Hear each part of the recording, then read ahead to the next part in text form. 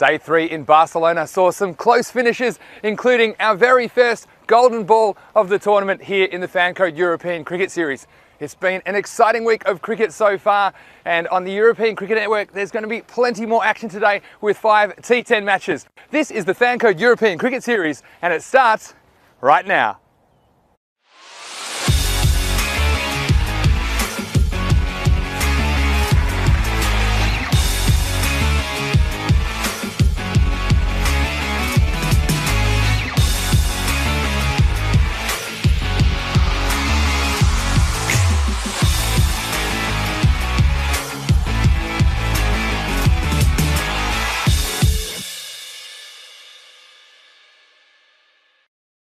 Well, hello there and welcome to another exciting day of Fancode European Cricket Series action. I'm Vinny Sandhu here, Mr. Maximo for the European Cricket Network, and we're going to start with match 16 between the City Lions and Pakcelona. The match referee, Shub, is with the two captains.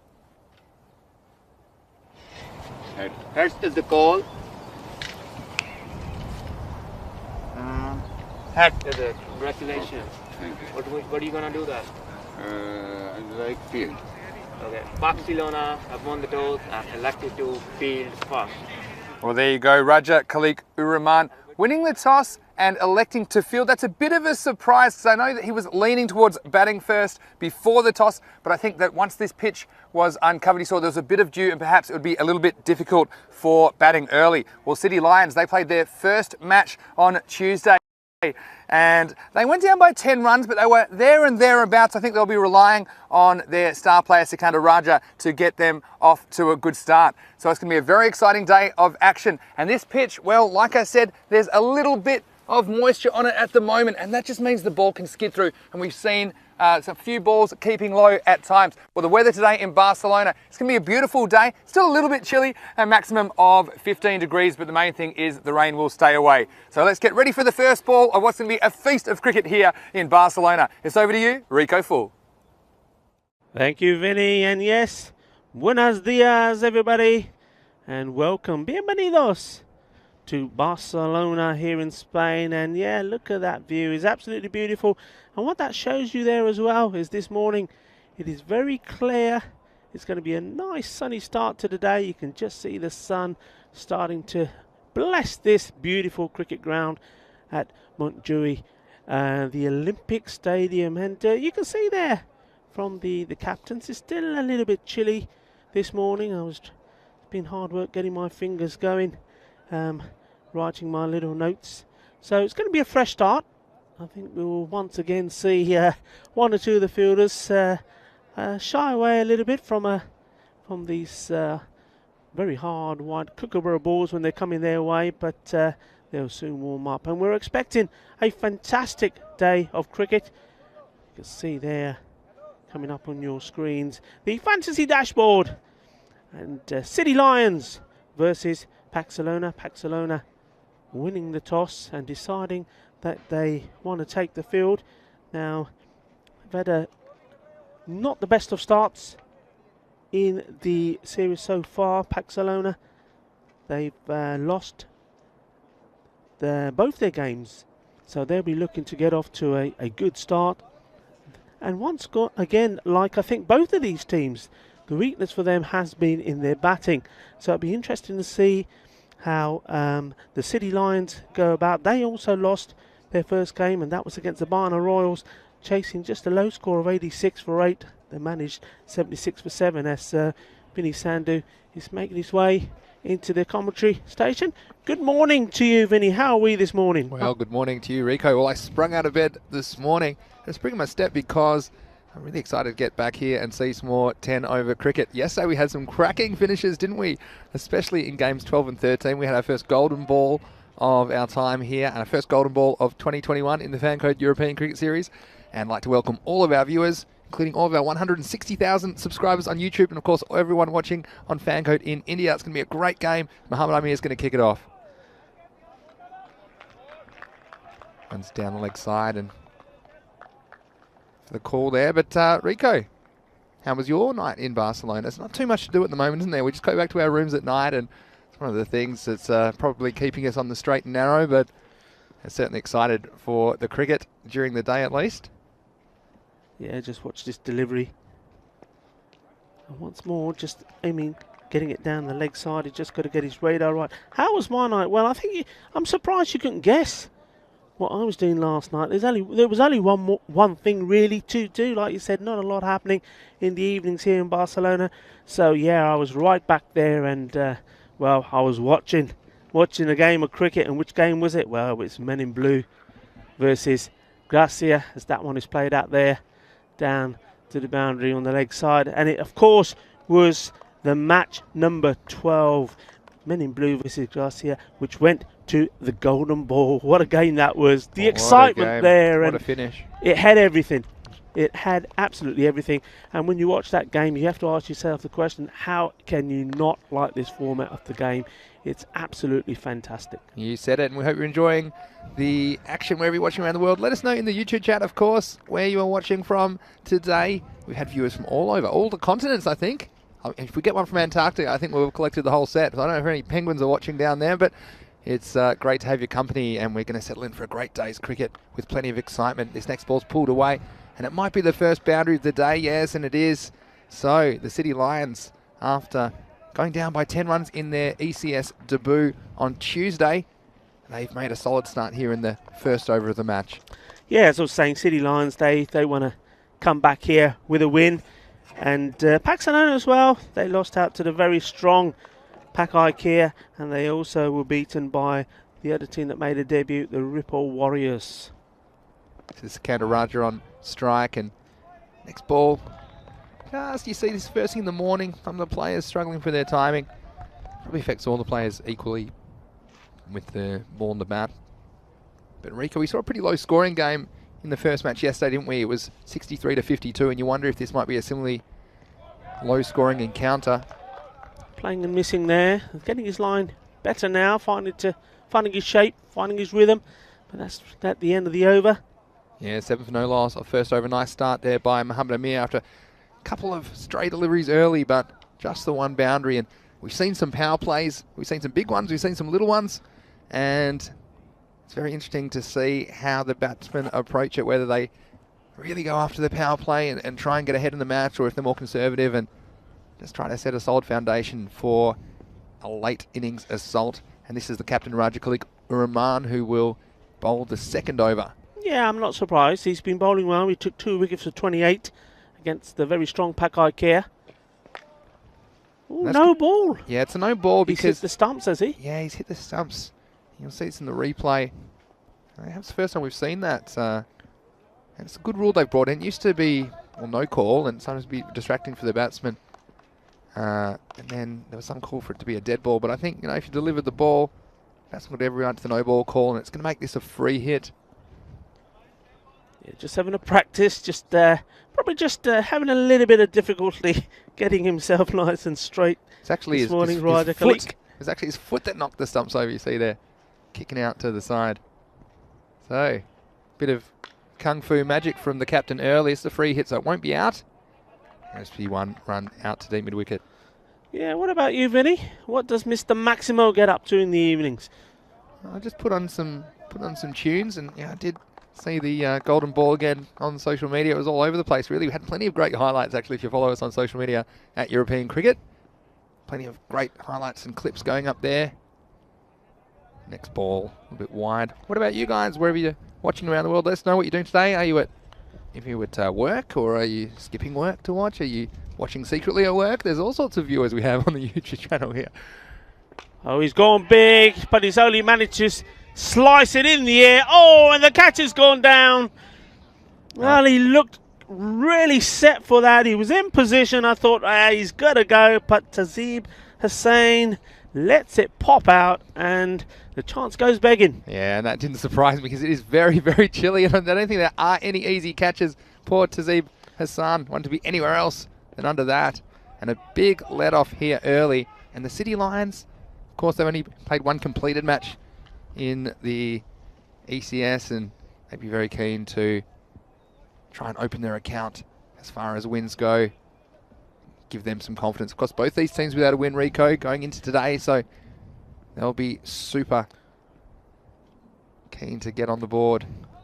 Next ball swung across the line, and It's not as easy, this pitch, as you think, especially early in the morning. There's normally a thin kind of film of moisture and dew across the surface, and that ball can just skid through, and the ball gets a little bit waterlogged as well because of the dew, so it doesn't travel quite as far, so not easy batting conditions. That's well floated, well hit. He's going to split the two fielders, and that's cuatro carreras. Well played, nicely timed shot. And Mr. Maximo was dying to get his hands on that ball. That was a nice ball you had there early on. Was that a golden ball? Where'd you find that from? Yeah, I got a golden ball, yeah, you know, part of my contract. They give me a box of them at the start of the year, but we used one of them yesterday, didn't we? So, yeah, it's just getting my hands on the ball, going straight to us, and yeah, just see it's a little bit moist across the surface, picking up some water off the surface. So, look, it's a kind of bit of an arm wrestle early here between these two teams. You see that keeping low, and this is what we're talking about. Raja Khalik really not putting too much on the ball at all, and the batsman really trying to overhit it. That's the kind of ball I'd like to see going through the offside. Anyway, into the over, 16 for no loss. Yeah, that's a unusual start to the over. Like I say, something we haven't seen. The bowler in his delivery stride, knocking the stumps over, which, as Vinny rightly pointed out, is a no ball. It used to be a dead ball. So before that was nothing, and it was very distracting for the batsman to see stumps flying everywhere. Got a comment here on the YouTube chat. Der Siraj saying, trying to work, Mr. Commentator. But he can't focus on work with Rico shouting around for drops. So that's absolutely fair. And this looks like Muhammad Amir is going to bowl out, and first one's a single. Yeah. If he's worried about me shouting around for drops, I tell you what, if the ball goes for 6, you know, I suggest you hold on to something. We do suggest headphones if you're listening to the ECN at work, especially with us here behind the desk. And Pat Boy says the bowlers are struggling, and that's a very good comment early on. Struggling for their control. The batsmen not really cashing in on some loose deliveries. See if Amir can get it in the right place early. Last over this power play. Oh, it's worth a shout, I think that. Worth a shout. Well, that's already the worst appeal of the day for me. That's bounced about... I don't see you get a replay of this one up. It probably bounced a good 30 centimetres outside the leg stump. You can tell you're a batsman. I am obviously a bowler. Rika, you're the one that's normally giving benefit of the doubt and all this, but even I'm willing to admit this one wasn't even close. Come back to that in a second. It's hit in the air. It's sliced up now. Will this one be taken? Yes, it is. And it's the captain himself showing the guys this is the way to do it. So the first wicket finally goes, and Raja Khalik takes the catch. Yes, and captain leading from the front there. You see he was under it, and his hands are already a little bit warm, of course, after bowling the second over. And the captain looked very composed under that, taking it close to his chest. And the first wicket goes down. City Lions, you'd think, I think something in the order of perhaps even 75 or 80 could be pretty competitive. Even something in the 70s, early in the morning, just going on yesterday's game. It wasn't easy to bat and bat with freedom early, and you see already the batsmen struggling. It's very early in the morning here in Barcelona. Beautiful clear morning though, currently 9 degrees, so quite fresh. So if all you guys out there judging a couple of catches going down, or one so far today, it's not too much. It's not as easy as it looks, trust me about that. Amir comes in again. This will be just the single. Yeah, Rico, but we have talked about the fielding a lot this week in the Fan Code European Cricket Series, and there has been some really good fielding. We've seen some incredible run-outs and direct hits, and also some excellent catches on the boundary and catches of high balls. It's one area that's really improved since our 2020 series here. Yeah, I mean, we saw a bit of everything yesterday. And one thing also that's impressed, I mean, we're talking about the fielders. I think the wicket keeping has been really, really top-notch, and not just in terms of stopping the balls behind the stumps and taking the catches, but also we've seen some wicket keepers involved in some great run-outs, direct hits, showing a lot of energy and a lot of purpose. And I'm one that always believes, and I always have done, that if you've got a good wicket keeper in the side, not only does it make a fantastic difference to the team and your performance, but the energy levels of the players as well. A good wicket keeper keeps everybody on their toes. Yeah, and you know that I'm biased as a wicket keeper myself, but it's such an important job, and especially in this form of the game, I think they can be worth 20 or 30 runs in an innings. See a nice take there from Waqas Shahzad, who's behind the stumps for Pakcelona, because even if you save, let's say, 2 runs and over as a wicket keeper, just by saving something that might have gone for a bye or an extra wide or something like that, then that can add up to 20 runs. And how many games are decided by 20 runs or less in this format? And especially, that's not to mention, taking that stumping or a really good catch, which can remove a dangerous player. Of course, every wicket's at a premium here. Removing a dangerous player limits the batting resources available to the other team. So, nice take there by Wickets Shazad. Yeah, power play has come to an end. So 20 for 1. And Raja Khalik is going to finish his spell. Remember, the bowlers can bowl a maximum of only 2 overs. 3 overs is the power play. So now, power play over, 5 players can go outside of the 30-yard ring. That's right. And Desiraj saying he's learned to have selective deafness for your balles. Rico, there's a bit of confusion here. Well, that would have been out, and there's no one backing up, but it was worth a go from the keeper there, Waqas Shazad, because been well out of his crease. Yeah, Siraj saying that there's only that much balle one man can take. But I tell you what, Rico, we love it when you get excited here on the European Cricket Network. I also love when you show off your language skills. Need to reach outside the off for that, just paddles it in the end. And this is Ishaq Nazir batting, and he hasn't really performed so far with the bat in this series, but he's a very talented player, and he's got a lot of responsibility to get the Lions up to a defendable target. Well, he's certainly trying to take Raja on here, trying to hit the big shot. I mean, he's got to be careful because there are 2 men waiting for that shot. If he doesn't time it right, he's going to just sky it up in the air. Captain Amar Shakur on strike. Does get a little bit of bat onto this one. Yeah, and Amar Shakur was telling me just before the toss, he had quite a bad motor vehicle accident last year, and he lost the ability to bend some of his toes.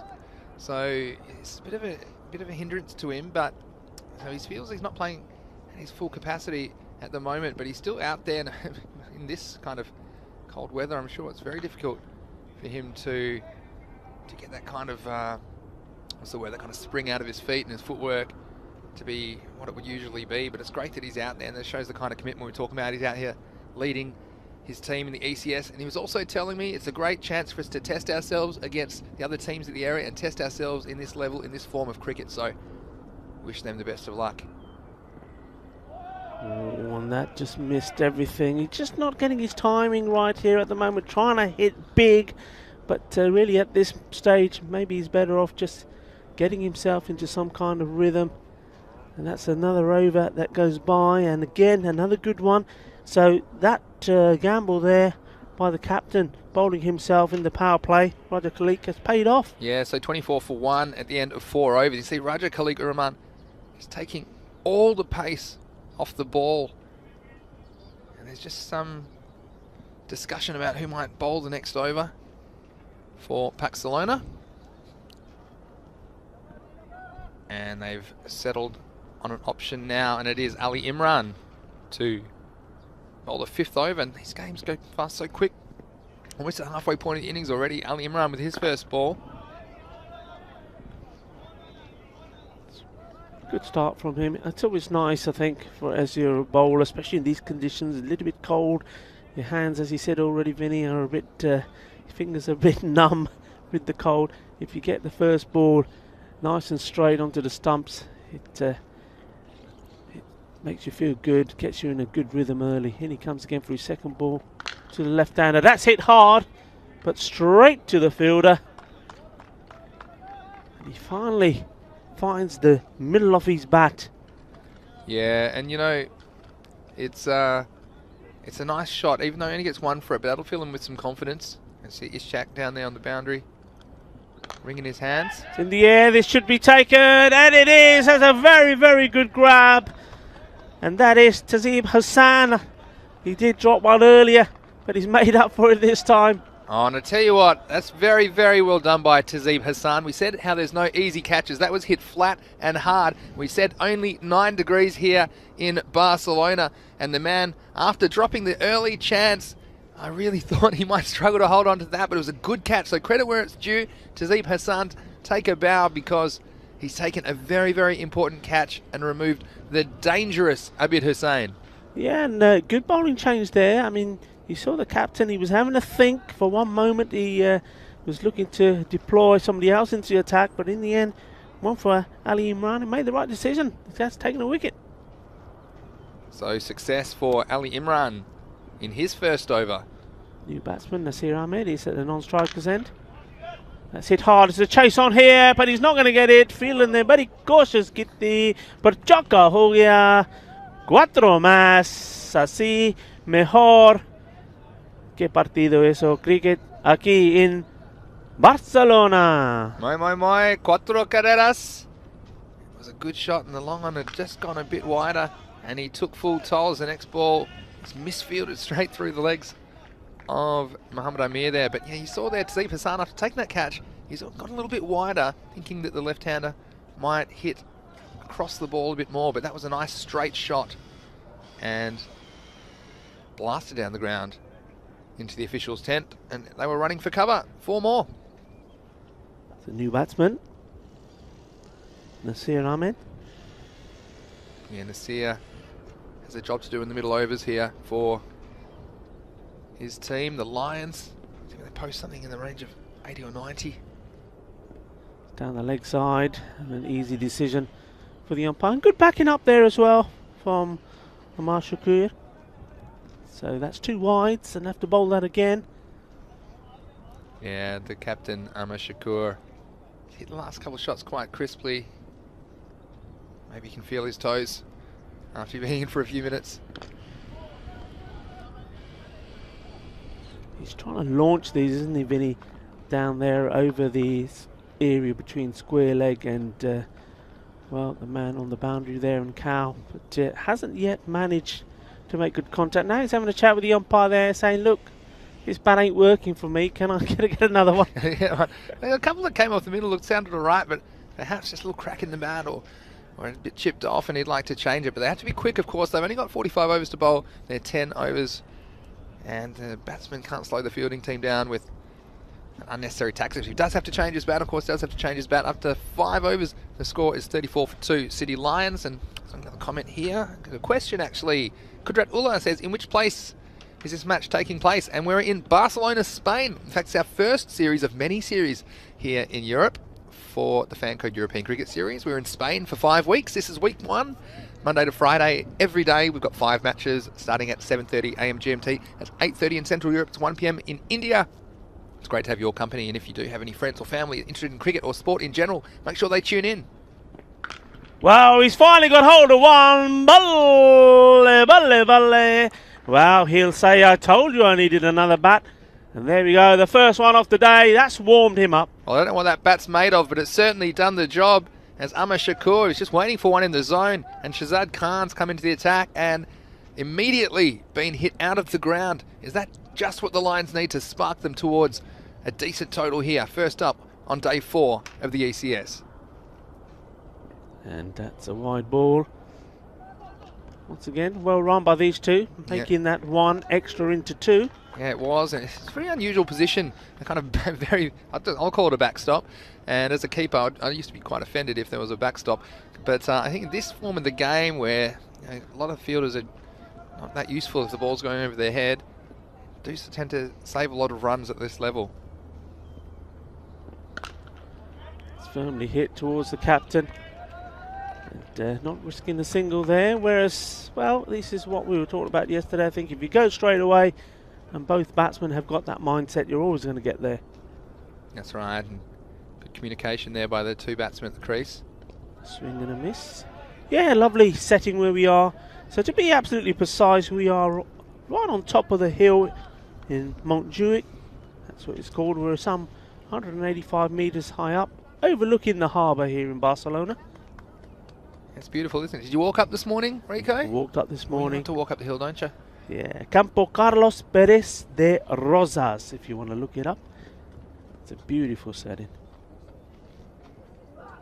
It's a better ball. Nice shot though. I like he didn't try and hit too far across that ball, just played through the line towards mid-on and gets Amar on strike, and Amar's shown an ability to clear the boundaries already, and Look, I always at the 6 over mark, you know, I like to take a look at where the batting team's at. I'm sure we'll do that at the end of this over. Shazad Khan comes in again. Does hit it hard.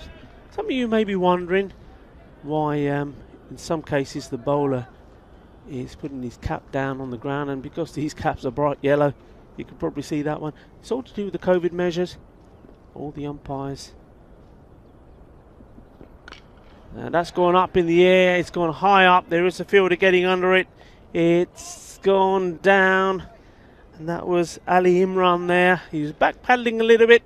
Didn't look very comfortable.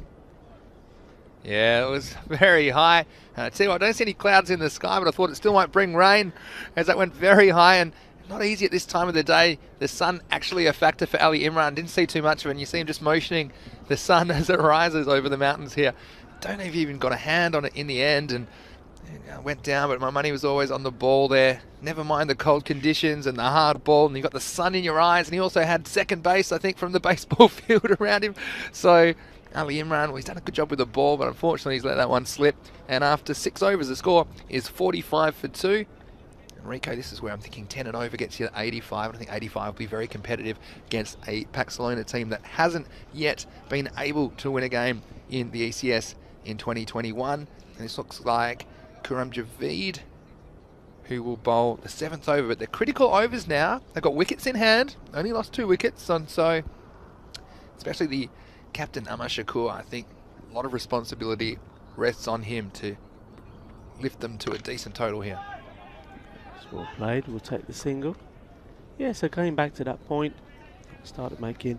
So the umpires are not handling any of the players' items. But what that does mean, and this is the important bit, unlike the wicketkeeper's helmet, for example, where if the ball did go on to hit and you get 5 penalty points, if the ball does hit the fielder's cap, if it's down on the ground, the ball is still live. So you continue playing, there's no penalty points. That's right. And wow, sensible. And that is hacked away. That's the best way to describe it. Butchered that. That's going out of the ground. That is superb. Seis carreras. That was 6 más, and that one won't be found. I think I might have gone over the mountain and maybe on the way to the sun. That one is a great shot. We've seen that the captain, Shakur, when he gets hold of them, they stay hit. And that one, well, send out a search party. There's a new ball coming your way. And Kuram Javeed just too short. And this is the danger of going around the wicket to the left-hander, isn't it? You just go in that strong hitting zone, and don't we love these big hits in the Fan Code European Cricket Series? It's not got hold of this one. Just bowled that quite well. Didn't bowl it as full. I think he also probably kept the pace off it a little bit. And the over comes to an end. And well, the score of 80. Now I think 80 is key, or 80 plus for City Lions. I tell you why. Well, they will know that Pakcelona in the 2 games that they've played, 81 and 86, so they know that they haven't scored or got into the 90s. So if they can set a good target here, well. Oh, he's taken it. Oh, what a good catch on the run. I thought for the first time he did all the hard work and he's going to pop out, but it popped once, twice, 3 times. Lucky. Another wicket fall. Just watch us again. Well, I hope you bought your tickets to the circus, ladies and gentlemen, because you won't find a better juggling act in town. 1, 2, 3. And they say you can't juggle one ball, but he has shown you can absolutely do it. It was an effective way to remove the City Lions batsman. And so a wicket at a very handy time. Of course, after that 6, all the momentum with the Lions. But that danger man is still there, Amar Shakur. And what you got to do in this format is take all the chances given to you. We haven't seen a few taken, but of course that was a good catch and a bit of fortune as well as that one bounced up. He was able to hold on at the 3rd attempt. Yeah, well done. Ishtaq Nazir. It's not easy when it's a bit chilly. It's nice to see though the sun is out, and pretty soon, as that one is once more drilled away to the leg side boundary, we'll take the single and give the new batsman the strike. Yeah, so Kashif Ali is the new man. Yeah, very keeper, Kashif Ali. Very fascinating point of the game now as we head to the conclusion of the first innings. It's It's in the air, but goes through the gap. The two men on the 30-yard circle down to the man who's doing a fine job out there sweeping. And that's the end of the over, Rico. It is 55 for 3. So 10 coming off that over from Javid, but a nice comeback, of course, after that first one disappeared over the fence. And just a reminder to everyone out there, make sure you go to our website, europeancricket.com, for all the match previews. Of course, a lot of people like to play fantasy cricket. That's one way to enjoy the Fancode European Cricket Series. You can get our match preview every day at our website, europeancricket.com. All the great info. Of course, I help put that together with all the inside information here from the ground. So you can get to know the players and teams a lot better if you go to see the preview articles at europeancricket.com. Also follow us at social media. You get our fantasy dashboards and match summaries getting posted every day. And here is Ali Imran.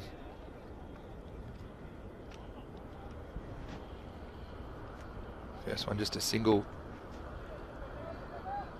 And so here we go, 7 overs to go. Still that 10 and over takes them to that mid-80s, which we do think will be a competitive total, especially first game of the morning.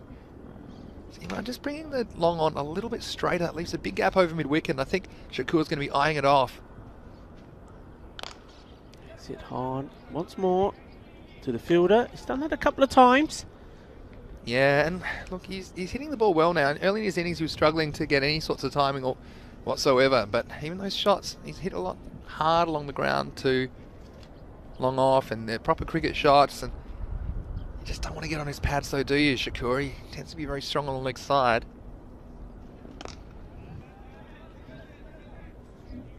Nice shot down the ground. Just the single again. Nazir does the fielding once more. Yeah, I mean, I'm just looking at the team sheet here for the City Lions. Just watch that. Oh, was a chance there maybe for the Well, they'll keep it a little keeper? bit further back. It's difficult to get a stumping if you're not right next to the stumps. And keep it there, Marcus Shazad. It's a little bit far back and perhaps putting himself in position to take an edge if it was edged. But advancing was Shakur that time. Well, he's got a hold of that. There is a fielder out there, and it wasn't that far from him, but it went like a rocket once more. 6 más. Qué fuerte esta hombre, es genial. Yes, and the wall's a bit sore after that one because that was hit hard, and Ali Imran just making the cardinal sin of bowling a full toss, and Shakur, well, we are on a baseball ground, a converted baseball ground, and I think he'd be a pretty good baseball player with that swing of his. Left-hander, Imran with the reply. Oh, that's gone to orbit. It's gone a long, long way. Ginna, Bada, Shaka. Chaka de Fate Rico. And we talked about the baseball skills of the batsman there, Amar Shakur, and that one was in the wheelhouse, and he sent this out of the ground for a grand slam home run. Another one over the fence, and I think we're going to have to start charging him for these balls. Amar Shakur. So, a captain's knock at the moment, and after 8 overs, the score is 70 for 3. Yeah, I mean, that was huge. It went miles. And, well, I mean, what I was about to say is that we haven't seen Ifran Mohammed come out to bat yet. Now, I'm looking forward to seeing him. He scored a quick fire 26 of 18. So, they've still got some firepower to come. So, if they can just keep going and knocking off a couple of boundaries and over, they look like they could set a very decent score here. And remember, both of these teams are yet to open their account here, so one of them will. Who will it be? Absolutely, it'll be fantastic to watch this contest. Both teams very hungry for a victory, and the captain doing the job for the Lions at the moment. In the air, Shadow catch it. And that's the way to do it. He's forgotten all about the one that went down earlier. A very good catch. Well done indeed. Terrific. He kept his eye on that. Not easy. Tazeeb Hassan, well done. Take a bow. Good catch. Yeah, another good catch from Tazeeb, and he's very happy in front of us. Well, as Meatloaf said in one of my favourite songs, 2 out of 3 ain't bad. And Tazeeb, he's taken the second catch, and good on the young man there. And that's the end of Mufasa, as I'm going to call him, the king of the Lions. And it was a good knock from Shakur, but eventually he falls for 37 off 19 balls. So after a bit of a slow start, he showed that he might be one of the big keys to their batting lineup. And when he hits them, I tell you what, Rico, some of those balls, they might be in therapy for quite a while. That's hit well as well, and that's a very, very good hit. Flat, and I think all the way over the rope, 6 runs. Now that's a top quality shot. Well, that was flat, wasn't it? The 9ing board flat as it went to the fielders right there out on the offside boundary and just carrying the rope. So nice bit of batting there by Kashif. Flight it up. Is that a little bit too wide? No, says the umpire. And I think that's fair enough because Kashif, he did shuffle outside the off stump and kind of effectively move that line with him, and that's why there was no wide call from the umpire. Good umpiring. Well, Karim Javid here getting away with one. This is sometimes with the heavy ball in the morning, take the pace off, give the batsman nothing to work with. Time running out in this innings for the Lions to post a score. yeah, we just saw there a good call by Nilkesh Patel, the umpire. The batsman lining him up, saying, "Come on, that's a wide, give it, Gov." No, he's on the money. It's got, you see the areas mark there. It was well inside that, and I think the umpires, led brilliantly by the tournament referee Shubh Navjot Singh, have done a fantastic job, and the umpires for this game, Nilkesh Patel and Safwan Naeem, and you saw there Nilkesh Patel on both those occasions spot on. Yes, and umpires under high pressure as well here. Of course, they don't have the benefit of replay or decision review systems. And nice call by the umpire. That over on the wide. And that's the end of 9 overs. The score 78 for 4. We can go to the 10th over now. And I'll tell you what, Rico, we've said it before and I'll say it again. The Grady 80s. They make for great cricket matches. Shazad Khan's going to bowl the last over. I think it's pretty likely that the Lions are going to end up in the 80s, perhaps a few more, but they've thrown an extra run away here, haven't they? And no one backing up, and it's a little bit lazy from the fielders on the other side of the ground. And I don't know if it even maybe should have been thrown, but should have only got one there. So an extra run. Of course, everyone can be crucial in these contests. Pitched up, didn't quite make full contact with it, but enough to, well, the pressure is being put on. Having a direct hit would be interesting. Would they take the 3rd? We haven't had 3 runs. We haven't had a 3. We haven't had a 3, that's right. I wonder, we should actually make a bet on what day we'll see the first 3. We've got 25 dates here in Barcelona. This is day 4, Thursday of week 1, and it's great to have your company here on the European Cricket Network. Wherever you're watching around the world, let us know where you're watching from, and let us know what you think of the Fancode European Cricket Series. And feel free to ask any questions or make any comments. We'll get back to you whenever we can, and we always welcome new viewers, and we would encourage you, if you enjoy cricket or if you have a friend you think might enjoy cricket, if they like maybe some other sports that are similar, there is plenty of entertainment. And what I love about the Fancode European Cricket Series is 5 matches a day. That's 5 opportunities for some close contests, and we have seen some great finishes this week already in Barcelona. He's hit that in the air, and well, you saw Hassan there thinking, I'm going to get a 3rd, but no, you're not, because that's hit well enough to go all the way over him. 6 runs, 6 very valuable runs, and that takes the score now to 88, and they'll be well, reasonably happy with where they are at the moment. Another boundary here, and they'll be very happy. Yeah, it could be in and out of the Grady 80s very quickly, as Kashif doing the job for his team in the last over. Gone up in the air, there is a chance here, and the fielder electing not to go for the catch.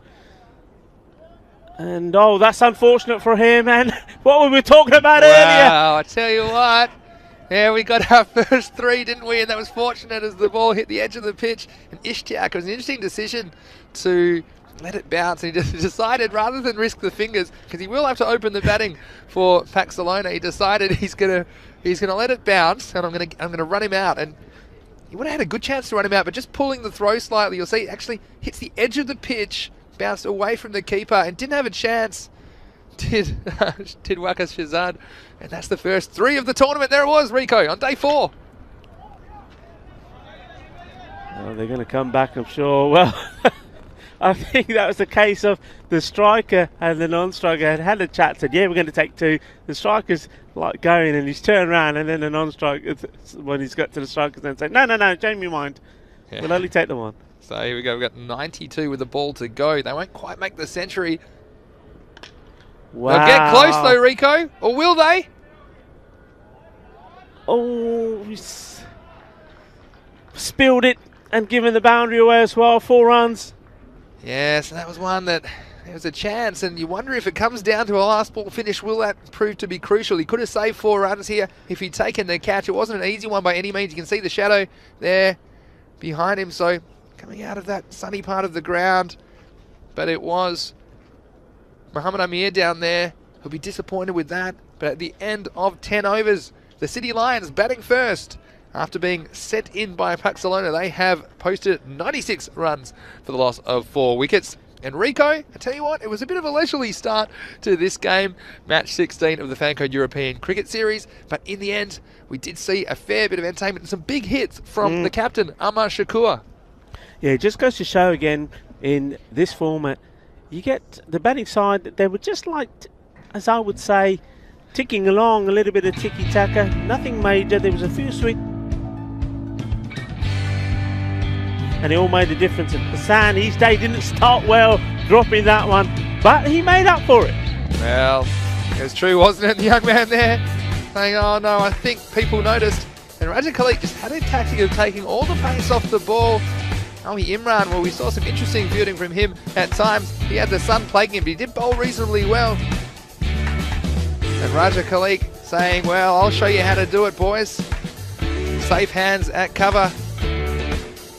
Then Amar Shakur came to the crease and he was a little rusty early, but then found his timing, hitting strong down the ground. And if you put it in his baseball zone for Mufasa, he was in a cash in, and he wasn't going hungry through the middle overs, was Shakur. And he could blast those balls over the fence and into the city. Those balls have gone downtown.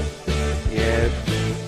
In the end, that was sliced up in the air, and this for me was a fantastic catch. The hardest one, it was going over his head. He's running tied on. 1, 2, 3, you're out, that one. And there you saw the captain still playing those shots. Imran seen another one fly over there on the leg side. It wasn't too many shots played on the off. And this one queued up once more, and finally, well, if there was one man going to take it, it was Hassan. He'd had his practice early on, and then he'd come back and took 2 very, very good catches indeed. Amar Shakur, well, certainly the captain did a great job. 37 off 19 he scored, and he was well supported by Kashif Shafi, 27 off 13, and just going on to demonstrate. And this was a chance right there at the end. Not only did he spit it, but unfortunately also couldn't stop the ball going over the boundary for 4 runs. Well, I was saying earlier that City Lions will know what Pakcelona have managed to achieve with the bat so far. They've never got to the 90s in the 2 games that they've played. Well, they're going to have to get to the 90s and a little bit beyond that. 96 scored, so 97 is the target here. So they've got some work to do. They've got to go back, regroup, and come out fighting. I'm just going to leave you there before we go into the break with images of the ground staff, and that's Devinder Singh Kaur, Kashvir Singh Kaur, doing a great job here, and they're supported well by Roberto and Ranjit Singh, doing a fantastic job. And a massive thank you to the Catalonia Cricket Federation, who've been so supportive and on the money with this tournament. They've been absolutely fabulous, and everybody here has been great. And I'm going to see my friend now, my friend Sarah, who's going to give me a very nice warm cup of coffee, and I'm going to hold on to it for a few minutes just to warm up my fingers. Anyway, don't go away. Go make yourself a nice cup of tea. Apne liye ek masala cha banao, chebra leke bajo, get comfortable. We will be back soon to see if Pakcelona can get to 97 to win their first match. Hasta pronto!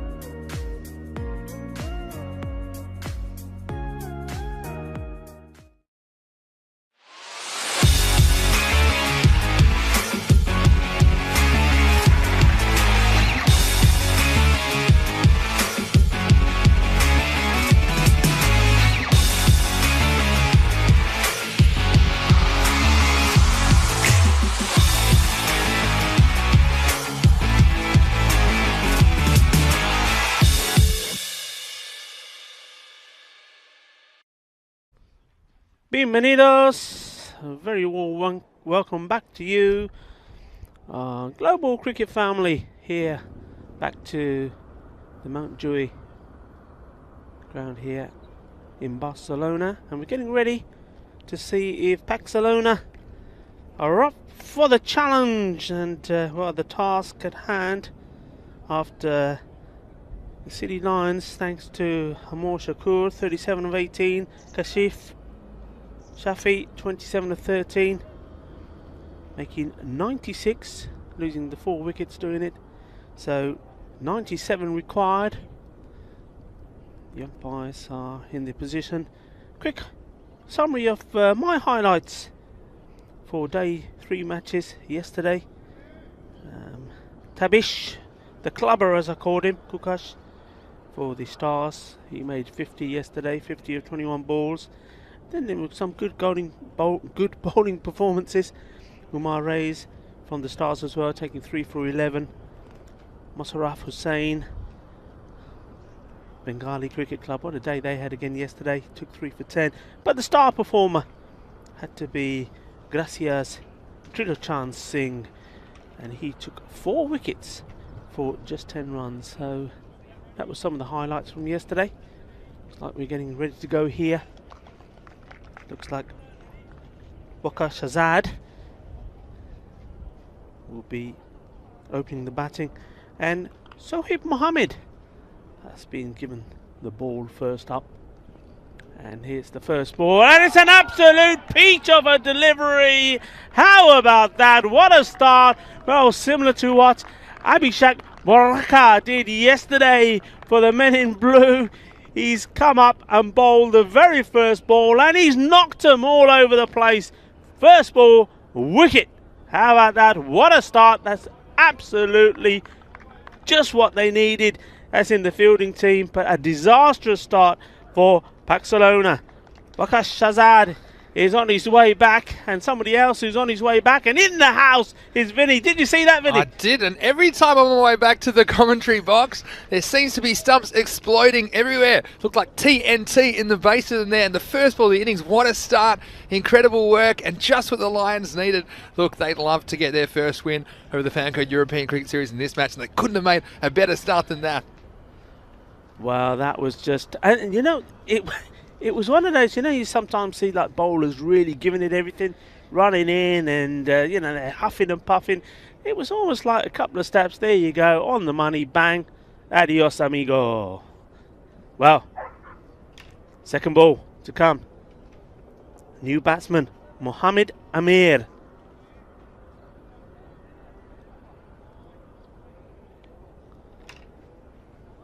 It's ready to take his first ball. So swing and a miss, giving us a wide, so he's obviously getting a fair bit of movement. I mean, the first ball was just absolutely dead straight. And this one, a bit too wide, so a let off for the batsman. And once more, disappointing for me to see that. When you get a new batsman in, you've got to make him play, you've got to make him sweat a little. And well, back-to-back wides, he's gone from one side to another. So, Shoaib Mohammed, was that a fluke? Well, he's got a smile on his face. Yeah, and I think he's just struggling to control the movement a little bit, Rico. First one straight, and the next one moving away. And then the one after that, again, just holding its line. So, a bit happening with the new ball here. Another one going past the outside edge, so it's a very good first over at the moment from Shoaib Mohammed, that's for sure. Just the start that the Lions needed. We're going to have the Lions out of the cage here in the first match of day 4 of the Fancode European Cricket Series.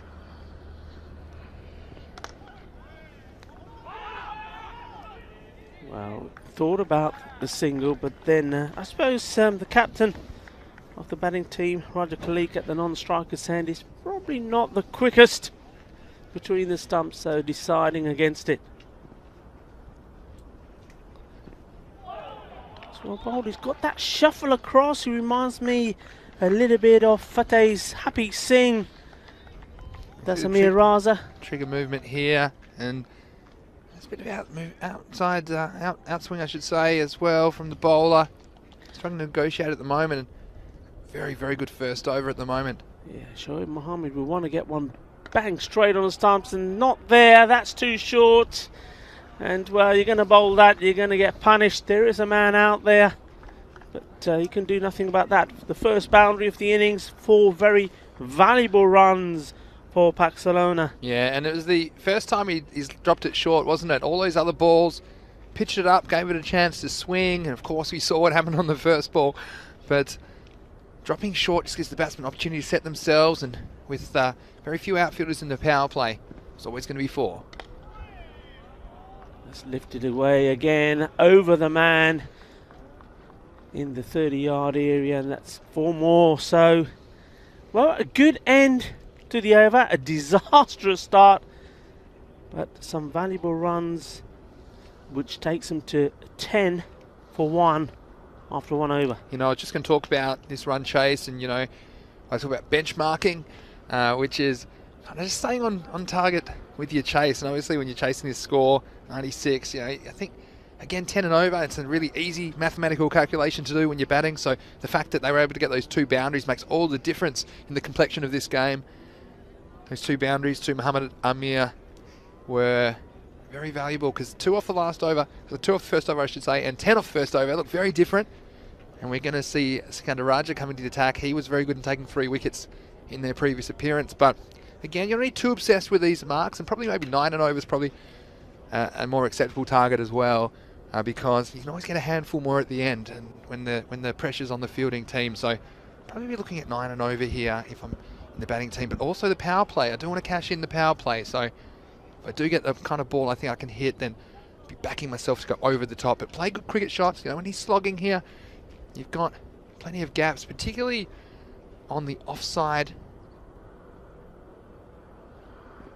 Oh, well, that's a real loosener, that, from Sikandar Raja. Because we've actually got 6 men on the leg side at the moment. I've obviously considered that Raja Khalik Uraman, the Pakcelona captain, strong on the leg side. So only 3 men on the offside. There's a point and a mid-off, and there's a huge gap at cover. So that's where I'd be aiming if there's anything outside the off stump. Sikandar Raja obviously planning to spear it into the legs.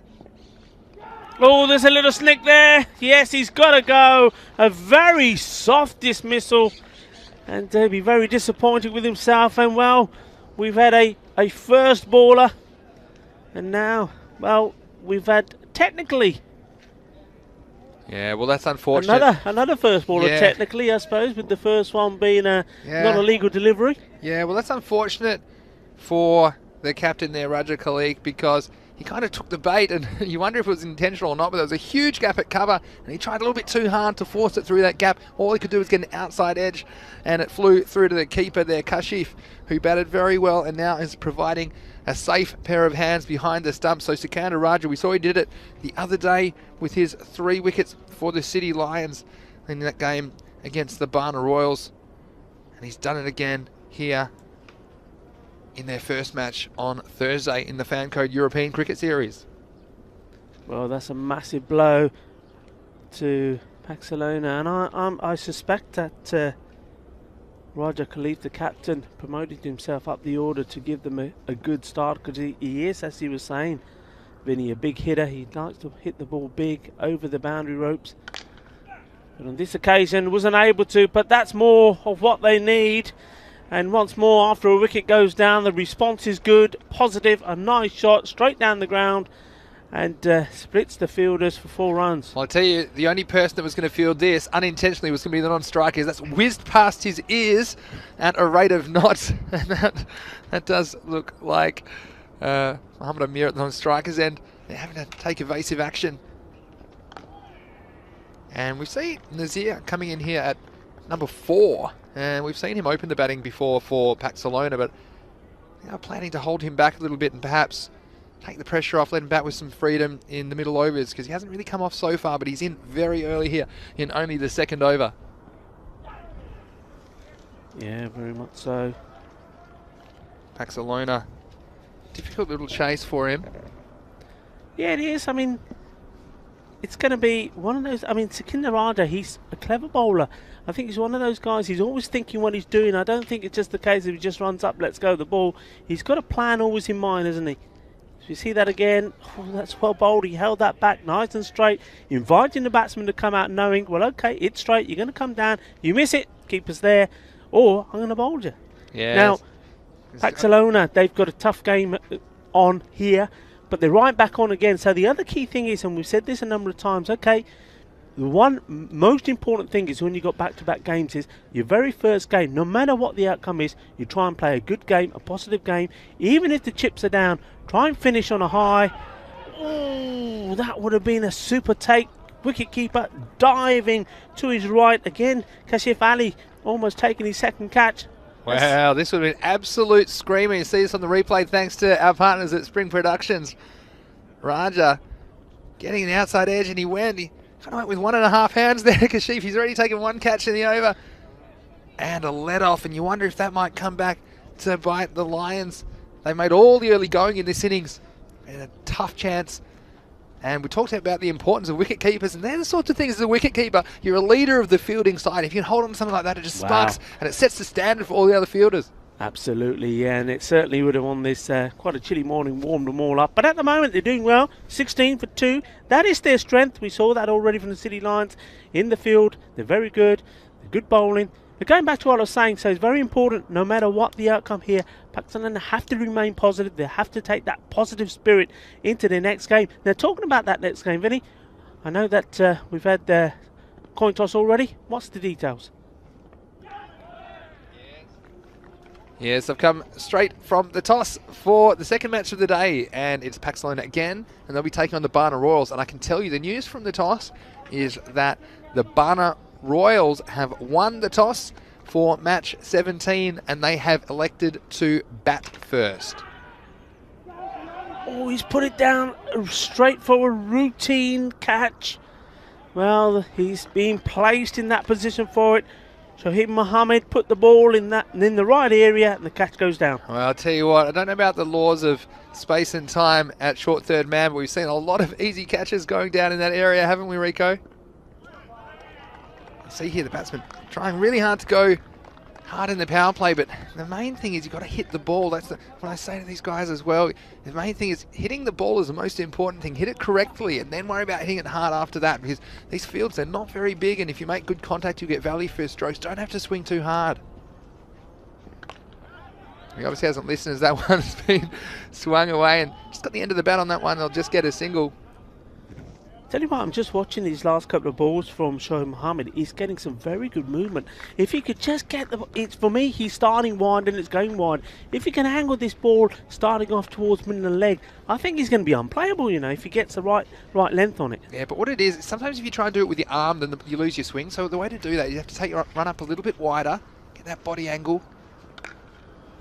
Gets it just where you thought, Rico, but he's paid the penalty. It's got all the way over the boundary for a Maximo. Well, it's a nice shot, and you could see that the captain's having a little word with the bowler, saying, come on, bud, what's that about? You know that was a gift. You know what the plan is. And, well, the bowler saying, yeah, but, wow, ginna acha shot siga nale apni thodi posing wicket the photo wicket chaliya. Nice pose there for the cameras as well at the end. Couldn't agree more, and it's always nice when you get one off the middle. Definitely full value for that stroke. Once more in the block. It's well done by the fielder, taking the pace off the ball, and now, well, ready to get it back into the bowlers. Well, that was Nadeem Razak. He looked like he wanted to go with the hands, but he kind of found himself doing the Watusi and putting out the big boot of hope.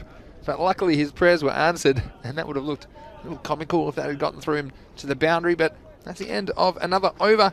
And at the end of the power play, Pakcelona 24 for 2. 24 for 2.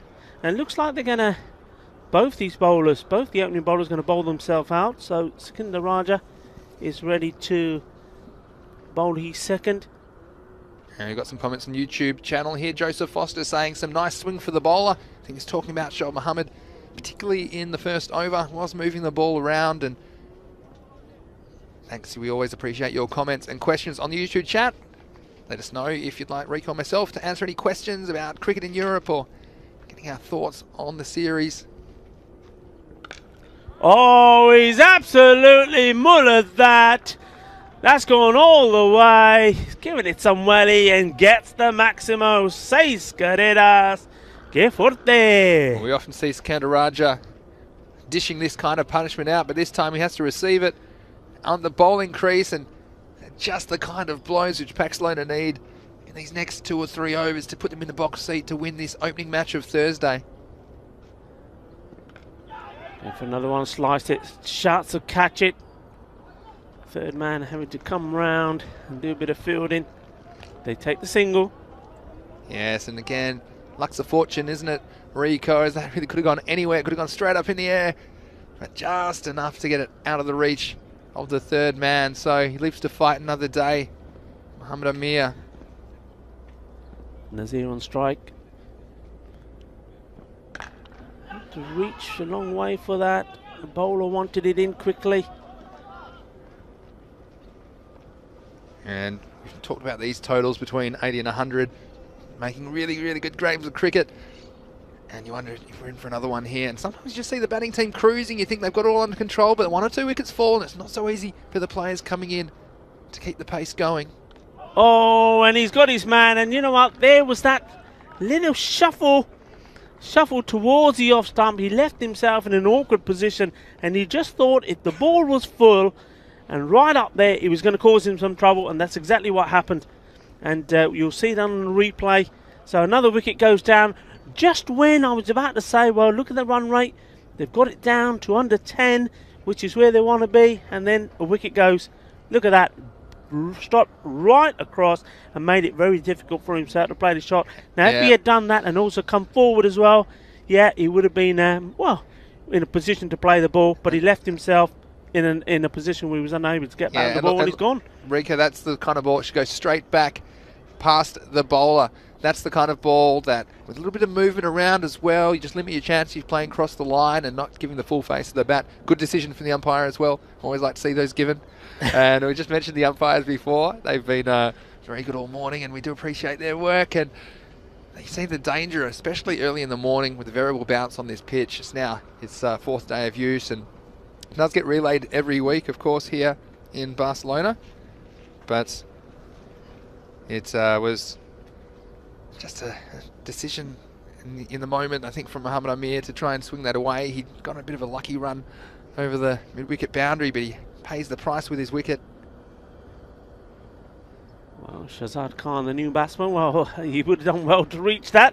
He'll need an extension on his bat. Do we have such a thing? We have extensions on snooker cues and microphones these days. You have microphones, extensions. Skandaraja, though, what a wicket taker he is. It's his 5th wicket of the tournament already in only a 2nd match, and a couple of balls to go. So you can get a couple more. Hit well, and I think that's going to go all the way. It does indeed. Balle, balle, balle. A lovely shot, and well, it nearly knocked the coffees out of umpire Salami's hands there. Yep. Lovely shot. Tell you what, umpire Salami always had his catching skills tested there, but although the wickets have been falling for Pakcelona, the runs are still flowing as well, and they move up to 39, and Skandaraja, with 1 ball to go, has 1 more chance to take a wicket. Oh, and well, that wasn't too far away. Let's see this again. I don't think that missed off peg by much. No, it didn't, and you can see there, again, slightly slower ball, a bit of movement away. That's the end of the 4th over. It's 39 for 3. Shazad Khan is the new batsman who's come out to join Ishtiaq at the crease, and I think these two are crucial in this run chase. These middle overs where they set up the game, they don't leave themselves too many in the last 2 or 3 overs and put too much pressure on themselves and potentially their teammates. So very interesting. We talked about the kind of rate they'd be going. We said 9 or 10 and over. Well, 9 would be 36 at this point, and 10 would be 40, and they're 39, so they're right in there. They're right on target, but wickets falling. That has to be a bit of a concern as Zahid Nawaz to bowl the 5th over for the Lions.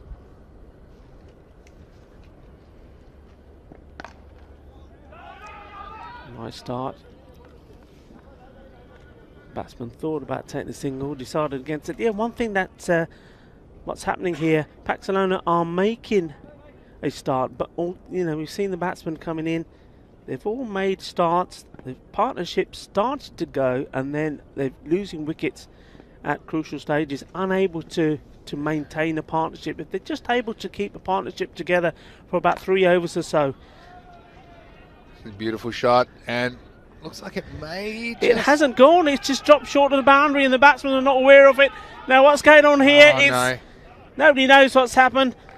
Well, that was ECS at its best, wasn't it? This outfield is very, very spongy, and I'm not even sure how many runs there were there. I might have to go to the scorers because I wasn't watching. Actually, I was fooled as well. I thought it has to be 4. He hit reasonably well, but hitting the ground and stopping, wasn't it? So... Well, we've seen that a number of times on that part of the ground, haven't we? The ball goes, and as soon as it hits the deck, it almost stops. And, well, after all that, they didn't even get a run there. Would you believe? I think the batsman was so short it was gone for 4.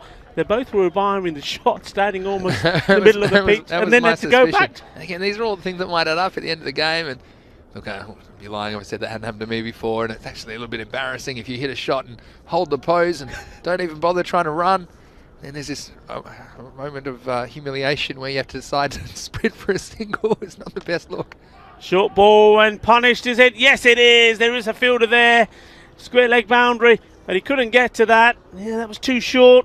And, well, very quick to latch onto it. Shazad Khan.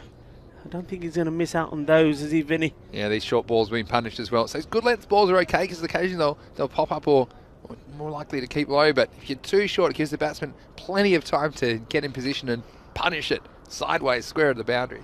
So Zahin Nawaz. What's the reply going to be? I think he needs to get one right full on in the block, get him driving. And that's exactly what he's tried to do there. Shazad equal to the task.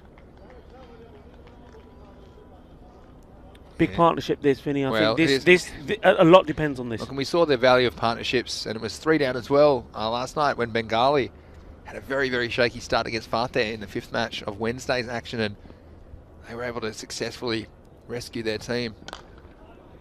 It's well hit, fielder gets down well, safe hands, gets the ball in. Yeah, similar job required for these two, I think, and they're both very competent players, you see, Ishtiaq and Shazad Khan, so the end of another over. Yeah, I mean, going back to that game yesterday, what a partnership that was. That was the captain, Raiz Howlada, and Bapari. I think they put on 85. That was just superb. Match-winning performance, and what a tournament they're having.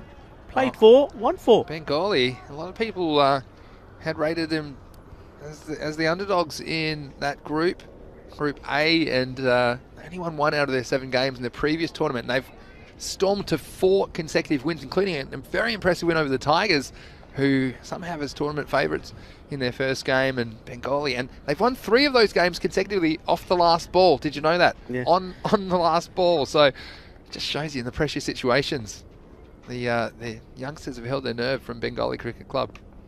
Changing the bowling here, Nadeem Razak. Yeah, and that's a nice bit of bowling, good length there on the popping crease. It's not letting the batsmen have any length to work with. Nadeem Razak coming around the wicket. Seen this tactic used a lot around the wicket, right-hander, right-hander, changing the angle.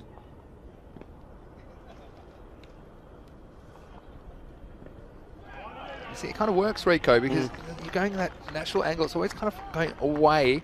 So if you're the batsman, it's going from your left to right, and you notice sometimes it's more comfortable if you're trying to play these expansive strokes with the ball coming in, because it's more of a natural arc and swing of the bat to hit to the leg side, which all these players are trying to do. But these strong leg side players, they're still trying to go for it, but that natural angle away is making it a little bit more difficult. Yeah, swinging and missing, and he's, I mean, look, Vinny, I mean, Ishtaq Nazir, he's now that's 16 balls, 9 runs. Shazad Khan, 4 balls, 11. He's got to be, look at the gaps out there, look at them. He's just got to get into line, bat on the ball, take the single, and say, look, keep going, because these dot balls, the run rate is just creeping higher and higher. He's almost coming to 11 now. That's what he's got to do. He's got to be sensible. Think about it. That's not helping. He doesn't. You're right, Rico. I couldn't agree with you more. The safest place for Ishtiaq is the other end. And sometimes you just need to take that single just to reassess and take a little bit of time out to think about what your role is here. And especially with Shazad coming out and hitting the ball so crisply, Ishtiaka's just chewing up balls here. And there's only a couple left, so again he's in a bit of a quandary, and he just keeps doubling down and chasing his losses, so to speak. I think he might even try again, even though perhaps he shouldn't.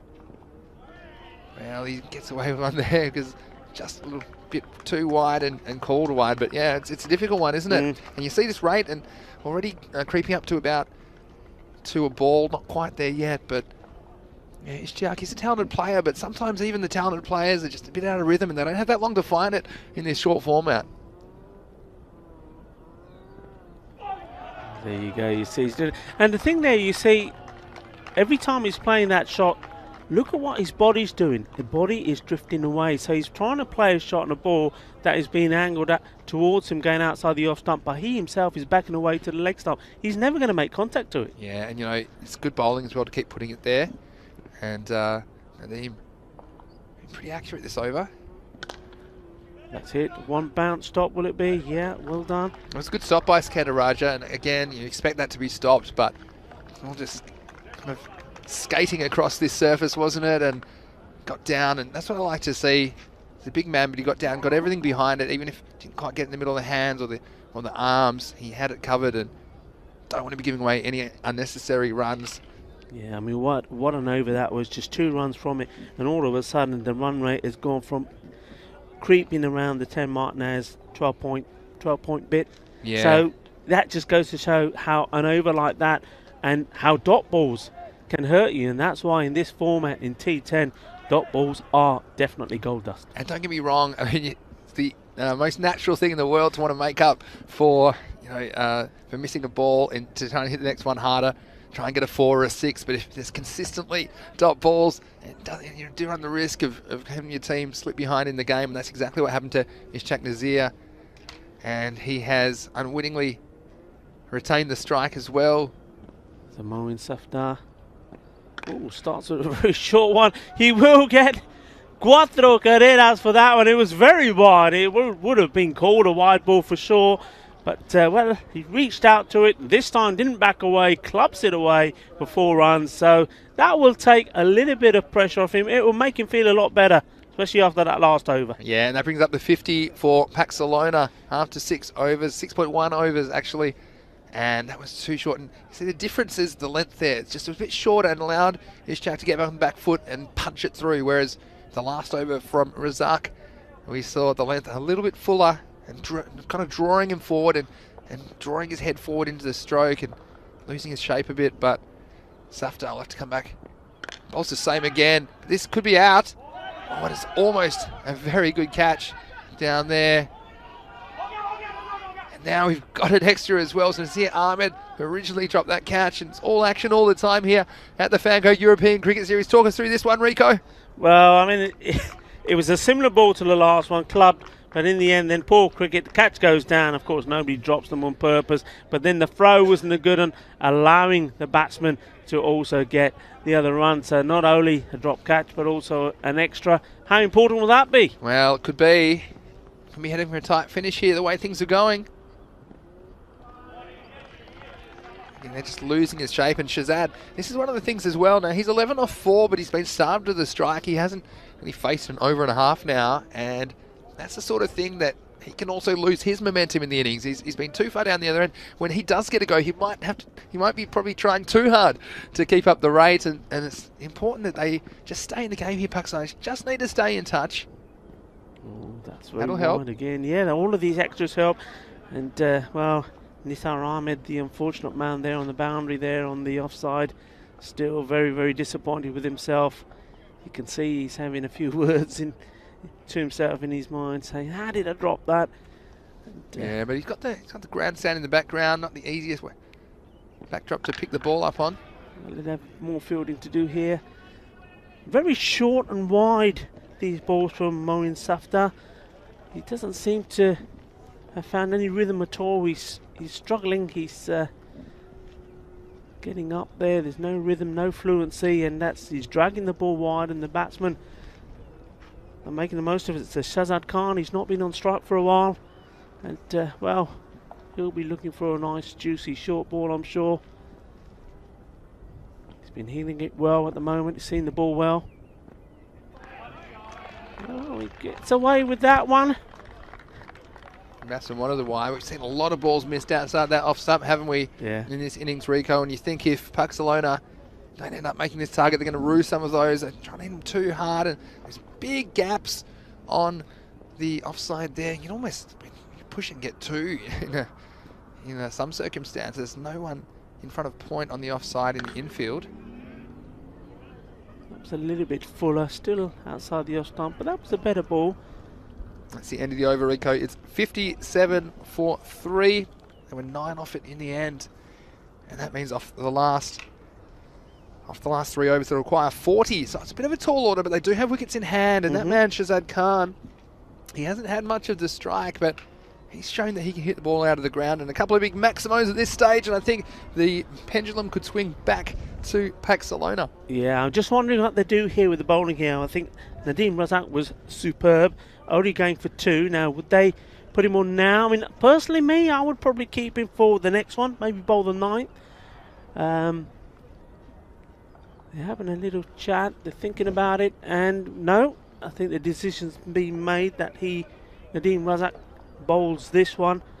So the idea, I suppose, here is to put extra pressure on, and if you can get another top over in here, then that run rate really rockets high and gives it all to do. Look, Ishaq really struggled to Nadeem Razak, I should say, last over, and he's at the non-strikers end right now. So if the City Lions are smart, they'd be very happy to concede a single to Shazad Khan, because Ishaq did struggle to get Razak away last over. They might sneak a few more dot balls in. This is going to be... It's going to be 4 runs. It's, just before that ball was bowled, I was looking at the field set and I'm sure these fielders are too wide. Nobody's going to cut off one that's hit straight. And that wasn't, I mean, it was timed fairly well. It wasn't exactly racing along the carpet, but nobody able to get to it. This is what I'm talking about, Rico. He didn't try to overhit that ball, Shazad Khan. He just timed it. There was a bad ball. It was a full toss. But we've seen some of the other players in this tournament try too hard to hit that one, trying to hit it out of the universe across the line. That's a nice cricket shot. And that's a great reply. And they'll just, yeah, that's good cricket. He could have had a shot at the stance, but you could hear everybody say, no, no, no, they've got a plan. They know what they want to do. And exactly as you said, Vinny, they've got the man they want on strike now. Yeah, he didn't want to give away an extra there, because that would be criminal with Ishaq struggling. And he has to really decide what his tactics are here. Now, I think he just needs to get bat on ball, especially he's got a bit of history now with Razak last over, getting beaten a few times. And there's plenty of gaps on that offside. There's only 4 men on the offside. There's a deep cover and a deep long off, and no one else in front of point.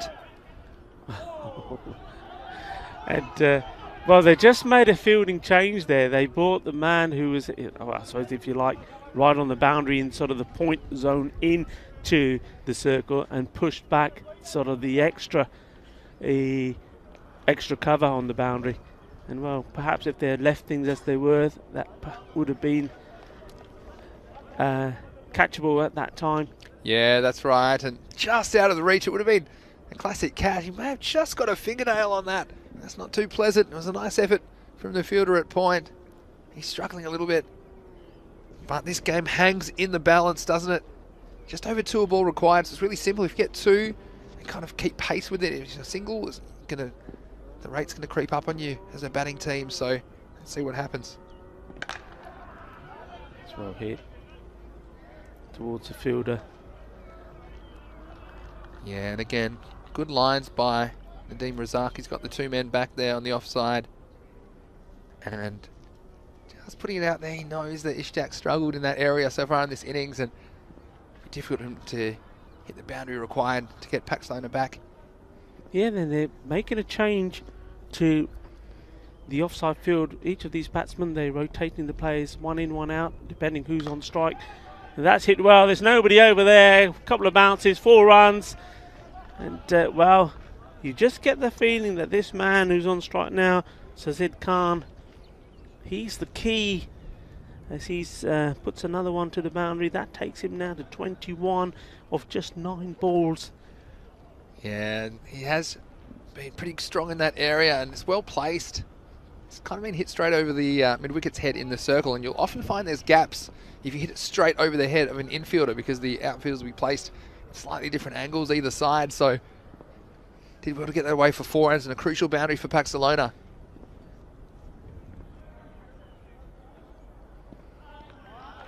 It's a better ball. But it goes back to what we were saying a few overs back, Vinny, that partnerships mean everything, don't they? I mean, it's what was happening in this innings.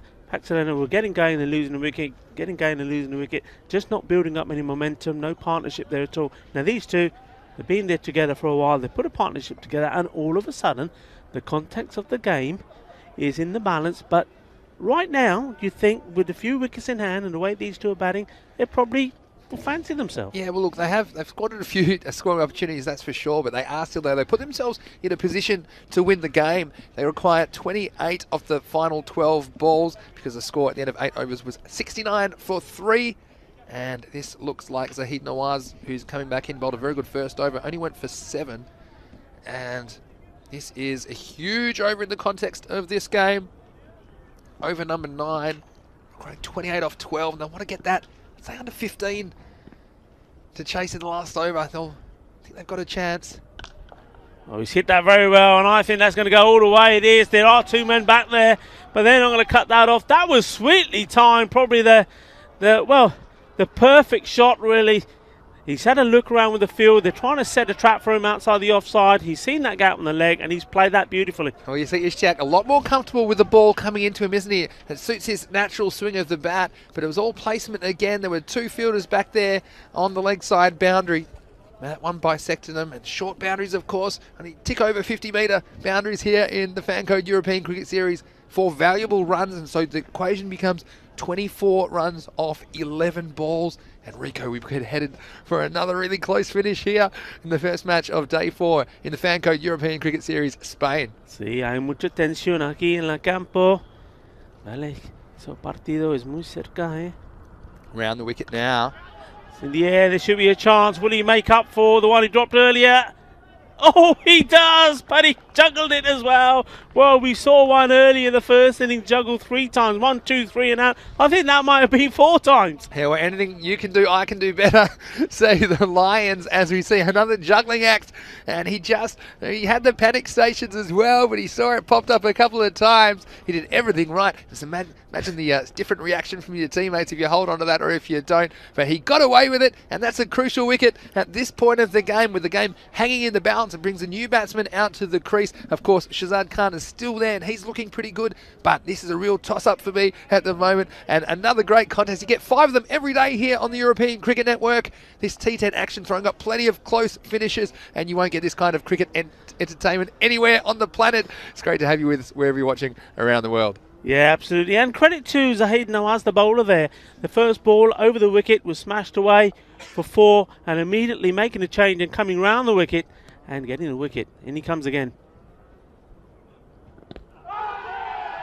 Big appeal, but I think the ball always was starting on the leg and continued down that line. In fact, I think Shazad Khan will be disappointed he wasn't able to put that away behind square. Nobody there in the deep.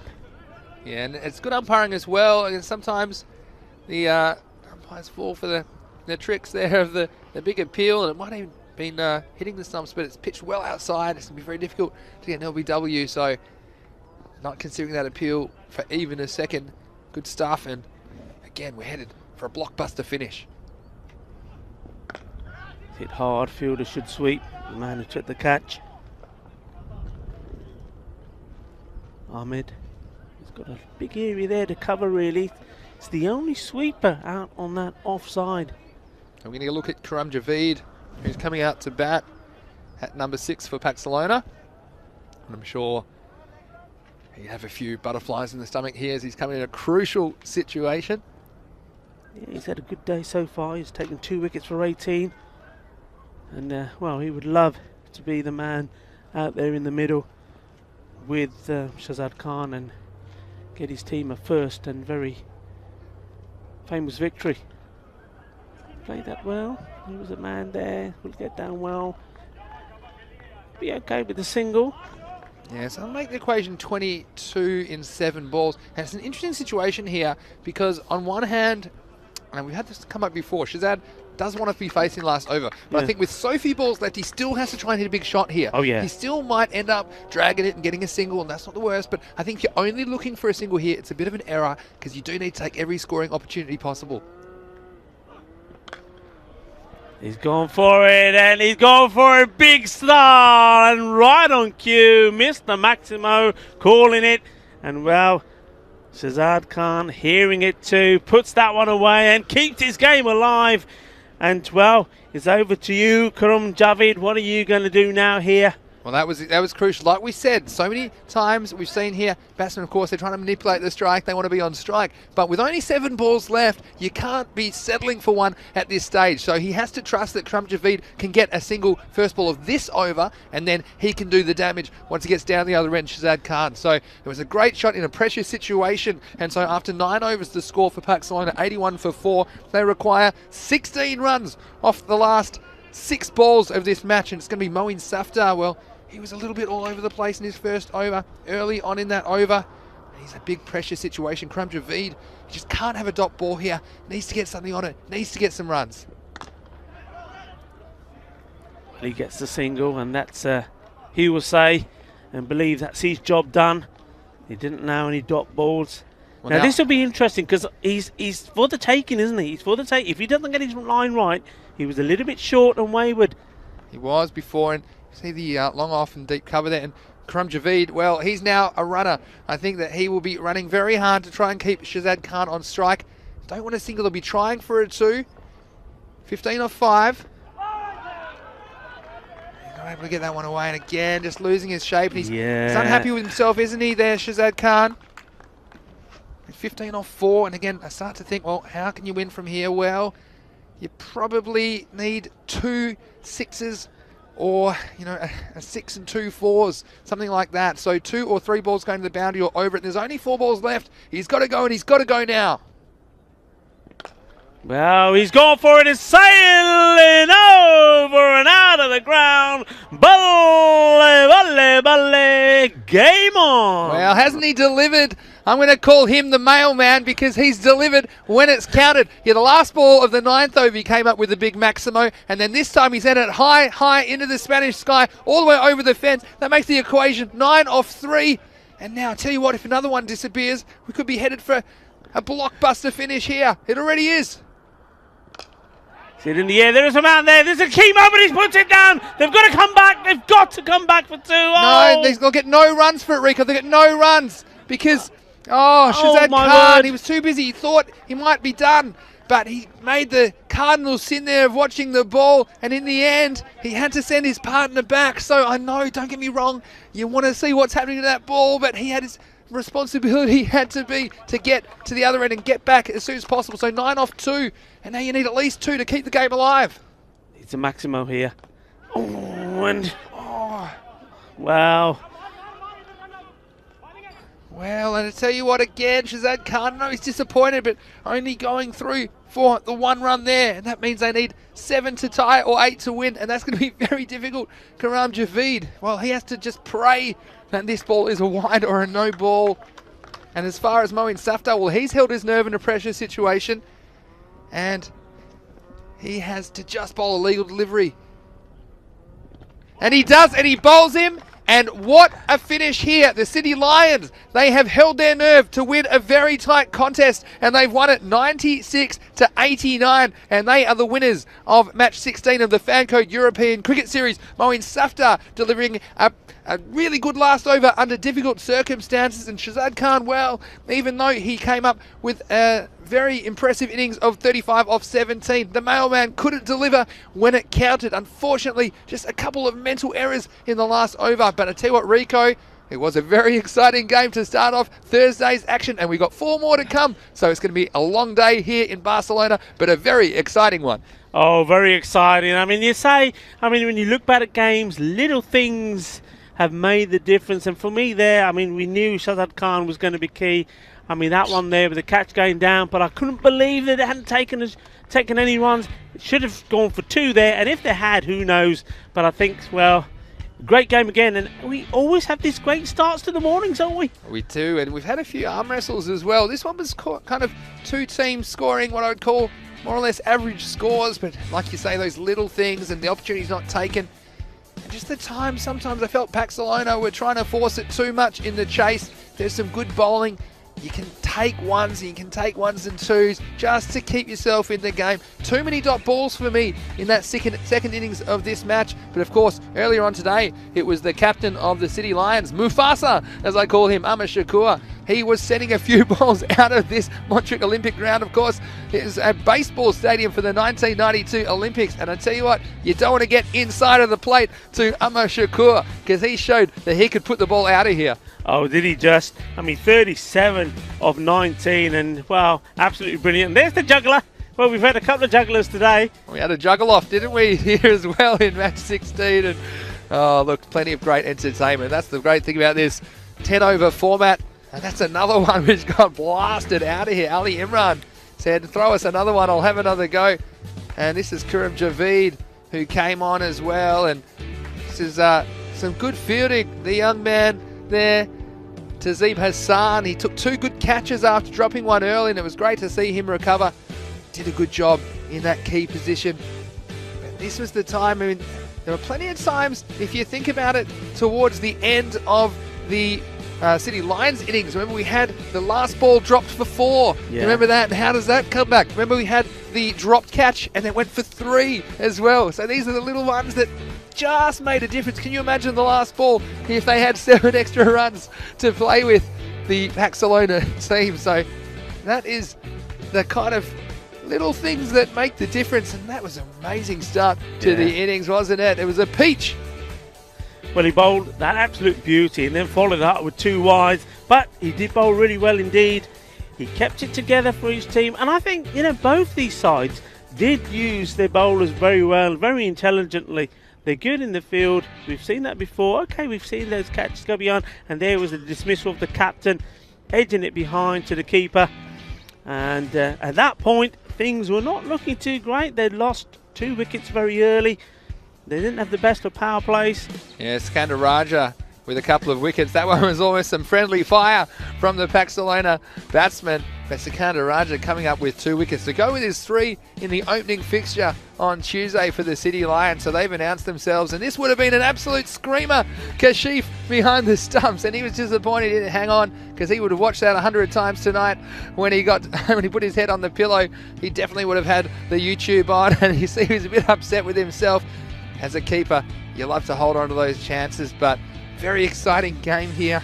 And it was Ishaq Nazir and Shazad Khan trying to rescue things for Pakcelona. They got close and they hit some shots when it was required. They seemed to just stay in the game long enough. Ultimately, though, it was a few too many, and I think they'll rue some of the runs they wasted in the first innings of this match in the field. But Skandar Raja also pretty good with the bat. We haven't seen the best of him yet with the bat, but he's a good all-round cricketer.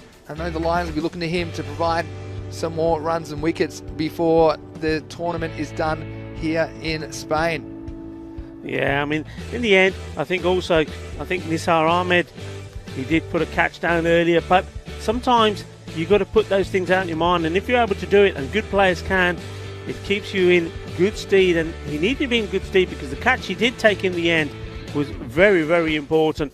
And Moeen Safta, well, he was a bit loose early in his bowling spell, but they trust him with the 10th over, didn't he? But you see here early on, he was short and wide. He got away with that one there. He thought he had a catch, but unfortunately, like you say, that was Nasir Ahmed who put that one down, and he was very upset with himself.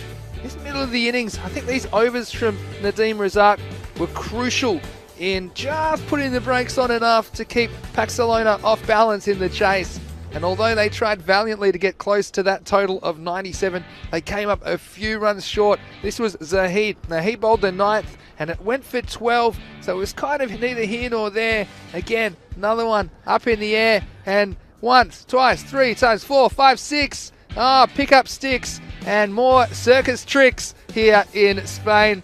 We saw some juggles, didn't we? And that was a key wicket. Ishtiaq struggled at times during his innings, and Shazad Khan, well, He sent it out of the ground for a big Maximo just when he needed to. So they only needed, well, I say only, but they needed 16 off the last over. And then again, a couple of errors in the last over. Mental errors, you'd have to say, from Shazad Khan. Yeah, I mean, there, he getting the 6 there, and then the very next ball is where he played a lovely shot. Catch goes down, but no runs taken. We couldn't believe it. I couldn't believe it. Yeah, and that's what he'd done there. And then, of course, there were too many off the last. I mean, every batsman would love to hit an 8, but it's very difficult to do. And now we're going to look ahead to match 17. And Pakcelona, well, they'll have to dust themselves off because they're going to come out. They'll be fielding first. Barna Royals winning the toss in match 17, the second match of the day. They elected to bat first, and they'll be looking for some big runs at the top of the order from Shajil Kaiser and Syed Gulraiz Hussain. Also Nabil Kaiser, number 3, so a pretty impressive top 3 for the Barna Royals. They did win their first game, and with the ball, yeah, Wakas Anwar, I think he'll have a part to play. We also saw Hamza Assar at times do some good things for them. Well, Pakcelona, well, the same kind of characters, probably Shazad Khan. He'll have a few more Dream 11 points after that match. And these other, Raja Khalik as well, you know, with the ball taking the pace off. Yeah. And I think that, you know, Muhammad Amir, again, he can go up another notch because Pakcelona, they're teetering now. They're 0-3 after this game, and they would love to get one over the Barna Royals. And Pakcelona are a bit more experienced in European Cricket Series cricket, of course. But the Barna Royals, they did win their first game. They'll have their tails up, and they think they'll probably start favourites here in match 17. Yeah, I mean, Barna Royals, one thing that was very good about them, I thought again, is, and I think probably said this about all of these teams, but it sounds like I'm repeating myself, but they were very, very good in the field. I think the bowlers bowled very well, and they showed that, you know, when they only scored 86, you thought, okay, you could see that the City Lions were going to get it, but they restricted the City Lions to 76-7. So again, it's going to be an interesting contest. 2 teams evenly balanced. Yeah, that's right. So for all you guys playing Dream 11 out there, hopefully you find that dashboard useful. I know a lot of people are around the world. That's it from here for now, but don't go too far away because in about 10 minutes we'll be rejoining you to bring you into match 17. It's the second of 5 T10 matches here today. In fact, we have 5 every day, Monday to Friday, now and for the next 4 weeks. 5 weeks of T10 cricket action here. You are watching the Fan Code European Cricket Series Spain on the European Cricket Network. We'll see you in about 10 minutes.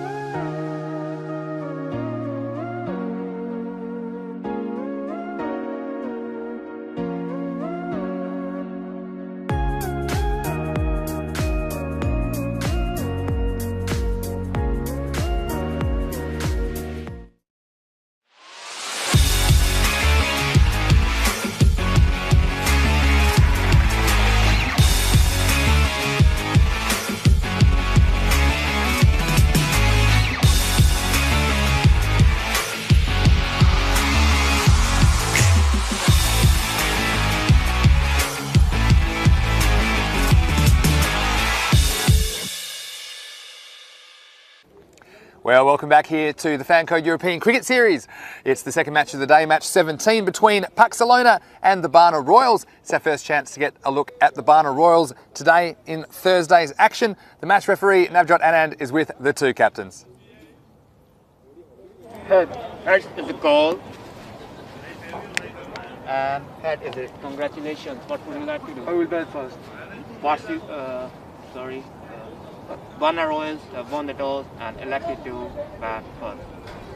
Well, there you go. The Barna Royals, they won the toss, elected to bat, and Pakcelona, although they do normally like to bat first, I've noted their captain, Raja Khalik, told me he doesn't mind fielding first. He thinks under these conditions, especially in these morning games, it is not necessarily a bad thing to know how many runs you have to chase. Well, Barna Royals, they started their campaign with a win on Tuesday, a win 86-76, a close game against the City Lions. They'd love to make it 2 for 2. I'm sure they'll be relying on Saeed Gulraiz Hussain and Shajul Kaiser at the top of the order to get them off to a good start. Well, Pakcelona, they've already played one game this morning. I think that will be useful as they go into their second and final contest of the day. So let's get ready for match 17 and go up to the commentary box where Rico Full is waiting for us. Yeah, thank you very much, Vinny. Yeah, I'm looking forward to this game because I think that Pakcelona will be up for it. Barna Royals, they're going to have a bat first. I'm a little bit surprised about that. I think their strength is very much in the bowling from what we've seen of them so far. I know that Saeed Hussain, I mean, I like the look of him scoring a quick fire 19, 2 sixes and a 4. He looked like a very strong player, but a good positive move from the Royals. I think they've decided, well, you know what?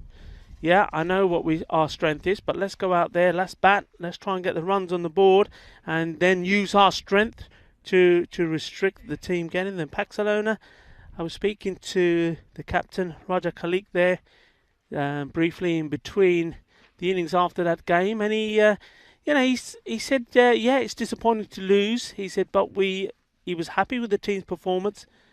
He said in general it was a fair display from them. And he was quick to point out some of the things that myself and Vinny, Mr. Maximo, were talking about. As Vinny, I could see him making his way back to the commentary tent. But one of the things he said to me, he said, look, Rico, he said, on 2 occasions we played shots and took no runs from them, and on both occasions there was 2 runs, and he was right. There was one, remember, on the offside where the ball went, we thought it was going to go for 4, and it just stopped and dropped dead and didn't go anywhere, and the batsman didn't take any runs at all there. Then there was another one there in the last over where 2 weren't taken, and then he also pointed out to me the catch that went down towards the end of the innings where the fielder also was unable to stop the ball going over the boundary. And he said to me, look, those 3 incidences, they cost us the game. So, and he was discussing that with me and with these players. So I think they're up for it. They want to end this day with a win. Well, the umpires are leading the teams out. So we have Zuf Zaman and Shahidil Ahmed, who are going to be our men in black. And talking about men in colours, our man in green is making his way in. Vinny, welcome back. I must say, I'm loving those shoes. Yeah, well, it's my green outfit today, but maybe I thought I might wear my golden outfit because, of course, after the golden ball we had yesterday. Look, let's have a look at my fantasy dashboard. Just quickly, you see there players from both teams and have some information for you, including their Dream 11 points. Pakcelona ones won't be quite up to date because they were taken during that last match, but Shazad Khan, I think, he anchored that innings, but like you say, there's 2 or 3 little incidents, weren't there, that cost him the game. It's good that they have that kind of awareness, and hopefully they don't make those kind of mistakes again. Barna Royals, well, let's see how we go with their top order. Can they fire? They've backed themselves to bat. They want to put 100 plus on the board. So let's see how we go. Almost ready for match 17 of the Fan Code European Cricket Series, Spain. Yeah, we're getting ready. Looks like Mohamed Amir is getting ready to bowl the first ball. Yeah, and he impressed me with the ball in the first match today. And Numsa Shazad, the left-hander, shaping up. Looks like the field is set, and off we go.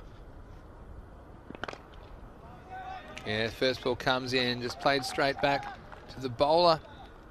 So important for barn rollers to hit the ground running. Pakcelona, although they did lose that match, they did have the experience of getting out there this morning, so they'll be a bit more warmed up, you'd have to say. 3 over power play, only 2 outfielders allowed. Chance for the batsman to attack. Nice looking stroke off the back foot this time. Truck a bit slow to go, but they'll get away. They'll get through for a single, and Usama, he starts with a run. He's off the mark. Nice looking shot on the offside. Yeah, so to say now on strike. And, interesting to see how Pakcelona deal with the right and left combination. So far, no major changes in the field. And the bowler get his line right. And well, there you go. And quite often, as we say, that can be or becomes an issue for some bowlers when they're having to adjust their line.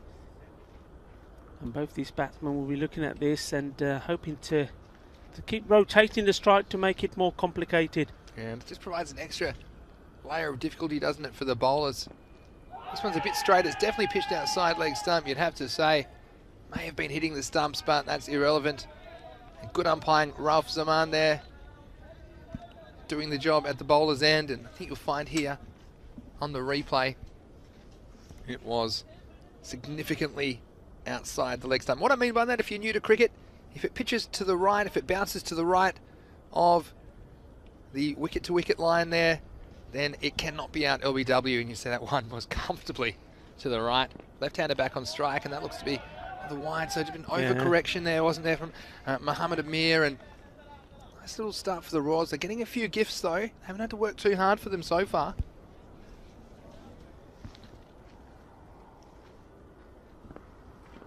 No real damage though on the scoreboard as yet. You can see what the intent is from the batsman Sazard, and just keeping the ball within the field off, keeping the ball not going too wide, keeping it in the right area. That one, is he gonna? No, this one has been given wide. So you can see what he's trying to do. He's trying to stay inside that line, isn't he? Yeah, he's flirting with the tram line, isn't he? But I think it's a good call. I think that was just slightly outside. So another good decision from umpire Zaman, and umpiring has been very good in this series so far. This one's going to sneak past everybody. Goes down to the man behind the keeper. It's going to be too wide. So some real problems here for Mohammed Amir. Didn't have too many problems in the last game, but again, being tested with the left-hand, right-hand combination. And he's come here and he's conceded quite a few extras now. Kind of glossed over by the fact there haven't been too many boundaries, but if he concedes 1 or 2 boundaries here, then this could be quite an expensive first over.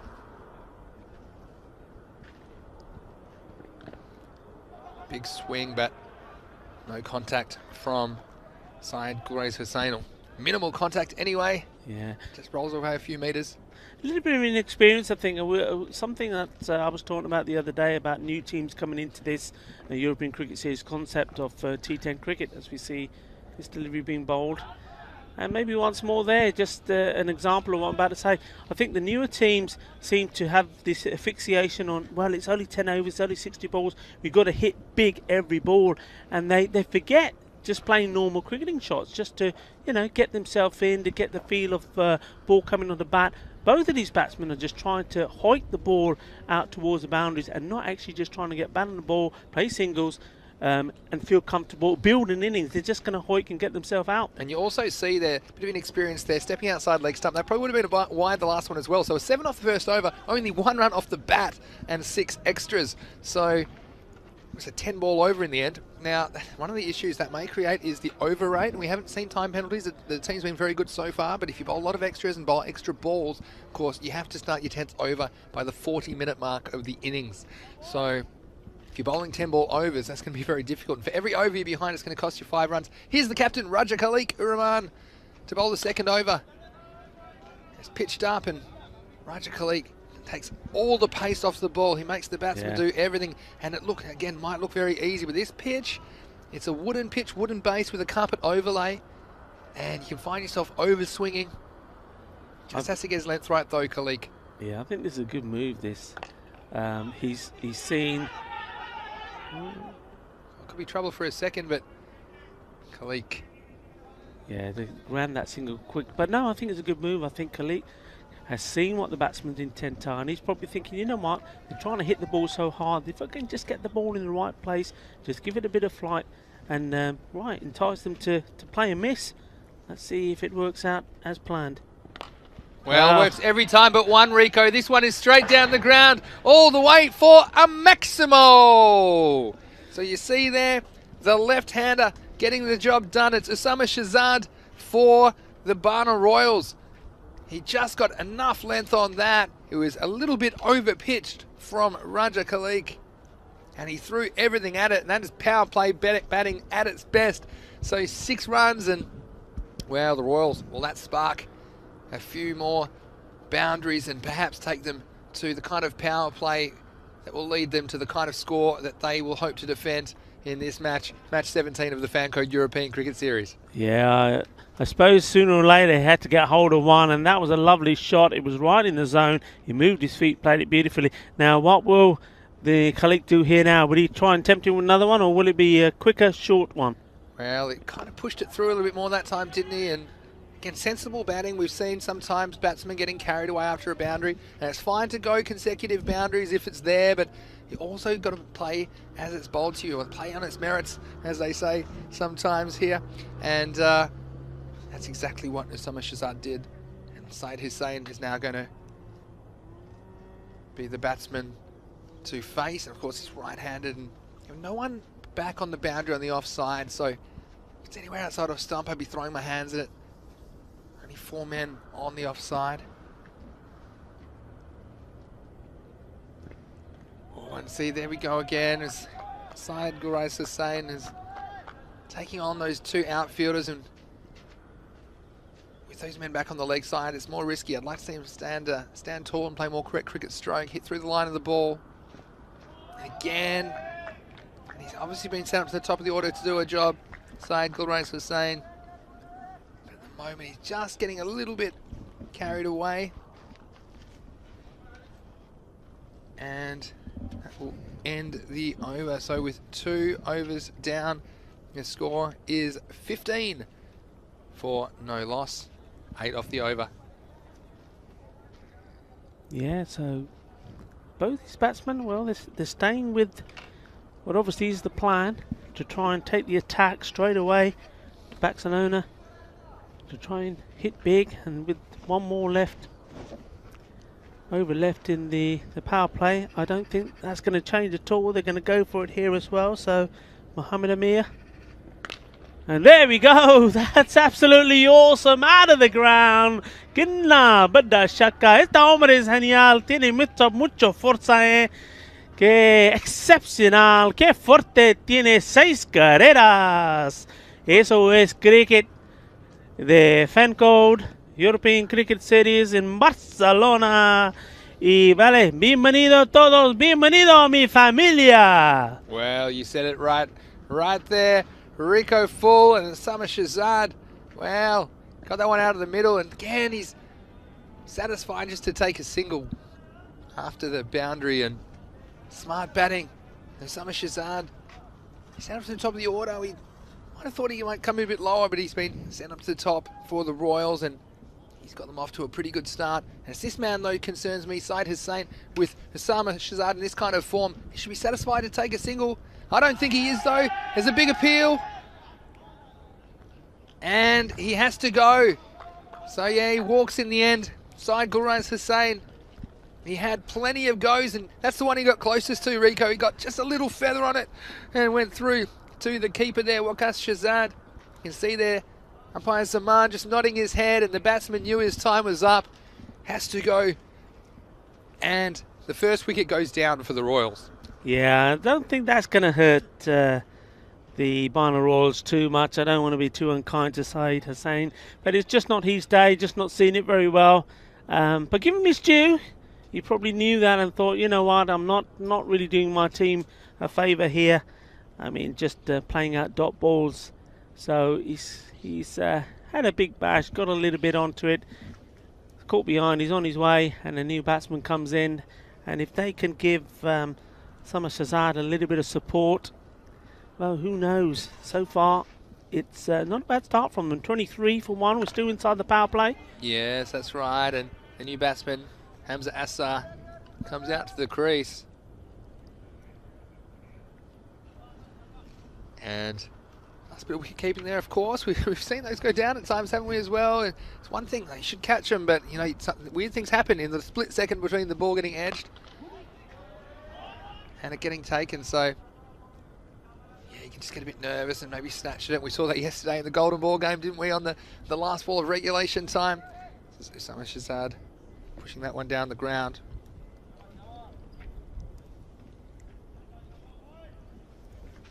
The straight away you see a different stage, another new batsman in, and all of a sudden singles being taken, and once more there. And that's the difference it makes, isn't it, when you've got two batsmen who are getting bad onto ball, they're rotating the strike. The two things are happening. Of course, the runs are being put on the board, but also it's keeping, you've got that combination, the left and right.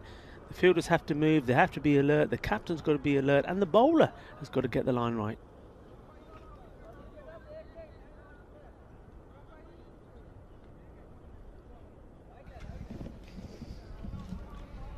So pretty good over there from Mohammad Amir. The end of 3 overs, the score 26 for 1. That's the end of the power play. I'd say it's a fairly even power play for mine, Rico. Extras costing the Pakcelona team. And here's the man. He impressed me with some of his fielding. He let a catch go down early, but it's Tazeeb Hassan who's going to bowl the 4th over.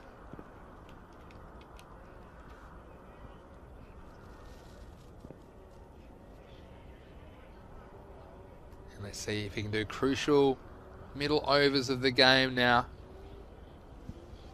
Tazeeb Hassan, I like his attitude. Always got a smile on his face, even when that one went down. But he took 2 good catches. He's got the ball in hand now. Well, this one's really taken off a length, and that'll be his one for the over. We haven't seen many bounces. Of course, this pitch keeps a little bit low with the wooden base. But I tell you what, Tazeeb, he's got a little bit something out of the surface there, hasn't he, Rico? He found something there, didn't he? And I tell you what, I mean, Hamza is a tall man, and probably because he's a tall man it wasn't called a wide, but that certainly probably was the one for the over. It certainly was, and called as such by the umpires. Doing a great job here, and that's just dragged down for a single. But this is the danger man, I think. Usama Shazad is off to a good start. He's 17 off 9. Hamza Assar there with his as well, and Usama, I think, is the one that if you get in his zone of that leg side, he can punish you. In the left-handers, so don't they love this? The great wall of Barcelona here. I'd like to stick it over there and hit the ball downtown. It's very possible. As Hassan's going to come around the wicket. This is going to be too wide, and they'll sneak an extra as well, as that was just rolling on the ground. Difficult take for the keeper. It'll be 2 wides. And it's always the risk as well. So it's a tough one, isn't it? I think if you're going to bowl this around the wicket to the left-hander, got to get it outside off stump, make him reach for the ball. You know what I mean? Getting it right into that hitting zone. There's the right-hander on strike now. This one's hit high. Is it going to go all the way? Oh, and some very good fielding. He's just kept it inside the field of play. Nice work there from Mohammad Amir. He very cleverly took off from inside the field of play. And then as long as he can touch the ball while he's still in the air, then it's a legal stop. You'll see here some nice work. And we've seen some good fielding here in the Fan Code European Cricket Series. But this one's gone in the air, and well, I think the fielder there shied away from the catch for me for sure, and that's Shahid Iqbal. He had his eye on the ball all the time. Then right at the last minute, he decided he wasn't going to catch that. Well, the bowler is not very happy about that at all. Yes, well, you see here, just when you're going to decide what you're going to do with the field and take a little bit defensively, deciding he was happy to stop the boundary. Shahid Iqbal. Next ball's in the air, straight down to Raja Khaliqur Rahman. He can't make the catch. We've seen him take a couple of good catches in this tournament, but that time was just a little bit wide of him, and it will go all the way for 4 runs. So rubbing salt into the wound. Not only does he not take the catch, but it's going to go for a boundary. So the Royals, after a bit of an arm wrestle power play, we've had the wicket. We've also had plenty of runs. And Hassan, well, he's a little bit upset that he hasn't had the support in the field, but he'll get a chance to get his revenge. And Shahzad says, thank you very much. That's straight down the ground all the way for a Maximo. And Shahzad is really hitting his straps. Tazeeb Hassan, well, who want to be a bowler, eh? He could have had 2 wickets, 2 catches should have been taken, they weren't. And, well, he said rub salt in the wound. Well, one that should have been taken ended up going to the boundary. And then the very next ball smashed straight over his head for 6 runs. Well, he's not a happy man at the moment. Well, they're not doing themselves any favours, are they? Pakcelona in the field. It's the end of the 4th over. The score is 42 for 1.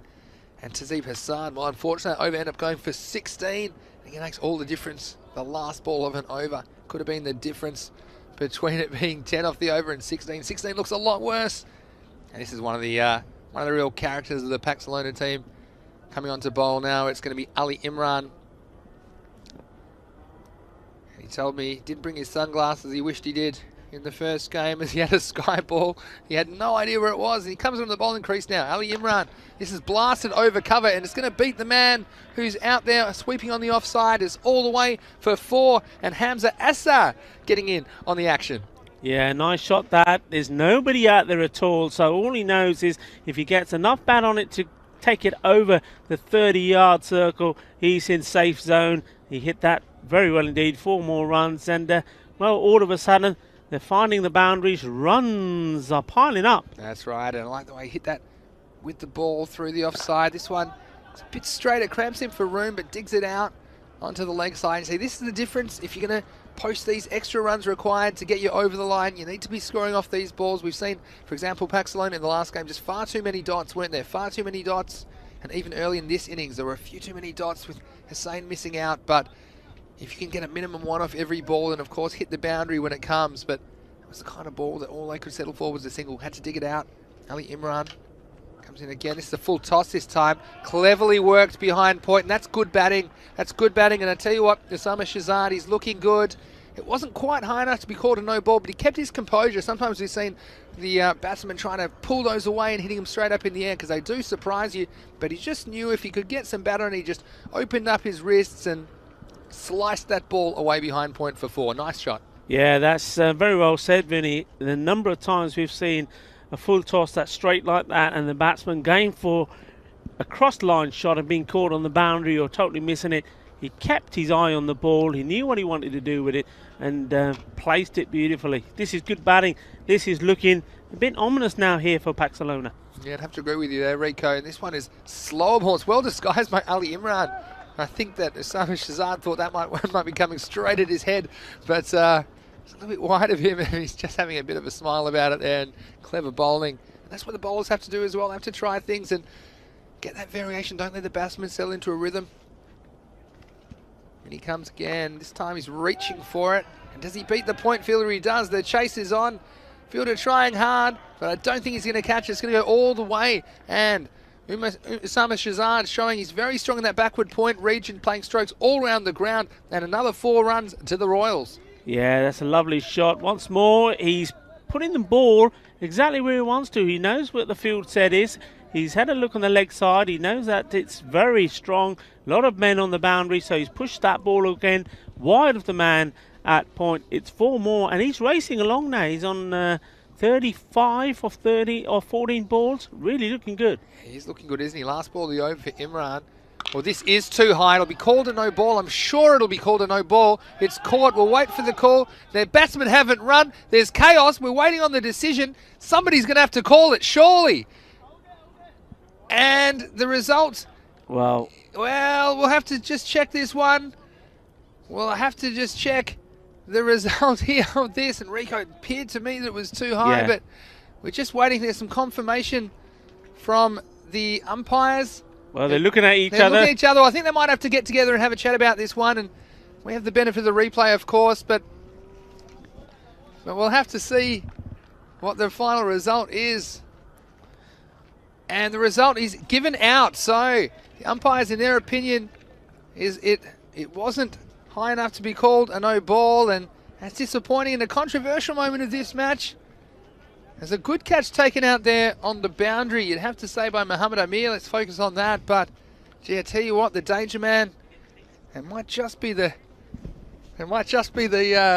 stroke of luck that they needed. And yeah, this one, well, he hit very well, but I mean, yeah. I'm looking at when we look at it from side on, now he did come a long way down, and quite often the umpires will look at that and say, well, okay, well, because you had come down the wicket, it makes it look higher than it probably would have been if you were inside in your normal batting stance. But I've had a look at that again, Vinny, and I think the men in black have been right most of the time, but on this one I'm probably going to say they haven't got the advantage, as we have to keep saying, and we have to remind everyone, they do not have the advantage of seeing it again on the actual replay. So they have to go with what they think they saw. They probably looked at the batsman coming down the wicket, and in that case they've given a decision saying it was okay. We've got the advantage of the screen. I probably would have said, well, that one, I would have said that was a no-ball. We've been very diplomatic, but to be completely honest, that one didn't look like it was probably high enough to warrant a no-ball call, but it's unfortunate. But that's the decision's been made, and we move on with the game. The next one's blasted out to the man that just took that catch, Mohamed Amir, and that will be just the single. But it's unfortunate for Usama Shazad, because he was going along very nicely, wasn't he? And now it's left to Hamza Assar to come in and continue the momentum, as he's joined by the new batsman, Kaiser. Yeah, so Shadil Kaiser, also a very talented player, and coming into bat at number 4 on this occasion. Comes again, this is shorter, and turn around the corner. That's my man down there, Ali Imran. I tell you what, he had his issues with the sun, but good on him. He said, no, I'll stay there and do my best out there. Not sure what he's saying. I want to invest in a cap. I don't know, Rico, if there's a shortage of caps in this part of the world, but some of the players are opting for it. And it's very sunny today. Isn't it nice to have the sun out? Oh, it's beautiful, isn't it? Absolutely beautiful. I mean, because of where we're situated on the ground, we've had to wait a little bit longer to get the rays on us. But yeah, it's nice to have the ground blessed by the Spanish sunshine. Yeah, and that's good running there, Hamza Azhar. He comes through for 2 and ran the first one hard. Fielder had a lot of ground to make, and he did well not to stop the boundary, but not stop the 2. So nice work there. Shazad Khan is the bowler in the 6th over. And he comes again. This is hit nicely and straight into the gap. And Ishtiaq Nazir, well, he was trying to avoid chasing it. He's looking at the other outfield, and neither one of them were going to chase it in the end. That is 4 runs to the score and another boundary to the Royals. Yeah, good batting, and this is good from the Royals, because quite often the fall of a wicket, and especially when a wicket goes down in that sort of fashion, you know, it can play on their minds, and batsmen going out are not focusing on what they're doing, but they're 100% focused, still playing the shots and keeping that run, keeping those runs moving nicely. Oh, this one's really taken off. Shazad Khan put a bit of extra into that, but I can't blame the keeper there. It's taken off quite significantly. I think he got it in the end of the fingers. And that's going to run away for a bye. And wow, so we've seen a bit of action here, haven't we, in the last couple of overs? Very eventful couple of overs. And you can't blame the batsman there. That's the first one's really shot through. And we talked about this pitch can be a little bit inconsistent. That's the end of the over. It's 64 for 2, 4 overs to go. And you know how I like to get at the end of the 6th over, the old 6th over siesta. Just lie down, have a think about life. And at this stage, 64 for 2, you'd be thinking 10 and over. That gets you 100. You know, if you really get going, get close to 120. But I think you saw Pakcelona in the last game. They struggled at times to keep the scoring going. So I think you don't have to be too crazy here. I think we're going to keep the wickets in hand. And if they get close to that 100, I think it's a winning score. Anything more is a bonus. Kuram Javeed will be the bowler. 7th over. I think it'll be a no ball for off the pitch. So the penalty for the no ball a little bit harsher than the wide, because although they're both 1-run penalties and extra deliveries bowled, after a no ball, the next ball is a free hit, and it means practically, except for run out, the batsman can't be dismissed. So has a free swing at this one. And he definitely took the free swing, but it just shows this pitch again, that one kind of going through a bit lower. So we've seen a few gremlins in it. Yeah, I mean, I think we've seen 2 take off today, which has just been unbelievable. I mean, that one in the last over. Yeah. And for that to happen on this pitch, well, interesting. David, he has been in the wickets. Hey, some interesting chat on the YouTube chat. Thanks for joining us. If you're watching on YouTube, this one has kept low as well. No pace on it. Hit down to long off. I saw a comment saying maybe they think they're umpiring a badminton match. It's one of them. That's probably fair. Like it's Pradesh Kumar. Good on you, mate. Hope you're enjoying the game there. Definitely entertaining, isn't it? Oh, it's almost a chance for a stumping. It's a little bit too wide, though. Keeper couldn't get back in time. But again, this is what the Fan Code European Cricket Series is all about. And we appreciate your company wherever you're watching around the world. If you're not one of our 160,000 subscribers and you're watching on YouTube, why don't you subscribe? Make sure you turn on notifications as we see another no ball. Next one will be a free hit.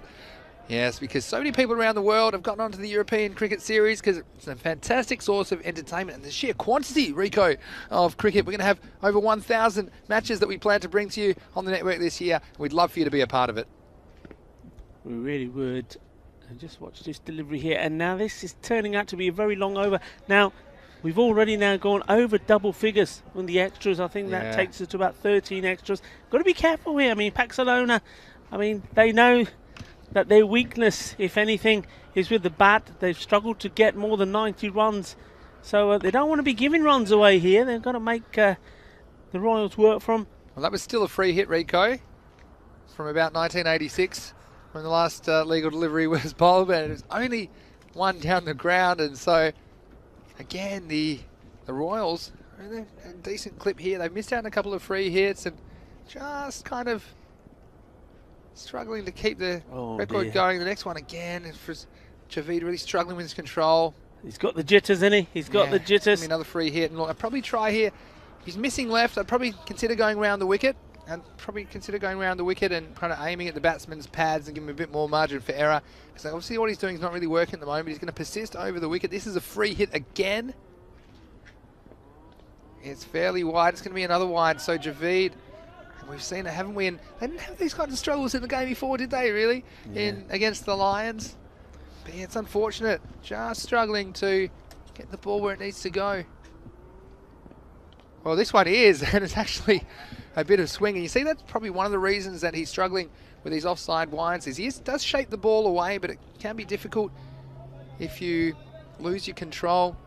Sometimes when you aim it further right, you lose that movement, don't you? And you can slip down the leg side. So Javid. Well, this is up in the air. I think it's going to carry down to the fielder, Muhammad Amir, who's down on the long off boundary, so it'll just be a single. Yeah, important little phase this here now at this point of this match, because the Barna Royals, if they can just see this delivery here, and this has gone high in the air. It's very high, and I don't think they have a chance. It's gone all the way into the commentary tent, and that's 6. So not really getting that off the middle of the bat, but he got it high in the sky in the prevailing wind here in Barcelona. It does take that ball towards the boundary. You see that just enough to get over Muhammad Amir. Nothing he could do about it. And a very valuable maximo to the total for the Royals. Yeah, and that was more or less on cue what I was saying. So we're at the phase of the game now with all those extras and those wides, that a good over here for the Barna Royals will really put them up in a good position to get to around, well, plus the 100+ mark. They'll be probably eyeing up, I would be, about 110 here. They've got to play the shots. They've got wickets in hand. And Pakcelona, I think an over like that affects you, don't they? You're there, you're in the field, the runs are piling on, the bowler's bowling a lot of extras, and you just think everything is going against you. As the captain, Raja Khalik, comes on to bowl his second. He's hit hard. He's gone all the way. Balle, balle, balle. 6 runs out on the offside. And, well, exactly what I'm talking about. A very important point here. Pakcelona have to stay in this game. They've got to get their heads back up, support the bowler, and be active in the field. Otherwise, this could be disastrous. Yeah, well, the wheels seem like they're falling off the wagon. What can Pakcelona do about it? Their captain. This one's up. It's in the air. Half a chance for the fielder. In he comes, and he drops it. Oh, and so unfortunate there. He's been a bit inconsistent, taking some good catches, Tazeem Hassan, but unfortunately put that one down. And again, that was the sort of thing the sort of chance had to be taken if Pakcelona are going to get themselves back in this match. The captain's in again. This time, it'll be just a single down to long on. But Rico, I mean, they've been their own worst enemy, haven't they, Pakcelona today in the field? You mentioned they recognised they made 2 or 3 key errors in the first match. Yeah. And they have kind of repeated them again. Bit of a groundhog day for them in this match. But Raja Khalid, what can he do? And he really tosses this one up. He's going to miss the leg stump. Don't ever caught any pad on the way through. Umpire Salim, or Salami, as I like to call him, here is going to be given a wide, and correctly so. So Raja Khalid really not afraid to take all the pace off the ball and try and almost challenge the batsman's pride a bit. See, this one is pushed through a bit further, and that's going to go all the way. There's nothing Hassan can do about that. That's another Maximo. And I tell you what, Rico, there's trouble from all angles for Pakcelona, because not only that, the amount of wides they've bowled, I think they might be struggling to bowl their overs in time. I think they might just sneak him in, but of course every over they're behind, if they are, it'll be 5 penalty runs. So Raja Khalid Rahman, well, can he pull something out here for his team? Well, this is hit high and it's a chance, it should be taken. Oh, well, Mohamed Amir. Oh, I really thought that he was 2 or 3 steps away from taking that one, but just deciding to step back and make sure he cut off the boundary. He didn't want to have that situation where he went forward and the ball got past him at this stage of the innings.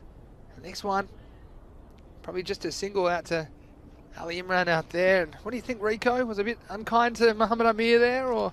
It was a catch, simple as that. I mean, at this stage of the game, you know, if you can take a wicket, break a partnership, if you can give the team and your players something to be happy and positive about, it can change everything. You've got to take the catch, and well, I don't even think the ball had the pace to go past the boundary, you know. All right, so we've got 2 overs to go. 2 overs to go. We have 97 for 2. And again, now you see Ishaq Nazir is going to come into the attack, but 10 and over here takes him pretty close to the 120 mark. This is hit, and it's hit flat again, and again it's going to be just inside. That one was a little bit more difficult, I think, for the fielder, because it didn't have much pace before it, didn't have much distance to travel before it got in front of him. And Ishaq Nazir, this time again, he's going to come up with a dot ball. So nice work from Ishaq, and let's see if he can put the screws on here. Now, for all the shooting in the foot that the Pakcelona have done to themselves, this game is still in play. 2 overs to go. It's a nice shot down the ground, and probably just be the one.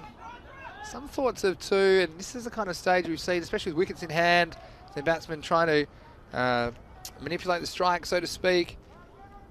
But both these batsmen are capable, and so 100 and beyond is to be on the table. Yeah, both hitting the ball well, and quite happy, quite content, aren't they? If you look at the body language, they're quite happy just to stroll along and take these singles, not really showing too much sense of urgency with the running. Yeah, that brings up the 100 for the Royals in the 9th over. Oh, but this is out. Yeah, he had to go for it, didn't he? It was Nabil Kaiser, the captain. He tried to go aerial, didn't he, with that ball not getting up, and Ishaq Nazir, well, he gets his revenge. He had his own struggles with his batting from that end before, but he's able to get the ball on target. And finally, Pakcelona have come up with a wicket. Yeah, finally got a wicket. And also we should say, well done to the Barner, the Royals. They're getting to 100. That's a good achievement for them as well. Remember, this is their debut to a European Cricket Series, so they're learning all the time. As I said before, I did like the way that they fielded in their first game. Very positive, they bowled well. They won that game, of course, against City Lions, making 86. And for the first time in a European Cricket Series, they've passed the 100 mark. Yeah, so. Yeah, 86 to 76, I think that score the other night. And Yeah, they've done a little bit better here, but you have to say they've been helped a lot. And Pakcelona, you know, I thought it'd be an advantage for them playing the first game and kind of getting him into it and feeling a bit more warmed up, but it's kind of had the opposite effect.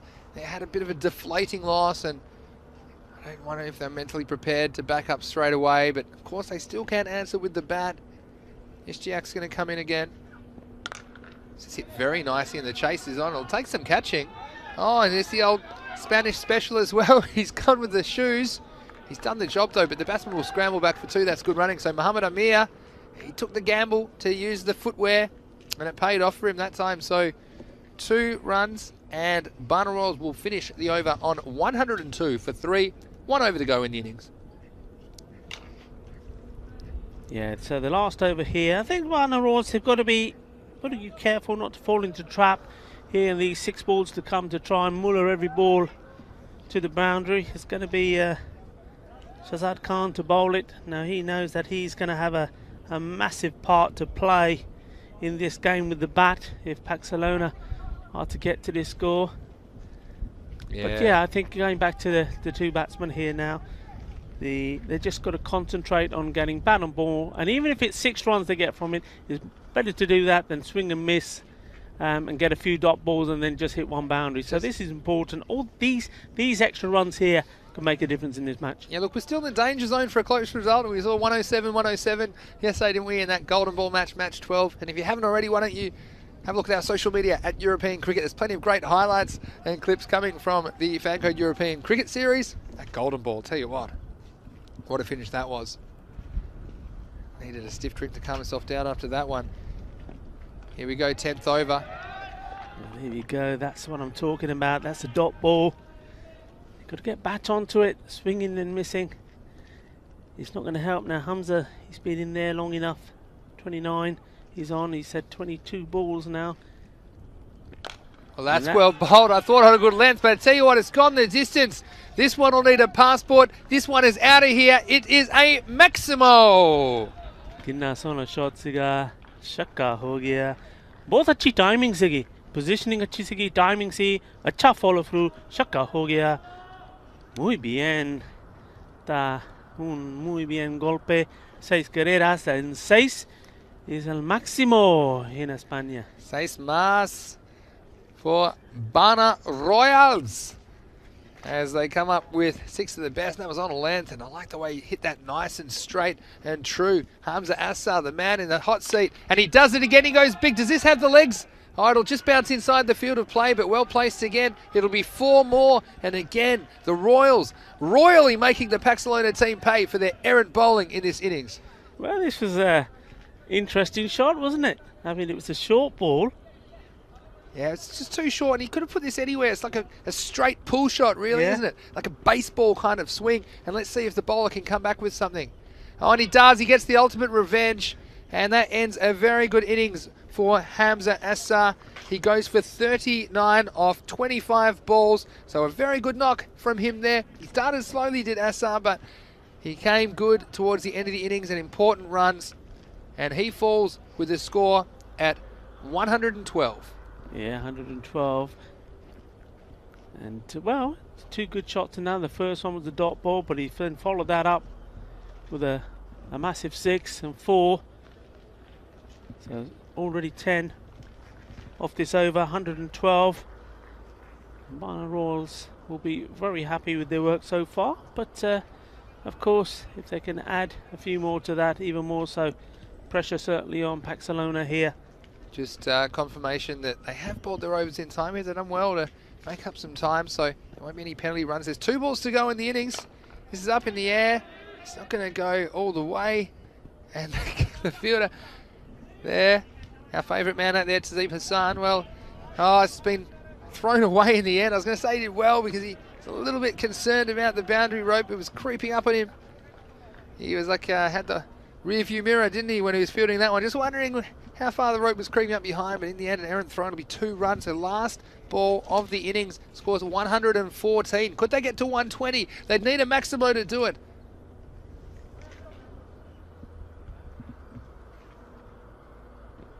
And it's not, as the last ball, it's a pretty good ball from Shazad Khan. He looked like he's just warming up into things, but he'll be doing the batting, not the bowling now, and a wicket off the last ball. Barna Royals, they are going to finish their innings at 114 for 5.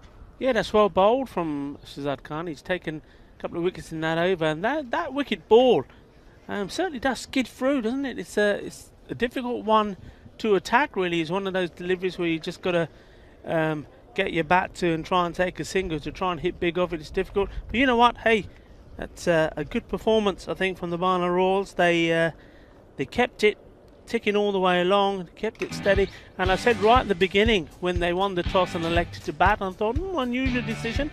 Bearing in mind that their strength, for me, from what I've seen from them so far, is in the field. But they've gone out there and they've set themselves up for a win here. They've put the runs on the board and said to Pakcelona, okay, let's see what you can do. Yeah, we saw Pakcelona had their moments, didn't they? And that was an important early breakthrough for them. But yeah, they just were their own worst enemy. There was some good fielding at times, but also some fairly indifferent and defensive fielding, if I'm honest. Even though they had a couple of fortunate breaks, particularly the dismissal of Usama Shazad in controversial circumstances, but Pakcelona weren't really able to make them pay every time they got a break in the game. They just kept digging themselves back into a little hole with too many extras and too many missed chances, and in the end conceding 114 here. And that was the dismissal, and I don't think there can be much argument that Usama Shazad was a little unlucky to be adjudged out in those circumstances. But again, Pakcelona, given that break and Usama was looking good, they didn't make the most of it. Just giving a few too many late Christmas gifts, or Valentine's gifts maybe, to the Royals batsmen. And some good shots as well, you have to say. Some nice stroke play through the offside. This does set up a very interesting chase in the second innings of this match. Yeah, it certainly does indeed. You see there, just another catch going down. And you've got to spare a thought for the captain, Raja Khalid here. In the first game, there were some simple catches going down off his bowling. And once more there, and it's criminal really. I mean, if you're a spin bowler, you know what I'm talking about. You know, you've got to rely so much on your field. It's all very well the captain and everybody else saying to you, come on, toss it up, you know the field's there waiting. Well, you've got to take the catches as well, and when they don't, it makes it a very long and difficult day. And well, the captain there, Raja Khalid, experienced that. And here was the good hitting here, good partnership between these two. And well, a little bit sloppy there. That's the last over there. I think the bowler guilty of not being in the right position, but he came back and made up for it. That was the first one that he cleaned up the batsman. And remember, took 2 wickets in that final over. So this match evenly posed, 114 for 5. Pakcelona, they've really got to go back into their dugout. They've got to G themselves up. That's the first thing they've got to do. They've got to stay in a positive mindset, and that's down to the captain now. The captain's really got to get behind these guys and say, come on, no, we can do this. And I think they can do it. But I will say that one batsman, I don't know who it is, and maybe we're going to see Shazad Khan, who came in at number 5, made 35 of just 17 balls in the game against the City Lions. Maybe you're going to see him being promoted up the order a little bit. And I do believe that if one batsman can get a 50, then the others could rally around him and they will make this an interesting game. Well, that's what they've got to do, but they've got to be careful. You can't be guilty of going out there and swinging the bat straight away, because they know they've got to be going at, just over 10 and over.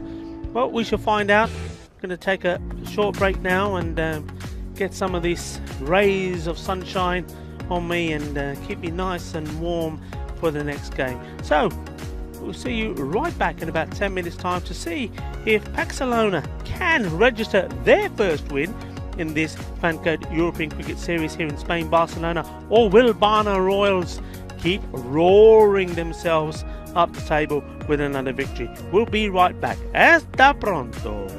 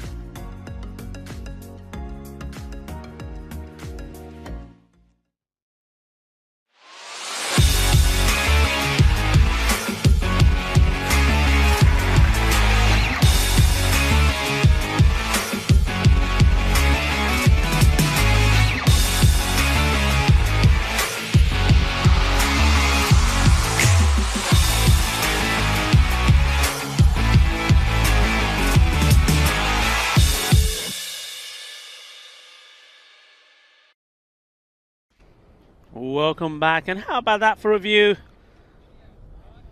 Beautiful Barcelona. Like we say, we're some 180 meters up here on Mount Juic, looking down at the city and blessed with glorious sunshine. What a lovely city this is, and even though there's loads of restrictions, etc.,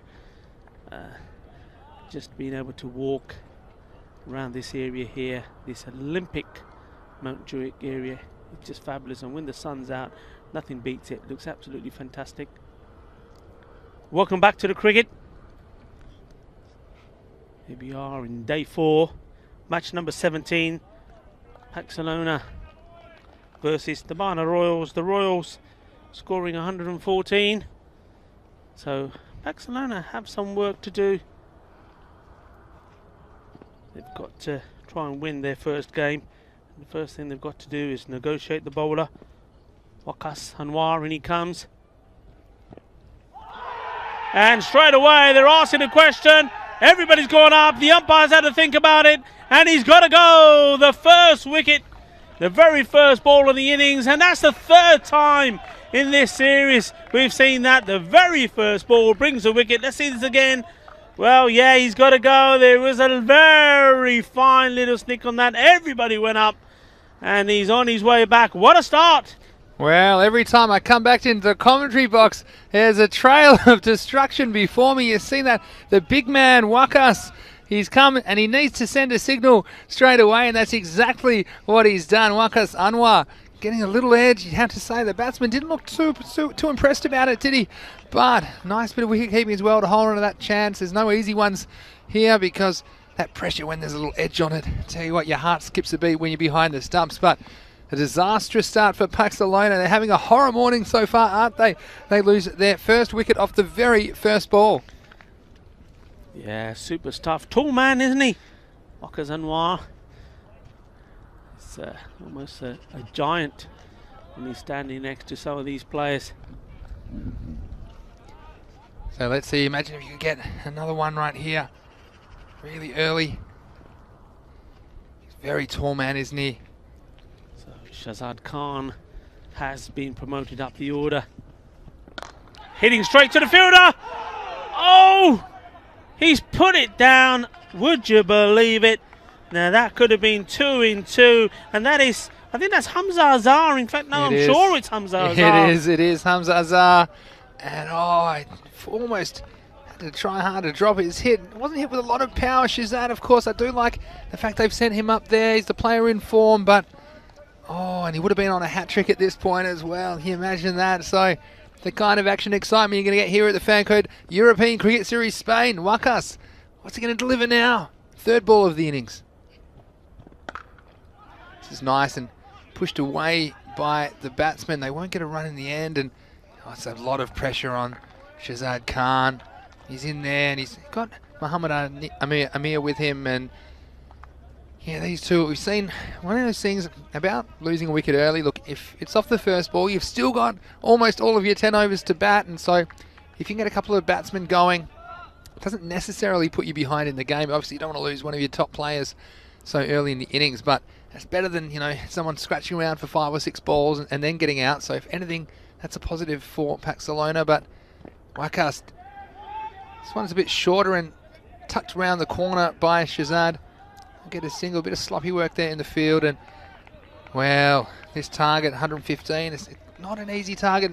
Again, I'm going to use my little benchmarking in these 10 over matches. It's so good that the math's very easy with these 10 over matches. 11 and over, I think that's what I'm thinking. I need to go out. Don't want to go too far behind it. I want to be around that 11 and over mark throughout the innings and kind of leave yourself in touch all the way, because that can really get out of hand if you fall behind. So if it means taking risks at certain times, calculated risks. I think that's the way to go as Wickets Anwar comes in.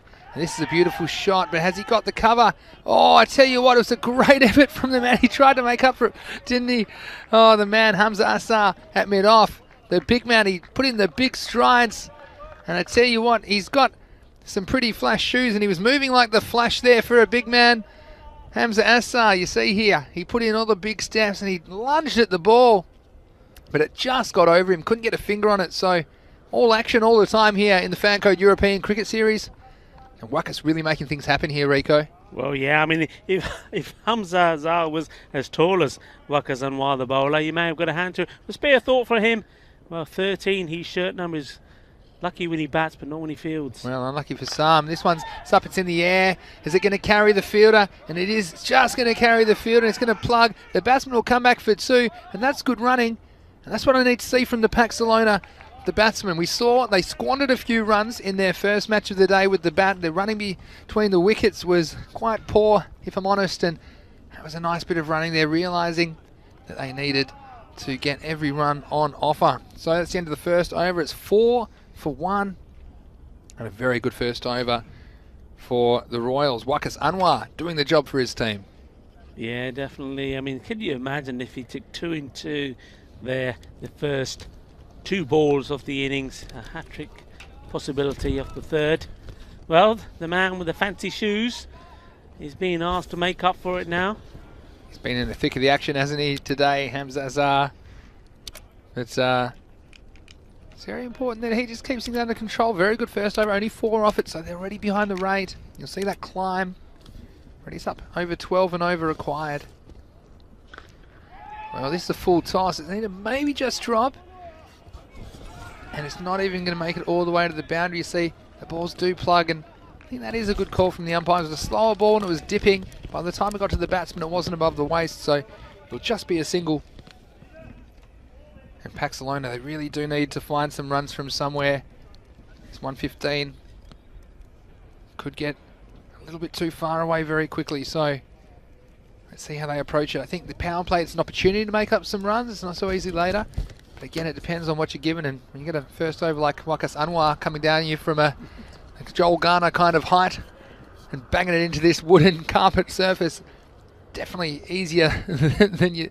It looks easier on TV than it is in real life, that's for sure. And now we have the man Hamza trying to double down on the pressure.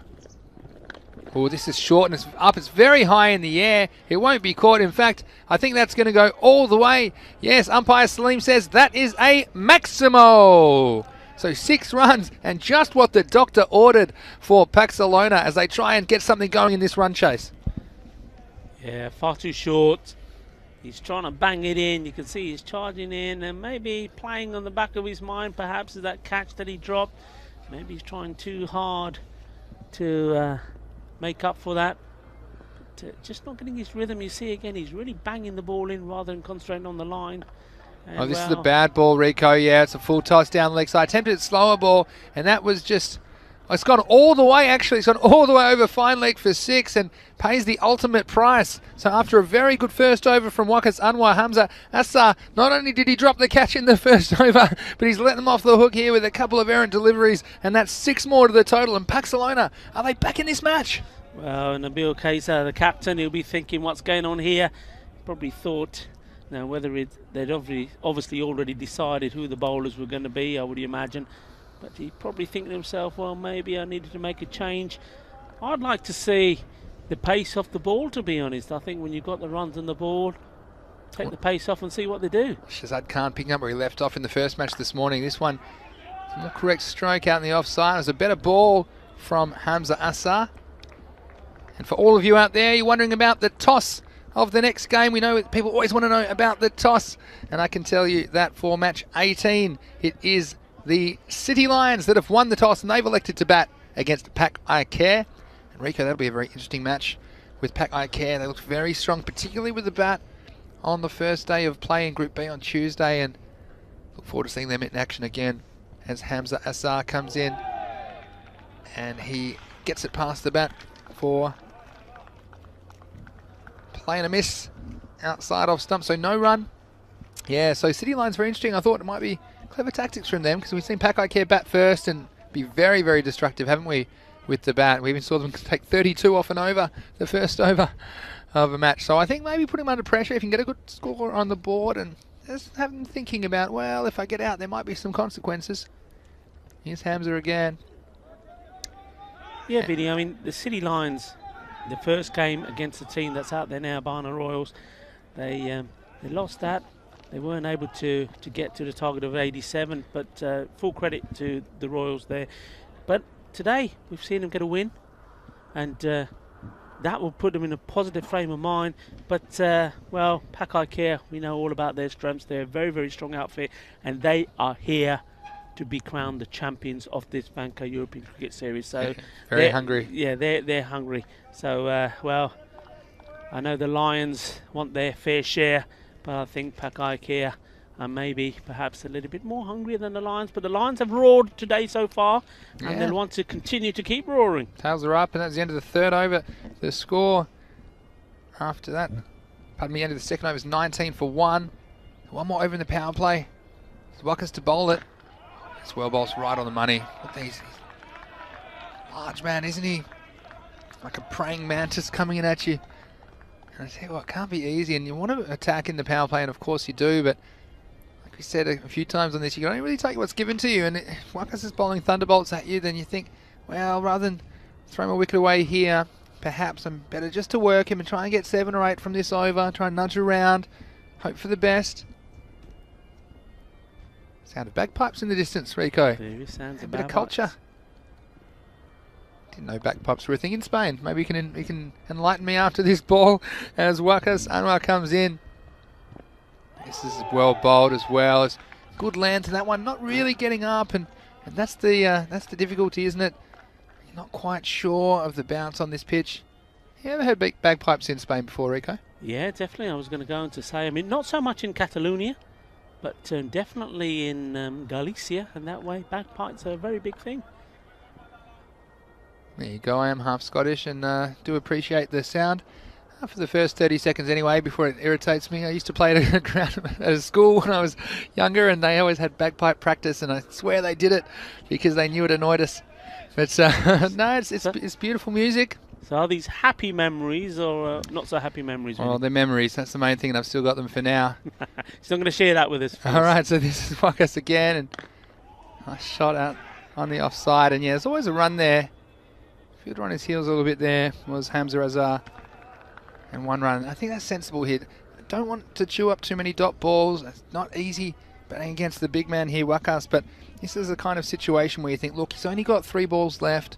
You're thinking, if I can just get out of this and we can stay in the match, I mean, he can't bowl anymore, so I wouldn't be throwing my wicket away to him here. I'd be probably like, I'm happy to get 3 runs off these 3 balls, if I'm honest here. Hope for the best. You might get a wide or a no ball, but at the moment, Wickets not really giving too many gifts to the batsman.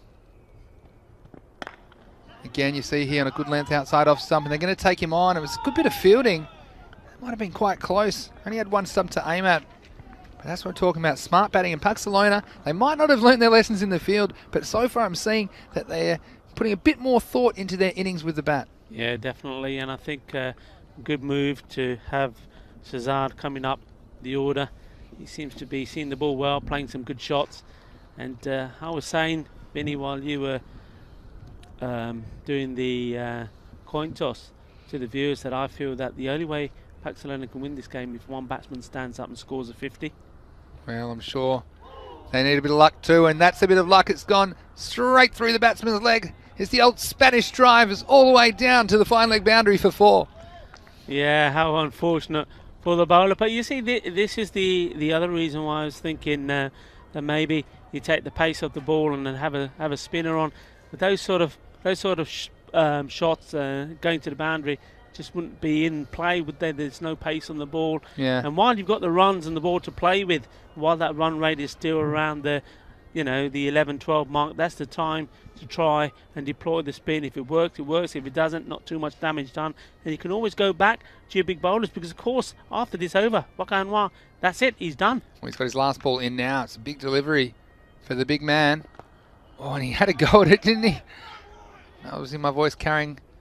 I was not carrying out to the middle, and that's going to get away with it though. Hamid Amir for a single, and that is the end of the over. It's 26 for 1, and yeah, we talked about that over. It was an important 3 or 4 balls to close out that over with Wickets coming to the end of his spell, and if Pakcelona are going to win this game, I think they're going to need a dash of luck as well. And that French cut, I call it Spanish drive sometimes, an unintentional shot behind the wicketkeeper off the inside edge of the mat, is just the kind of luck that is the sort of thing which just might provide the runs that put Pakcelona close enough within striking distance of this target. Yeah, absolutely. Sometimes you need the rub of the green. You need a little bit of luck on your side, and well, who knows where what that may go on to bring them. Well, there's a change here. So a new bowler. I'm not surprised to see Hamza Azhar being replaced. So we got Murid Ali to come on to bowl. Yeah, so we've got the man here for the Royals, Murid Ali. I like his work as well so far in this Fancode European Cricket Series. You see just a flurry of arms and legs coming at you. I'm just having a look now. I mean, I've seen a couple of these shots being played and missed, but yet no third man deployed. I mean, that's an interesting decision. We are out of the power play here now. If he gets any contact on that, that's just going to fly over, isn't it? And you would like, well, if I was bowling, I would like to see my third man right back there on the boundary. Well, I do call Murid Ali the egg beater because he looks like there's things going everywhere as he's running into the bowl in his bowling action. It's Murid Ali, and that's well bowled, but it's going to get through the keeper. It wouldn't be surprising that might go all the way. So again, a little bit of luck. A difficult one for the keeper. It went almost along the ground and straight through the legs, nutmegging the keeper here. Have a look at this one. And he's disappointed. It's gone all the way for 4 buyers. Taki Ulmazar behind the stumps there. Well, there you go. I mean, I'm not saying if the third man would have been able to get round to that. It did go pretty quickly. But that's the reason why I would like to have my man back right up there on the boundary. And I'm just having a look. I couldn't see if there's 5 men out or 4. I'm just having a look around again. I'm sitting 4. Yeah, I think there's an extra man in the circle. That can be a tactic. But you'd say there cost them some runs on that occasion. This time, just bunted back down the ground for 1. So what do you think if you're watching in our YouTube? Why don't you ask us a question or make a comment? Let us know what you're thinking about the Fancode European Cricket Series Spain. Vinny Sandu here, Mr. Maximo, along with Rico Full, and it's great to have your company. Also, let us know wherever you're watching from around the world. It's always great that we've got viewers from all around the globe, and it's great to bring the action to you here on the European Cricket Network. Murid Ali in again. Oh, and it's hit back, and it's the old reflex test, wasn't it? The old bang on the knee and see if there's any reaction. I tell you what, there is a reaction from Murid Ali. That one might go down as a missed chance, but it came back pretty quickly, and we said he's all arms and legs, and like a laser, the ball was hit back, and it looked at him right on the knee. But I think when you get hit there, it's not pleasant, but no real damage. No real Still, damage, but bit of a highlight. Yeah, but it will take time, won't it? I mean, normally those you think I'm all right, and then within 30 seconds to a minute, you can feel the pain coming up and the swelling. That was hit firmly and hard. And, well, I mean, I know players have had trouble with this ball when it's hit their fingers, but hitting your knee like that, middle of the bat. Well, this next one's on a length. He's gone after it. He's gone all the way over long on. That is a Maximo for Pakcelona. Yeah, good shot there. Good positive shot.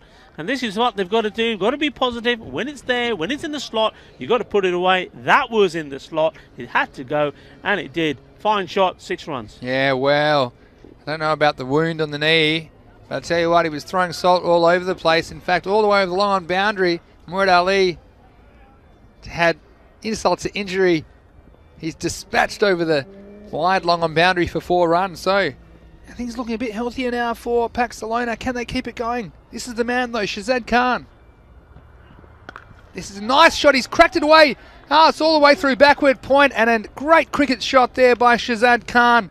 That'll go all the way to the boundary. He moves along to 27 off 11 balls and after 4 overs. Pakcelona, a 41 for 1. That was masterclass. Shot of the day for me. Yeah, it certainly was. And Shazad Khan, he is the key to this innings. But don't forget, we've got plenty more cricket coming your way here on the European Cricket Network today. Yes, and I told you the toss result there. The City Lions, who won the toss, electing to bat against Pak I Care. You can see Pak I Care, some superstars in there. You can see some players that have made an impact so far. Mohammad Ihsan, of course, we saw him be very destructive the other day. No Mohamed Yassin in that lineup. Very interesting, but Mohamed Jaffrey, well, he hasn't gotten too many runs, but he's been good with the ball. Meanwhile, City Lions, well, they're fresh off a victory in the first match of the day. I'm sure they would love to make it 2 out of 2 today in the third match of the day. Back to live action now. And the start of the 5th over. This is up in the air. It's a chance. It's Wakas. Oh, and he's just tapped it over all the way for 6. It's a Maximo. So the big man, Wakas, slight misjudgment. He's got the long arms. Has just got a fingertip on that Rico right in front of us here. Couldn't do anything about it. You see, he's a little bit off the boundary, probably 3 or 4 metres. Just not understanding that the wind was going to carry that a bit further. And a missed opportunity, you'd have to say, for the Royals. Criminal. If you're on the boundary, you're on the rope, you've got to be just inside that rope to catch him. This could be another chance, but it's not. It's only a chance for those in the officials' tent because it's 6 more. And Pakcelona, a rearguard action with back-to-back Maximos. Wow, this is exactly what they need. They just look like a different team now all of a sudden, don't they? And they were very flat in the field. Started off very flat when they came out, but now all of a sudden, with the ball being hit all over the park, going over the boundary, all of a sudden we can hear them, they're vocal. That brought up the 50 for Pakcelona. Can he make it 3 in a row? Oh, does he ever? It's gone, it's up, it's high, it's 3 in a row, it's 3 Maximals. So 666, the Devil's number. And I tell you what, the Royals, they're thinking about things right now. And Anna Sultan, well, might have been half a chance on the first one, but the second and third, there was no doubt about it. They were sent out of the ground, and already they've raced to 59 halfway through the 5th over. Wow, this is some awesome hitting, and just spare a thought for Hamza Zah, who dropped him very first ball. I'm sure he's thinking about that now. Will he try 4 in a row? Well, he's going to try, but it's going to go all the way. Yes, all the way, and it's 4 in a row. 4 sixes, 6, 6, 6, 6. Oh, and this is the kind of action you get here at the European Cricket Series. Just when you think the game's going one way, we've seen 4 Maximos and 24 off the first 4 balls of the over. The score's raised to 65. And Rico, I'm going to say it, we're on for 6 sixes and an over for the first time this year. Shabba, shabba. Well, T10, that's right, baby. Frenzy of explosive and action-packed entertainment. Here we go. Well, he's not stopping now, is he? Mohamed Amir. And he's gone. Well, the 5th time's the charm. High fives all round. Virtual high fives anyway. Social distance high fives. And Anna Sultan, well, he finds himself with the unlikely figures of 1 for 24 after bowling 5 deliveries. Oh, he got a wicket, but at what expense? Well, you have to say, you can't blame the man, Mohamed Amir. Not too many times in your life you get the chance to hit 6 sixes and over. He got 4 of them. And a good comeback. You have to say, Anna Sultan, well, he had to get it online. He did. And Amir, well, yeah, like I say, can't blame him getting carried away, but again, an important wicket, and just when you think momentum's going one way, it gets pulled back with a wicket, and the Royals wresting some momentum back from Pakcelona. Wow, how about that for some excitement? And Vinny, you know what? It goes back to sometimes when we look at these run chases and it's going down to the end, and we're looking at the runs required, and we say, no, 16, and well, you just saw there what can happen in this format of the game. There we go. 1, 2, 3, 4, 4 sixes on the trot. That was awesome. Oh. And it's not often that you see that, is it? Well, 1, 2, 3, 4 and out the door, wasn't it? Yeah. For Mohamed Amir, and he showed some awesome power. And I tell you what, don't know what Wakas is thinking in front of us, Wakas Anwar. Well, he's thinking, well, at least we got us, but it did cost him 24 runs, didn't it? Even though he got the batsman about 3 minutes later. And one more ball in the over, and a bit more correctly this time. Just carefully pushing away. Still, there were 24 runs and a wicket off that over, and after 5 overs, Pakcelona 65 for 2 at the halfway point of the innings. Yeah, now everything rests on the shoulder now of Shazad Khan. I mean, if they're going to win this game, as I kept saying, one batsman has got to go all the way and see it through. And, well, we thought maybe it was going to be Amar. Well, it's not. He's on his way back. He's excited us, hasn't he? Maharaza, 34 of 17 balls. He was a bit slow to get going, but when he got going, didn't he just? And there, unfortunately, though, being bowled, probably trying to go for another 6 off the 5th ball in that delivery. So we got Shahid Iqbal, who's now come out. He played his first ball. He's at the non-strikers end on 0. But is this man on strike? That's what it's all about now. Is he going to be the star? Yeah, well, he's going to contend with Shajil Kaiser, who's coming in to bowl the 6th over. You see the equation there. 50 runs in 30 balls. This is perfectly set up for a big finish again. So Shajil in, and this one, it's a loose ball. It's going to take a bit of stopping. In fact, the fine leg's got no chance. all the way along the carpet. That's 4 runs. So Shazad Khan all the way along to 31 now off 12 balls. So a good scoring rate, going at over 2.5 runs a ball. And again, he was helped there by some loose bowling. Shajil, well, short and outside the leg stump. Not much can go right for you as the bowler if that's where you put the ball. So let's see if we can come back with something a little bit better second time around. And it is, and much better line that time. Line and length outside the off stump. We have seen Shazad. He's been very quick to get on anything loose. But also if you bowl well to him, you can restrict him, Rico. Yeah, very much so. An interesting phase at 1 minute, run rate about 13. Well, this is short, and he hasn't quite gotten. I think that's lucky for him. He's going to drop short around the 30-yard circle. It's not going to carry out to the deep square leg. So again, it's a funny game, isn't it? Because if he hits that slightly better, it's probably out. But he's just mishit it enough. It hasn't carried to the fielder out there. That is Anas Sultan out there at deep square leg. So Shajil is going to get a chance to bowl at Shahid Iqbal. Oh, this is a nice looking shot, and he stands tall and delivers off the back foot through backward point. A beautiful stroke there from Iqbal, and that's 4 runs to Pakcelona. Well, we've seen some nice shots on the offside this morning, and well, not too many were better than this. That was classy, it was elegant, very wristy, through the gap, 4 runs. Yeah, and look at his head position here, just stayed still, didn't try to overhit the ball. He knew there was a gap, there was no one back on the third man boundary, so Shajil, a little bit expensive here. In the 6th over. This one just dragged off the inside half of the bat. That'll go all the way down to long on for a single. And Rico, one thing about this 10 over format, so many close finishes. And the fact that we have 5 matches a day, 5 chances for some really exciting cricket and exciting finishes. That's what it's all about, isn't it, on ECN? Very much indeed. It's entertainment right the way to the end. And, well, Vinny, of course, that's the reason why millions of viewers are joining us. And that's why we're getting more and more people signing up. I mean, you mentioned about the YouTube chat and the YouTube membership, the ECN membership as well. It's just, people are just loving this format. It's a format they can watch. It's a format that they can associate with. And it's a format that they enjoy. You know, the days of cricket being a boring sport are gone. Yeah, I don't think you accuse this of being boring. Whether you know cricket or not, it's definitely a kind of competition unlike any other in the cricketing world. And it's great to have your company here. Vinny Sandhu, Mr. Maximo, along with Rico Full here in the commentary box today for the 4th day of Fancode European Cricket Series action live from Barcelona, Spain. It's our 4th day of 25 match days, Monday to Friday. 5 matches every day for 5 weeks. And then we're off to some other really nice destinations. We're going to Italy and then Austria and then back to Germany and quite a few interesting places. Czech Republic, I'm looking forward to going there. Should be interesting. We've got a new bowler here. This is hit down the ground, of course, Nabil Kaiser, the captain, bringing himself on to bowl the 7th.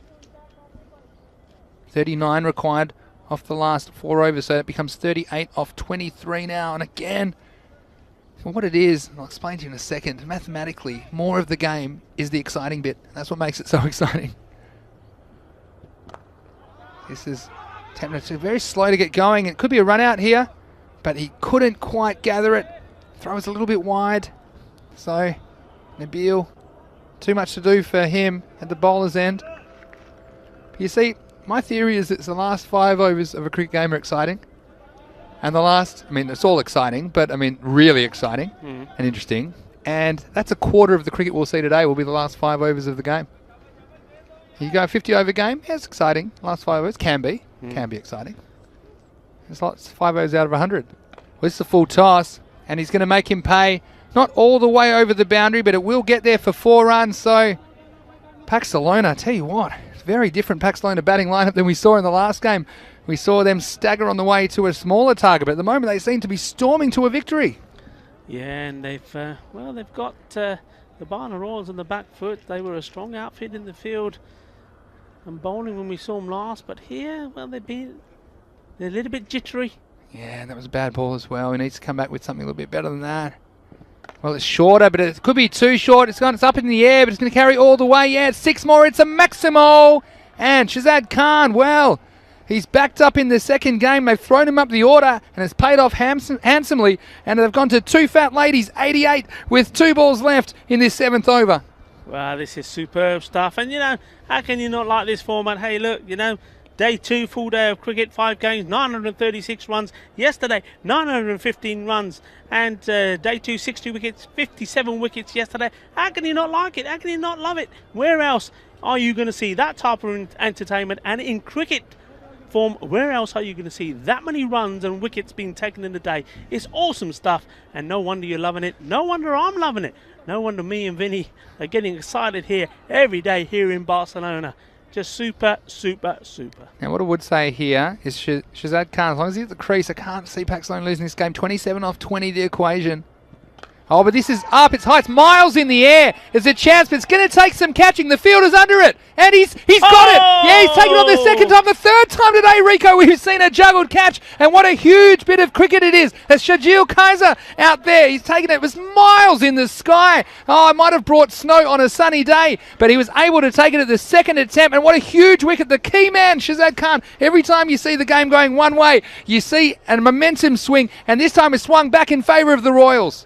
Absolutely brilliant. And you know what? It came down with ice on, and that's probably why it slipped out the first time. But the way he plucked it the second time, the vision he had, and really, that's a real athlete. He had the vision to do it, and he had the reflexes. That is a massive wicket. Oh, look, and the sun was up there to contend with as well. It was miles in the sky, and the fact he was in the right position in the first place was very good. Bounced out of his hands. There was the old Statue of Liberty, wasn't it? As he plucked it high and above his head to the right, to his left, sorry, and what an amazing piece of cricket that was. But Shazad Khan, 44 of 19 balls, including 4 Maximos. Well, it's really put Pakcelona in a winning position. But the other batsmen are going to have to do the job. 27 off 19 now required. And wow, what a bit of cricket that was. Nabil gets his revenge in this one. Oh, it's got 2 and 2. That was very close to the leg stump, just shaving them. But wow, it was an interesting over to say the least. A bit of an adventure for Nabil Kaiser. But that's the end of the over, and it's 88 for 3. 88 for 3. And so, well, yeah, 27 off 18, 9 and over. Wow. Still can't believe that catch, Rico. I mean, this is the thing, and there was a comment there in the YouTube chat, if I just scroll up a little bit. There was a comment that it's obvious that the standard has been improving. And Kaleem says that he'd like to see some mud turf introduced. Well, at the moment, this is a baseball ground, so it's a little bit difficult, but there are some plans to implement, or to install, I should say, a permanent pitch, a permanent artificial pitch in the middle, which will be fantastic for these guys. They'll play a little bit better than the pitch we have right now, but it's so great that the teams are able to get out here and provide this kind of cricketing entertainment. It's the man that took that catch now. It's Shajil Kaiser. And slightly slower ball, thick outside edge. It's going to run away. The chase is on, and it's going to go all the way. So 4 valuable runs. And now there's a lot of chat amongst the fielders. I think there's 11 captains out there. They're saying, well, there should have been a third man. Well, if everyone knew it, Rico, how come there wasn't one? Yeah, I mean, I've been saying that all the way along. I mean, there's been a number of runs that have gone down there. And, well, dare I say it as well, I don't think Takehul Mazar has looked too comfortable behind the stumps as well. He's struggling with the bounce that's coming his way. He's got no protection there at all, but anything that's gone back there has gone for 4 runs. And, well, we know in a close game like this how expensive that is. Well, this is uppish, but it's going to go between the infielders, and it'll just be 1 run. And look who it is, the cool head of the captain, Raja Khaliqur Rahman. He comes out, and you think that he's not the fastest between the wickets, but you just think he's got the temperament to see them home here. He's pretty relaxed most of the time. He's out there with Shahid Iqbal, who's facing now. Wow, well, it's a bit short, a bit of an appeal. Felt like that was going down the leg side, and umpire Salim correctly judging that one as not out. And the umpires, yeah, sure, there's been a couple of contentious ones in this game, but for the most part, they've done a very good job under pressure. Of course, they don't have the benefit of all the replays we have, so we do appreciate their efforts. This is Shajil again. Well, this is hit away nicely, but there's a fielder down there. He's well placed, and it'll just be a single. So the equation, it tightens again. I think we're in for another barnstorming finish. Let us know what you think. If you're watching us on YouTube, jump into the chat. We do appreciate your comments and questions. It's great to have you with us, and let your friends know about the European Cricket Network, wherever you're watching around the world. Big finish coming up here. Well, this is wide down the leg side. Keeper did well to cut that off. Stop the extra, but it still will be a wide, and so it'll be 20 runs required off 14 balls. Roger Khalik, he's not thinking about singles. He wants to latch onto these. Here we go again now. Well, it's a chance, and I think it's dropped. Yeah, he's put it down, caught and bowled. I think he thought it was coming back quicker to him than it actually was. Yeah, and that's the thing. You go on the swing, don't you? And you don't know whether to take cover or get your hands out or get your hands away. You see this one. It's a slight slower ball. It wasn't hit the way that Raja wished he had. This is very wide down the leg side. This could be very, very costly. The chase is on, but they're not going to catch it. And 5 freebies. Oh, well, fill your boots. 5 extras at a crucial time of the game. And that's really going to hurt because it goes from 20 required down to 15. And wow, that is something that is going to perhaps come back to bite the Royals. You've seen Pakcelona just shows you in this game. They had a nightmare in the field, but they've batted their way back into the game, and you'd have to say they're in the box seat at this stage. Oh, big time. I mean, that's criminal. Every run here is so crucial, and yet to bowl that, and he bowled a few extras in this over. He's made up for it for 2 dot balls he's had, but, well, those extras, they're going to hurt them. Well, that brought up the 100, and that's also the end of the over. So, with 2 overs to go, Pakcelona 100 for 3, and they are requiring 15 more runs off the last 2 overs. And Rico, well, dare I say it, I brought the golden ball this morning. You might have seen it if you were tuned in before the first game. Got the golden ball out, and I wonder if we'll need it in this game. Yeah, it's interesting here now because 15 needed. There's 12 balls to go. The ball has been given to Murad Ali. Now, he didn't have the best of overs his first time round. I didn't call him Murad Ali the egg beater, because as he comes in, the old egg beaters that used to wind up and there's just things flying around everywhere. That's what he looks like when he bowls. I've got a comment here from Kaleem saying it's been a very nice feeling to see cricket being played in this part of the world. Being a cricketer is very satisfying. Commentary team is great. My applause. Well, thank you very much, Kaleem. We do appreciate it, but I would agree with the part about it's great and a very satisfying feeling being able to play cricket, and it's fantastic. We'll see over 300 cricketers take the field here in Barcelona. But right now, there's a big finish on here. 15 off 12 required. And this is up, it's in the air. I don't think it's got the carry. The fielder comes in and he spills it. Oh, and that could come back to cost him as well. It cost him 1 run immediately, but that was the big wicket of Shahid Iqbal if he held on to it. So, 14 off 11. Wow, we've seen a few go down. We saw Pakcelona drop a few, but we've also seen the Royals at times putting down some chances at key moments. Yeah, we've not seen a clean catch, have we, today? And that one almost was going to be another one taken on the rebound, but he wasn't able to do so. Big let off. Well, even the catches have been drops here. Drops in Spain today. And next one, Raja. Wow, trying too hard. And at this point, Rico, you know what I'm going to say here, don't you? Dot balls kill you here. That's the only way you're going to back yourself into a hole. And I know it's great. There's 14 required. We'd all love to go and bang, bang, game over and hit the bar. Not that they're open here in Barcelona. But at this stage, you can't have dot balls, okay? Get 1 minimum. You'll get an extra. You'll get a wide. You'll get something else. You'll get a 2. You'll sneak a boundary and you win the game. But 14 off 10, we need to see Raja scoring off this delivery. It's critically important. And he does get some bat on. It's going to go down the ground. But nice work down on the boundary by Nabil. And he cuts it off in only 1 run. But and again, important runs. Okay, 13 off 9. Now, if you miss 3 balls in a row, suddenly 13 off 6. Oh, okay, watch out. But we've got to start to think, if you can get single digits off that last over, then you're fine. Okay, you're in the game. You've got 2 batsmen here. Now, Raja, obviously, not the fastest between the wickets. But you see there, he can make contact. Sometimes his own worst enemy, trying to do these big swings and risking the dot. But this is the man, Shahid Iqbal. Can he get his team home here in match 17 of the Fancode European Cricket Series? He's on strike now to Murad Ali. It's up, it's in the air, and that might go all the way. Yeah, it beats the two fielders. They brought the deep mid-wicket up, and there was no one back there, so a key boundary, and suddenly that equation, 9 off 8 balls. Pakcelona, after trying so many ways to lose this match, they are in the game. 9 off 8 they require, and surely, you think they have enough to get past this total before the time runs out. Yeah, I mean, that was a very, very strange field movement to bring the man in. You know that he's looking to hit big, but obviously there was some thought process behind it. I have to say, the bowler didn't particularly bowl to his field either, so feeling the pressure.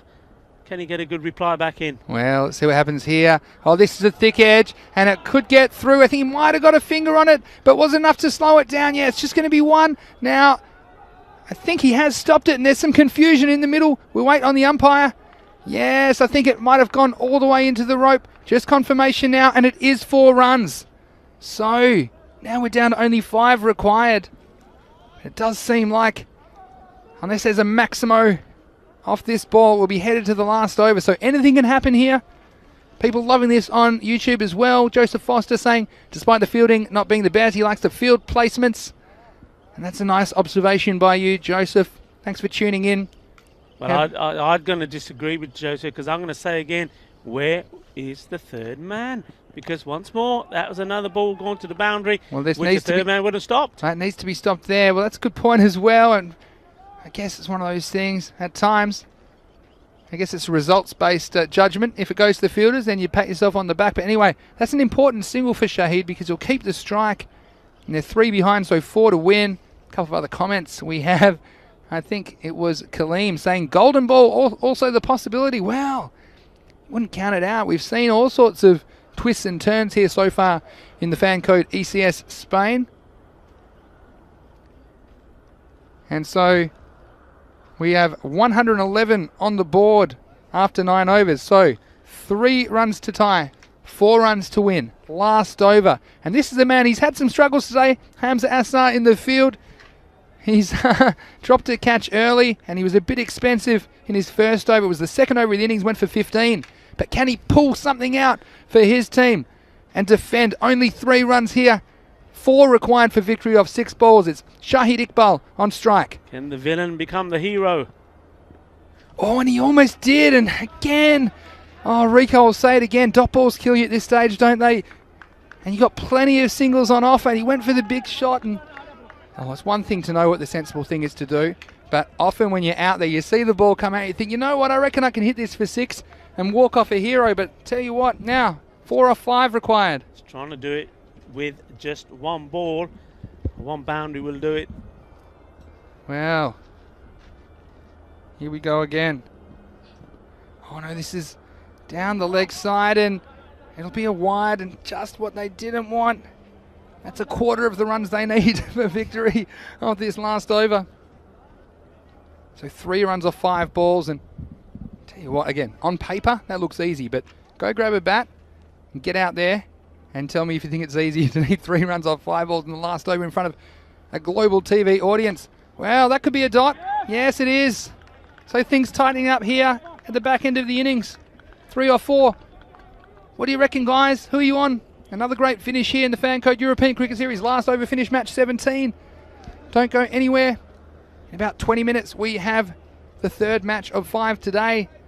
Tell you what, you might need a cold shower after this one as well. A few sweaty palms around the ground here. 3 off 4. Shahid Iqbal, can he do it off this ball? Well, they probably get 1 there, and he, well, wasn't really sprinted. But now we're in the situation 2 off 3 required. The score is 113, 114. So with 3 balls remaining, they need 1 to tie, they need 2 to win, and it's the captain. I said he's cool in a crisis. Raja Khalik does a lot of great work for cricket in Spain, and again, he can tie the scores, and that's what he should be trying to do, just tie the scores, and you can't lose the match in regulation then. Oh, and that could be a wide. We're waiting for it. This is for the win then. If it's called a wide, the game is over. And it is. So that'll be victory for Pakcelona. They've chased the ball. They've chased this total down. Just waiting on confirmation now from the scorer's tent.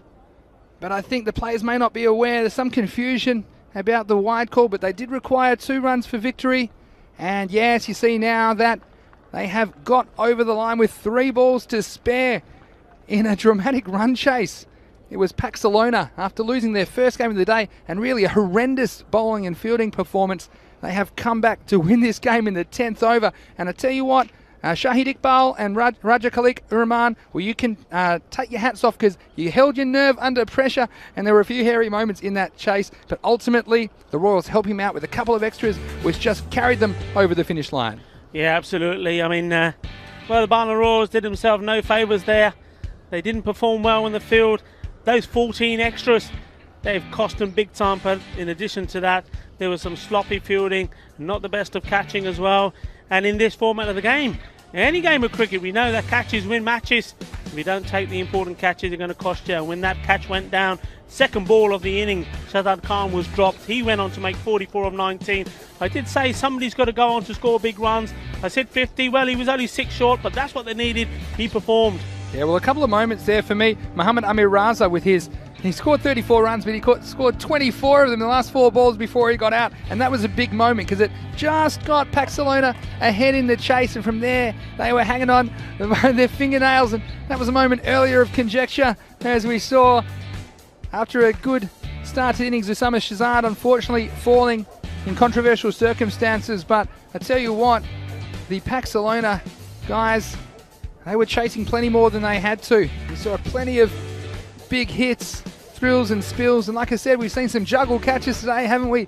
Even the ones that have been caught have already been dropped 3 times in the field. But I tell you what, there's nothing quite like the Fancode European Cricket Series for cricketing entertainment, and I certainly am going to enjoy a little break before the 3rd match coming up in approximately 15 minutes. Rico, how about this though? Pakcelona, they did everything to lose it, but they just held their nerve at the key moment and snuck across the line here in match 17. Yeah, well done to them. I mean, they lost 3 out of 3 coming into this one, and their heads were down when they went in, but they came out positive, and they've done the job. I mean, bowling figures for the Barnet Royals, well, Waqas Anwar, I think, was exceptional. I would have held him back. I remember saying at the time, maybe change it up a little bit and keep him back for the... Whether it would have made a difference or not, you never know, but he bowled brilliant, 2 overs for 11. Other than that, nobody else really inspired. All the other overs going for plenty of runs, and, well, Anas Sultan Khan, he went for 24 off his 1 over, and there were 4 shots. The stumps getting knocked over there, nice bit of bowling. And we saw Waqas come out, and the first ball of the innings, there it is, a little thin edge, through to the keeper, pleading with the umpire, getting the decision, and socially distant celebrations here in Barcelona. This one was a crucial one. It was put down by Hamza, and he didn't know what he'd done there because he would have been on a hat-trick, and you wonder if that's another moment that could have changed the complexion of the game. But you see, everyone's staying positive. It's a team game. No one makes mistakes on purpose. These guys love their cricket. They love playing out here in front of all of you guys around the world tuning in on Fancode and the European Cricket Network on our YouTube channel. And you see again here, Shazad Khan, well, he carried in some of the form from his other game, and that's another moment. We talked about it, the 4 runs. They said they need a little bit of luck if they're going to get across the line here, and there was another one. There was a 4 byes straight through the legs, so I'm sure, much like Pakcelona in the last game, the Royals, well, they'll be going to the mirror room in the change room, having a good hard look at themselves, because they know that this game was theirs for the taking, but they just weren't able to win the crucial moments. But that's the thing about every single one of these games, Rico. Every single one has twists and turns. Even the games, if they're not very close on paper, they have their moments, which means that either team normally has a chance to win the game. It's just who wins those little moments. And on this occasion, it was Pakcelona. They did just enough to get over the line. Yeah, absolutely. I mean, Barnet Royals, they'll have to do exactly what Pakcelona did. They'll have to go back, regroup, look back at this game, and be ready for the next one, because they're back on game number 4 today when they play the Ripple Warriors. So that's going to be a very exciting game, and one that the Barnet Royals will need to win. That was another one, big 5 wides at crucial time, and wouldn't they love those 5 runs back? It went from 20 to 15 in the blink of an eye, and this was another one. Had a chance to put the game away, and so many of these chances. Oh, But Pakcelona, well, in unlikely circumstances, they've got their first victory of the tournament. Coming up very shortly, we'll be back in just over 10 minutes, leading you into match 18 of the fan code ECS Spain Barcelona. And the news from the centre was that City Lions, they have won the toss. They've elected to bat first, and they'll be looking for some big runs up the top of the order. Sikander Raja, well, he hasn't really scored a lot of runs with a bat so far. He's been good with the ball. Abid Hussain, well, he's his likely opening partner. Amar Shakur, well, we saw him. Mufasa, we called him, didn't we? The king of the Lions. And the left-hander looked very powerful, sending a few balls over the fence, over the leg side fence here at the Montjuic Olympic ground. Also, Shoaib Mohammed's likely to feature with the ball, and Nadeem Razak, well, Nadeem was pretty impressive in the 2 overs he delivered in the earlier game today. Pakai Care, we haven't seen them today, but we're big in for them. Bilal Hassan, we're likely to see him at the top of the order. We haven't seen him in the tournament so far. He's likely to open with Mohamed Ihsan, and wow, we saw how powerful he can be. He hit 5 sixes in the opening over of the game on Tuesday, and you do think that might be something to do with the decision for City Lions to bat first. They want to get Pakai Care chasing, and they want to see if they can put them under some sort of pressure, but to do that, they're going to have to bat well and get to a decent target, something worth defending. Yeah, absolutely. I mean, on paper, you'd have to say, and on form, that Pakai Care will be the one to pick. They've got a bit of everything, haven't they? And so far, I mean, in the games that they've played, 2 games, I don't think we've seen the best of them. There's been players have got started, Ishan, and I know he's not playing today, Yasin, but you got Mohamed Kamran. We haven't seen the best of him with the bat. He's gone out there and not performed. But you know what? In this format, all it takes is somebody from the City Lions to perform, and we've got game on.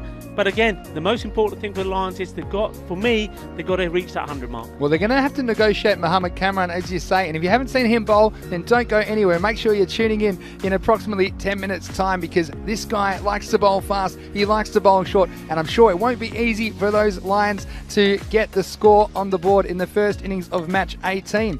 So we hope you enjoyed all the action here. We had a last over finish in match 17 of the Fan Code European Cricket Series Spain. We'll see you in about 10 minutes for the third match. It's the third of 5 matches today. This is Vinny Sandu, Mr. Maximo, along with Rico Full. You are watching the Fan Code European Cricket Series Spain on the European Cricket Network. We'll see you soon.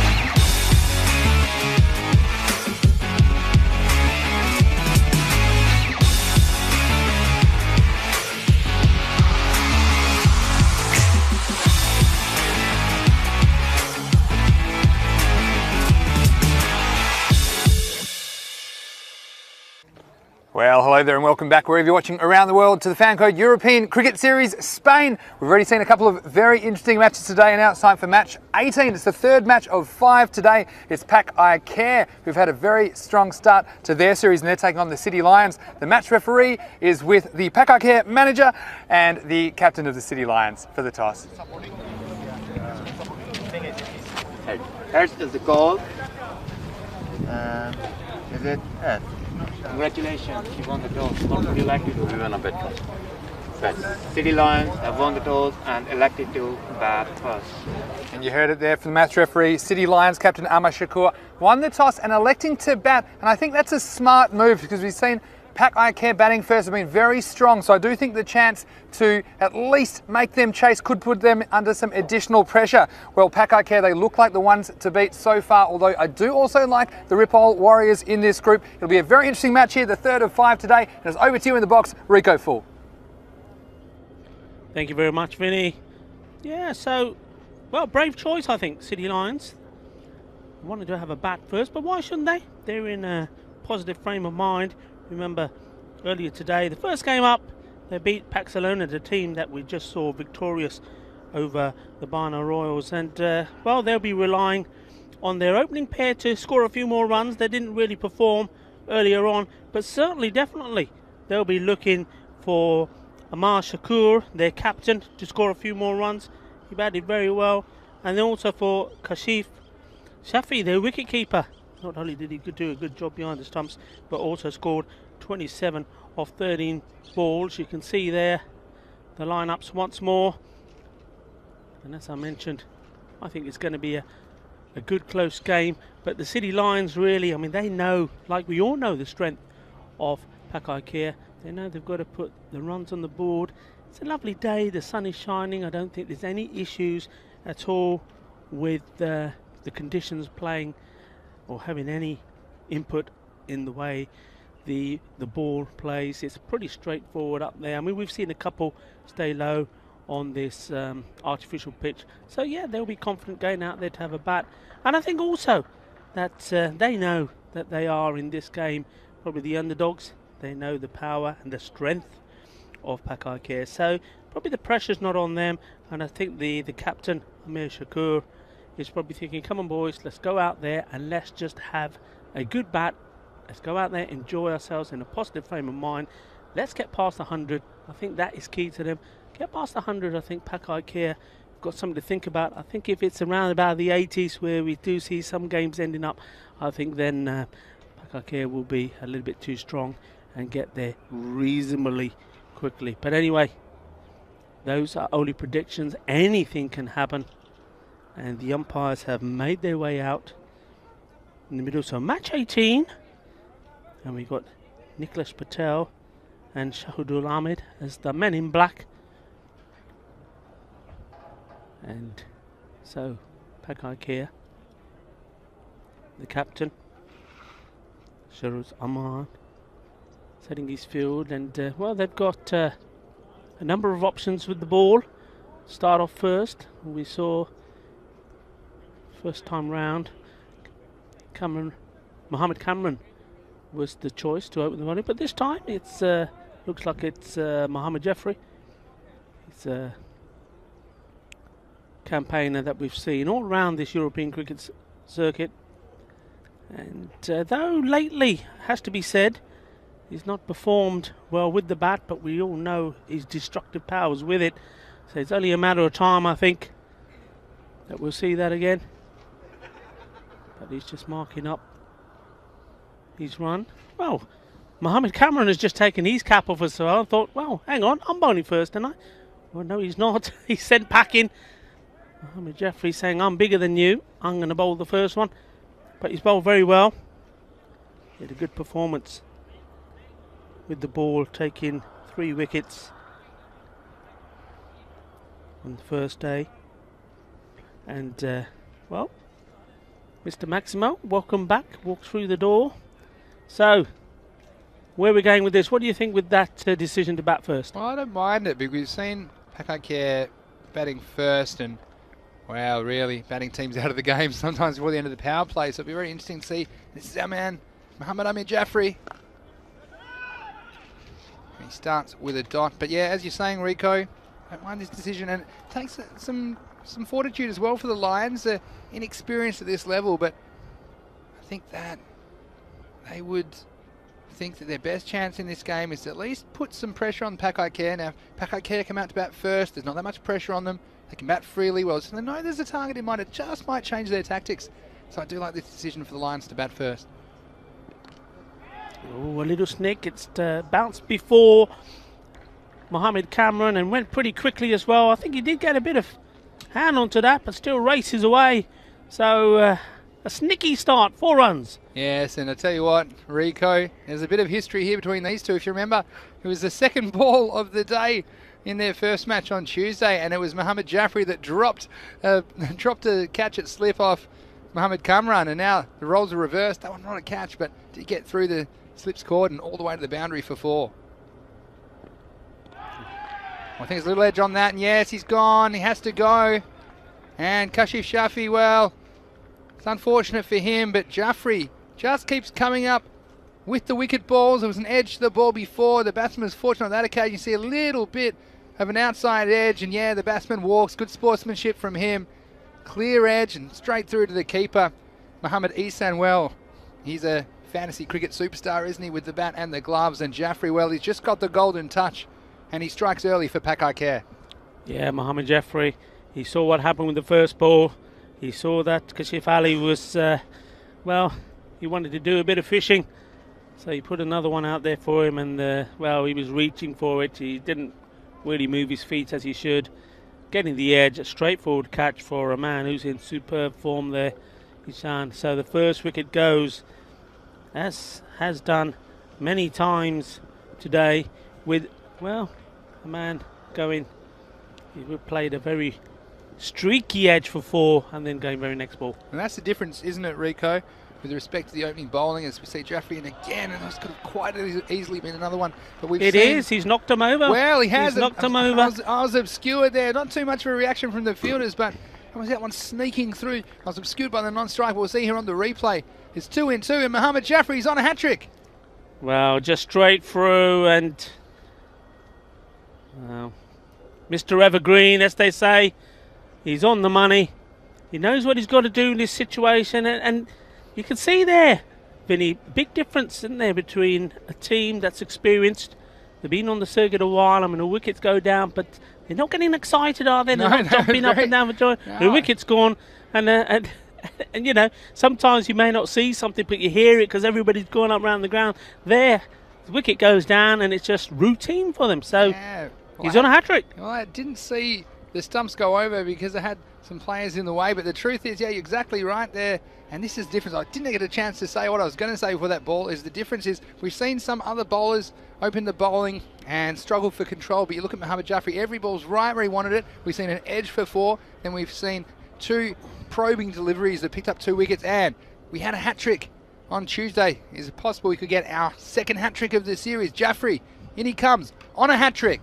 Ifran Mohammed, the batsman, well bowled, and well, that's the difference as well, isn't it? When you were saying, you were talking about Mohammed Jaffrey there, about just coming in and bowling on the spot. How many times have we seen, you know, a bowler knocked the stumps over and the very next ball being wasted with a wide or, you know, down the leg side? But there you go, he's right on the money, basically saying, well, look, you know, I'm in my rhythm, I know what I'm doing. In he comes again.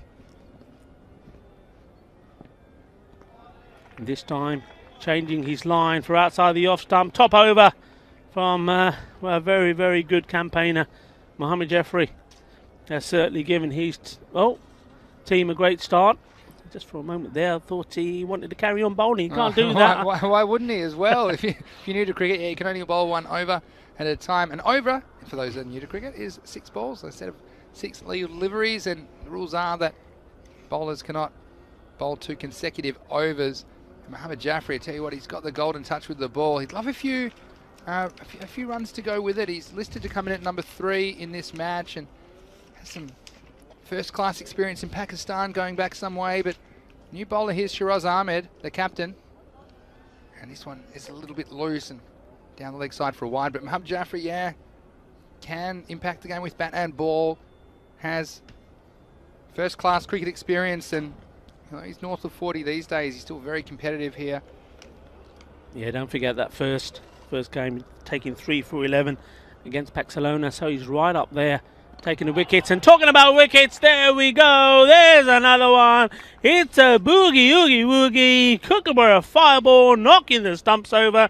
Another one has to go. Well, you can see Shiraz Ahmed upset with his first ball. He might have lost the radar there, but this was right on target. It was full, it was straight, and the batsman couldn't get anything on it. And again, the stumps go down, and serious trouble here for the Lions. They fall to 5 for 3 in the second over. Well, it's all about getting the line right, getting the ball in the right position. And, well, the Lions here are going to have to find something somehow to get them out of this spot that they find themselves in. Now, hey, take a look at what Bengali CC did the other day. They were in a fairly similar position. And the next thing you know, an 85-run partnership's been built. So it can be done. You've just got to be positive and think positive to do it. Yeah, and a lot of comments on the YouTube chat. If you are watching on YouTube, or even if you're watching on Fanco, you can still go through to the YouTube chat at our ECN European Cricket Network YouTube channel. A lot of people noting that Mohammad Yassin not in the lineup today. So again, and this is going to get away from the keeper, and they're going to sneak a by. And I'm sure the new batsman will be very happy to be up the other end at the moment. But yeah, I think Pakai Care will. You might think they'd miss him with the bat, but at the moment in the field, they're not too worried about it. They're knocking over wickets and they're eyeing off a very low target. Perhaps an early lunch here in Barcelona.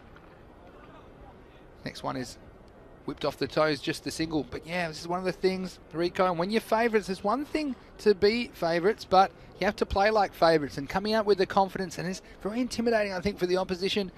And a lot of it is mind games, you know, and you get people starting to get intimidated and starting to get a bit nervous, doubting their own skills and technique. And Shiraz trying to get a fourth wicket here.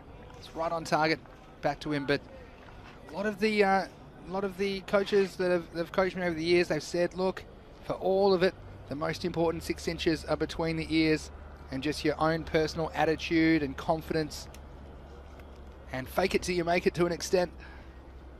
And let's see, these Lions can do something. It's exactly what they do here as it goes all the way over the offside. A nice shot there from the batsman. It was outside off stump, a little bit over pitched, and just going with the movement. 4 runs, and 4 important runs for the Lions. Yeah, good shot there from Nasser Ahmed. Pressure is on. The field is coming in. They're turning the screw.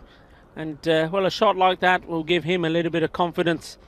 And hopefully his team to be a little bit excited about something. He'll want to be following this up. And Azia needs to follow up now.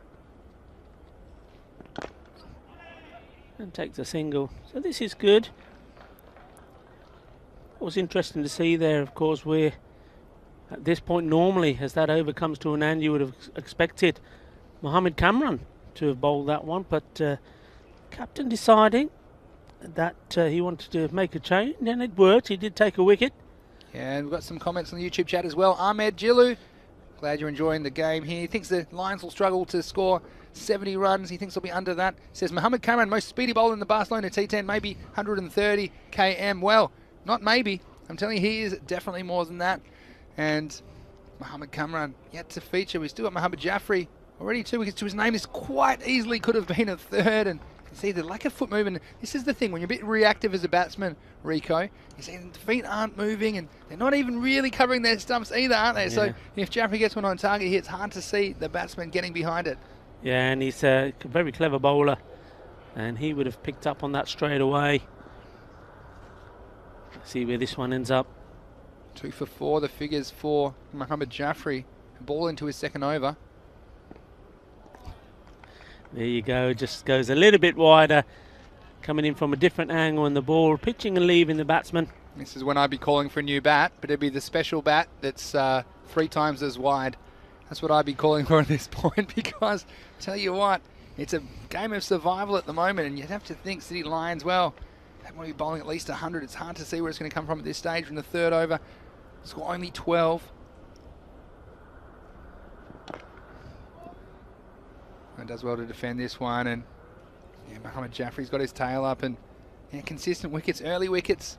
You said the other day, Rico, that the teams have recovered from early losses at the top of the order, but it's important they keep the score moving. There's plenty of dot balls here because they are thinking about survival. Look, you can't blame them coming out in a pressure situation. They might just be thinking they want to see off Jaffrey, but they're going to have to find a way to score. Otherwise, they're going to run out of time, and the total will still be well below par. It's nicely played. Getting himself in a good position. Not trying to hit the ball too hard, because concentrating on making sure he's made contact, takes the single, rotates the strike. Yeah, Nasir is an experienced campaigner. He's been sent up to the top of the order to do a job and negotiate these dangerous opening bowlers from Pakcelona. In comes Jaffrey. And Ifran Mohammed having a big swing and thinks about taking the bye. Not his call, of course. And well, Nasir Ahmed saying, you stay there. Yeah, and we've got some more comments. That's this looks like Shalil Siddiq saying, I'm enjoying the commentary. Good going, guys. Well, it's great to have you with us here, Shalil. We hope you're enjoying the cricket today. And we've got also Kaleem Haroon saying, Jaffrey, keep things simple. Long straight and hitting the seam right. Well, yeah, sometimes it is that simple, and he's executing his skills very well so far in this match 18. A little bit shorter and just worked off the pads, but they won't get a run. You can see there. It's kind of defensive mindset, even running between the wickets, but there probably wasn't a run there. That's the end of the over, and Mohamed Jaffrey ends up with 2 for 5 off his 2 overs. And after the 3 over power play, if you want to call it that, the City Lions are reeling at 13 for 3. Yeah, and of course, you see, that's the other thing about when you're playing Pakcelona. I mean, you could have a mindset like sometimes with some teams say, right, okay, he's the main bowler, he's dangerous, he's taking a couple of wickets, let's see him off and then we'll be all right and we can get moving. Well, it's not that easy for Pakcelona because, Mohamed Jaffrey's done well. You've got somebody like Mohamed Cameron to come on. So, you've just got to be positive and say, right, it doesn't matter who's bowling, but if we don't, time's going to run out. And a very good point you made, Vinny. The time, these 10 overs go very, very quick, and before you know it, you've run out of time. Well, Shiraz Ahmed's going to bowl out, and this is a wild swing, and you can see the batsman caught between a rock and a hard place. And look, even though Pakcelona, they can have 5 outfielders out, but they have the extra man in the circle. They've got 4 outfielders. They've got a long on as well as a sweeper back square on the offside. They've got a 3rd man and a fine leg, and that's just because I think the pace of these opening bowlers, they're more likely to have to defend those boundaries behind the batsman. Well, he's got hold of that. That's gone all the way. Balle, balle, balle. That's what they need to do. Be positive, and when it's there, throw everything at it. 6 runs. Yeah, well, we mentioned he's an experienced campaigner, Nasir Ahmed, and it's just what his team needed. And we've mentioned before, sometimes you can get lulled into false assumptions about the direction a game's going, and anything can happen in these 10 overs. A couple more of those, and you'll find City Lions right back up with the rate and on target to post a challenging score. So let's see if Nasir can pull a couple more out of the house. That's a very, very good reply. And sensible batting, because in some of the games we've seen earlier today, when batsmen have hit a boundary or maximum, they've tried to do it with consecutive balls, and, well, to their peril, they've had to walk back. So that's good. He's played a good shot, then he's got a good ball, and he's respected it. I'm looking at Mohamed Jaffrey down the long on boundary. He's got the sunnies on. He just wishes there were spectators allowed in the ground. As Shiraz comes in again. Oh, what a slow ball that was. It's fooled everyone. And Nasir, I thought it was going to be a full toss around knee height, but it just died on him. Just rolling the fingers in a leg cutter fashion on that one. And lucky to keep his wicket, but Mohamed Jaffrey's just going to say, like, once the vaccine's out, he'll be signing autographs and blowing kisses to the crowd, I'm sure. Loves the big stage. Well, this is up in the air. Could be out. And it is. And that's nicely taken. Easy catch in the end for Bilal Hassan. Well, I say easy catch. No catch is easy. You still got to take them. We've seen that here today. There's a lot different catching now, isn't it? We're around lunchtime local here, 12:45 p.m. in Barcelona. Very different proposition than in match 1 at 8:45 when it was still quite frosty. And the fielders were having a few issues holding on to these balls that were hit flat and hard. But you see that one just popping up, a nice way for the inclusion, Bilal Hassan, to get into the game with a nice easy catch at cover. And there's a few people, Atif Muhammad, saying he's waiting for Muhammad Kamran's over. Yeah, and Kaleem Haroon has a bowling tip, and he says on Matt Wickets, you just don't over try. Just bowl slower, mostly cutters, that'll help you, and that is true. I think sometimes taking the pace off the ball can lull the batsman into a false sense of security. Kashif Basra, he is a huge fan of Muhammad Amir Jaffrey as well, saying he's a legend. But yeah, a few people waiting for Muhammad Kamran's over. Shiraz, though, picked up his second wicket. Lions have lost 4. A new batsman, Moeen Safdar.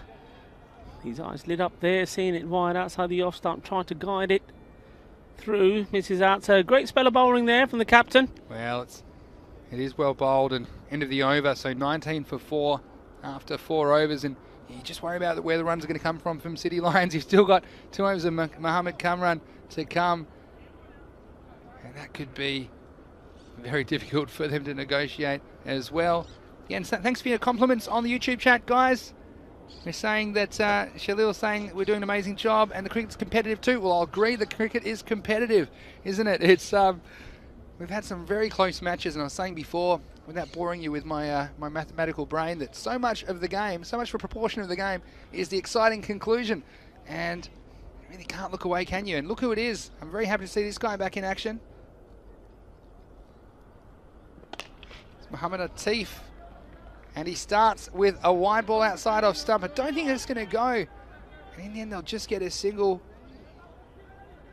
And now they'll get an extra, and they might get a couple. I tell you what, there might have been some rabbit holes out there. Oh, I thought they had to send out the search party there for a second. The backup fielder, that looks like Samiullah down there. He struggled, but you thought they were just going to get one. Rico, how did they get a second here? Aaron throw and fielder backing up. Mohammad Atif wins once more. Well, that was a little bit of a slingy action there.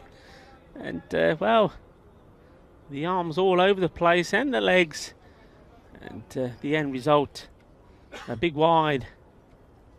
We've got MS Jad Butt from Barcelona saying hello, Rico Pargi and Mr. Maximo. Well, good morning to you. Or good afternoon, I should say, here in Barcelona.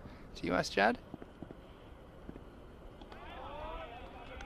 That one just inside. Who else we've got? Zishan says, Zishan Chowdhury, good morning from the UK. And we hope you're going okay and staying safe there in the UK. Of course, wherever you are around the world, hope you are staying safe. And if you are isolating, well, you won't be far away from some friends here at the European Cricket Network. We've got heaps of great cricket action for you today and every day during the week here. It's well fielded. You have to get down low, put a hand to it. Could have only been a single, but still, that's the mentality of good teams. They don't want to give anything away, no matter what the match situation is. Yeah, you said it as well. And I just wonder with Muhammad Kamran, just giving the opportunity to a couple of other bowlers with a game situation, that could be smart. There are 10 preliminary matches in this Fan Code European Cricket Series Spain. I think it's a good chance for you to give some other people a go, get some overs into them. It could come in handy down the track. That's just chipped over the man we were talking about there, and some untidy fielding there. Well, we've seen some good footballers here in the Montjuic ground, this Olympic ground in Barcelona, but that wasn't one of the better ones. I think he's going to get substituted pretty soon. Well, this might have been a football move, but the step over, it's not one that's very effective when you're fielding on the boundary. And you saw there, that looks like the man we talked about before, Bilal Hassan. Well, he took the catch okay, but he wasn't very good below his knees, was he? Just throwing the foot at it, and he wasn't able to stop that boundary. So, a valuable boundary for the Lions. Nice hit down the ground. And that's good running. Running with intent. Run the first one quick. Put pressure on the fielder.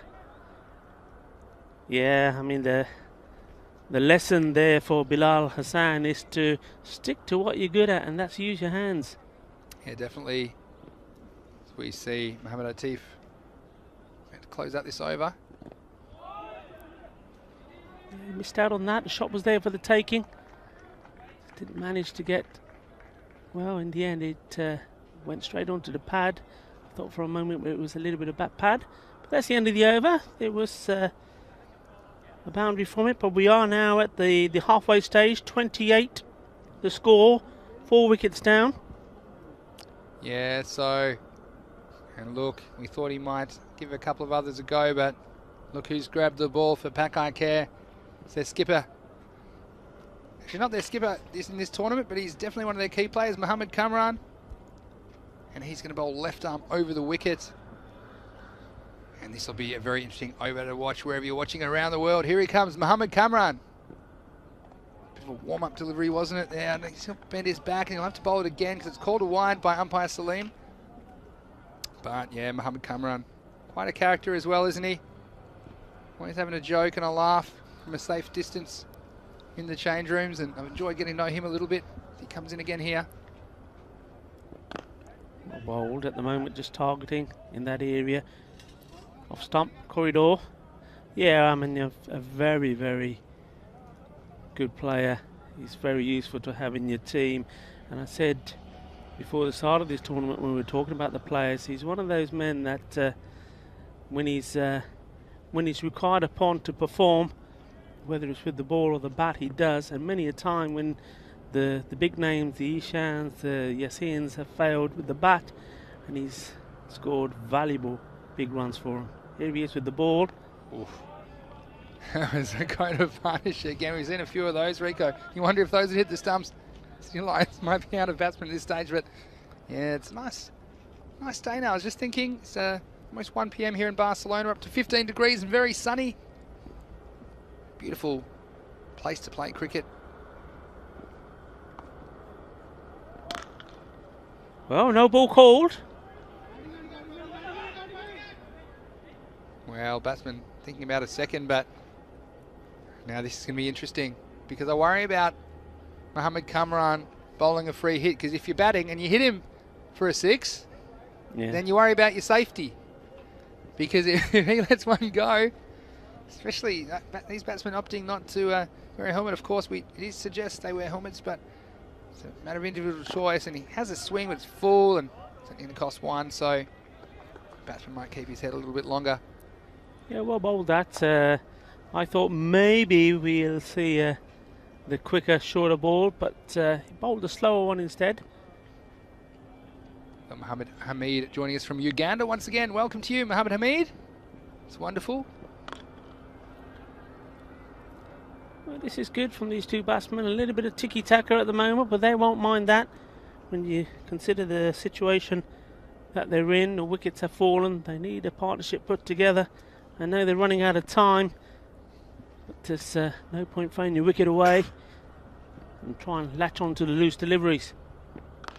And that one's gone straight up in the air. It was shorter, and well, a straightforward, comfortable catch. You knew it was coming at some point. It wasn't the lethal, fiery slow ball that we know he can bowl, but he just varied the line, just put a little bit more into it, and you saw that really did take the batsman by surprise. Beat him by the pace, if you ask me, and just very late on it, right up in the air, and a very, very easy catch to be taken there by the wicketkeeper, Mohammad Ishan. Yeah, sometimes you hear batsmen talking about a bowler bowls a heavy ball. This is kind of a bit of a slippery ball is what I call this. It's just on you before you realise a very smooth, whippy action when he gets to the crease, Mohammad Kamran. And you see that just surprised the batsman. He's a little bit late into the stroke, and instead of pulling away to the right-hand side of your screen, all he could do was pop it straight up off the top edge. And of course, a very, very easy catch for the wicketkeeper there, Isan. And just a few more shout-outs. It's great. We have so many people saying hello on our YouTube channel. We have, Shalil Steek saying a Malinga-like action from Mohammad Atif, which is a nice observation there. Come back after this delivery. Oh, that was quick when it. There you go. You talk about variation. We've seen a bit of everything in that one. The normal, straightforward delivery, the short one, and there the quicker one. Yeah, hello to James Stewart as well. Thanks for tuning in to the telecast as we get to the end of the 6th over. The score 34 for 5. Also Luke Belgium, of course, doing a great job keeping things under control in the chat today. Sook Gills watching from Brisbane, Australia. Well, I love Brisbane, Australia. Very nice place, and I'm sure the weather's very good there at the moment. So it's my favourite French restaurants in Brisbane. There you go. When I go to France, I'll tell you if it's still my favourite. And who else have we got there? We've got quite a few. We've got Jahangir Hassan, who is joining us. Oh, that's going to go all the way to the boundary, I think. And a massive effort from the wicketkeeper, Mohamed Khan, but he's not going to get to that. Well, you talk about the sling in action. Let me tell you about a rule change I don't like as a wicketkeeper. Yeah. Now, it used to be that they'd go down as 5 no balls, but they now go down as 1 no ball and 4 byes. Yeah. And I tell you what, he wasn't even the same zip code as that, the wicketkeeper, and he goes down as 4 byes. And Mohamed Ihsan, he'll be ropeable, and he won't be super happy with Mohamed Hatif for that, but still 5 to the total. Doesn't count as a ball, so the slinger not quite getting it on target. This one's a lot better and edge down for a single. Yeah, so I mentioned Jahangir Hassan saying hi comms. This is Hassan from Andalusia, Spain. Loving every bit of our comedy. Comedy? I don't know about comedy. Of our commentary. Keep it up. Well, I don't try and be funny. There are times I am funny, but I'm not trying to be funny. Rico, Andalusia. What kind of part of Spain is that? Tell me a little bit about that area. Well, Andalusia, beautiful, very picturesque, gets the 4 seasons, but also the best cider you can possibly have. And tapas, of course. I like that already. A bit about on this and pad, and yeah, it's so great. We've got people, obviously Mohammed Hamid, I mentioned, joining us from Uganda. And what we would say is if you're in one of these parts of the world and you've got friends that enjoy sports, not necessarily cricket, but if they enjoy sports, then especially at this time where perhaps you do have to spend a bit of time at home, then watching the European Cricket Network together is a great way to spend your day or evening, depending on where you're watching from in the world, because there's so much action. It just never stops, and we have lots of close finishes and tension. Got back online, hasn't he now, Rico? Just lost his way for a little while. But this is Akshaya Singh saying hi from Nepal, loved your commentary. And we've got Tommy from Denmark, from Koge. I don't know if I'm saying that correctly, but we might be up in Denmark later in the year. I'm looking forward to that. So who knows, Tommy? Might get to meet you up there. So great that you guys are contributing to the discussion there in the chat. That one's down the leg again. He just got it right, and Shalil's joining us from Saudi Arabia. So I think I said yesterday, I think we filled all the continents, but if anyone knows anyone in Antarctica, that would be the 7th and final frontier. But this European Cricket Network coverage going global, of course. You might be watching on Fancode in India. Anywhere else in the world you can watch on our YouTube channel, ECN European Cricket Network, as we see the next ball. oh, he's flicked that away. Well, it may go all the way, but I think it's 1 bounce 4. But what a lovely shot. I like that. It was elegant. It was classy.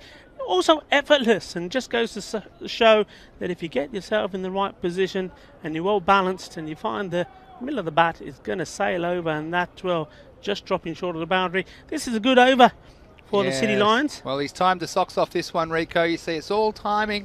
Just finding that gap, nice way.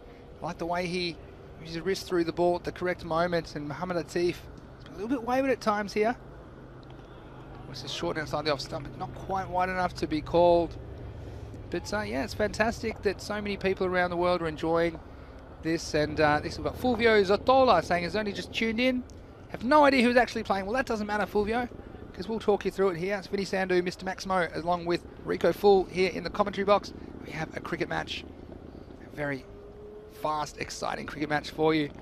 This one always gets through the batsman. So yeah, T10 cricket for some of you that might have been new to cricket and sometimes been confused by it. As we see the end of the over there, 47 for 5 after 7 overs.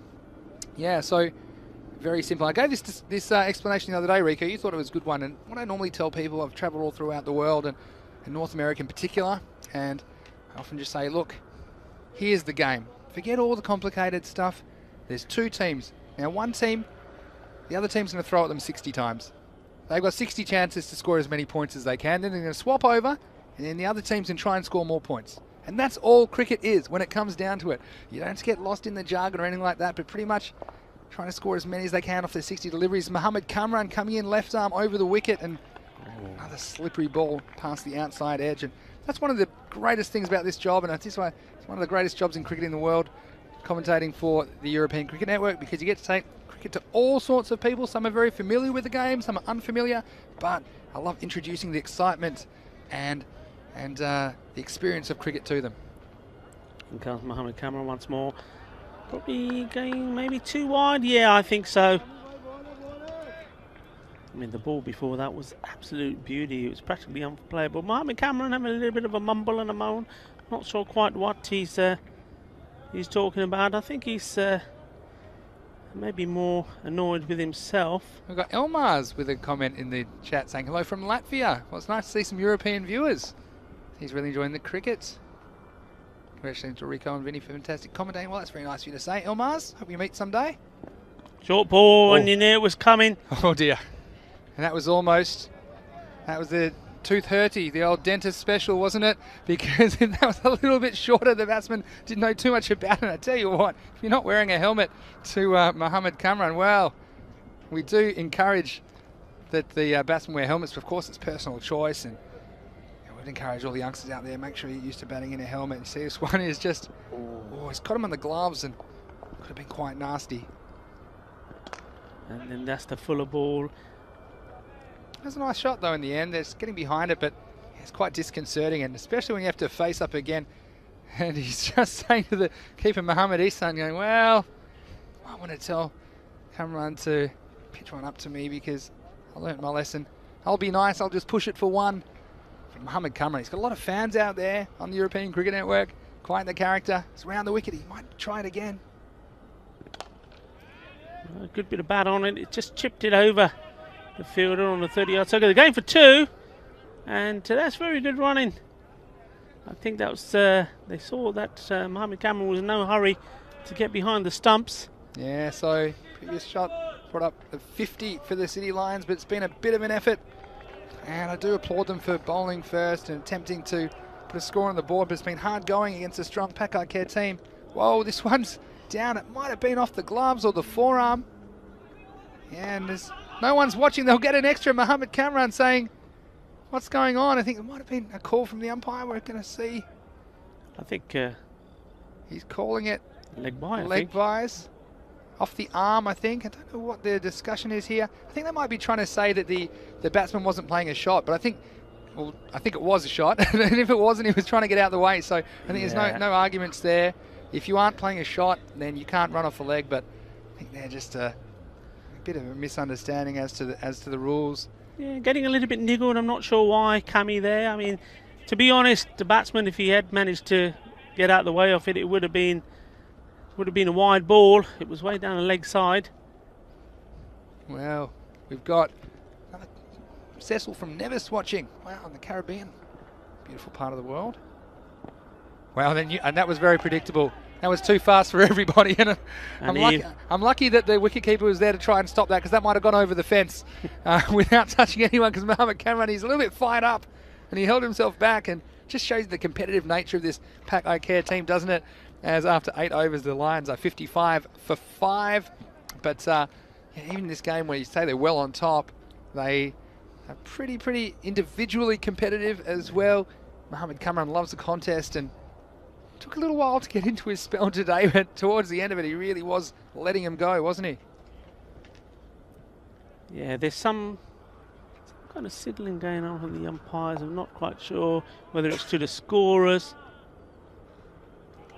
But new bowler, yeah, it's going to be Runner Sahale to bowl the 9th over.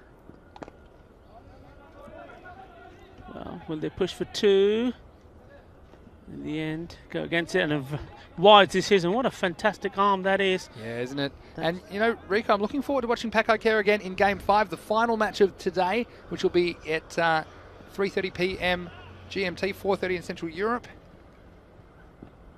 9 p.m. in India, because assuming Pakcelona have done enough, and we don't want to assume, but in this match against the Lions, then it sets up a matchup with potentially 2 undefeated teams, because the Ripple Warriors, though, we will see them playing against the Royals, so that's not a foregone conclusion. This is up, I don't think it's going to carry down to Jaffrey. Some thought of it too, but they're not going to get there. Yeah, so assuming Ripple Warriors potentially could be undefeated, we could have a match-up, last match of the day, so don't go anywhere. I think that'll be a really good match-up, and the Warriors, well, their first European Cricket Series, but they've been very impressive so far. Swing and miss. I think both these batsmen now, they'll feel that they've done the rebuilding, and now it's time for them to play some shots. They're running out of time. We did say that's the danger, isn't it? Yeah, you do need to rebuild. You've had a really bad start, but you still got to score the runs. Well, they will know that at the moment what they've got on the board is not enough. Extras will help, but boundaries would do them a lot better.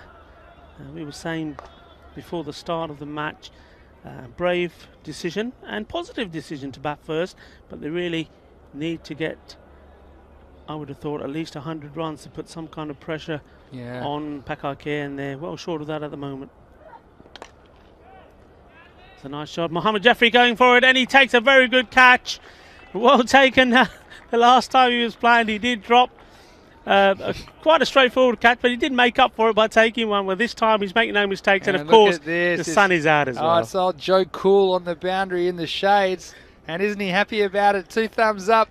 Mohamed Jeffrey on the long on boundary. He just had to get his skates on, didn't need to get there in time. Didn't want to risk diving. Didn't want to risk getting the trousers dirty. But yes, and don't we love seeing him? Of course, turning out for Brescia in the ECL back in 2019, and we saw him in a couple of different European Cricket Series last year. And fantastic to see him turning out for Pakcelona. Well, he's not going to catch this one. That's gone all the way over the ropes. 6 carreras. Vale, así me gusta. Solo tiene 6 pelotas más y necesita mucho más. 6 carreras. Y vale. Well, that was all muscle, wasn't it? Over the onside. So a welcome Maximo in the 9th over, and the score 65 for 6 with an over to go. Looks like the last over is going to go to Mohamed Asim, I think. As we see Mohamed Kamran in front of us, and what, didn't we see some fire towards the end of his 2 over spell? Love watching these guys. So many personalities as well in this Pakcelona team, and they're a very skillful team, but also very popular with all our viewers on the European Cricket Network. We know Mohamed Kamran, so many fans all around the world, the way he approaches the game, not only with the ball, with the bat as well, the way he conducts himself. 10th over, and he has to do some work here. Mohamed Kamran comes round to his left and fields the ball. So 66 with 5 balls to go, and this is just their circumstances. Sakata Raja there, it's really up to him to see if he can lift his side to something like 75 to 80, something to bowl at. It's not going to help, is it? No, it's not. I mean, also, you know, we've been showing you our fantasy Dream 11 points, and can you imagine if you've got this man, Mohamed Jeffrey, down? Not only is he taking wickets, he's taking catches, then also the wicket keeper. You got Mohamed Shan, he's taken 2 catches as well. It's all fantastic stuff. Oh, that's gone horribly wrong. I'm not sure which set of stumps he was looking at there. And, well, they'll take the 2.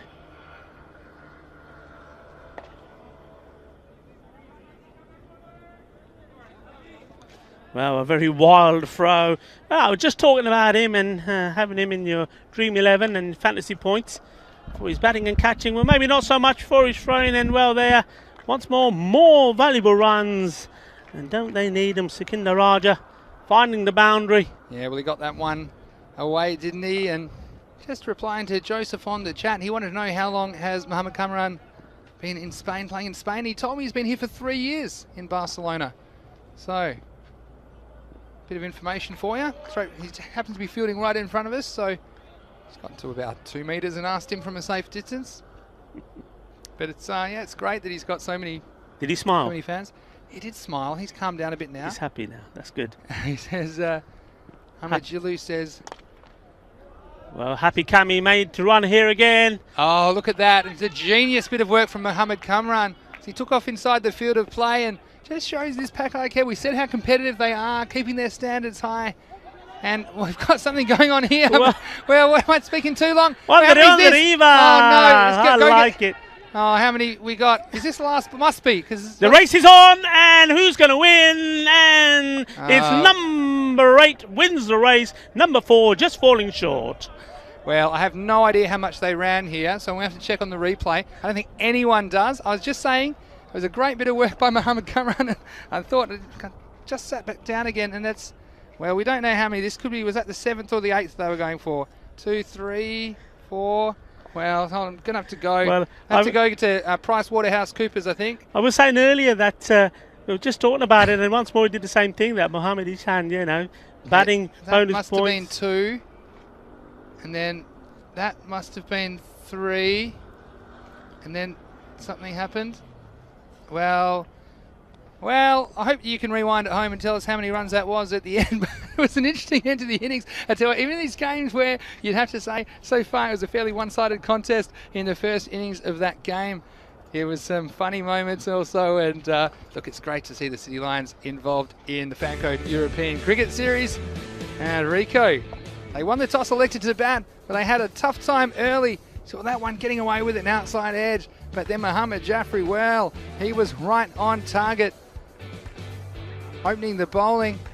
The next one was a little edge through to the keeper, and the new batsman came out, but he didn't last too long as that one disturbed the furniture. And Pakcelona, they were up and away. Yeah, beautiful bowling. Captain deciding he was going to bowl the second. Took us by surprise when we saw Mohammed Cameron warming up, but he did the job. As you saw there, knocking the stumps over. And, City Lions tried to remain positive. Did play some good shots, but well, they kept losing wickets. And there we go, straightforward catch was taken there. That was important at that point. Bilal Hussain taking a catch. Didn't do the best of his work here though, when he was trying to use his feet. So as we recommended, and Mohammad Ishan, well, we've got to say to him, he wanted to throw the ball there and he held on to it. That was a good decision because, well, the one thing he needs to improve on is his throwing, because you may see later on in these highlights 2 very wild throws from him and give it a few extra runs. And there's the superstar himself. Wow. All he needed was a deck chair and a cocktail and he would have looked the part there, wouldn't he? Yeah, I wouldn't have spoken to him. I'd have to speak to his agent, I think, Mohammad Jaffrey, down the long on boundary. We saw some funny stuff at the end. And Rico, guess how many runs this was? I'll give you one guess. Well, have a guess. Go on, you have no idea. I'm going for 2. You think it was 2? Yeah. Well, you can... Oh, look, they're still going. There was 2 just there.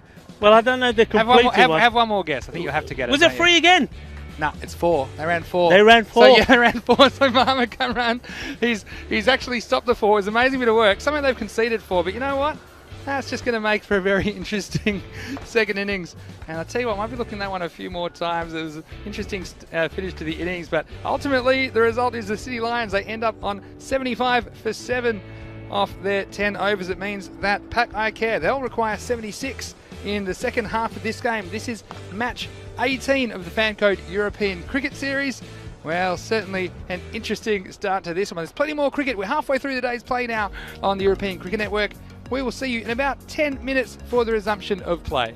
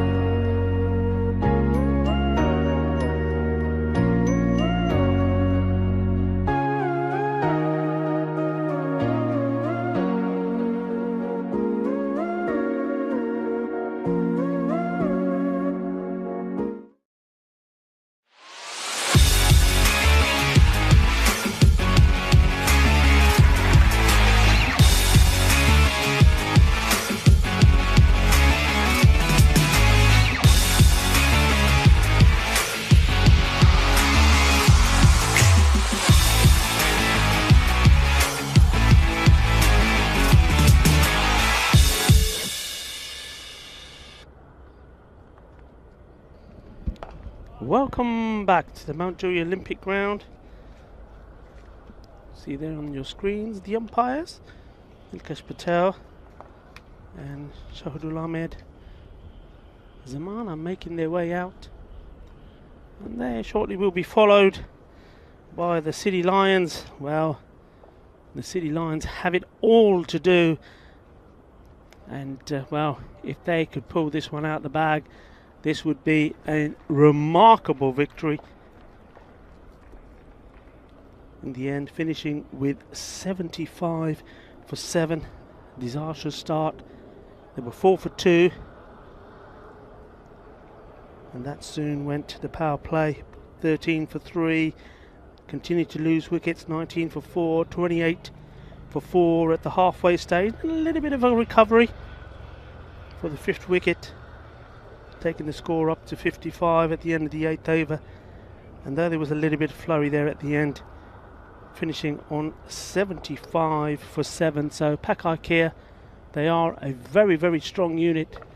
And well, going by the form book, you would expect them to knock this off quite quickly. And well, I'm just wondering if because of the target that they are chasing, that they may make some changes. We know they certainly did utilise 1 or 2 different bowlers that they may have done and used them in different stages. But well, very much like I was saying about Bengali CC yesterday, I don't think they're an outfit that going to change things too much. They're out there to win, and they're certainly not going to look at these games to be experimental, or certainly not too experimental. The bowler is going to be Shoaib Mohammed, and he comes and he's bowled a full toss on the leg side, and it's been put away in, well, have to say, in typical fashion from Mohammed Hishan. He likes to deal in sixes, and that's exactly what he's done there. Gandhi ball, Sigi Shaka Hoya. Well, that's the way. There's no better way to start an innings. So what's the reply going to be from the bowler? A better ball in the block. And this time Mohammed Hishan, all he can do is just get into line with it and knock it straight back to the bowler. Umar Ahmed is the non-striker in the absence of Mohammed Yasin, pardon me. That'd be a wide ball.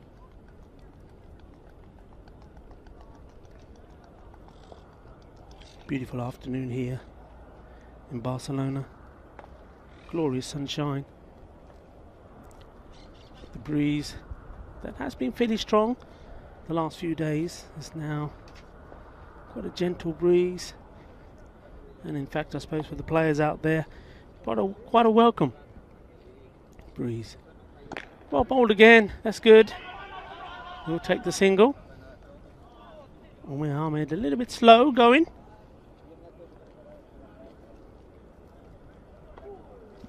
That's a good recovery from Shoaib Mohammed. The first ball being smashed away for 6 runs. He's bowled 2 very good balls.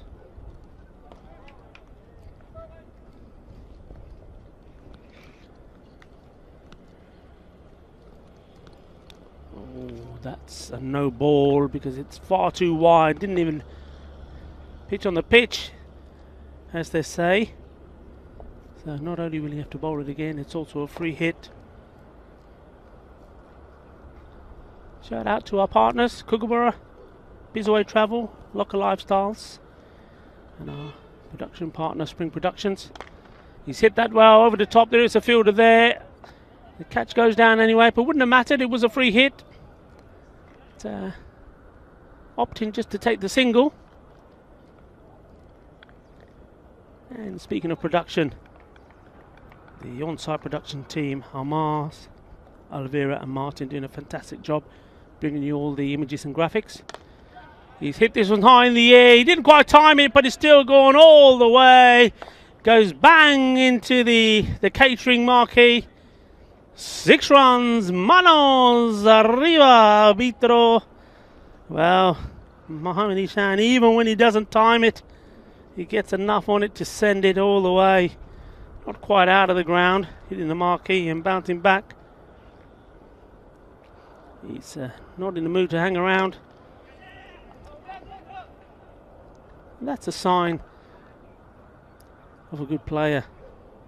Not just interested in hitting the boundaries, but when the balls are good, and quite happy to respect it, but at the same time always looking to take something from it, getting a single, and gets himself back on strike. So 17 without loss, the end of the first. They're well on their way.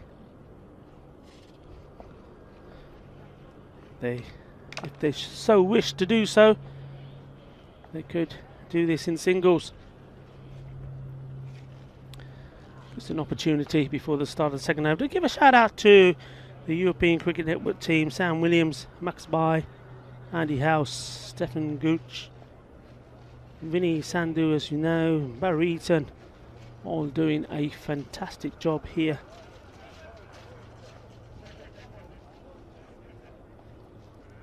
And, I think this opportunity also to thank the ground staff and the people that are working tirelessly behind the scenes here. To the Roberto, who does a little bit of everything. He says hello as he goes by, as lunch is arriving here. Looks like we're Sarah doing the coffees, and Javier's all over the place, making sure everything is hunky-dory. And of course the ground staff, you'll see them quite often in between games, before games, after games: Devinder Singh Kaur, Kushwar Singh Kaur and Ranjit Singh. Doing a fantastic job. We're ready to rumble again here for the second over.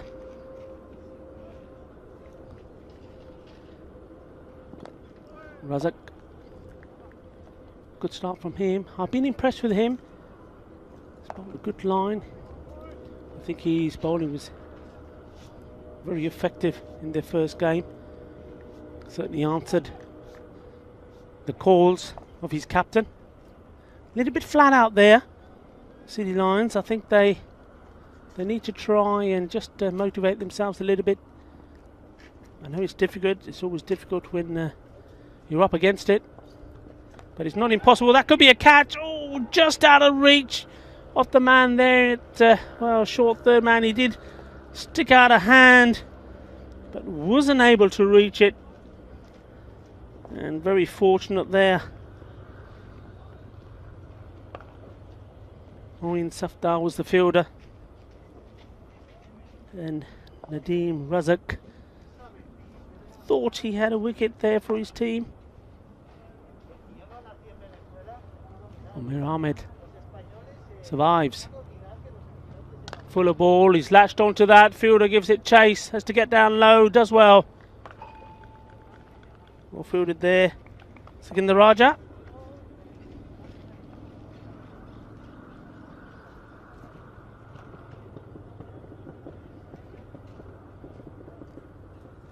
So Danger Man, Ishan on strike.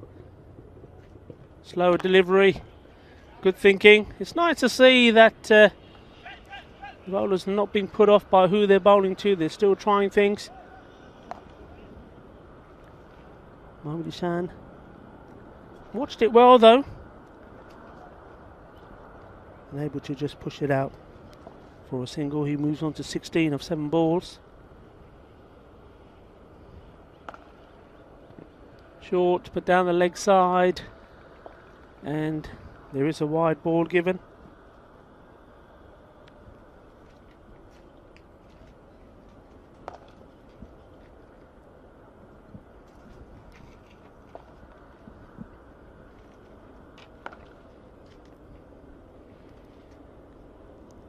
Razak in much more. Fuller ball, that's well bowled. Almost got it under the bat of Mohammed.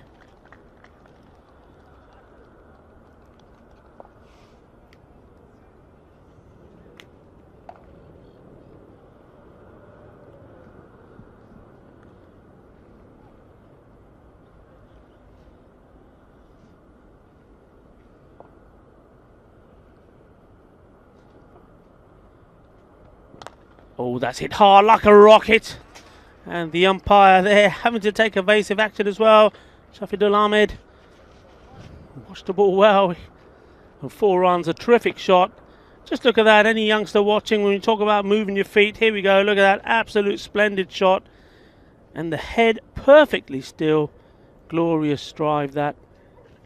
And the end of the over, that's 30 runs now. Of just 2 overs, and well, if there's one thing that Pakcelona know how to do, and that is to make the most of the power play. And well, it's hardly surprising when you look at the strength that they have in their batting. Sikandar to come on to bowl, starts with a very, very loose delivery. I think probably trying the slower ball down the leg side. Ahmed had a free hit at that. If any sort of contact, it would have sailed away to the leg side boundary. Misses out, but has to be bowled again. It's a wide ball.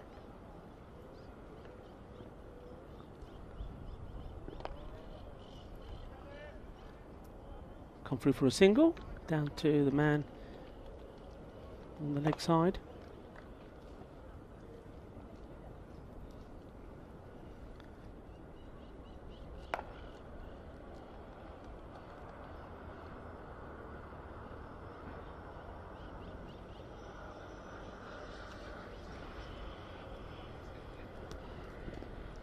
Once more, drifting it down the leg. On this occasion, getting away with it. Mohammad Ishan is not one normally to miss out on that.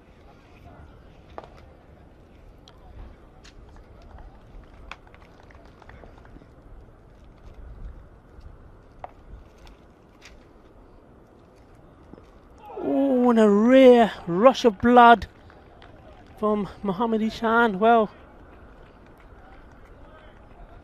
his eyes lit up on that one. It was in his zone. We know how ruthless he can be with the delivery that's pitched up there on the half volley, and he misses out on that one, probably trying to hit it too hard. Lost his head for a minute in the air. This time uses his feet, and this time has sliced it in the air. Big moment this, and the catch is nicely taken, and that's the end of Mohammad Ishan. And Nadeem Razak taking a well-judged catch. So he's on his way. And the batsman just checking if they crossed. Well, so the first wicket has been taken with the score on 31, excuse me. And the new batsman coming out is Bilal Hassan, and he will go to the non-strikers end. The batsman did cross.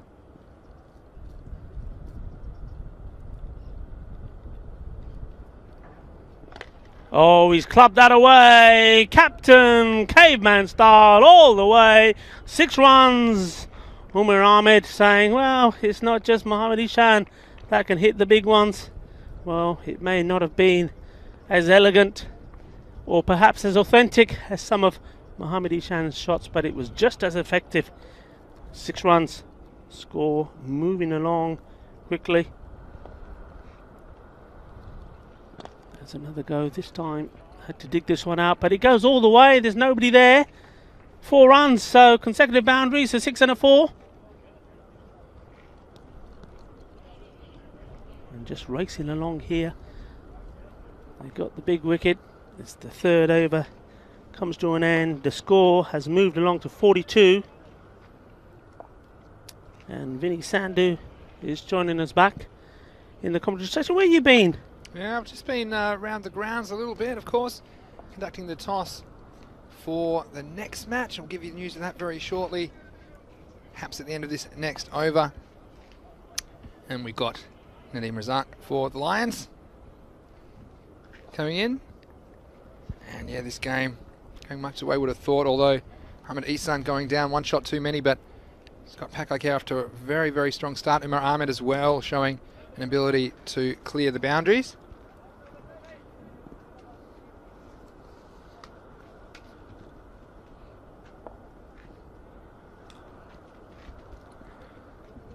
Here comes Nadeem Razak.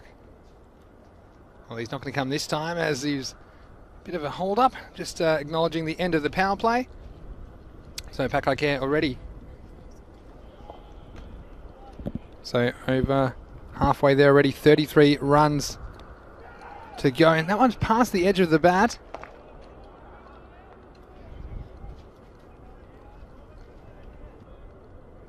Yeah, nice angle across the right-hander there. And this has been one of the things I've noticed as a bit of a tactic this week in Barcelona. Of course, we have had 3 previous European cricket series here, and the players gone away thinking about some tactics. This right arm around the wicket, just getting across the right-handed batter.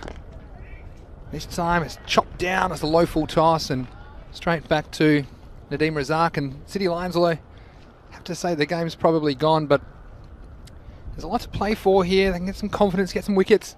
They can perform against this Pakcelona team. It's also good practice holding your catches and trying to execute your skills, and that's exactly what Nadeem Razak is doing here.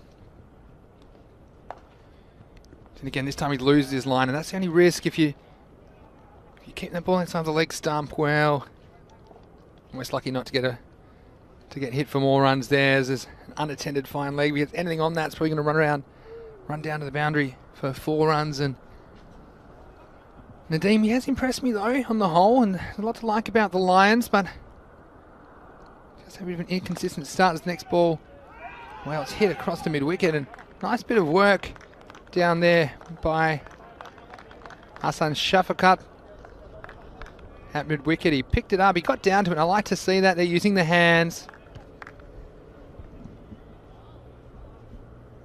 And don't forget, keep the chat coming in, the YouTube chat. This is great to see so many people talking cricket and talking about all sorts of things. Over almost 160,000 subscribers now to our YouTube channel, which is a fantastic result. This one's pitched out the hard leg stump, so there won't be any run there and no wickets either. Let's see what we got. We got Robert. Of course, Robert was wanting to know some questions about, I want to know some explanations of cricket. And look, be happy to help you out if you have anything specific you'd like to know, Robert. But pretty much right now, one team hits, then the other team hits. Whoever hits better wins the match. And it's Pakcelona, the blue team, that are in the box seat. This next ball, well, it's hit away. I don't know if it'll go all the way. It's just going to get over the fielder. It's going to plug. So they get 1. They run hard. They come back for 2.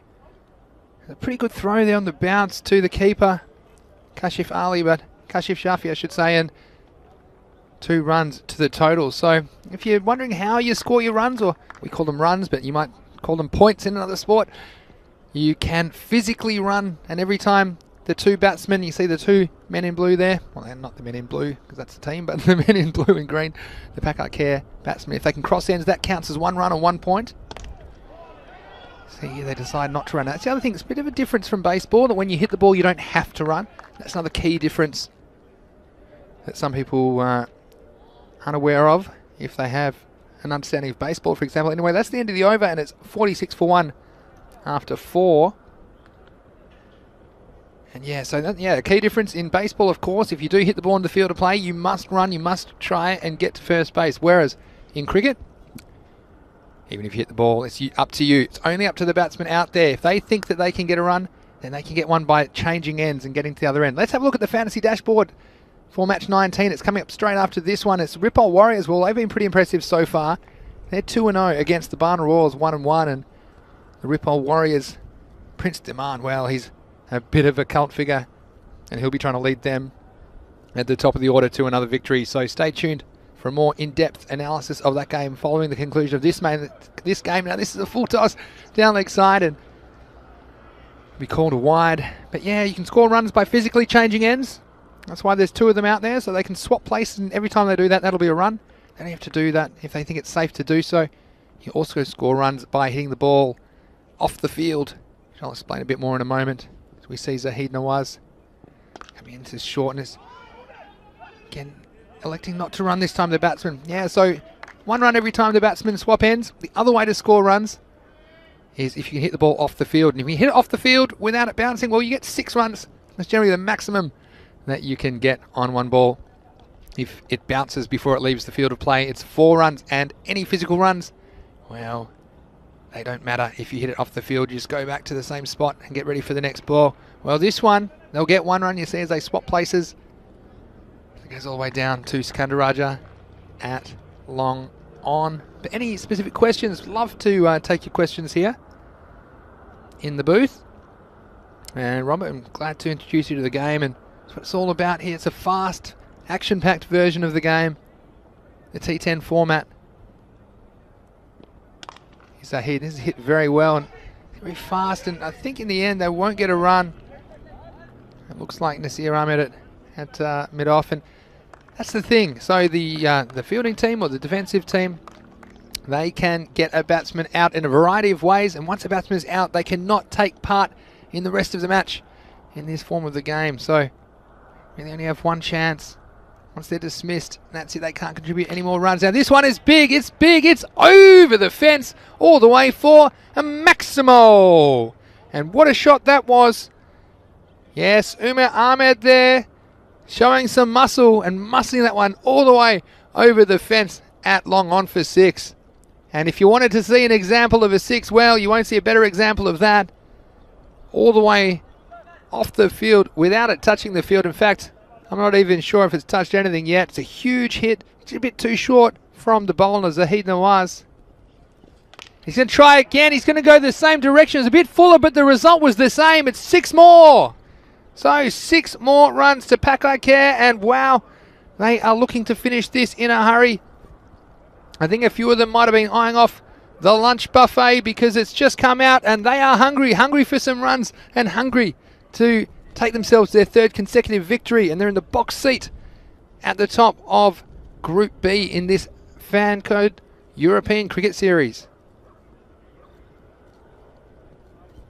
So yes, Everett Clouting saying an innings is 10 overs. Yeah, and that's exactly right. So an over, that also confuses people. We'll come to that in a second. He's in the air and he's caught. Yeah, so a consolation wicket for the Lions. It was well taken by Nadeem Razak at mid-wicket. And of course, that's another way to get a batsman out. If you can catch the ball, much like baseball, if you can catch the ball before it touches the ground, after it hits the bat, then the batsman is off and there'll be no further action from the batsman there, Umar Ahmed. But it's a good little knock from him.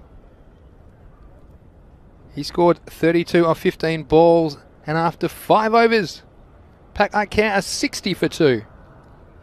So speaking of overs, and again, it's something that's very obvious if you're a cricket person, but if you're not a cricket person, an over basically is a set of 6 balls or 6 deliveries. 6 times the ball is propelled towards the batsman, and the reason it's called an over is because then you have to change the bowler over. You can't have one person deliver more than 1 over in a row. So yeah, 10 overs, that's 60 balls. And of course, for those of you like myself that are well acquainted with the rules, these things seem quite obvious, but for those new to the game, it can be a little bit confusing. You can understand why, but this form of the game, it's a great place to learn the game, and there's so much to like about cricket. Shoaib Mohammed is the bowler this time, and it could be a 2 in a row, and it is. Well, the new bowler, so it won't be on a hat-trick, but could be a team hat-trick. It's nice to see the Lions holding some catches. Irfan Mohammed there at cover. So there's a lot to like about this Lions lineup, and Pakcelona, well, they're the favourites in many eyes for the entire tournament, not only in Group B, but of course they have won a European Cricket Series before at the start of November. So they're showing that that kind of champions form, but yeah, the Lions, it's a great experience for them. Already had some good results in the tournament, but obviously outclassed today by the more experienced Pakcelona lineup.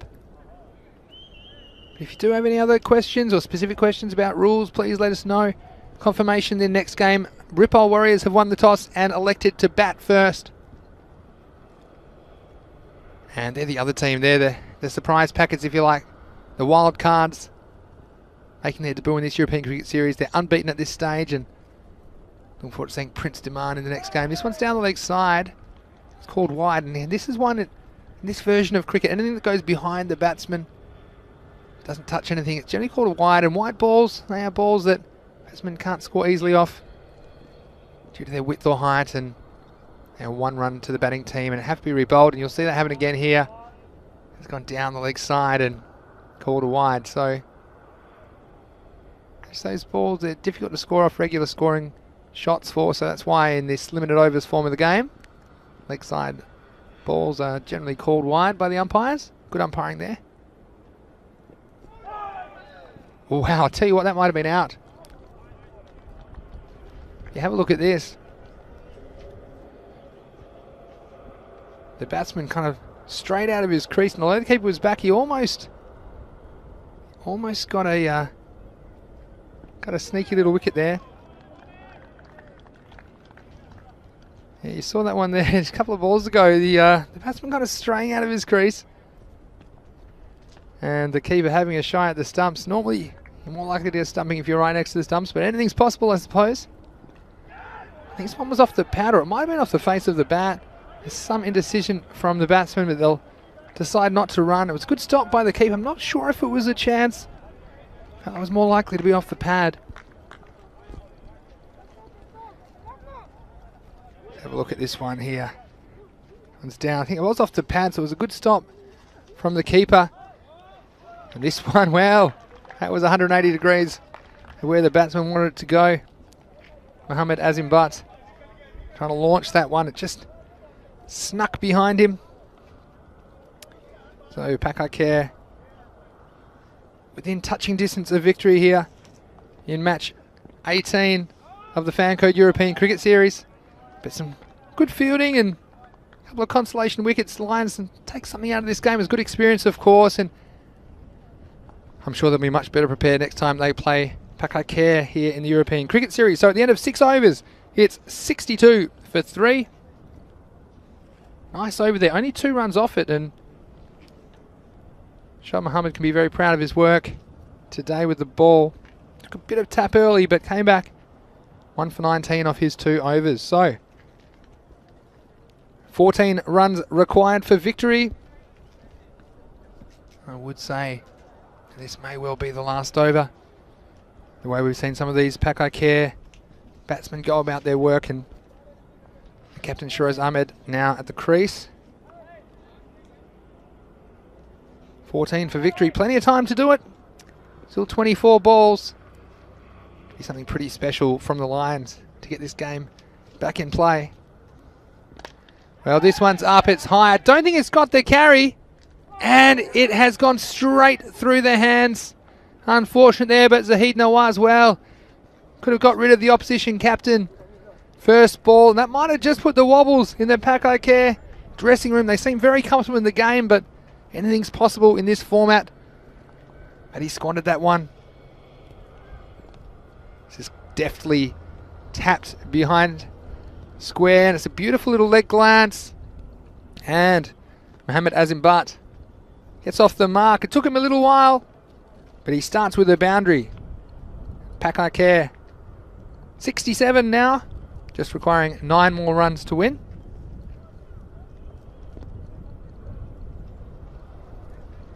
See the nice little wrist work from the batsman. Now this one's down leg side. It may have got a bit of pad, not sure.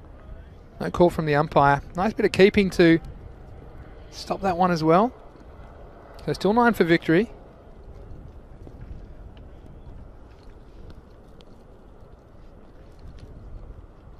Here comes Abid Hussain. Well, he throws the kitchen sink and most of the pantry at that one, but it'll just be 1 run. A bit of acrobatic keeping that time from Kashif Shafi behind the stumps. Trying the behind the back. Now's the time to trial those things, I suppose, and that's the thing with these games. A lot of close finishes, but also the next ball is hit away on the leg side, and it's gone all the way. There's 4 runs there, so there's 4 of them.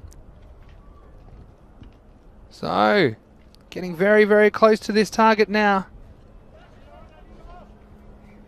And Pakcelona, well, they're the favourites for a reason. I'm really looking forward to the showdown in the 5th match of the day, match 20 of the Fancode European Cricket Series. This one's up, it's in the air. It might carry, but not quite. Skander Raja down there at long off. So it'll just be the one.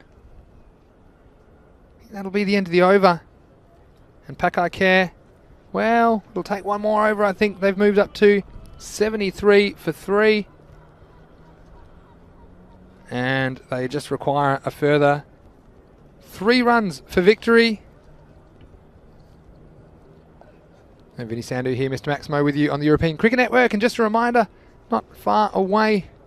It'll be a little bit of a break, I think, because we might have an early finish here. But it'll be about half an hour's time. We'll join you for the next match between the Ripoll Warriors and the Barna Royals. That'll be a very interesting contest. See if the Warriors can keep their hot streak going.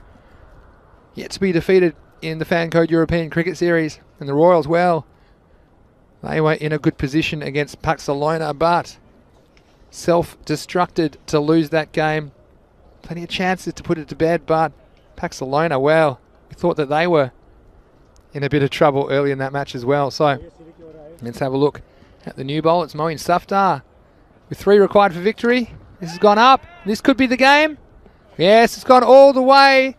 That's 6 runs and game, set, match. Pakcelona, they will finish on 79 off 7.1 overs, winning the game easily, and we'll see the players make their way off the field.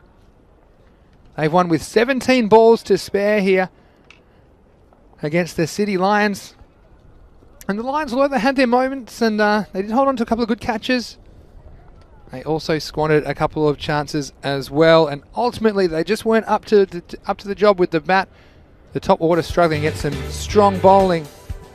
We go back to the beginning of this game, and it started in a flash of action as Mohammad Jaffrey getting the edge, and didn't take long before there was another one. The very next ball, little outside edge. Mohammad Ihsan doing the rest. Not satisfied with that. Mohammad Jaffrey to the new batsman. Over went the castle, and at this stage City Lions in some serious trouble. The captain, Shiraz Ahmed, said, well, I'll get into the act as well. Knocking over the stumps again. And these early wickets, it was always going to be difficult for the Lions to recover, but they did their best to get up to an acceptable total. See a couple of big blows there in the middle of the innings. Shiraz Ahmed, well, he was pretty effective in picking up the wickets. So he did a couple of loose deliveries as well, and here was the slinger, Mohammad Atif. He was a bit all over the place, an unpredictable character. And weren't the players having some fun out here in the Fan Code European Cricket Series Match 18. We hope you're enjoying it wherever you're watching around the world. Mohammad Jaffrey, well, he's a pretty cool cat. He had the sunglasses on, and he loves being out there in the Spanish sun, playing his trade in the Fan Code European Cricket Series. Then the last ball, no one knew what happened. In the end, I think it was 3 and a run out. But they just kept going, and this is the sort of thing that you can see only in the Fan Code European Cricket Series. And the batsmen were like, well, why not? And no one knew what was going on. We had to get the abacus out. We didn't know what had happened. And the Canada, and in the end, I think the keeper at the wrong end, taking the stumps, and he saw the funny side of it as well. Then was over to Pakcelona and chasing this target of 76. They didn't waste any time in getting things going. And a little bit of censorship there on the back of Zishan's jersey from the umpire. And some nice strokes played by the Pakcelona batsmen as they set up the victory. Skander Raja, well, he's been effective at times, just taking the pace off the ball, trying to put the ball in the right spot. And that one went straight up Mohammad Ihsan. Well, he's a difficult person to get out, a prize wicket. And we saw some good catching. That was the first of 2 good catches from Nadeem Razak in the second innings of this match, but the boundaries kept coming, the runs kept flowing, and Pakcelona, they showed that they were not going to have any mercy here on the newcomers to the Fan Code European Cricket Series right here in Spain. And that was one that went down towards the end. We saw some good catches taken, but you thought that it wouldn't be too long before this one is over. So that's the end of match 18, and we look ahead now to the next match, match 19. Like I said, the news there is that Ripoll Warriors, they've won the toss, they've elected to bat first, and I'm sure they'll be looking to their top 3, Prince Diman, who will feature also with the ball, and he's probably my pick for captain in my Dream 11 team if you're participating in some Dream 11 cricket. Also, Waqar Iqbal likely to open with him. Mohsin Ali, well, we haven't quite seen the best of him yet, but he is a very, very accomplished player. And on the Barna Royal side of things, well, I think that Usama Shazad being sent to the top of the order was nice. He was unlucky to be dismissed, you'd have to say, in his previous innings. He'll be out for some more runs. Also, keep an eye on Nabil Kaiser at number 3. He might just have something in store. Shajil Kaiser, well, I think he might bat a bit higher than number 8 where he's listed there. So there's plenty to look at there on my fantasy dashboard. There's plenty of information. And don't forget, if you go to our social media at European Cricket, there will be plenty of information and fantasy dashboards and match summaries. And if you go to our website, europeancricket.com, that is a great place to get match previews before every day's play to help you understand the teams and players and what's going on in our European Cricket Series. Don't forget, all the fixtures are there too and the full scorecards. Well, we'll have a little bit of a breather. We'll be back in about 25 minutes with that big clash between the Ripoll Warriors and the Barna Royals. Until then, this is Mr. Maximo Vinny Sandhu for the European Cricket Network saying enjoy your lunch and we'll see you soon.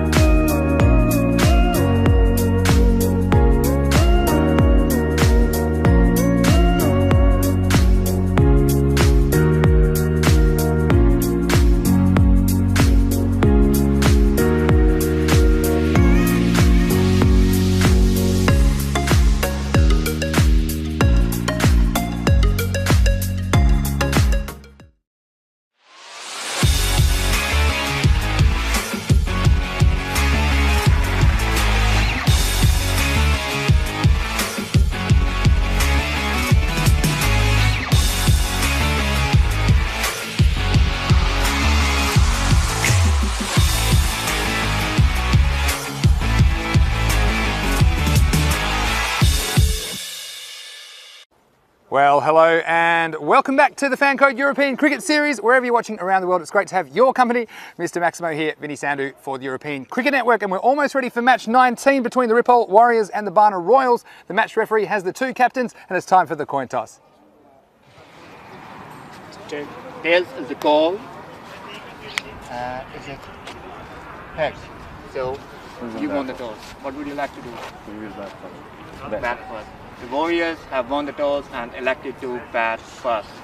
Well, then you see the captain of the Ripoll Warriors, Waka Iqbal, he's won the toss and elected to bat, and they were pretty impressive on their first day of ECS action, winning both of their matches. It's their first appearance today, so let's see if they get out of the blocks and remain unbeaten. Well, Barna Royals, they started with a great win against the Lions on Tuesday, and they looked to be making it 2 for 2 against Pakcelona, but they threw it away. Some costly errors at the end of that game cost them, so they have tarnished their record, but we'll see if they can get over the Ripoll Warriors and get right back into the action. Let's go up to Rico in the commentary box. Day we're having here, beautiful sunshine, absolute gorgeous setting, and we're watching some fantastic cricket as well.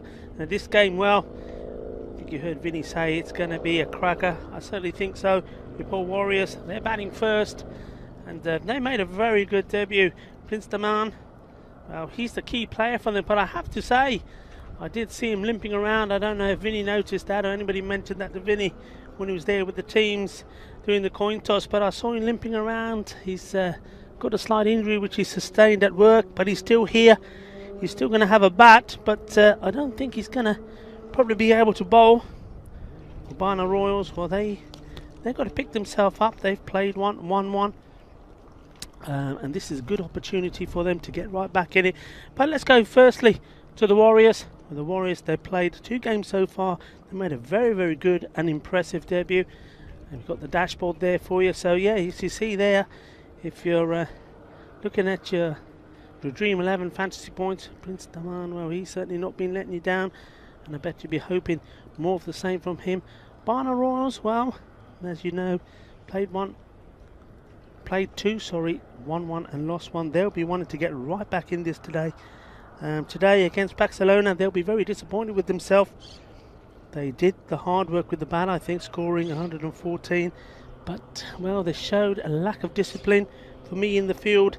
And as a result of that, they allowed their opponents, Pakcelona, to register their first victory in this Fan Code European Cricket Series. Ripoll Warriors, well, they beat Pakcelona and also Hero Sabadell. The only thing is, batting first, they've only managed scores of 86 and 83. So the question is, have they got what it takes to go further than that? Well, I know the Barna Royals will hope not and will do everything they can to stop them. But it's going to be an interesting match indeed.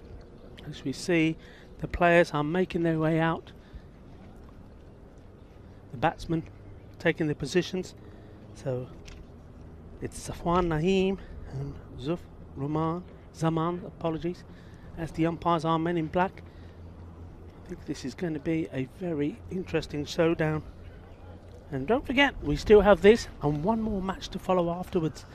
And I'm sure you'll hear all about that a bit later on. But at the moment, let's focus on what we've got here in front of us. And just to give you an update on who's batting, who's bowling. So, Ripoll Warriors winning the toss, and they're going to have a bat. Barna Royals in the field, and it's Saeed Shafat Ali who's going to come in to bowl the first over. And Vinny, welcome back, right on time. Are we going to see a wicket? We normally do when you walk in at this stage. That's why I tried to sneak in before the first ball, because I tell you what, we've seen some wickets every time I unlock the door to the commentary compound here at the Montreal Olympic Ground. But yeah, I think it's a fascinating contest in Ripoll Warriors. No surprise to me that they decided to bat first, and eyes are locked on this man, the Fresh Prince, Prince Daman. You've got a little bit of something on that. I think that's going to be 4 off the bat. It certainly is. That's a delightful shot, the faintest of touches, and that's why there was the chance of catch it.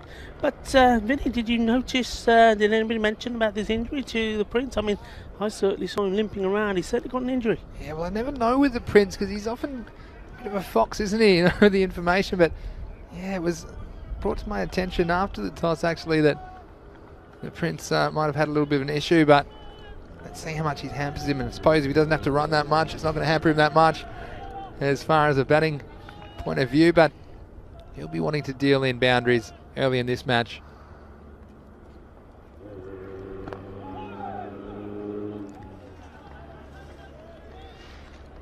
Well, you see there, just playing that, guiding that down to the third man area, and as soon as he played it, he was not interested in going anywhere else, but staying there, just watching that ball going for 4 runs. Well, in some parts of the ground, you can be confident about that happening, but other parts, as we've seen already today, on several occasions, is not the case. So, well, he's got to be a little bit wary of that. You're not wrong there, Rico. You've seen a couple of horrendous non-runs and misjudgments from the batsman today already in the Fanco European Cricket Series. A solid start from the Prince.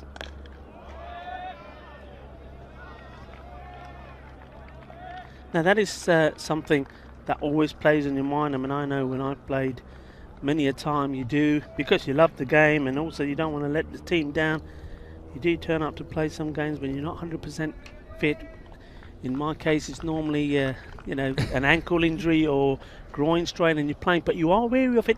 And until you get into a rhythm, it does affect your performance, doesn't it? Yeah, definitely. When you're not 100% mentally, and you see there, Prince, wow, he told me he was fine, but started to doubt the Prince's word of honour.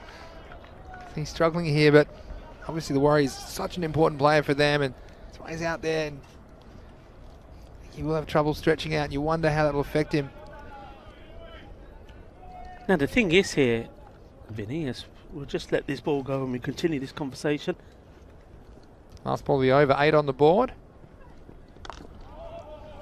Yeah, so going back to that, I mean, he's come into this match with this injury, and of course I'm pretty sure the tournament referee and the umpires will be well aware of that. So if a little bit further on he is, for whatever reason, unable to continue because of bothering that much, they're well within their right to say that the 12th man is not allowed to come on because it's an injury. Yeah, that's true, that did Rico. not happen during the place of the game. Yeah, that's right. You do start with an injured player, and unless it's a new injury or perhaps a worsening of an existing injury, then perhaps that's an exception. But generally, you're not allowed to substitute just for a rest, for example, or because of an injury that the player was coming to the match with. So this is the man here, the egg beater, Murad Ali. Look, he's all arms and legs as he swirls around to the crease to bowl the second over. Well, that's gotten through everyone, Rico, and he's going to go all the way through for 4 byes, and wow, you'd have to say the Warriors already a strong batting lineup, and you don't want to give him any extras. But I was having a look at the pitch in between games, had a bit of a break between games, and it isn't that easy for the wicket keepers behind the stumps there, because the ground, they're a little bit muddy, I'd have to say, and that's why you see some of these balls that go into that area. They're not particularly easy. Don't really know how they're going to react off the surface, so especially someone like Ali here. But he's not just the egg beater, he beat the batsman, wicketkeeper and the backstop. He's beaten everything there. You see there again, coming down, nice take that time by the keeper, Taki Mazar. But this is why sometimes, look, if you have the skills, being up to the stumps is actually maybe a safer option, because there's a lot of byes the keeper's back today, because like I said, ball shooting through low and bouncing a second or even third time before it reaches them.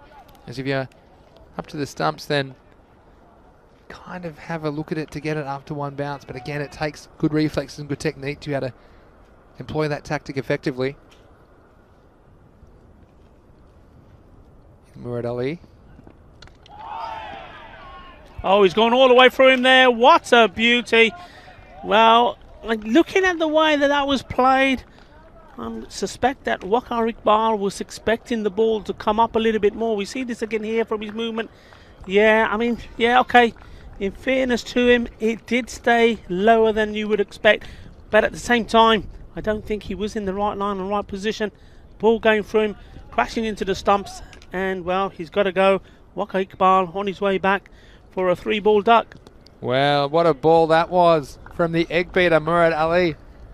And the batsman tried to get something behind it. There was bat and pad. There was a bit of a gap left open, and the egg beater, well, drove straight on in and making an absolute mess of the stump. So the Warriors unbeaten in this tournament so far. And we're looking forward to their clash with Pakcelona, of course, in the following match. The Warriors will play consecutive matches here. But the start of this game is no foregone conclusion that the Warriors will beat the Royals. The Royals have shown some good form so far. Yeah, I mean, once again, okay, you could say the batsman's a little bit unlucky, but that's the benefits of bowling at the stumps. An easy customer this time. Well, it's miles in the air. The fielder's coming back. He dropped one earlier, and he's dropped another. Oh, what a shame there for Hamza. And it's exactly the same again early in the innings.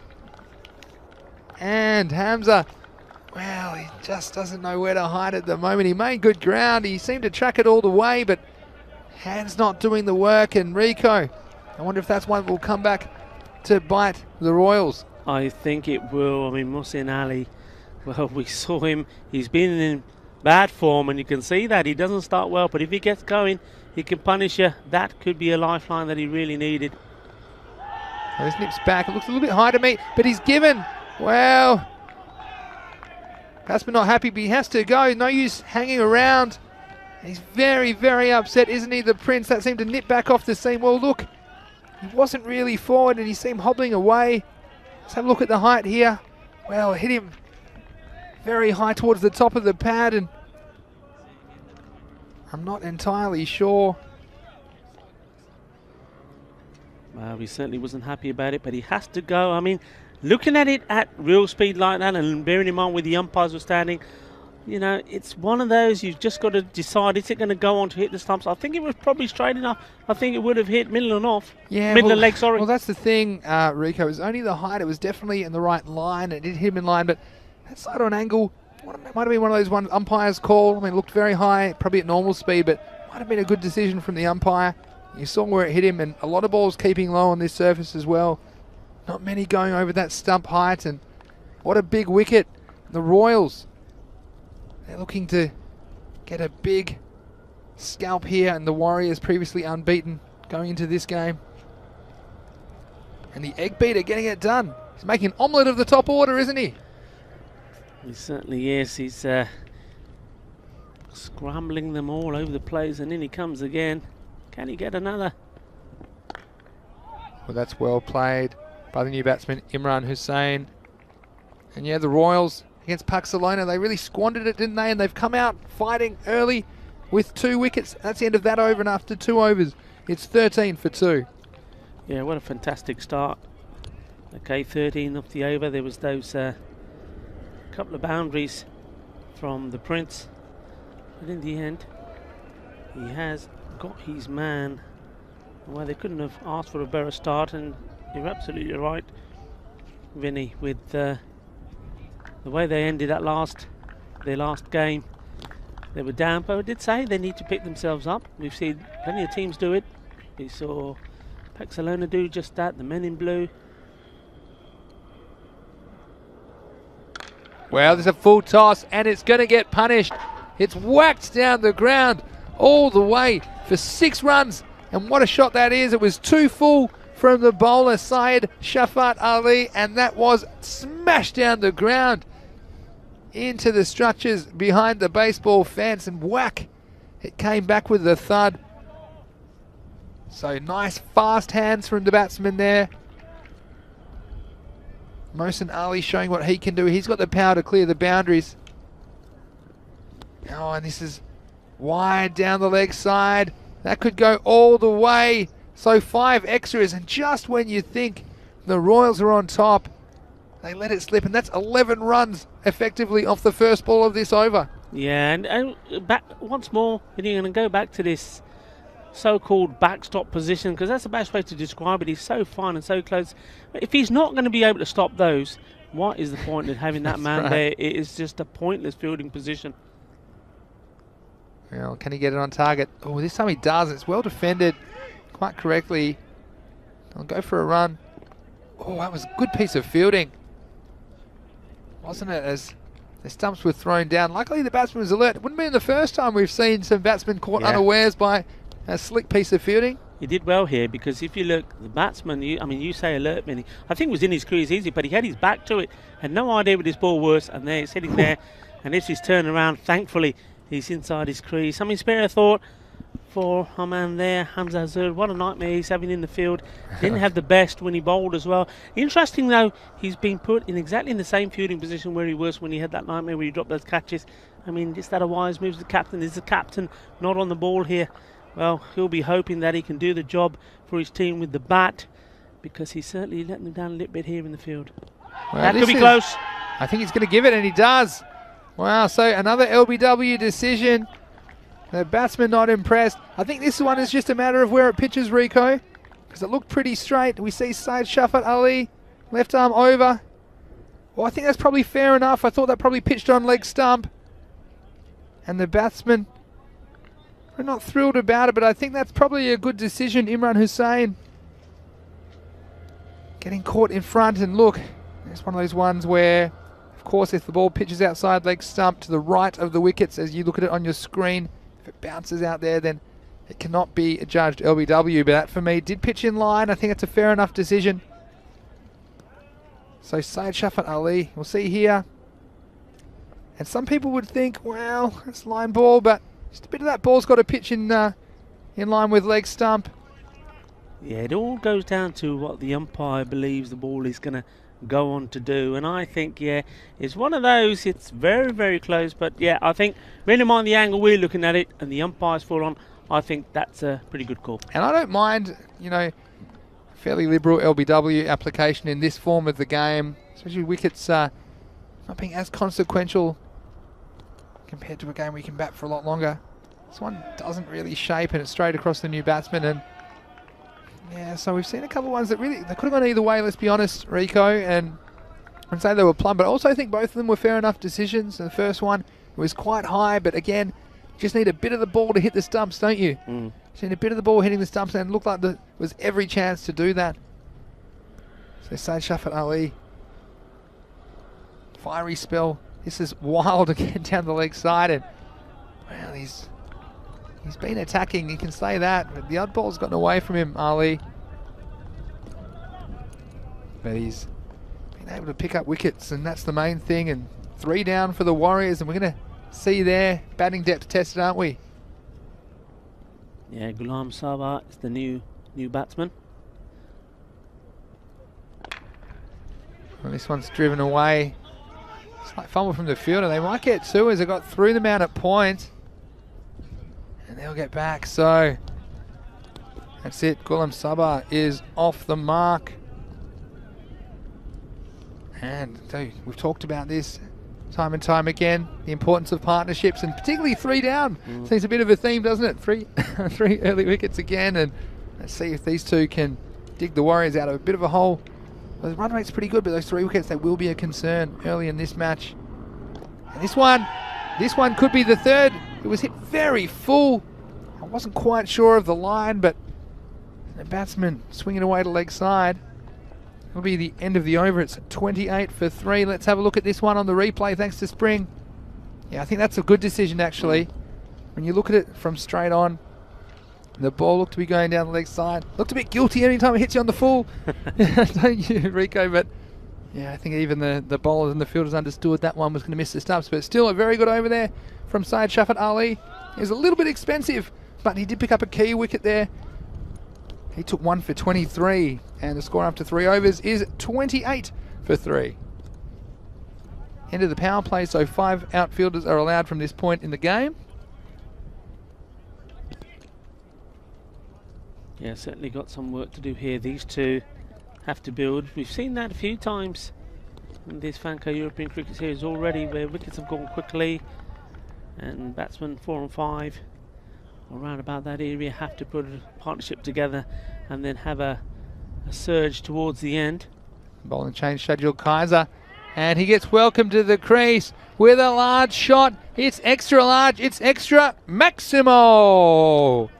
So Mohsin Ali, wow, we know how dangerous he can be, and that one was on a length. He didn't wait to have a look at Kaiser, did he? He said, have some of this, young man, And that one's not coming back.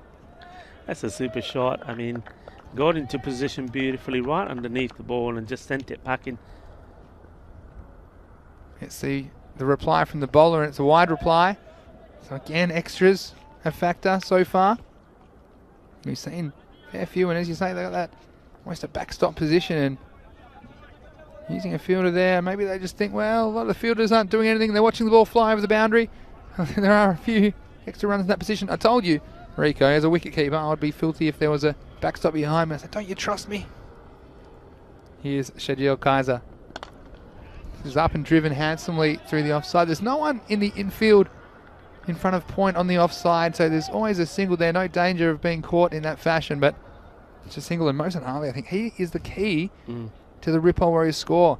If the Royals can pick him up, well, they've got them in some serious trouble. Yeah, he performed for them, didn't he, in their second game when they needed to do so. That's well hit. That's a lovely shot, actually. I think it was swinging into him, and he was in danger there of being right in front if he didn't get back onto that ball.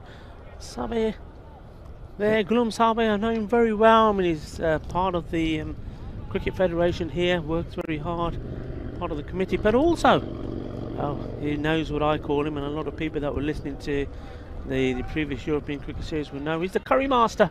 Curry master, well, that's someone you want to get to know, isn't it? If you're in here, there's so many good food options around Barcelona, I tell you what.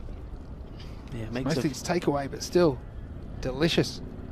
Ghulam does again. Well, he tries it again and takes a little bit of a risk as he leaves his stumps exposed, but gets enough batting it down to long on. And yeah, it was a good shot by Sabah. Last ball, wasn't it? To the leg side. He timed it really well, and ball flying away to the boundary. It's not always just how hard you swing, is it, Rico? It's also hitting the ball correctly and getting the timing right. Mohsin Ali, I'm really interested in his batting. Look at that. Even you can tell there he's a technically correct player, can't you? Because that one is endangering his stumps, and sometimes that's what you have to do. If it's a good ball, especially in such an important part of the game, when you're so important to your team's chances of posting a competitive total, you just have to keep the odd one out that endangers you and then go after the loose one. This one's a little bit short. It's a slower ball. Not too short, but has time to get the ball out to deep mid-wicket. So just a single. Mohsin Ali and Ghulam Sabah putting together a nice little mini partnership here. That's the end of the over, and it's 42 for 3. Yeah, doing well. I mean, in context, they've lost 3 wickets, but at least the most important thing here is that they are keeping the runs flowing, because well, I think we've only seen it once in this series so far, and even that was right at the last ball of the innings that a team's been all out. So I think the chances of that happening are not so common. So while you're out there, you've got to always believe that you're not going to be all out. You've got to keep playing your shots and got to keep getting that scoreboard ticking all the time, regardless of the wickets that have gone down. Well, this is the egg beater, Murad Ali, and I tell you what, he always had another one. And backstop's going to come into play. And I tell you what, that might have been our Ghulam Sabah. Wasn't really off the mark quickly there from the non-striker's end, but I'll scramble through for one, and got some questions in the chat. Or there's one from me saying hello everybody. Well, just in case you got the volume down, I thought I'd say hello in the chat. And Abu Bakar wants to know, who is favourite? Vinny Sandhu. Well, who's my favourite? Or who's your favourite? Well, he's saying I'm your favourite. I don't know. But I would have thought the Warriors coming into this, I thought their form was good on Tuesday. But having said that, the injury to the Prince may have changed my prediction. He did look like he was struggling. Here's Murad Ali, and this one attacks the stumps again, played away on the offside by Sabah. I think at this stage, I think probably the Royals might be slight favourites for me, Rico, and the way they're bowling, and we did see them pretty impressive in their first match, and that game against Pakcelona. Sometimes it's a game where you let it slip, and the chance to redeem yourself so quickly, just a couple of games later, a couple of hours later, I think they'll be itching to get out there and put in a good performance, and so far it's been a very impressive bowling display from the Royals. Yeah, and that man there who's taking a single on this occasion, Ali, he's so important. And you know, I mentioned at the beginning that Ripple Warriors have not posted any score over 80, 86 and 83. The first time round against Pakcelona, they needed the Prince to score 58. The second time round, they needed this man, Mohin Ali. He scored 41 of those. So really, they've relied, in both of those games that they won, incidentally, they've relied on one batsman to score most of the runs. So, well, there's a lot of pressure and responsibility on Mohin Ali to do the same here. Yeah, I'd say so. Expert analysis from Rico. This one's a bit short and big swing. Not really getting his foot across and getting in a good position for that. So, going to be a dot ball. And this stage of the innings, the run rate not too bad. And Royals, again, we'll see if they can make up for that loss to Pakcelona, like we said. And we say 10 over cricket. Doesn't seem very long, does it, Rico? But there's so many twists and turns in these games, and we hope you're enjoying the action wherever you're watching around the world on the European Cricket Network. Vinny Sandhu here, Mr. Maximo, along with Rico Fool, bringing you the Fan Code European Cricket Series Spain Day 4 and number 4. Mohin Ali to continue. This is hit up. It's over cover. Not over by that far. Sliced away. I think it'll just be a single in the end, and good fielding there by the Royals to jump all over that ball. Yes, and welcome to you wherever you are. I hope you're enjoying what you're seeing, and it's good to have you all involved in the chat. Keep that going. We really appreciate all your comments. Yeah, of course we do. And if you're not a subscriber to our channel, ECN European Cricket Network, hit that subscribe button. About 160,000 subscribers, growing about 2,000 every day, Rico. So it's fantastic that you're joining us for some great cricketing action. This is a good ball. It's full and straight. And Mohin Ali, all he can do is work it on the leg side for a single. So that'll be the end of the over. And after 5 overs, the Warriors are 47 for 3. Yeah, I mean, that was a very good ball. And I think only a good batsman, a good experienced batsman, somebody who's in form, and Mohin Ali has literally knocked himself in form. He was in terrible nick, as they say. But in that last game against Hero, he really did throw everything at it. He did give a few chances, and he's done that here. Don't forget, he was dropped. Very first ball here again. But now he's making the most of it. Yeah, and we talked about the importance of fielding, and it's been recognised by a lot of the teams after their experiences in 2020 in the European Cricket Series. The fielding is one area that needs some improvement, and we've seen a lot of improved fielding. Of course, it's not perfect, but the fielding has been the difference quite a few games now. This is short and worked away. He almost went one-handed at it, didn't he, in the end? And that's gone all the way for 6. So what a stroke that was from Mohin Ali. You see here, seemed to get himself in a bit of a muddle. He was cramped for room, but he was able to get the hand, I say the hand, through quick enough. He almost took one off the bat. We'll have a look at this on the replay. And it's an incredible stroke, really. It's got enough on it to clear the boundary. So 6 of the best. What an unusual Maximo that was, Rico. Very unusual. A little bit of the old Malcolm Marshall about that, wasn't it? Yeah, back in the...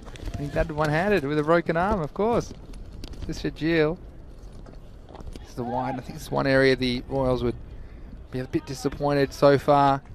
And they got the Warriors on the ropes, I should say. And just letting him off the hook.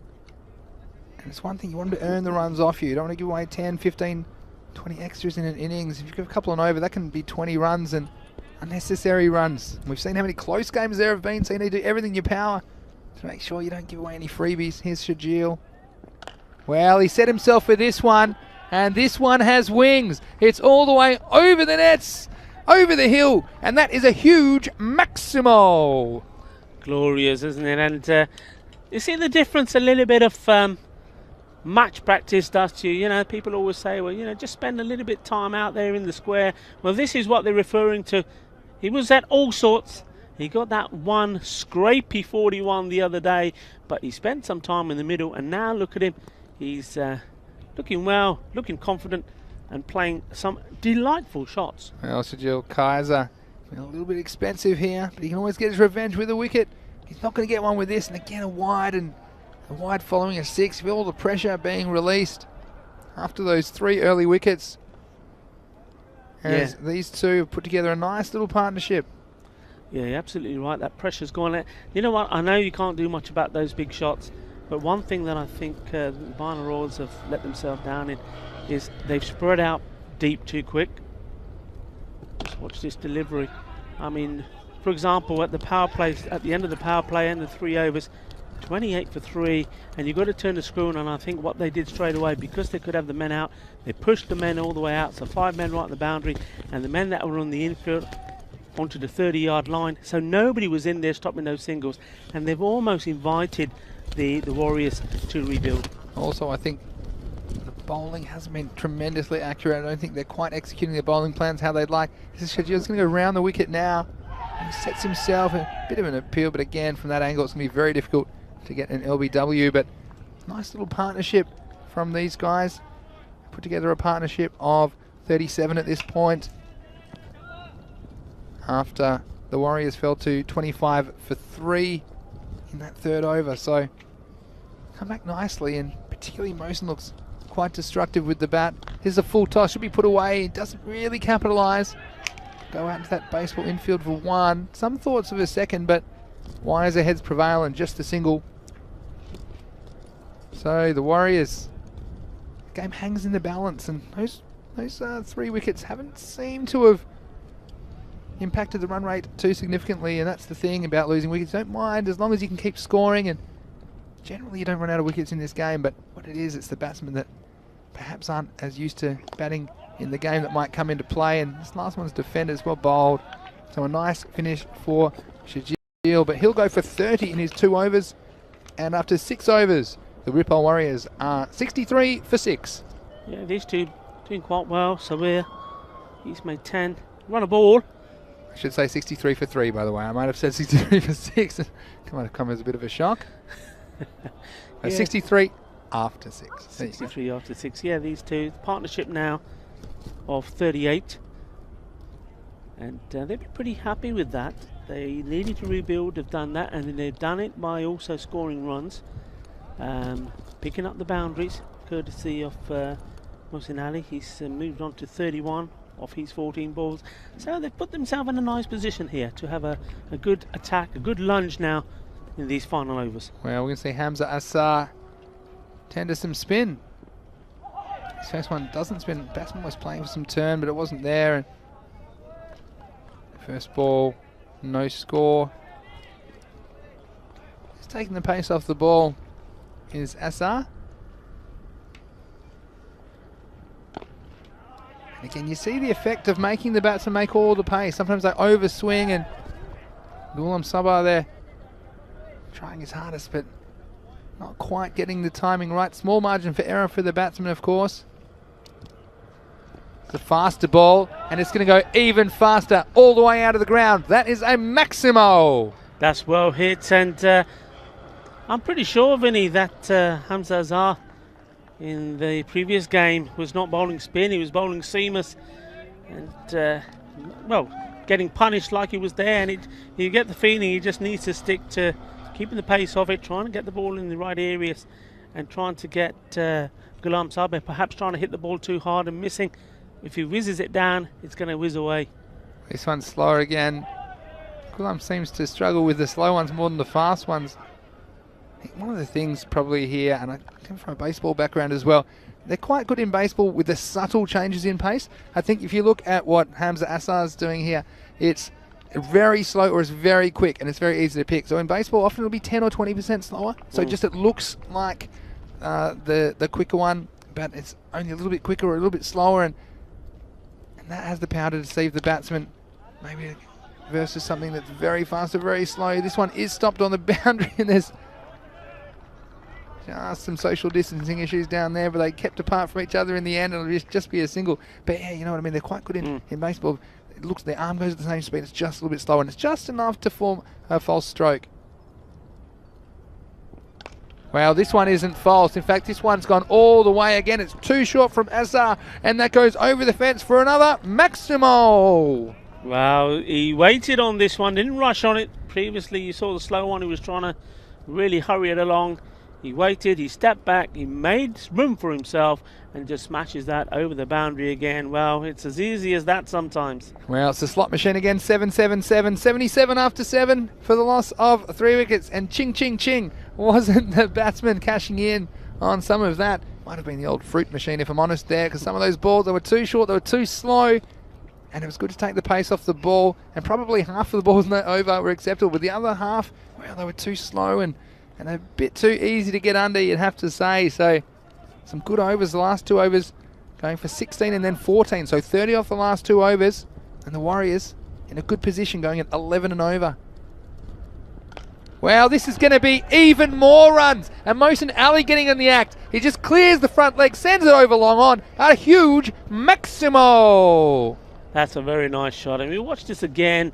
What he does, he makes room for himself. He's almost down, kneeling, squatting when he's playing this. But look at the way he uses the bat here.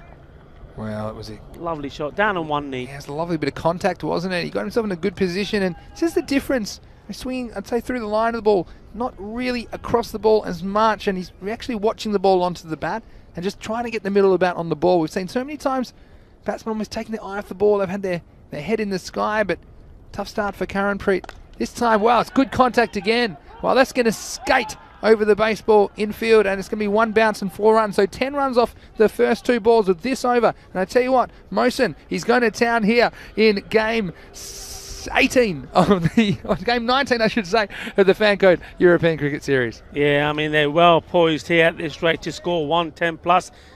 16 balls still to go, and pace.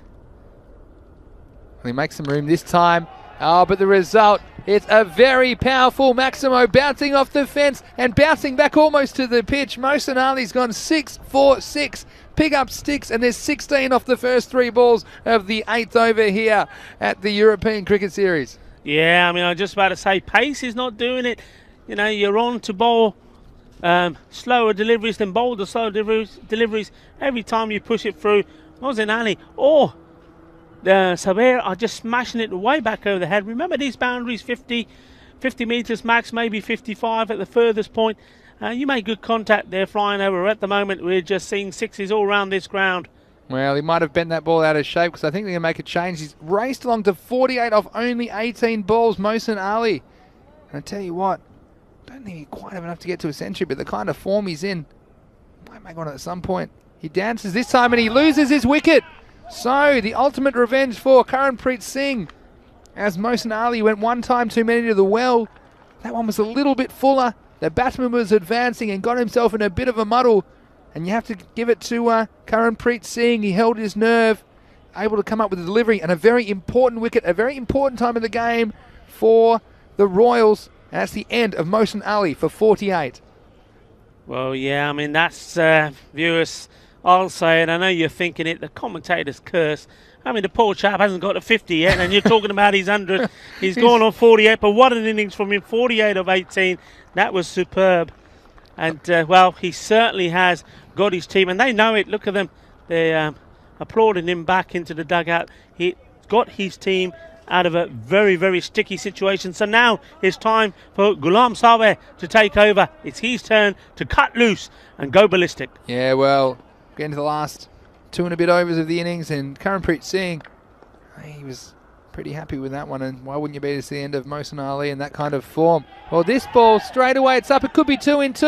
It'll take some catching, and the fielder, I think, has he held on or has he stepped on the rope? We're just waiting for some confident. No, he's gone. Yeah, he's taken it. I think that was an absolute peach of a catch. Just look, he had to be aware where he was.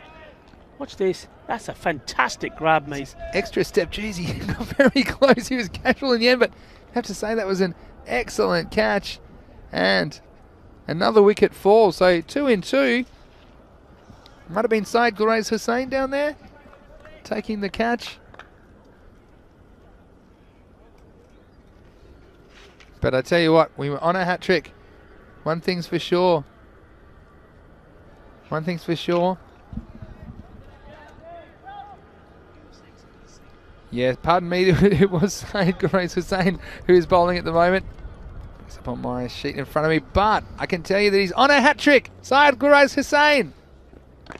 Oh, he's not going to get it. And it's going to go down as just a single. So, a bit of a rearguard action, and Barna Royals getting back into this game after 8 overs. It's 94 for 5. Well, Mohsin Ali, I have to say, Rico, wasn't just the runs he scored, but also the way he scored them was very authoritative. It was a lovely innings to watch, wasn't it? The way he got himself in a nice position to hit. And then did he send some balls out of this Montjuic Olympic ground? He certainly did, and they've gone a long way.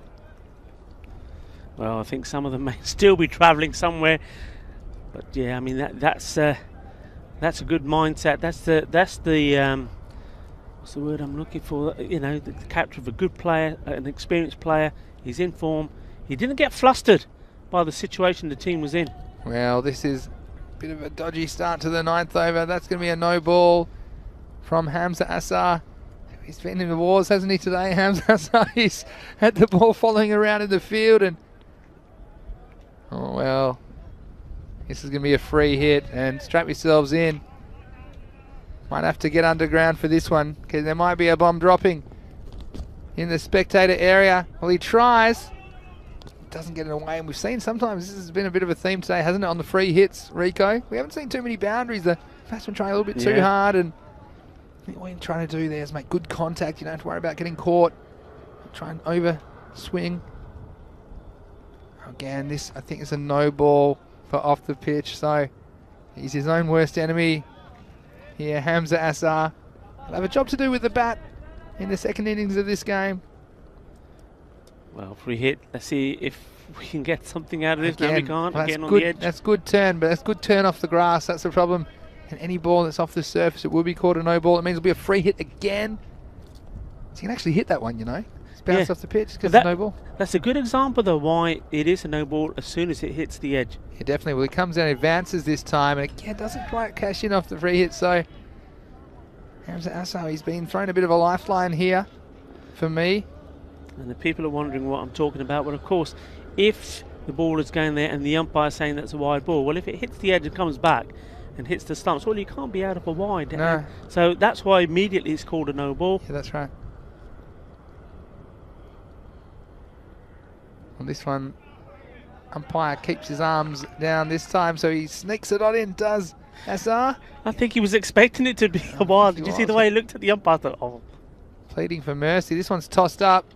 Again, we've seen that before. Sabah just struggling when there was no pace on the ball. Well, at any rate, it's 100 coming up. Yeah, 100 comes up for the Warriors with 9 balls remaining this innings. What kind of bonus can they get? Well, this hasn't got the legs. It's not even a carry to the 30-yard circle. And Saeed Shafat Ali does the fielding. So just the single. 8 balls remain in the innings, and it's just one of those in-between totals. If the Royals bat well, might have a chance. This one again, he's not happy with himself, is he? But you know, we saw some impressive bowling from the Warriors in the first game. Mohammad Nazim, I thought he bowled particularly well. This time he's launched it, and this one is huge. It's going all the way over his teammates. Oh, that might be almost a 12. That was such a big hit. And he finishes the 9th over with a maximo. And more pain for Hamza Assar. He goes for 27 without taking a wicket of his 2 overs. And after 9 overs, with 1 to go, the Warriors are 108 for 5. 108 for 5. And, well, sadly also here, for one of the Royals is the amount of extras they've given. It's 18 of them, so really, if it weren't for so many extras, we could be looking at them being in the 90s, but instead, they're way past. Yeah, it's only 90 off the bat, and you have to say that could come back to bite them. Last over begins, and hit out to point. To get their skates on, but they'll make it, and Sabah successfully getting down to the striker's end. And this is Syed Gulrez Hussain to continue. After taking 2 for 17, so a bit expensive in the first over. He did get the 2 wickets though, didn't he? Took a bit of tap from Mohsin Ali, but removed him.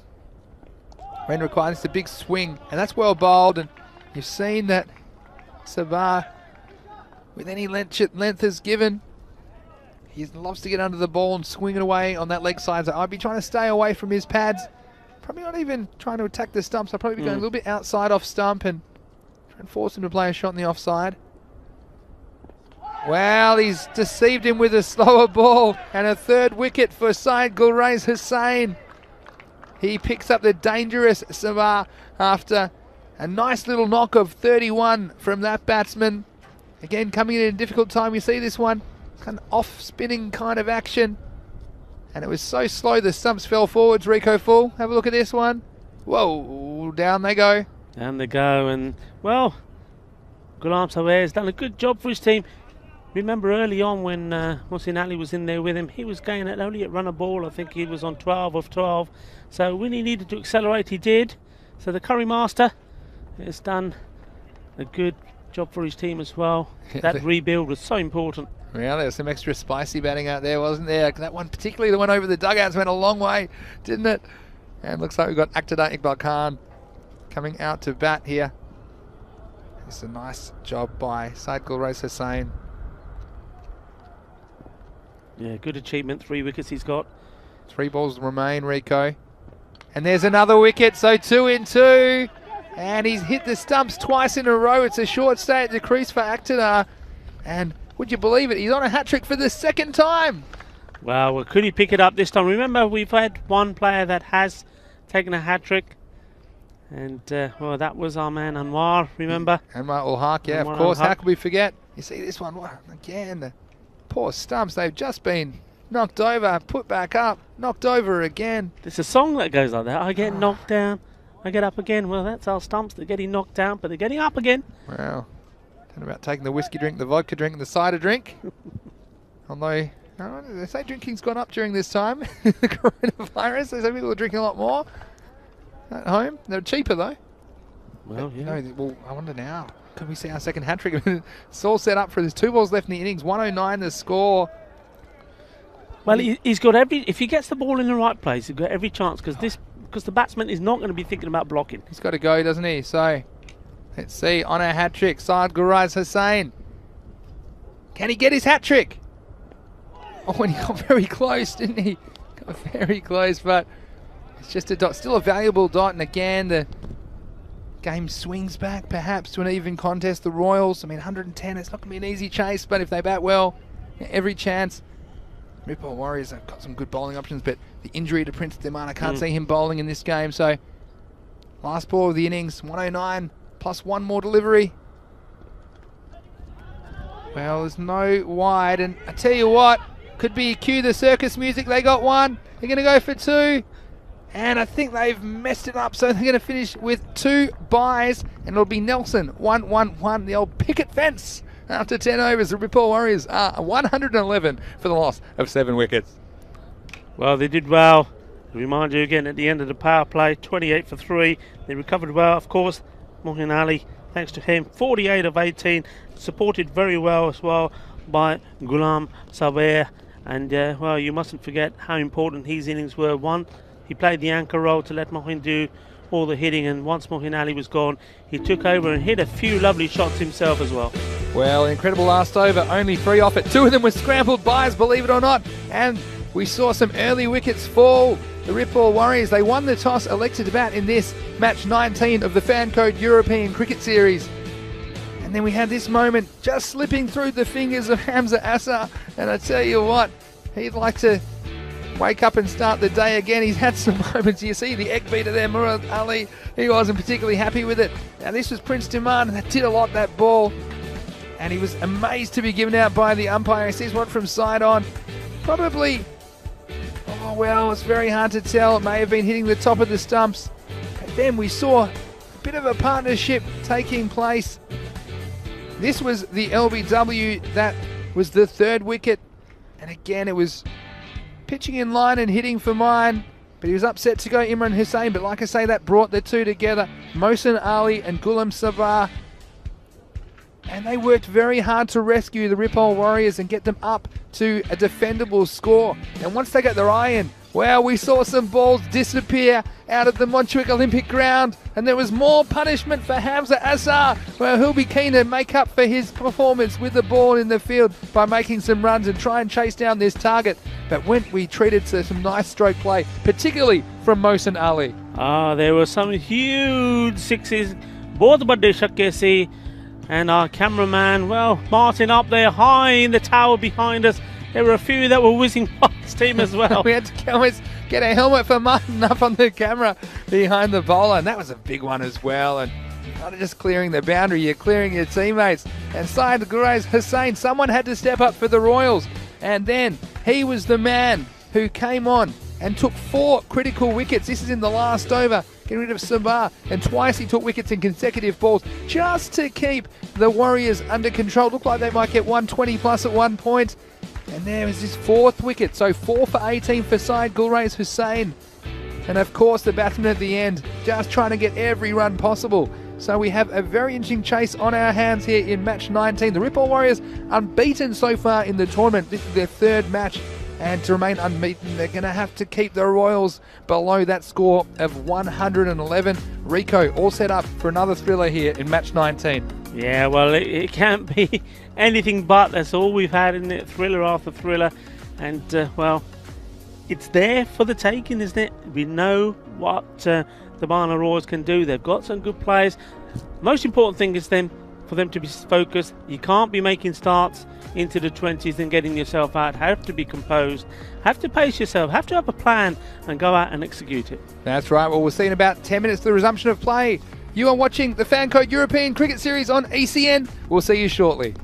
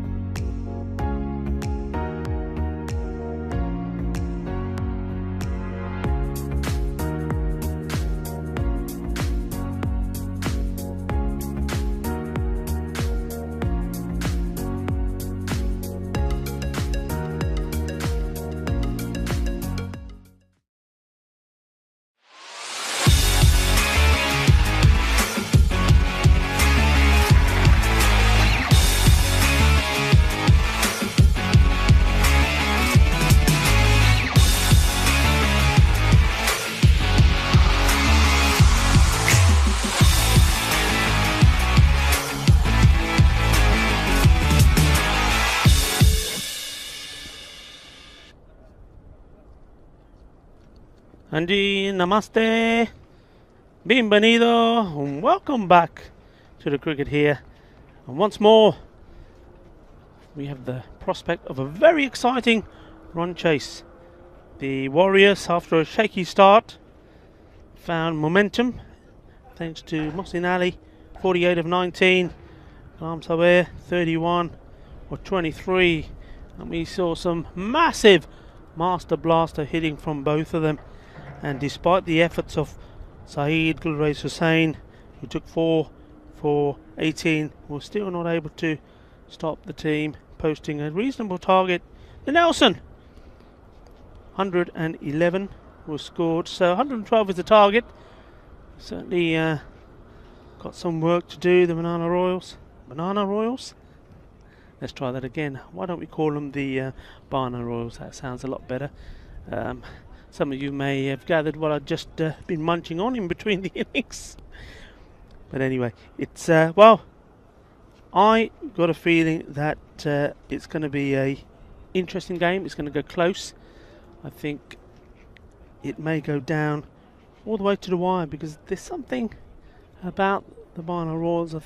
I believe that when they go out there, in the second game they played, I saw lots of positive signs, and I'm sure that the man who's coming to join us pretty soon will agree, Mr. Maximo himself, that we're in prospect of a mouth-watering chase here. Well, the man who's going to try and stop it for the Warriors is Mohammad Nazim. In he comes now. We did like the look of him first time we saw him. Certainly got some wheels. He bowled a very good line. Pretty quick, pretty sharp. So he wants to negotiate. But once more, once you've got the pace on the ball, if you do get a little bit of something on it, it does race away. And if you time it well, especially inside the power play, remember only 2 men allowed outside in the first 3 overs, so every opportunity to try and hit over the top. And that's a good ball, nice and short. Well, he's got other ideas. I know I'm saying I think it's going to be close, and I think the Banana Royals are going to make a good run chase of this. And he's got other ideas. And well, a little breeze coming through the door. It's been opened, and Mr. Maximo is coming through, and I'm sure he's got a little bit of info for us, because the next match number 20, is going to be a mouth-watering affair. But will it be against the victors of this match or the losers? Because either way, the Nepal Warriors are going to be the team playing Pakcelona next. Give us some info, Mr. Maximo. Yes, thanks Rico. I've just come back from the toss for the 5th and final match of the day, match 20, and I can tell you that in the big clash between the Wirpal Warriors and Pakcelona, it's Pakcelona that have won the toss, and no surprises, they have elected to bat first, and they'll be hoping to put a big score on the board, but we're not quite there yet. The Wirpal Warriors, they have a very important game here against the Royals, defending 111 as Mohammad Nazim comes in, and this almost gets through, and it gets through everybody, gets through the keeper, almost hit the helmet actually. It's going to be a bye straight to that backstop, who saves the extra 3, and that's the captain Waka Iqbal. And a bit of movement off the seam there, left to right for Mohammad Nazim, and you can see that it's not been an easy task getting these 112 runs, Rico, because the Warriors do have a couple of very handy bowlers. Yeah, I mean, that was the batsman there. Got lucky there. Hamza Azhar not having a great day. No, he's that not. didn't miss his stumps by much. Oh, and tell you what, this one is also, well, it's going to get away from the backstop. It's got through 2 of the Wirpal Warriors, and it's go down the leg side, and that's the risk when bowling at this kind of pace. It's gone all the way for 5 extras, 5 wides, and Waka Iqbal, well, he just kind of launched himself, and it was a bit of a fumble behind on Amir Shahzad. He had a good 50 metres to have a look at that ball, but it wasn't enough, was it? And he spilt it across the line, and 5 freebies to the total. Yeah, we've seen a number of fielders in that area today. When they have been deployed, it has to be said, they've not been at their best and haven't done what they're there to do. Well, this is well bowled, well pitched, and I think they'll just get the one. Some thought of it too, and they're going to chance their arm. Goes to the keeper's end, and that's actually good running, although sometimes I think that it depends. It's called good running if you make it and bad running if you don't, but I don't think that risk was necessary at this stage, but especially when you've got one of your premier stroke makers at the top of the order, you don't want to risk him. A good throw here, had him in serious trouble, but they get back for 2. Mohammad Nazim, 1 ball to go. He's conceded 9 in this over. Oh, this is edge, and it's just going to get over. Looks like Sabah there. A short third man, and that's another handy boundary. And Syed Shafat Ali, he's going to finish the over with 4. So after the first over, the Barna Royals are 13 for no loss. Yeah, you got to feel a little bit sorry for the bowler there. He's very, very unlucky. I mean, he's given it everything. We said earlier we do like the look of him.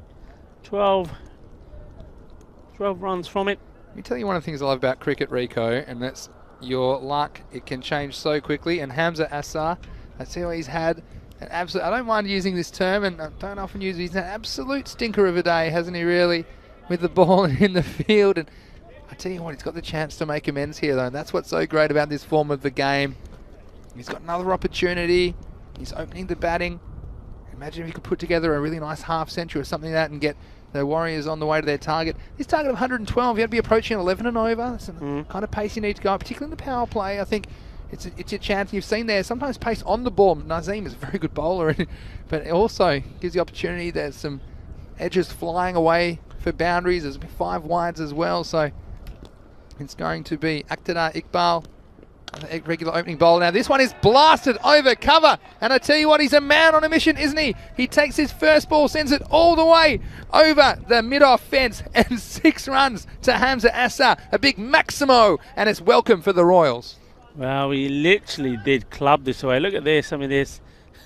At one moment, if you look at the way he finishes there, you're expecting to see the ball going along the deck somewhere. It's almost like he got right on top of it. He's hitting it down on the deck. How it ended up going where it did, I will never know. Well, he's taken all his frustration out on that cricket ball. Let's see if we can follow up here. Oh, he tries it again. Well, might be just a stroke of luck he needs. It's a good reply from the bowler. It's not easy when you're being smacked with 6. He's come back, just changed his line a little bit, changed the pace on the ball, and ends up getting a dot ball in there. Keeper up to the stumps now. Wakar Iqbal. Here's Akhtar Iqbal Khan with the ball left arm over the wicket. This kind of off-cutting kind of delivery, moving away from the right-hander. And Hamza, it's just a nice chance for him to get down the other end and think about it. It was a very good shot over cover, wasn't it? A very powerful stroke, and I'd say he's probably having a better day with the bat. Hopefully he can go on with it. These two have an incredibly important role to play. The start's so important as we get towards the end of this match 19. Had so many good contests, Rico, and so we've got a couple of mouth-watering matchups to finish Thursday's action.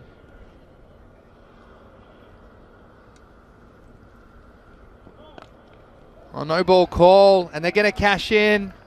Now it's unforgivable from the bowler. Akhtar, he dug it in. I think it was a front foot no ball. And Syed Shafat Ali, well, he made no mistake.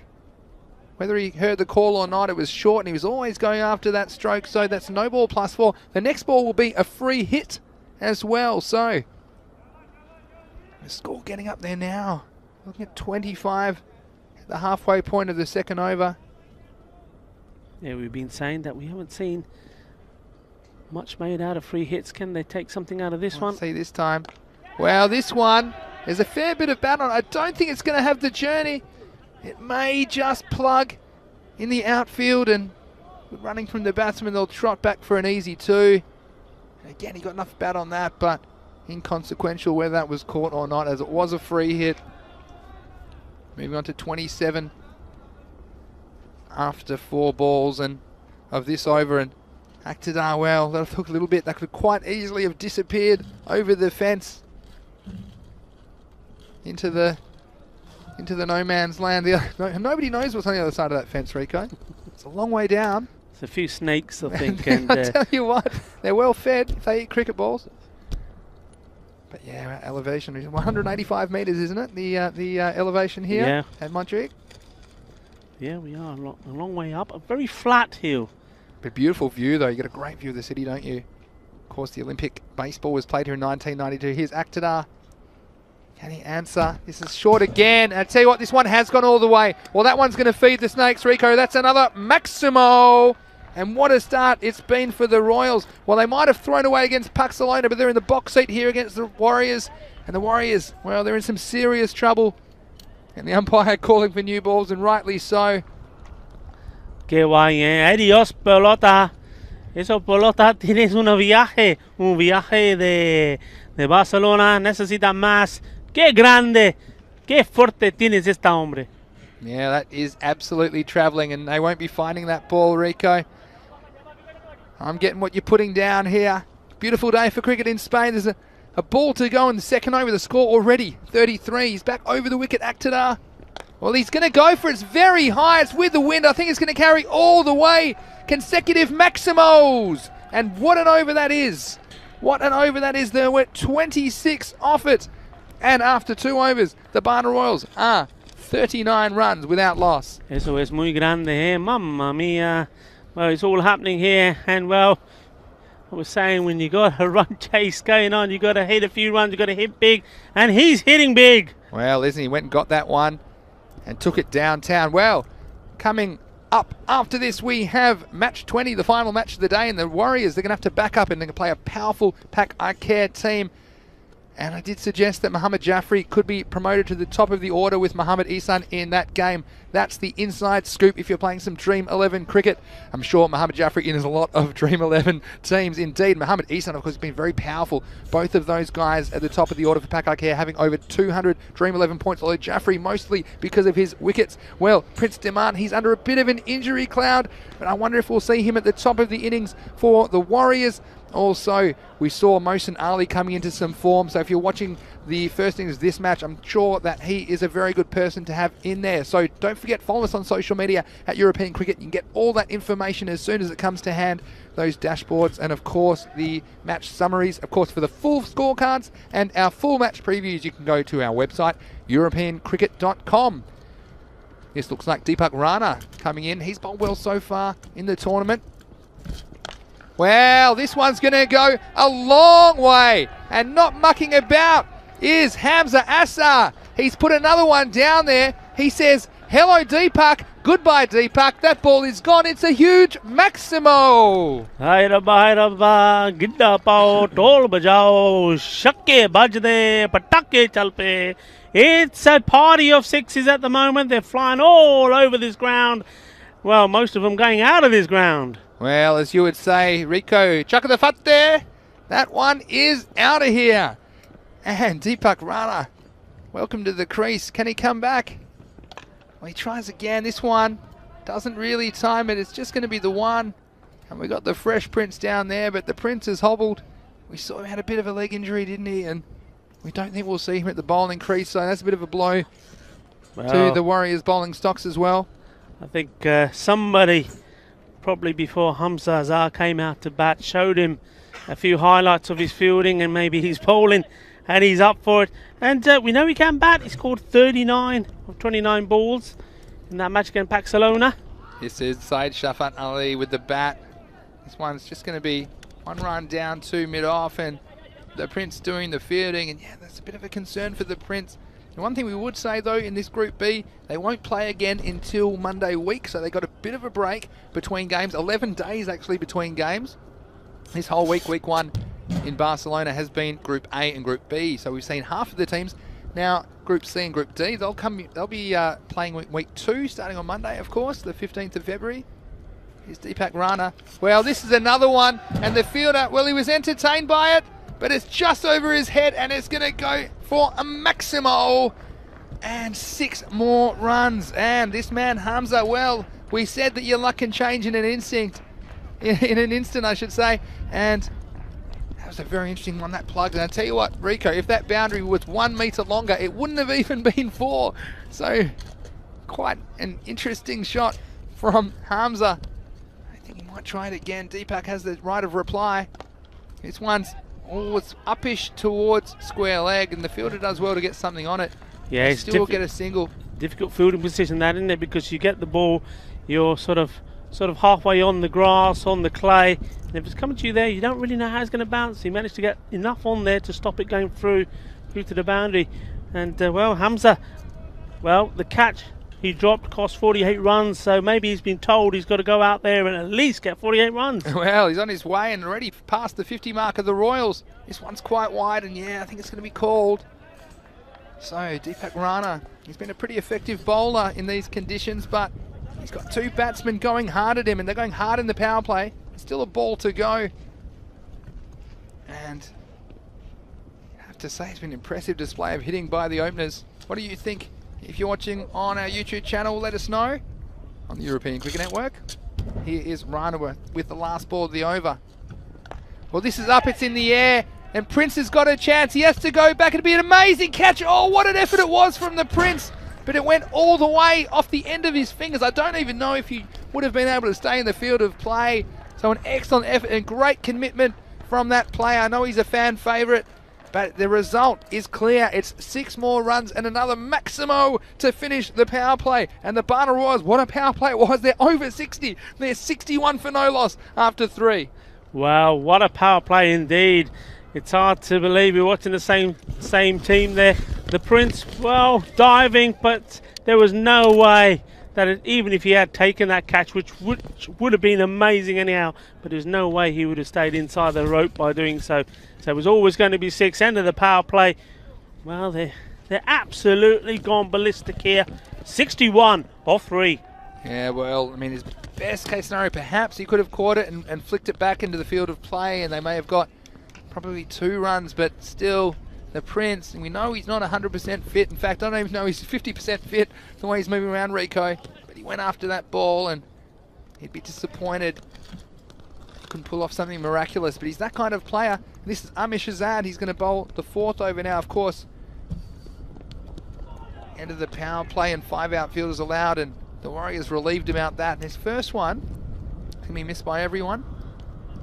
He's going to go for a bye. So what's the equation? We've got 50 runs now off 41 balls.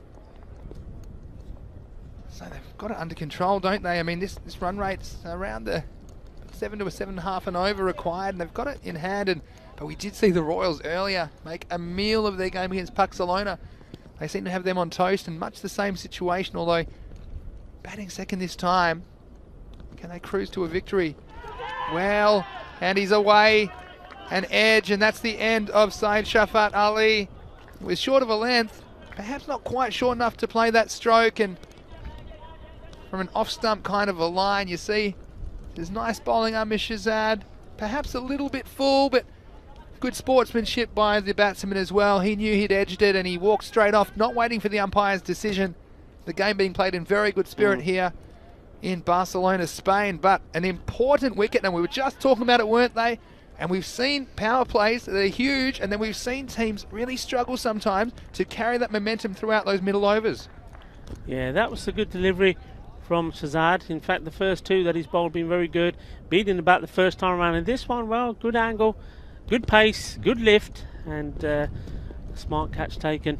And as you say, the batsman not needing to be given out, not looking at the umpire. He knew he snicked it, and he was on his way. So the first wicket goes down. Well, they need a few more here, the Warriors. Well, the new batsman has come out to the crease, and is Taki Ubazar for the Royals. He plays this one, well, I thought he might get it past the bowler, but he didn't quite, and Taki Ubazar, the keeper for the Royals, come out to bat at number 3. Just looking at the YouTube chat, Rico, we've got Shubdeep Deb. Wow, from the men in blue. I bet they're still thrilled about that golden ball win yesterday. He's saying, good afternoon, Luke. Of course, Luke Belgium in the chat. Seems to run the chat, doesn't he, Luke? And he says the next game should be very exciting. Pakai Care versus the Warriors. This next one is hit towards cover. Some confusion, but smart that he didn't throw that, Rico, because there's no one backing up So a good option from the fielder there. Yes, he thinks the next game should be very interesting. Pakcelona should edge it, I guess. But yeah, who's to say? Especially with no Mohamed Yassin in the lineup today for Pakcelona. And Jaffrey's been a little bit, well, not inconsistent, he's been consistently bad with the bat lately, hasn't he? And this one is hit down the ground. Rana will do the fielding, single. So Pakcelona, can you see them? Can you see them dropping the game to the Warriors, or do you think that Pakcelona, I mean, on paper they'd be big favourites, but you never know what's going to happen, especially last game of the day. Weird things happen, don't they? Yeah, and I think the other important thing is, especially for them, is they're batting first. That's what they like to do. It's a good toss to win. This one's off the thigh pad. That'll be just the single. So again, you see the power play comprehensively won by the Royals, but we've seen, we even saw the game the other day where there were more scored in the power play, the 3 overs, than they scored in the other 7 overs combined. So, you know, it can change, and again, different feel of the game with 5 outfielders as opposed to just the 2 outfielders, and sometimes the batsman trying a bit hard. So Hamza Assar, I tell you what, the guy needs a break though, doesn't he? You said he made 39, of course, on Tuesday, but he's bowling and fielding today, costing his team a lot of runs, but he's had a chance to get it back. But look who they've brought back at a key moment, and it's Mohamed Nazim. Bowled very well in his first over. Pacey. Wow, this one's pacey. It's off the bat. Makes a little bit of room, sends it out of the ground. That's a Maximo. Welcome back, says Hamza, and take that. Oh, Hamza, I tell you what. Oh, don't know if he's got a stress ball in the dressing room, but I tell you what, he's taking all his stress out on this ball, isn't he? Wow, I can't believe the aggression from the man there, Hamza Azhar. Nazim, probably I think the best bowler for Warriors at the moment, and he's just shown him no respect. Nazim, can he come back? This is short and cracked. Don't think there'll be a run there. There's a try, no one backing up. And a run, but I tell you what, it's actually, normally overthrows aren't great, but I'd be pretty relieved to have Hamza at the other end if I'm the Warriors right now. After that huge 6, what a shot that was, first ball of this over. Yeah, I mean, that's a good bit of cricket there. I mean, a lot of people have different views about do you have a shot at the stumps or not. Obviously, in this format of the game, every run is so important, as we keep saying. But if that had hit and you got the main man, Hamza, out, it would have been massive. So worth a go. And he's got 2 men back there backing up. That's right, and Nazim comes in again. Well, this is up, it's in the air. I think it's going to carry just over Deepak Rana and 6 more. So frustration for the Warriors. That's 2 Maximos that have just gone over the boundary by only a metre or so. Yeah. And Deepak Rana, well, he did well, came around, made good position. He couldn't have done much more. You can see where he was there. He's right back on the line. Well, Mazar in on the act now as well. Isn't he? Oh, this one's gone up again. And this could be a chance. Right on the line as the fielder, and he takes an excellent catch. So a key wicket there. Taki Umazar came out, and he was 6 and out. And you got to say, that was an excellent piece of fielding. The breeze carrying that all the way, but he was right back on the line. That's a very, very good catch. And you know, if you ever want to see a good technique, how to take a catch, how about that? He kept his eye on the ball all the time. Then he got balanced, got down low, cushioned the ball coming into him, and made it look easy. And how important was that? Yeah, Amish Shazad down there, and he held his nerve at a key moment. And we saw Taki Umazar come out, and he wasn't afraid to go. Obviously, quite a few of these Royals fancy themselves with the attacking strokes, and why not with the main man there as well. At the moment, Hamza Azhar, as long as he's there, they'd be pretty confident, and so why not play your strokes? Nazim just comically losing the ball in his run-up, so he'll get a chance to go back and bowl that one again. But wow, seen some fireworks, haven't we, from the Royals, and it's hard to believe against Pakcelona they let that game slip, but they're playing like they've got a score to settle. As Mohamed Nazim comes in, just blocked away down the ground. Shajil Kaiser has come in to join Hamza Assar. So, twists and turns of this game, hey Rico. It's around to run a ball just over, so you'd say, as long as Hamza's there, the Royals have it under control, but he could go at any moment. And we've seen these games change complexion very fast. 1 or 2 quick wickets can make all the difference. That's the end of the over. And at the end of that over,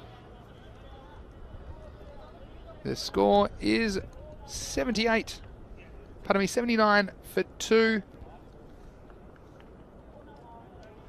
And pretty good over there from Nazim. Went for a 6, just carried the line. 78 for 2 is the score. And that leaves the equation at 34 runs off 30 balls, so under 7 and over. So you would think that the Royals are still in the box seat here. Hamish Shazad's going to continue. And he's bowled! So a big wicket at a key moment of the game. Hamza Assar, he tried to work it on the leg side. Looked like it got a little bit of pad and crashing into the stumps. So again, every time you think the game's going one way, there's a twist around the corner, and Hamza Assar, well, he's got his team in a winning position, but he'll have to leave it to his teammates. You can see Hamish Shazad, well, he was the man of the moment a second ago, taking a key catch out on the boundary, and then he grabs the ball and takes the big wicket of Hamza Assar, and that's the end of his involvement in match 19. Assar, well, what an adventure he had. That one crashing into the stumps. So, Amir Shazad, you see this one here, just catching that front pad on the knee roll. You see it crashing into the stumps, and again, Hamza Assar saying, well, oh, his game finishes a bit like it started, feeling a bit frustrated about that. It could quite easily have gone anywhere off the pad, Rico, and unfortunately for him, it crashed into the stumps. So, here's Amir Shazad again.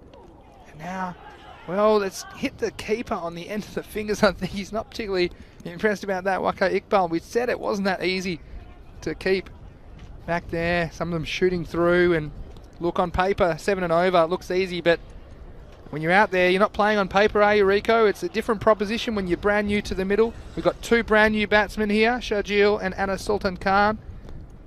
Yeah, absolutely. It's one thing that we were saying earlier, as we see this delivery come through now. This is pulled away nicely, and I think this might run all the way. Yeah, just using the pace of the bowler. Hamish Shazad straying onto leg stump. And he says, nice shot to Sharjeel, so good sportsmanship as well. And he knows he made a bit of an error there, putting the ball in an area where he didn't have much protection. There was just the fine leg, and he's a lot finer than where that ball ended up. He's moving another player out there now. So an important boundary just to keep the Royals on target. The Ripoll Warriors, well, they were undefeated in this tournament before this match, but they look to be in some serious trouble here in match 19. Well, that's well bowled. Shazad, a good comeback, and I like Shazad the way he goes about his cricket, Rico. He tries very hard, gives everything for his team, and that's what it's all about. These players so enthusiastic, they just love the game of cricket. We love to watch them play. Yeah, I think we're in an interesting phase here, because you've got the key men that are out. There's some conversation going on between the umpire and the captain here, but it gives me time to say that one of the things we said at the beginning of this is say this run chase, it relies on batsmen getting in and seeing their way to the end and finishing the game, and that's one thing that we haven't seen a lot of. So both 2 batsmen there getting into the 30s, looking really well, looking strong, and then getting out, and that puts pressure on the other batsman. And I think Ripoll here, they've got their tails up, a couple of good overs in here, and well, they fancy themselves to defend this. I don't know how many close finishes I can take, actually. I'm running out of my heart medication, because there's been a few heart stoppers, haven't there, here in Barcelona for the first Fanco European Cricket Series of 2021 in Spain. It's a great place to be. Sun's out tonight. 15 degrees. Shazad, well, this is well bowled. He attacks the stumps, and different ball game, isn't it? You've got the new batsman out there, and we saw it yesterday. We saw it with Karkus, of course, yesterday, reaching his 50 and 20 short of victory. They went down, and yeah, it's difficult for the new batsman to come and adjust again. The surface is not super easy either, because it's not really a traditional cricket pitch, the wooden base and the carpet over the top. It's a little bit unusual. We look like we're at runner ball now. This is a Well, a big decision being made here. Now we know that Prince Daman has been hobbling around. We saw him struggle when he was batting. We've seen him, well, he's probably got it well strapped up. We've seen him move around a little bit freer in the field. Attempted diving catch, which would have been extremely unbelievable if he had taken it, especially if he managed to stay inside the rope as well. But now he's given the ball.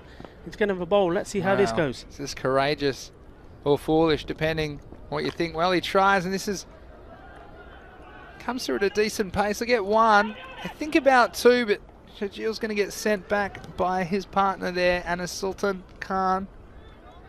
And it's a no ball. So Prince perhaps overstriding, and well, that's probably the last thing we were expecting from the Prince. And this becomes a free hit, so that could be crucial. But the Prince, well, he's a charismatic player. This reminds me a bit of the Karate Kid at the end. He's on one leg. This is a slower ball, kind of short delivery, and a bit clever because it wasn't what the batsman was expecting. He expected it to come through a lot quicker and gets away with it. So gets away with only one off the free hit. Another free hit that the batsman couldn't cash in, and that makes it 25 off 24 balls, 23 balls I should say. Next one's edge, and it flies away past the keeper. And that went at a rate of knots. Not much Waka Iqbal could do. He's not having the easiest time behind the stumps. He's creeping forward to try and get the ball before the second bounce, but when it takes an edge like that, it whizzed past his ears and it's gone all the way. So even though the Prince is struggling a bit, he still can whip those arms through and get the ball down at a fair pace. So 4 runs, and the gamble with the Prince. They really need a wicket now. Yeah, they've been unfortunate there. I mean, the Prince has seen that edge going through. Nazim Mohammed had a couple as well. Well, this is up in the air, and the chance is there. Shazad, oh, he couldn't quite catch it, but it won't go for 4. The batsman should come back for 2. It was a good effort. He had to come forward, and it wasn't an easy chance. It would have been a sensational catch. But in the end, it'll be 2 runs, and 2 valuable runs for the Royals. Yeah, and they'll be thinking, or should be thinking, they don't have to take any risk. They've already got the required runs they need of this over, but took another chance there, but it'll drop safe. They probably won't go for 2 this time. Yeah, just a single this time, and tell you what, this is where the Warriors, they just need to find a way to take this game deep, take it into the last over. Don't let the Royals run over them too quickly, and see if they can build some pressure and tension in that batting lineup. This is up in the air again. It's going to be into the gap. It's going to skate away, and Shazad, I've been impressed with his fielding. Could be a chance. Oh yeah, I think he's got him. And he's getting given out. So what a good piece of fielding that is. And well gathered by Prince Daman at the stumps. It bounced just in front of me. A slight fumble, but then he was able to gather it. And I didn't mind that. Shajil coming back, trying to force an extra run. Perhaps he was pressured into it by his partner, Anas Sultan Khan. But you see this? He's through very quickly, and I think it was actually Shajil that took the initiative and ran back there, trying to put some pressure on the field, and that's not a bad idea, but the fielding's been very improved this series. We talked about it time and time again, Rico, and the fielding making a difference there. Yeah. And again, a dangerous player removed, and another wicket goes down for the Warriors. Yeah, I mean, there's good cricket there.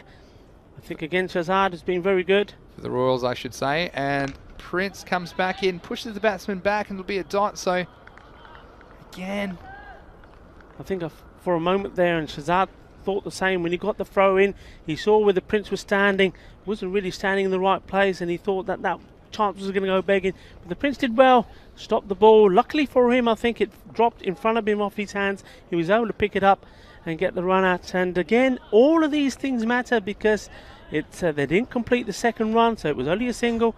They've got a new man now at the crease. And the Warriors, if I was in their position, if I was their captain here, I would keep attacking. I would put pressure on the batsman that's in to try and force him to hit big and not allow him to get the strike as much as he wants and get the new person on strike. Well, we've had some redemption stories so far in this match already, Rico, and this is Akhtar Iqbal Khan, who went for 26 in his first over. He bowled the second over and took some punishment, but he has a chance to make amends here in a key moment of the game. It's well bowled, and they're just going to get a single, so it's run a ball, and run a ball seems pretty easy, but with 2 new batsmen, quite possible you can get a couple of dots and then just build the pressure, force a mistake. But what's critical here for the Warriors is that they take every chance that is afforded to them if they're going to win this game and secure victory. Oh, this is well bowled. Just what we're talking about there. It's Anas Sultan Khan just playing and missing, and that evens the equation. 16 off 16. Tension here at the Montjuic Olympic Ground. Well, this is in the air. I think it might be in the gap. Not much that the Prince can do about that. It carries the boundary again for another Maximo. And that relieves the pressure for the Royals as they get within 10 runs of this target with a tick under 2 overs to remain. Yeah, this is a big shot, and it makes a huge bit of difference to this match. I mean, like you're saying, they need 6 and over. Well, that's them scored off that one shot. Already got a single in this one. Look, they need a wicket here or a dot. And a dot will do, and that brings it back 10 off 10. And again, we said, Rico, they've got to take it to this last over. Anything can happen if you take it to the last over. Anas Sultan Khan just pulling the big shot out when it was required. The Royals, they don't want to let another one slip. They're within sight of victory. It's Akhtadar Iqbal Khan. Wow. Tried for the big shot. Again, at this point, and I'm going to sound like a broken record, I'm sure, Rico, but run a ball, 10 balls to go. You just can't afford dots. That's the only way you can lose. Just score. You've got all the field back. You've got all the field back, and if you're sure, if you get a ball that's obvious that you can hit for a boundary or hit for a Maximo, then by all means, but I wouldn't be trying to hit those good length balls out of the park at this stage. That's what he tries to do here, and he's going to find Shazad down at deep cover, so just the single, but yeah, all the tension makes it 9 off. 2 overs to go. Oh, 2 overs to go, yeah, pardon me. And so we've got, yeah, at the end of the over, it's 103 for 4. So, yeah, just the 2 overs to go. 10 runs required. 9 runs required. I'll get something right eventually. It's been a long day. But, yeah, 9 runs required. So it's really important. And they might be giving another over to the Prince. And look, why not? He's the kind of X-factor player. But you know, I'd say you need a... Again, 9 off 12 looks very easy. But we have seen overs, even towards the end of the innings, only go for 2 or 3. We actually saw the last over of the first inning of this match. There were only 3 runs, and 2 of them were byes they shouldn't have got on the last ball. Yeah. As they threw the ball around. So that might come back to be very important in the context of this match as well. This is Prince Diman. This is struck away nicely, and I think they'll probably get 2 comfortably. The infielder has to go back and get it. It was Mohammad Nazim who did the fielding. So again, they seem to be on their way to victory here, the Barna Royals. 105 already, so 7 to win off 11 balls. The old corner store, 7-11. And it's number 7, Prince Diman. Again, he goes for his shot and he'll get a single, and now you'd have to say they'd have to fall over to lose, the Royals, and it's be a good victory for them, especially after that disappointing performance against Pakcelona where they had the game in their grasp. And it keeps things interesting in the middle of Group B, doesn't it, Rico? Here's the Prince again. Is there another? There's another twist in store. Yeah, he's got a snick on it. He's walking. Yeah, the umpire gave him the nod. Yeah, you just see there no real celebrations from the Warriors. They think they're in a tough spot here, but again, anything can happen. There's still 6 to get. There's 9 balls remaining. There's a new batsman at the crease.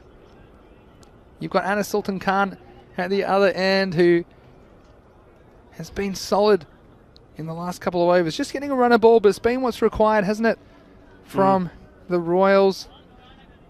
But again, what a pressure situation. You've got 6 off 9. I'm telling you, if this new batsman coming out, and you can see he's coming out in the bottom half of the order, you wouldn't be surprised if you see ... here, and suddenly you need 6 off the last over. So his game's not dead yet. Yeah, I mean, Prince Damian, he's got to make sure that nothing loose, try not to bowl short, right up. I still think a couple of overs ago, I said it then, that they've been too deep. If they were in more, they have more chances to take a catch, more chances to stop those type of shots. Yeah, true. I agree with you there, especially mid on, mid off. You can't see the number 7 coming out and going over the top. And Yeah. It would be a difficult shot, wouldn't it? And if he does, well, good on him. But yeah, the single coming in was Anna Sultan Khan. He's just had what's been required for the Royals here as Prince Diman comes in. And this is sensible batting. Yeah. Because they are back on the edge of the circle, you have to say, and within sight of victory. But what a game we're going to have. The Warriors look, they're going to have to be Warriors, aren't they? Because they look a bit down and out after this game. They've hurt their star player, Prince Diman, battling through an injury, but he'll be a key man if they're going to challenge Pakcelona in the 5th and final match of the day.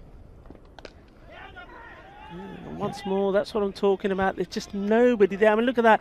The wicketkeeper, the captain himself, he still ain't picked on it. He's got to run all that way to retrieve that ball. Nobody there at all. It's almost like Nilkesh Patel. Yeah, it's like the umpire's got to feel that there's nobody around him.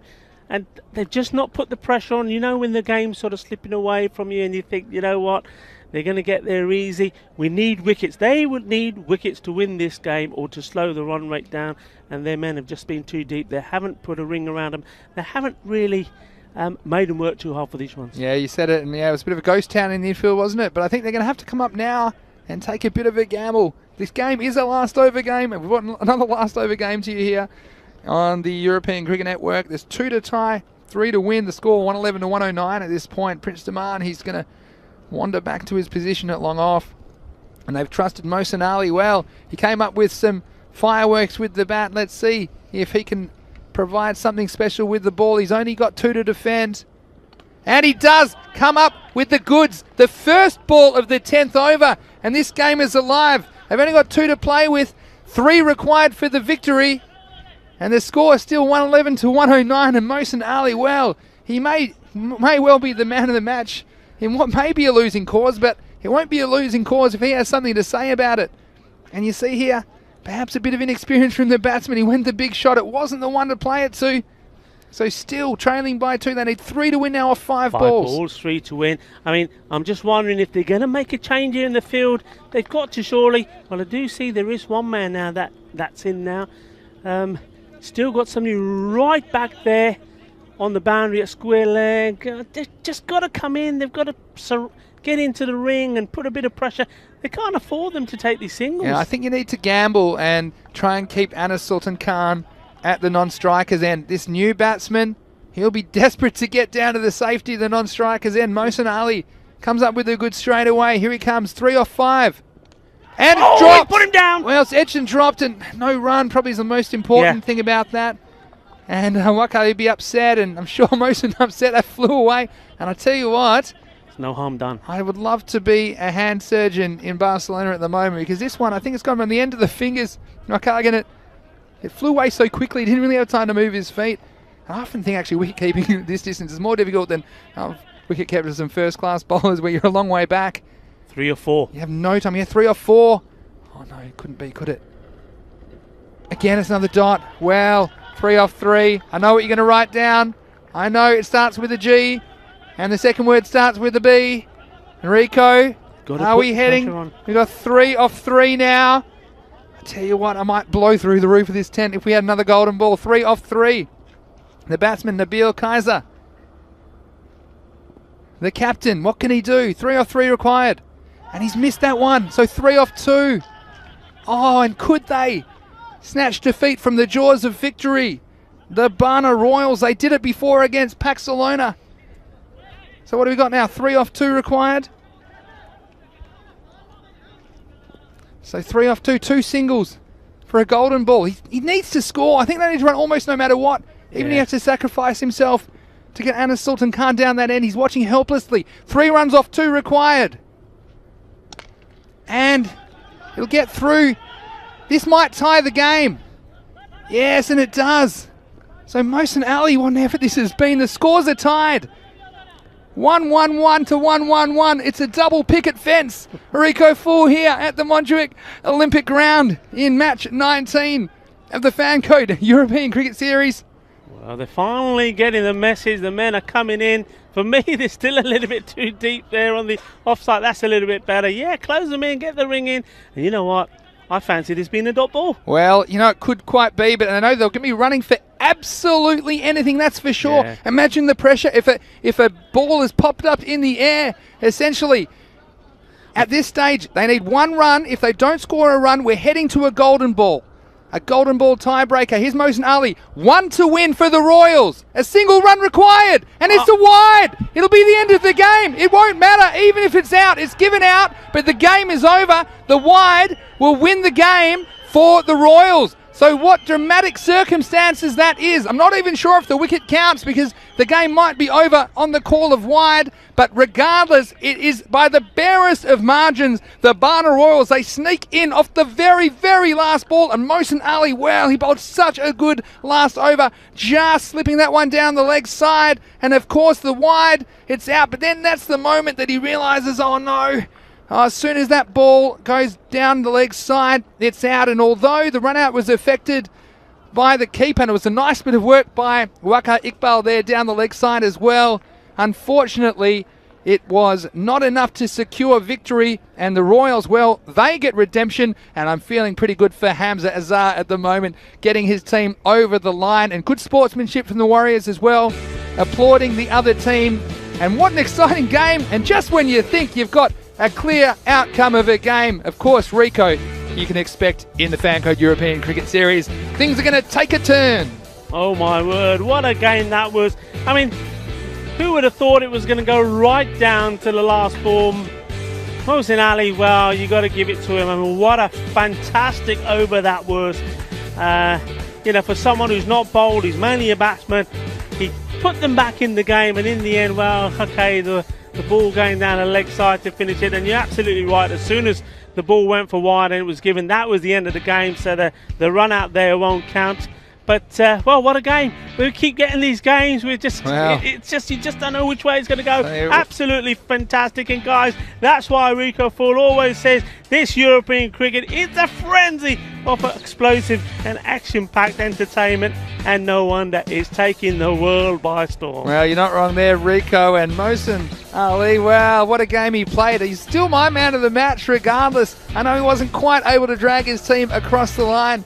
And the Warriors, they lose their first game of this Fancode European Cricket Series by the barest of margins. That was a fantastic catch there earlier in this match. And you can see they're appreciated from a safe distance by their teammates.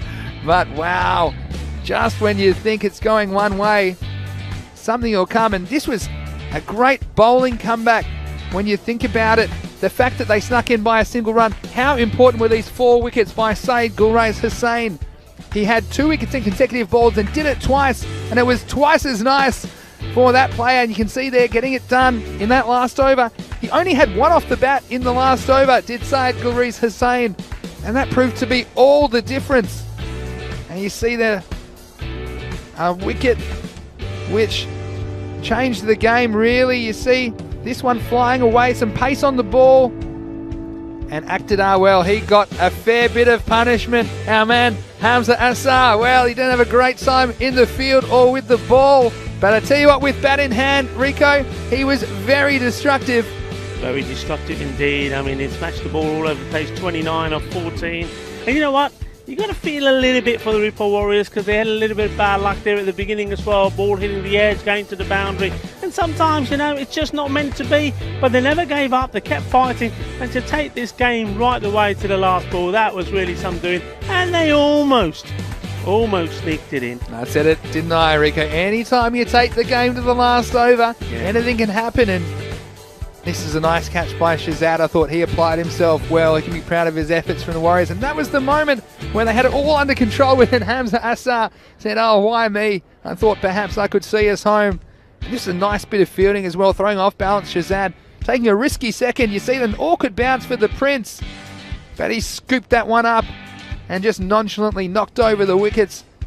And then an interesting finish by Mohsin Ali. He said, is it possible? Is it possible? Unfortunately, even though the run out was affected on the last ball, it was all to no avail as the last ball was a wide. And so in the end, it'll go down as 1 ball to spare. But we know it was a last ball finish here in the Fancode ECS Spain. Looking at my dashboard for match 20, it's the 5th and final match of the day. And we're going to see Pakai Care come out to bat first. The Ripple Warriors, well, it says 2-0 there. They've just fallen to their first loss, so they'll be 2-1 going into this game against Pakai Care 3-0. And you see Pakai Care, they've got a very powerful top three that they've listed. Oh, the Mohammeds, Ihsan Shafri and Kamran. Umar Ahmed, well, we saw him open the batting as well, and he's a powerful stroke maker as well. And Shiraz at 5. So that's the thing about the Pakai Care batting lineup, because they can all hit the ball well. They have confidence to go for their shots, and I think we're going to see some fireworks in their power play. Yeah, absolutely. This game is going to be all about character again, character of Ripple Warriors. That game would have taken a lot out of them. It was hard for them in the batting, hard for them in the fielding, went all the way down to the wire. They'd be disappointed losing that game on the last ball. And they haven't got a lot of time to regroup. Also, what's the injury to Prince Damien like? Has it got worse? Yeah. A lot of ifs there, but you know what? As we've seen already in that game, it looks like a team's out of it and they just come back. That's the beauty of this T10 format. That's right. And look, the Warriors, they'll be desperate to make amends. They'd love to get what surely would be an upset against this Pakai Care lineup, but Mohsin Ali, the way he was hitting the ball, anything's possible, and they've shown that they've got some players that can rub it with the best here in Barcelona. So we'll leave you for now for about 10 minutes, but don't go anywhere. Go make a cup of tea, or perhaps if it's a bit later at night, you can make yourself a little drink of whatever you like. But join us again in 10 minutes for the intro to match 20. It's the 5th and final match of the day. This is Vinny Sandhu here, Mr. Maximo, along with Rico Full, and this is the European Cricket Network, and you are watching the Fan Code European Cricket Series Spain. We'll see you shortly.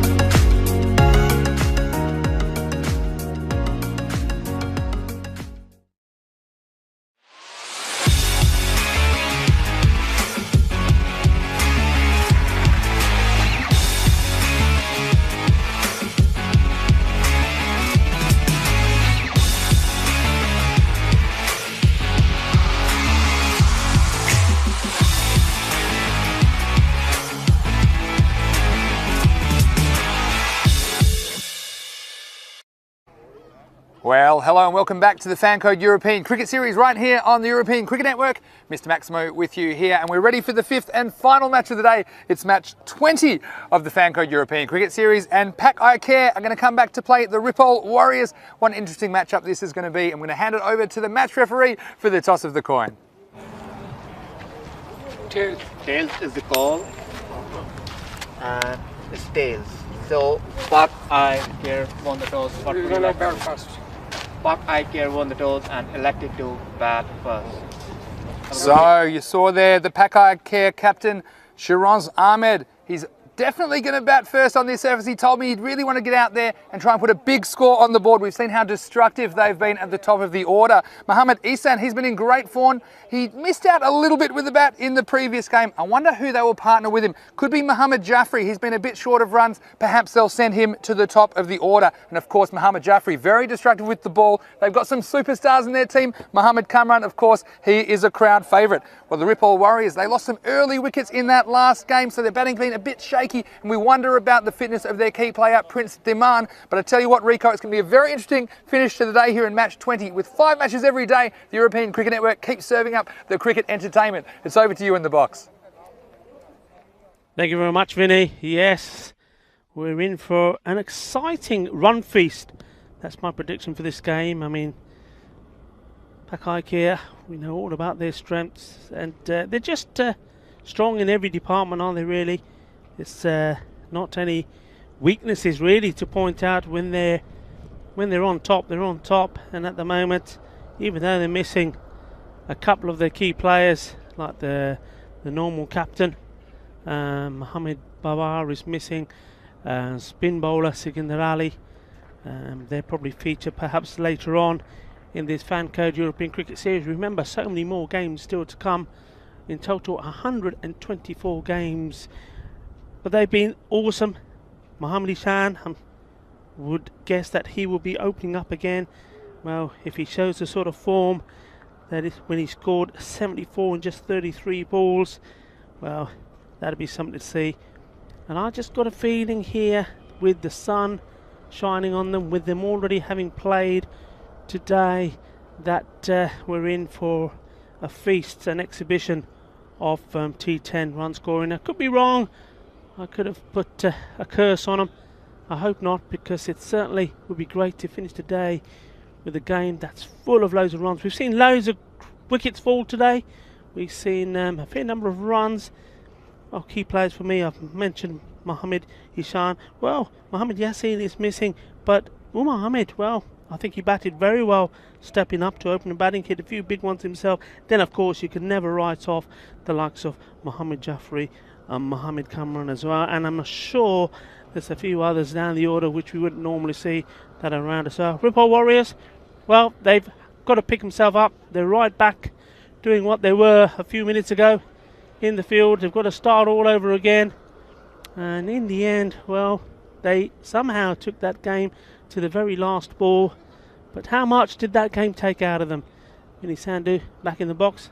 Welcome back, Vinny. Yeah, it's good to be back. And yeah, no surprise to me when Pakcelona won the toss, electing to bat first. And now, Rico, if you remember yesterday, I made an interesting prediction in match 5, didn't I? I predicted a bit of an upset. I predicted Fateh to get up last night, and they didn't quite. So would you like to know who I think is going to win this game? I'm sure a lot of people are interested out there. Well, you know, I know that you sometimes can be a gambling man, and you like to... Think I tip an upset, do you think? I might tip an upset? I think you may do, and I can understand where you're coming from, yeah. Well, I can tell you, I think Pakcelona are going to win this comfortably. I think Relive, I think that... Oh, it can't be easy backing up. Although Mohammad Nazim, I tell you what, he will have to do some damage to the top order. And the reason is, I think it's pretty tough for the Warriors to come out backing up after that dramatic last ball victory, or loss I should say, victory for the opposition. The Royals sneaking through a wide off the last ball of the match, and here's ball 1 of match 20. And bowling to Mohammad Jafri is opening up. That's a nice shot as well. It's going to take some stopping. It's going to go all the way to the boundary. So Mohammad Jafri's been pushed to the top of the order. And I think that breaks his run of ducks, Rico. It does indeed. I was just about to say, you took the words out of my mouth. He finally opening up or coming in higher up the order. manages to avoid getting 0 to his count. He opens up, first ball, 4 runs. Interesting, he faced the first ball as well. I mean, Mohamed Ihsan opening up with him. And he's been very distracted. Took 32 off and over. The first over of the innings earlier in this tournament. It's well bowled. I actually think this suits Mohamed Jaffrey a little bit better. The pace, he's quite an accomplished cricketer. He's played first-class cricket back in Pakistan. And that kind of experience. He's not too bothered with the pace because he's got a good cricket technique. Mohamed Nazim, not an easy customer for most on this wicket, but you can see there timing the ball crisply, and he enjoys the ball coming onto the bat. So I'd consider actually slowing the ball down, perhaps bowling a spinner in the second over, just to try and disrupt the rhythm of the batsman. Well, he didn't know much about this one, did he? As he had a waft outside off stump and some good pace and carry for Mohamed Nazim. Yeah, a big swing there. I mean, if we do see that again, you'll see he's not really moved his feet. He's had a big old swipe, but you've got to move his feet. He's an experienced campaigner. We call him probably the Mr. Evergreen of European cricket, really. He's been around the scenes. Well, got one more to fend off. He played that well. And they will get a single this time. And we'll get our first look at Mohamed Ihsan. And he's been a revelation for Pakcelona. Very powerful. Sets a solid base and been pretty impressive so far, to say the least. Also, he does a very handy job behind the stumps for Pakcelona. But it's got to be early wickets, and this Pakcelona batting lineup so strong, so deep. Well, this one, you see what happens, and it goes over the top into the marquee, and that's the first 6 of the match. Yeah, lovely shot, and again, just pure timing, isn't it? I mean, in all fairness, this wasn't the worst of deliveries. Well, it's certainly one way to get off the mark, isn't it, Rico? When we all love to do that, but you see the extra pace. Some of these batsmen with good techniques, they enjoy the extra pace on this wicket. They know how to use it. And that one almost ripping a hole in the marquee as that was whipped over the square leg boundary for 6. Yeah, I mean, it was just a smidge going down the leg, and how quick he was to latch onto it. Short. That's a good response. Something different. Yeah, that's the end of the first over, Rico. Good one from Nazim Mohammed. And the end of the over, it's 11 for no loss for Pakcelona. A pretty good over, but we've seen some pretty explosive power plays. 11, not too bad when you consider as well that over half of them came in that one stroke from Mohamed Ihsan. So, Pakcelona, what sort of a power play target do you think that they'd be happy with? Well, we know what they've been achieving so far. They're sort of under par here.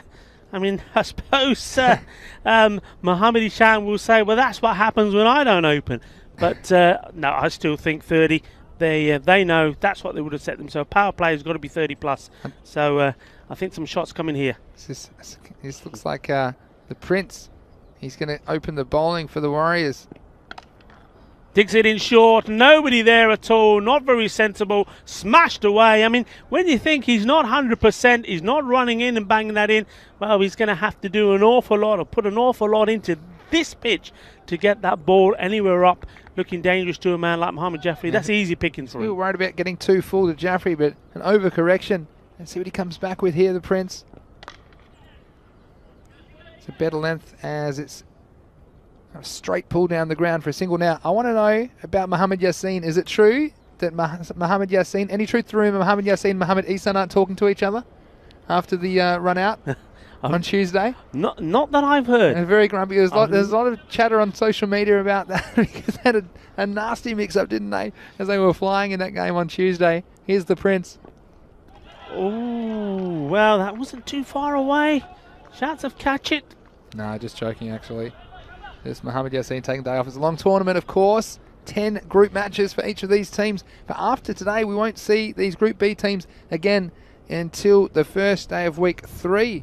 I think the 22nd of February. So I'll get a bit of a chance to rest and recover. That's well hit. Is it going to beat the fielder? Chases on, but the fielder can't get to it. That's very well hit. Straight and hard, giving no chance to Deepak Rana. You see the power there of Mohamed Ihsan. He didn't look to hit that super hard. I mean, it was obviously a pretty good connection, but it raced to the boundary. throws his hands at this one, but there's a man set back there, so just a single. But yeah, it's a good chance, I think, for Mohammad Jaffrey. You mentioned he hasn't scored a lot of runs in the European Cricket Series, and let's see if he can build on this promising start in match 20.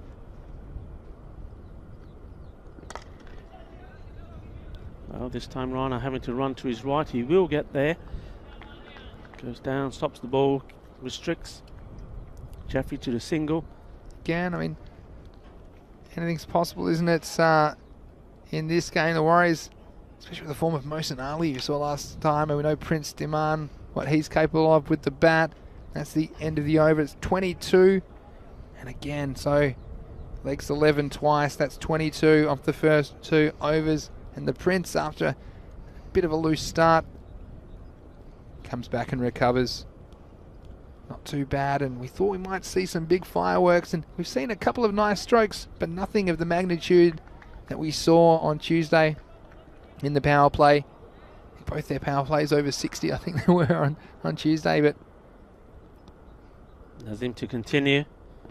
That's a good throw, and he'll be struggling, deciding against the single, probably thinking a few years ago, maybe 10, he would have taken that. It was a nice pickup by the Prince, wasn't it, on the first bounce and on the edge of the circle, having a throw, but preventing the run. So Jaffrey to face. It's in the air, and well, just over the head of Prince Diman there. Good shot to be playing inside the power play. Doesn't matter too much if you don't find the middle of the bat. It's more about placement, and he plays this in the right area. The wrist coming into play, guiding that ball to the area you wanted to. So Mohammad Jaffrey, though he's not hitting too cleanly, still finding the boundary. He moves on to 15. Just makes a different kind of a sound when you hear the ball off Mohammad Jaffrey's bat, don't you? It's a sign of a good player.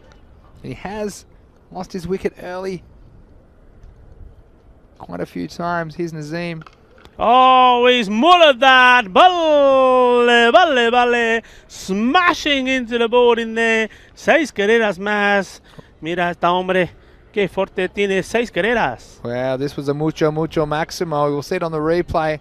And it was just too short, and he loves pouncing on that. And he loves the ball. We see how much he loves the pace coming onto the bat and just using Mohammad Nazim's pace against him. And it crashed into the fence. That's a long way past the boundary line. Let's see what Nazim comes back with. Oh, that's smashes into his pads. I think Mohammad Jaffrey will be disappointed he didn't make more off this. He got into shape, but was hurried a little in the end on the shot. I think he likes to play on the back foot, doesn't he, Mohammad Jaffrey? And if you're going to be putting the ball where he can get on his back foot and rock away and pull you or cut you, he's going to do it. Well, just a couple of balls left in the power play now. Well, that's very loose, and that's going to be trouble for the Warriors. That one's gotten away from Mohammad Nazim, who tried to go a little bit fuller, but he lost the radar, and unfortunately the edge of the pitch made that race away for 5 extras. So with 2 balls left in the power play, Pakcelona are 37 for no loss. And I tell you what, when you're playing a team like Pakcelona, you don't want to give them any unnecessary runs just like that. No, not at all. And we were saying that the minimum they'll settle for in the power play is 30. Well, and I was saying, well, they want to be excelling the 30s. Well, they have 30. This will be a 37 free. now. Is this going to be a hit or miss? It's free hit, Rico. Quick, hit or miss? Oh, hit. Hit. I'm going to go miss. Oh, it's kind of a draw, isn't it? Oh, but hold on, here we go. And it's, oh my word. And just a bad misfield down there. And it's going to go all the way for 4 runs. So I don't know. Did you say that was a, how can that be a draw? I think that's a draw. boundary. Well, No way. No, I'm talking about, No way. I wasn't talking about the result. I was talking about whether it be a big hit or not. I don't think that qualifies as a big hit. Well, other than a Agree to 6. disagree. Other than a 6, yes, it was. Double or nothing next time. Come on, guys. Rico or Vinny? It's got to be Rico. Luke Belgium says, worst ball of tournament? Question mark. It wasn't far away, was it? Especially for one of the better bowlers, Mohammad Nazim. Well, he's got his chance to get his revenge here against Jaffrey. It's a bit short again. Don't bowl there to Mohammad Jaffrey. In fact, I don't know if they're going to find this one. That's gone a long way. It bounces all the way off the baseball fence. And Oh, Mohammad Nazim. Well, there's no doubt that that was a hit, Rico. That one's gone a long way. Long way indeed, and yeah, that warrants the title of a Bizaway Super 6. We were just saying he likes to be playing on the back foot. Well, we know it, I think, Vinny, but well, some of the Ripper Warrior bowlers need to understand that as well. They're just basically feeding him at the moment. Yeah, and you can see that it doesn't have to be that short. He's looking for it. It was good footwork. He transfers the weight onto his back foot, and he's merciless on those short of a length deliveries. You've got to get Fuller, try and force him into a stroke now. At least they have the luxury of pushing some extra outfielders back, as that's the end of the power play. So 5 are allowed out of the circle now, and the Prince is going to bowl out, and they're really throwing a couple of their better bowlers at the top of this game. I don't think it's a bad tactic from the Warriors. But this one, there's no mercy again, and it's Mohammad Ihsan, of course, saying anything you can do, I can do better, and 6 more to Pak I Care. Yeah, just lovely. Lovely to watch, especially if you're not a Ripper Warriors player. It's good hitting this. Super stuff, and there was 25 that went off that last over, and with this one starting on 6, well, it's looking, well, the 50's up already, 53. Well, the Prince can be tough. And that's better bowling, took the pace off it, concentrating on outside the off stump. And it's interesting that, I mean, if you were to quickly just pause this match, if you could, and have a look where all the runs are being scored, well, it doesn't take much to know where you need to be bowling. Outside that off stump.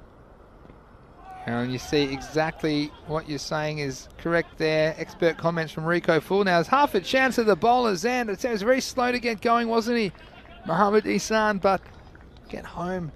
But you're exactly right, Rico. And when you see where the runs have been scored, if you saw the wagon wheel, a lot have gone on that onside. Almost all the runs scored there. So you've got to find a way to get it outside there. And the other thing I wouldn't mind seeing them try is just a slower bowling option. The man comes in again. Short, and it's going to be put away. They're just not learning. There goes another one. Ginna bada shaka patake chalpe aki in the baseball ground, the Olympic Montjuic ground. We're seeing 6s all over the place here. Maximo mucho.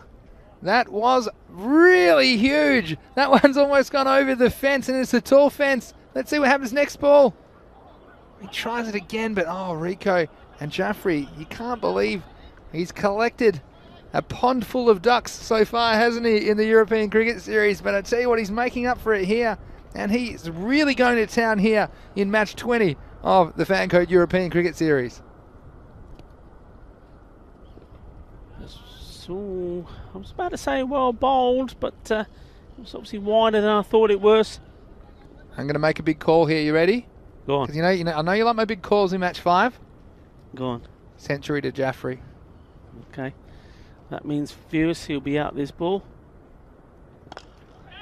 Hit in the air. And thank you very much. Give me a break. Give me a break. La la la la la la la la. Foot on the line. Oh, I tell you what.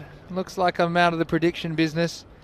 Okay, Got to be kidding me, don't you? You see your bag? Oh, Just pack your stuff and go my bag's full of wrong predictions. I might start walking home. Got to be kidding me. What an important wicket that is for the Ripple Warriors. What do you guys think? Luke Belgium, you have some sympathy for me there? He was on, wasn't he? Got to be kidding me.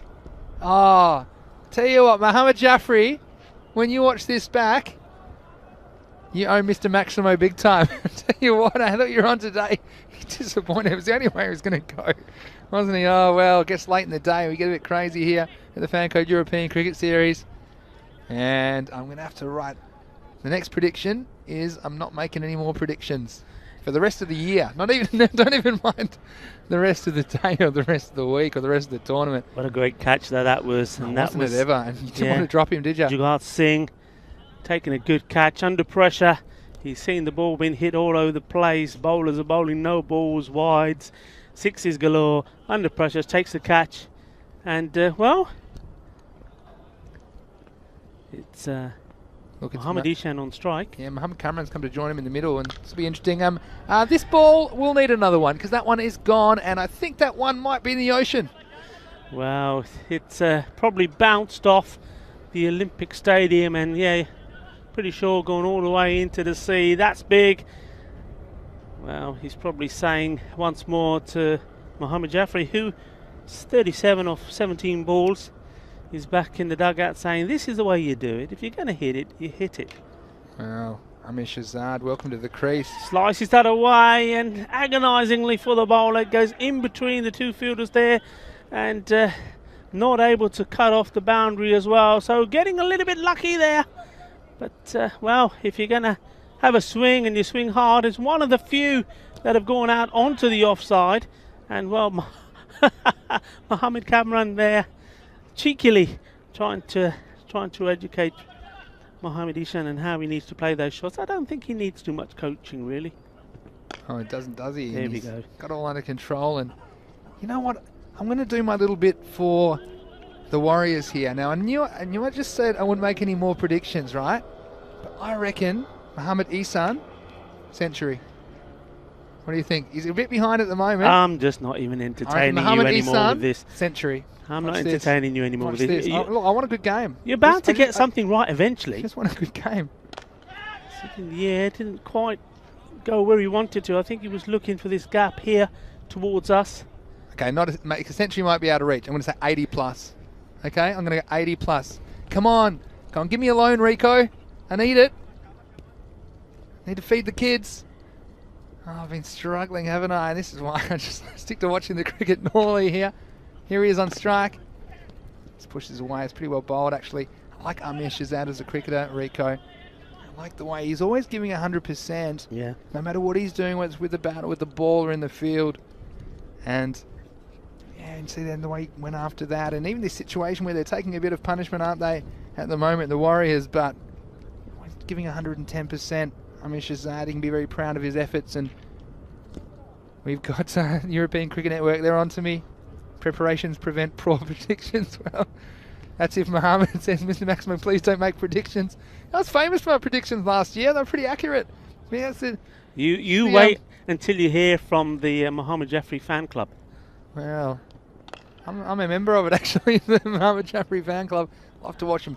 How good was he pouncing on those short balls as well, Rico? He was sending each one further and further. This is good bowling here. And all of a sudden you just see the difference. Just took the pace of it, not trying to whiz the ball through, bowled a good line, and those boundaries stopped, and we're going back to singles. Well bowled indeed there. I'm also going to predict that I don't win the lottery. Just so you know, next week I'm pretty sure I won't win the lottery. Well, we're at the halfway stage. 75, the 1 wicket gone, and that of the man who was predicted to make a ton but never did. But we're moving on from that now. I tell you what. And well, this is a gamble, I think, here. They probably haven't got too many other options. But Iqbal coming on. This is Mohammed Kamran. I'm sure he'd love to get in amongst the runs. Just sensible this time, though. Pushes away, and that's good batting, actually, Rico, because Mohamed Ihsan is the man with a hot hand. He's 30 off only 12 balls. 2.5 of balls, a pretty good striking rate. And with just under 5 overs left in this innings, this could be a very big score if he gets going. Just adjusting the field slightly here, and bringing the offside players in and pushing another one back on the leg. Short, and it should be put away. Once again, one hand coming off the bat. And that's just a sign when you see that timing's slightly off with the batsman when you see one hand off the bat. Sometimes you've even seen a couple of times today, the ball still make the boundary or go over it, but it just shows the slight deception. But the batsman's committing to the shot and still swinging the bat through. Still making the changes here now. Ghulam Sawer has also been moved across. So 1, 2, 3. Oh, hang on. No, they've changed his mind. He said, no, I don't like that. Don't know where he's going. He's just right behind the bowler at the moment.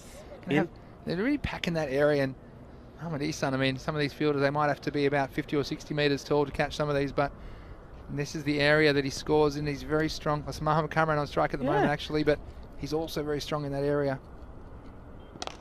Well, there you go. Take that. You can put as many you want on the leg side. I'm just going to hit it for a 6 on the other side. Well, that was class, wasn't it, from Mohamed Kamran? They packed the long on boundary. There's 1, 2, 3 men out there. Slightly less protection on the offside. And he just moseyed down, made a little bit of room. And all 5 of these fielders are in front of the wicket. You don't often see that. But that's just trying their best to protect these boundaries. But they're very small to protect. Akhtar, just a nice hitting pace for Mohamed Kamran. Well, he went for it. Bowler will say that's a minor victory for him. One thing I'd say is that they'll give you a chance, won't they, Pakcelona? I mean, they do go for their shots, but they will give you chances. Now, if you do get a chance to hold one, we saw it there with Mohamed Jaffrey, that he gave one chance and they took it. Let's see if they take the next one that's given up. Well, he's bowled him. Well, Mohamed Kamran was disgusted with himself playing the ball before, and he almost looked like he had a little talk to himself and saying, no, I mustn't do that, but he couldn't resist. And well, I thought this was going to be a little bit of a gamble, putting Iqbal on. Thought they would take him on. Maybe that was the plan, to try and make him hit. Well, he took up the challenge, but he fails, only hitting the 1-6 over the offside there, but now he's on his way back, so it hasn't really had an impact with the bat, Mohamed Kamran, as he would like. He's been bowled by Iqbal Khan for 9. Well, I would say that the last 5 overs, often they call it the happy hour, but it's ended in tears for Mohamed Kamran, and he just went for 1 shot too many, and it just shows when he played a more correct stroke over the offside, he looked $1 million. But then Akhtar coming back, and that's always the right of the reply you have as a bowler. You don't have it as a batsman, do you, if you make a mistake, but the bowler can come back and deliver a delivery which can remove the batsman. So bowlers generally have the last laugh, don't they, no matter what the form of the game. But the captain said, I've had enough of this. Comes in himself. He batted quite well in that game, and starts off in the first game they played, starts off with a single. Yeah, Shiraz Ahmed, and chatting to him just before the toss, he was very keen to put a big score on the board. They're well on their way there, but we have seen, and this has kind of happened before, we had a large start, 61, 75 off 5 they were, but they're still already single digits in that over, and he's 84 for 2 after 6 overs, and what I see is you can still turn the screws here, 4 good overs, just however you can. Now, it's hard to see how that's going to happen with Mohamed Ihsan at the crease, but if you can starve him of the strike, he's not on a strike at the moment.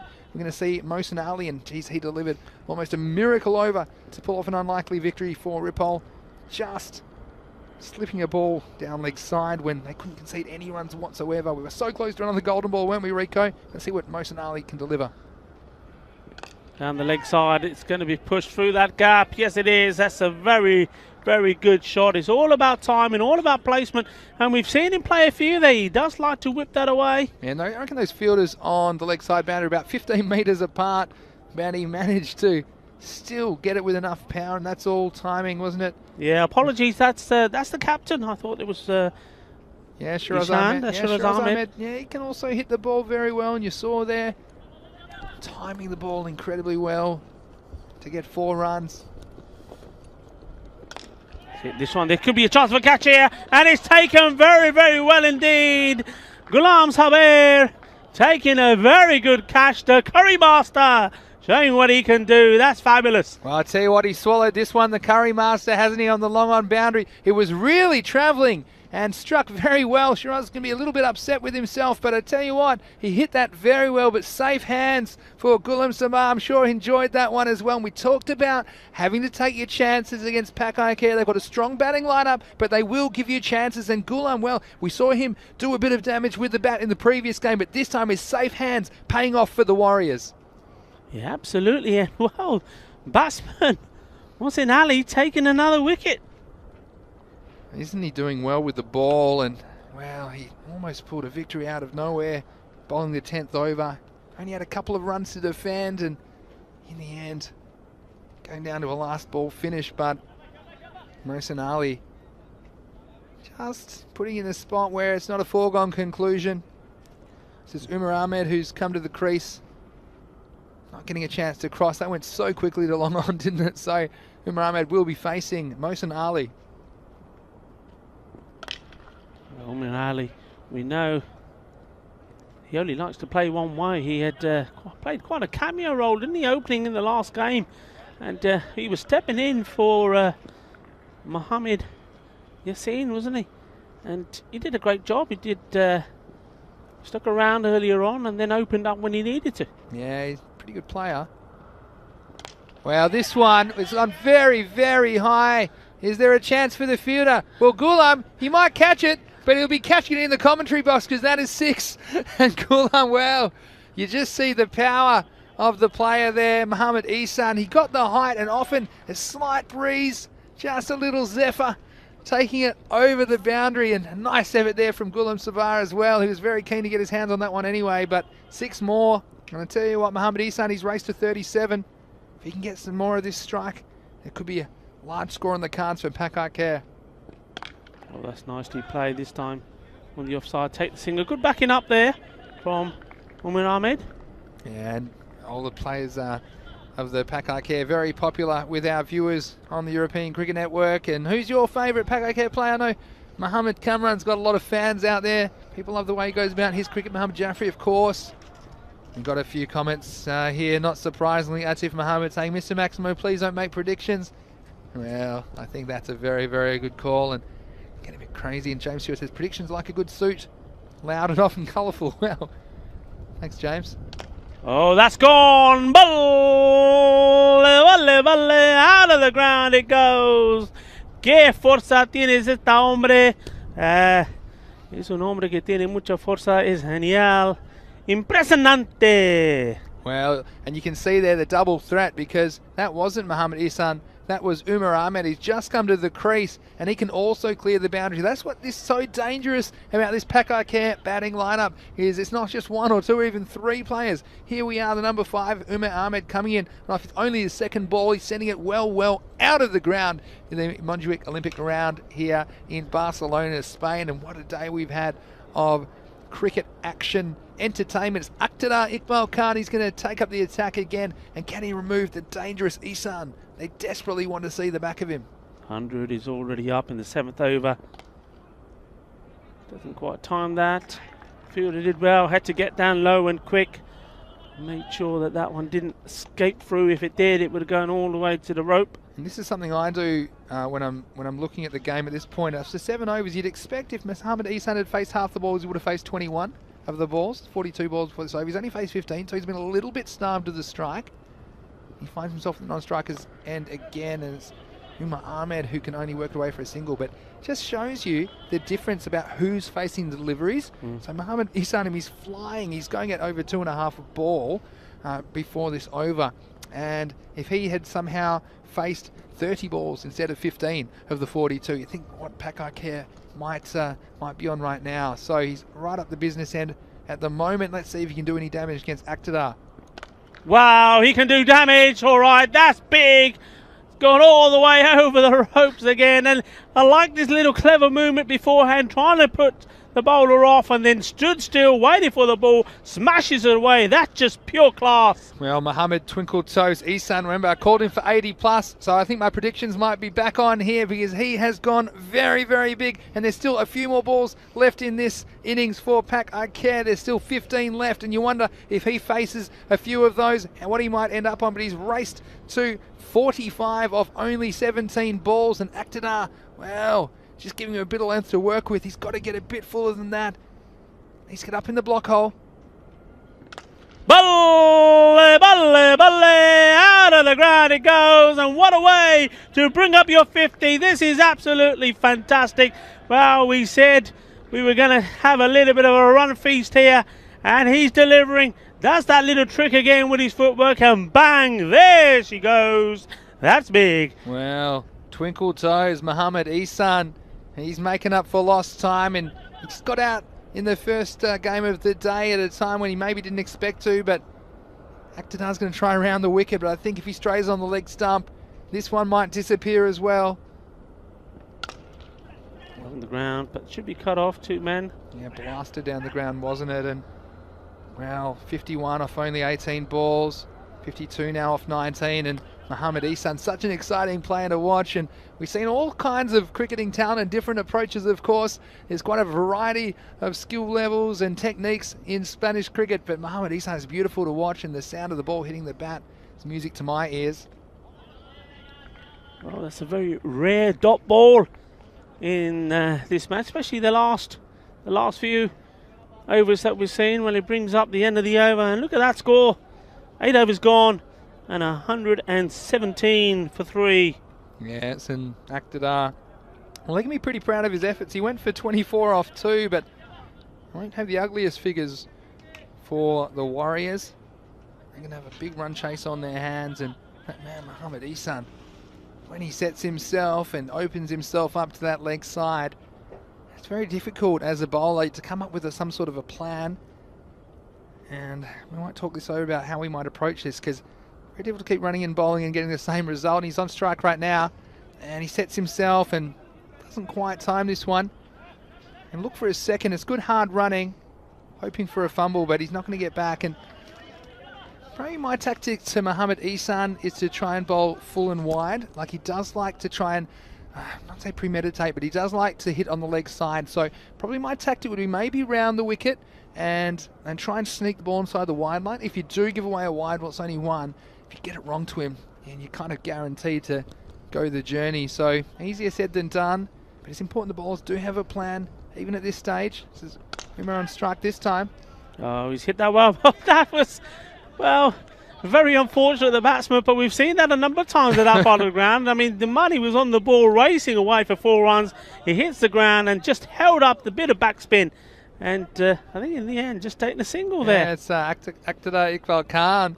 Well, he had given up on the ball himself, hadn't he? He just and went around to his left, looked like he was going to skate away, but then he decided at the last moment to try and gets across this time. Well, this is banged, and I tell you what, my fooling outside the off-stump tactic, well, Mohamed Ihsan must have heard and said, well, this is what I think of that. I'm still going to make it disappear over the leg side. Another huge shot for the Pakcelona opener.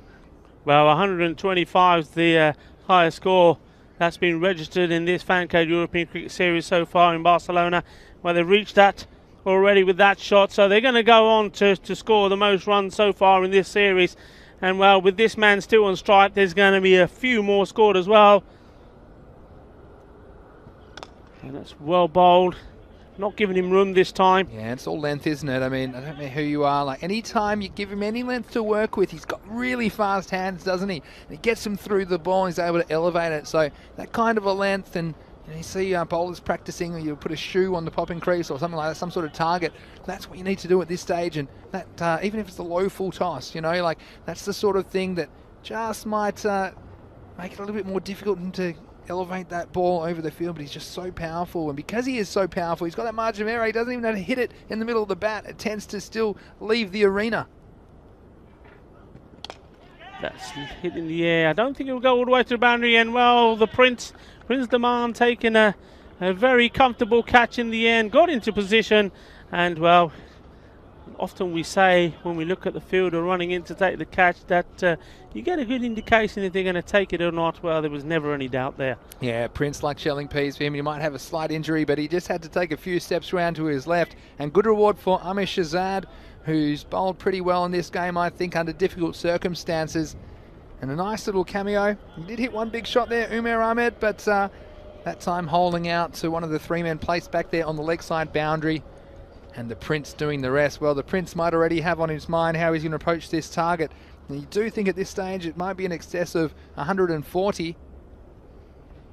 Ihsan on strike, and this is very well played. He had to be very nimble with his wrists there. He took the gamble outside the off stump. He exposed the pegs at Rico. The bowler thought he might have been through for a second, but Ihsan was equal to the task. Well, yeah, I mean, you know what? We saw this attempted by Vicky Sondhu, didn't we, in the golden ball going right the way across. Well, Vicky, if you're watching, hi, buddy. I hope you're enjoying it. And by the way, that's the way to do it. 4 runs. Slightly different ball. That one's a full toss and slightly more difficult, but poor Vicky Sondhu, he batted so well. He scored 42 in that game and trusted with the golden ball and took the gamble, trying to play a little ramp shot, but who'll forget that? Abhishek Borika. If you haven't already, go back and watch the highlights of match 12. You can watch them on our YouTube channel, ECN European Cricket Network. Wherever you are around the world, there's some great man of the match videos and highlights videos. Also, you can check out some content at our website, europeancricket.com. And don't forget to follow us on social media, Twitter, Instagram, and Facebook at European Cricket. Here comes Deepak Rana. Yeah, that's good. That's good. But just needed to get the single and get the danger man back on strike and see if he can at least get one prediction right for the man standing to my right, Vinny Sandu. I said 80 plus, and now he's going to run out of time. Will he run out of time? It depends how many balls he faces. I mean, a couple of big uns. I think I'm back. I think I'm back in the prediction business if he gets 80 plus, because everyone heard it. Go back and rewind about 10 minutes. Rana. Don't rewind any further. Here he comes. He hit that one. Balle, balle, balle. Brrrr. Fireworks around this ground. That's disappeared over the horizon. I lost it and it was still going. That was massive. And that's the thing. You give him any length to work with at all. And I tell you what, he's gotten out the one wood, and that one was driven out of here. And he's on 70 now. That could be a wide. Oh, and Deepak Rana says, thank you very much, umpire. Have some mercy. Clever bowling. Goes back to what we said right at the beginning here. You got to bowl the right line. And the right line is you keep bowling outside the off stump. Here he comes again, Deepak Rana. What's he thinking right now? Well, you see here, obviously, Mohammad Ihsan knows about the prediction I made about him making 80 plus. You know what? Missing 2 in a row. That for a bowler, that for Rana is a massive victory. To bowl going 2 dot balls to this batsman at this stage in an innings, well, mate, he should get an award for it. Rana's like, why am I a bowler right now? This time he gives him a chance. Well, you didn't get all of this, and it might be a chance. Well, it's going to come back for 2, I reckon, regardless. A good throw will have him. I'm not even going to try, so we stuck down the other end with a ball to go. We'll end up on 71 off 27 balls. What a knock, though, from Mohammad Ihsan. And he's treated us to some delightful stroke play, setting up this massive total for Pak Care. They're 138 with a ball to go. Giving Mohammad Azimbat a go off the last ball of the innings. And he says, I'll take 6 of the best. Thank you very much. And Pak Care, after 10 overs, winning the toss and electing to bat, they have set a massive target of 145 for Rapol Warriors, as they have scored 144 for the loss of 4 wickets off their 10 overs. And Rico, well, we've talked about this Pak batting lineup, the depth of it, and the amount of players they have that can clear the boundary. And we certainly saw some big hitting here in match 20 of the Fanco European Cricket Series. Yeah, didn't we just? I mean, Mohammad Jaffrey started straight away, hitting the boundaries. He was in good nick. We said that when he normally bats early on. There he is. He's just clubbed that one away over the top, over the tournament referee's tent, and a few more went over there. Look, it's almost like, well, that sort of proves what we're talking about. The same ball, and he's playing the same shot all the time. That was a nice one. He waited for that one, clipping it off. But, well, could only find the fielder, and being caught, well, Mohammed Cameron then came in, and we looked like he was going to get going, played that lovely shot, and then played all round this one. The ball before tried the same thing, and he was lucky to still be there. The next ball coming down the track, and he'll not be happy when he looks back and sees that one. There you see. Socially distanced. Yeah. Little congratulations from the batsman, and there were plenty of things to congratulate. Yeah, Cameron will be upset with that stroke. But then we saw a couple of moments. Ghulam Sabah thought that was a good catch on the boundary. This one, well, it went very, very high, and they thought they had a chance. Ghulam said, I'll go after it anyway. And he wasn't able to hold on. He's well over the boundary. It was inconsequential. As you see, Pak Care then unleashed fury. In particular, Mohammad Ihsan on his way to 71 off 27 balls. And Deepak Rana, well, he was questioning his life decision to become a bowler. Although he snuck a couple past Ihsan, he was also disappearing for a couple. And Ihsan at this point thinking, well, if I hit a couple of 12s, I might get close to 100. He didn't quite get that one out of the middle. Half a chance for the fielder coming in from fine leg. And then it was over for the last ball to his partner, who blasted a 6 off the final ball to take them to 144 for 4.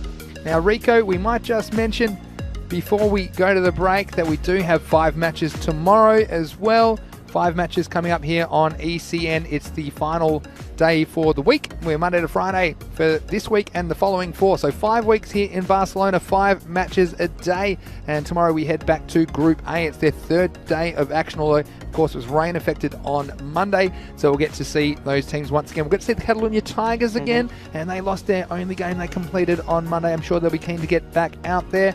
But Rico, what do you think about the Warriors? How are they going to approach this target of 145? They do have a couple of players that were in pretty good form last game. Yeah, I mean, I think, like we said, they won the first 2 games. That 3rd game went all the way down to the wire, took a lot out of them. They weren't at their best. I still believe that if they had a plan in place and if they had the field placements better, it could have been closer. But you know what? That doesn't matter. That's all in the past. They've got to think about this one. Look, they would love us and the viewers around the world be talking about a run chase where they got 145 in a T10 match. And you know what? They do have the players to do that. If the likes of Prince Daman can get going, yeah, Mohsin Ali, Ahmad Shahzad, you've got 3 guys there who on the day can do what we've just seen Mohsin Ali do. And that's what it's all about. I said it in the last game. They need batsmen not just to get into the 20s, but they need to go on from there. And that's what the likes of Mohammad Ishan does. You know, once he gets in the 20s, you just, like you said, Vinny, you just said, right, he's going to go on and score 80 and score a ton if there's time to do it. That's what they need to do. Batsmen have to start and they have to go on and make big scores. Yeah. And they have every opportunity. Look, they've got good batsmen also. They're going to have to do it off the likes of Mohammad Jaffrey, Mohammad Kamran, of course, as well as the captain Shiraz Ahmed. So there's some good bowlers, but we've got some good batsmen. So there's plenty of action and excitement left. That's what you're guaranteed here on the European Cricket Network. We'll be back in about 10 minutes to join you for the run chase. It'll be the Rapol Warriors chasing 145 victory against Pakcelona here in the 5th and final match of the day, match 20 of the Fan Code European Cricket Series Spain. This is Vinny Sandu, Mr. Maximo, along with Rico Full, and you're watching the European Cricket Network. We'll see you shortly.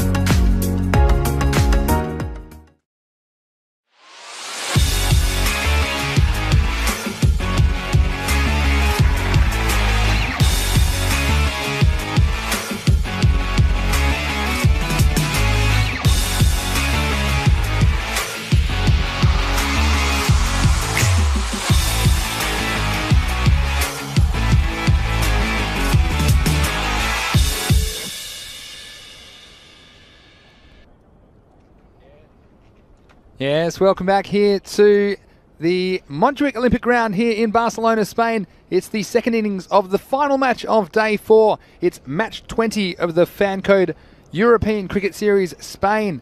And Pakcelona, after winning the toss against Ripoll Warriors, have set a formidable total of 144. And so it'll be 145 for the Warriors. And I think Rico full next to me, of course, Mr. Maximo Vinny Sandu. I'm going to tell you that I think we're going to see a few fireworks in the power play here. If they're going to have any chance of getting anywhere near this target, they have to go, and they have to go early. Yeah, very much so. And it's, well, Prince Daman and Mohin Ali at the non-strikers end. The two big guns are in there straight away. Well, I mean, it's one of those things that, you know, to have any chance, they need to go, and they've got the players, they've got the firepower at the top of the order, don't they? Ripoll Warriors, and but look who's at the bowling crease, Mohammad Jaffrey. Well, I actually got his age wrong earlier. He's only a tick under 32 years of age, so he's very upset with me for that. Are you serious? It's a typo on my notes. Yeah, he's much younger than me. Here he is at the bowling crease at the moment. Oh, it's wrapped him on the pads, but I think it might be just heading down the leg side. And yeah, so Mohsin Ali, well, he played some outstanding strokes in the earlier match 19, but we saw some outstanding strokes during the Pakcelona innings, principally from Mohammad Jaffrey early, but then Mohammad Ihsan really took over and he sent plenty of balls out of this little ground at Montjuic, didn't he, Rico? Certainly did. Mohammad Jaffrey making 37 of 17, and he's also been bowling very, very well as well, picking up wickets quite regularly. His slip in play, and Mohammad Jaffrey does have a handy knack of getting those little outside edges, doesn't he? So they put a man there. It's the Mohammad Kamran at slip, and wouldn't he love a little edge? And they'd love to remove one or both of these openers fairly quickly and put this result beyond doubt. Well, that's what we need, more of those. Well, they've got to be up for the challenge, and what a start that is. That's big. And well, we said that it's going to take something special. Mohin Ali here, smashing that away. Look, I mean, look at this, Vinny. European cricket here, T10, and look who we've got out there. We've got the bowler, Mohammad Jaffrey. What a star player he is. And then we've got two star batsmen in there as well, Prince Daman and Mohin Ali. What a, you know, you got to love it, haven't you? You just absolutely got to love it. Tasting his own medicine there, Mohammad Jaffrey, as he comes in again. Tries to launch, and this has gone straight through the pegs of the fielder on the onside. So, what a start for the Ripoll Warriors here in this run chase. They're going to need a bit of luck, and it's afforded to them there by the fielder at mid-wicket. This was just dragged down off the toe of the bat, and he's got no excuses there on the clay. It normally rolls pretty truly, but 4 runs and motion. Can he pull off some sort of miracle chase? We've seen these kind of totals chased down before, and they make for very exciting matches. Slower ball, and that's very, very clever. You know what, I was just thinking, a man like Mohammad Jaffrey, he's been around a long time. It's not that often he probably gets that much stick. What's he going to do? What's he been thinking? Well, there you go. He's not afraid to put the slower ball in, and what a beauty this was. Wasn't it ever? And didn't he deceive Mohsin Ali there? You can see how early he is on this shot. The ball hasn't arrived. He just held the ball back, and it was almost a kind of a leg cutter, but it wasn't that obvious. Not picked by the batsman, and Mohammad Jaffrey, well, he had the last laugh in the end. Like I said, he got a bit of a taste of his own medicine earlier in the over. But you'd have to say that is a huge wicket and a critical blow for Pakcelona early in the second innings of this match. Yeah, and well, I called him Mr. Evergreen, and if you're saying, well, he's only in his 30s, well, I can't call him that anymore, but, you know, that's just a wealth of experience. He is just bowling so well. I've got to say, it's the best that I've seen him bowl in a long time. I'm not just talking about European Series here in Barcelona. He's been around the circuit, as you know. He's been playing European Cricket Series in other European countries. He was involved, of course, in the European Cricket League in 2019, also here in Spain in La Manga. And you know what, I just think he's bowling so well at the moment. You just, every time he gets the ball, you just think he's going to do something. Even there, just been hit for a 6 and a 4, and he then comes back and takes a wicket. Yeah, that's the end of the first over. So 11 for 1. Ripoll Warriors losing that wicket. And you're right, Mohammad Jaffrey, especially bowling up the front end of the innings, the fact that he's picking up wickets is putting the opposition on the back foot. So Pakcelona, along with Catalonia Tigers, a lot of people fancying them for the trophy here, but you see Mohammad Kamran again, another fan favourite, left arm over the wicket. Yeah, Tigers stumbling in their first match on Monday and not getting a chance to play since then, so I'll be very interested to see them back in action. Tomorrow, of course, Friday, there'll be 5 more matches here on ECN. It's a massive day for them tomorrow. They've got 3 games. Now that's going to take a lot of doing. But of course, if they start well and continue well, it will certainly help their cause in Group A. Oh, that's nicely played. Mohammad Kamran, there's just a hint of this ball coming back in to the right-hander batsman. That's what he's trying to do. He's bowled 2 deliveries where he's starting on off and he's just coming in. The batsman so far, though, being able to negotiate it. Will it be something more of the same here, or will he bang in that firecracker? Oh, there you go. See, that's that movement again. And I'm quite surprised here. We've mentioned when Mohammad Jaffrey bowls, Mohammad Kamran is that slip. Now, normally, when Mohammad Kamran is bowling, we have Mohammad Jaffrey at slip. Actually, I know why Mohammad Jaffrey's not at slip, Rico. Go on, tell me. He's scared. Go back and watch the highlights of the other morning's game and you'll see what happened when there was an edge off Mohammad Kamran. Yeah, Mohammad Jaffrey, where is he? I think he's there at the mid-wicket. He's just popping back towards the boundary at the moment, and yeah, that's exactly why. So, where we saw an edge, it was very early in the morning, wasn't it? And an edge, and Mohammad Jaffrey, he wanted to be anywhere else. In the split second, the ball went from the bat to him in the slip squad. But this is Mohammad Kamran. Takes a while to warm up sometimes. Oh, this one between and pad, and not gathered cleanly by Mohammad Ihsan.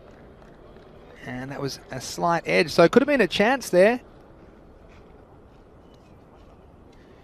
You see that Mohammad Ihsan sets high standards behind the stumps as well. Mohammad Kamran, you see that just a little inside edge and maybe not carrying to him. Not an easy one, a little bit frustrated behind the stumps. Mohammad Kamran likes to warm up into his work, doesn't he? It's that line again, just keeping it in that corridor.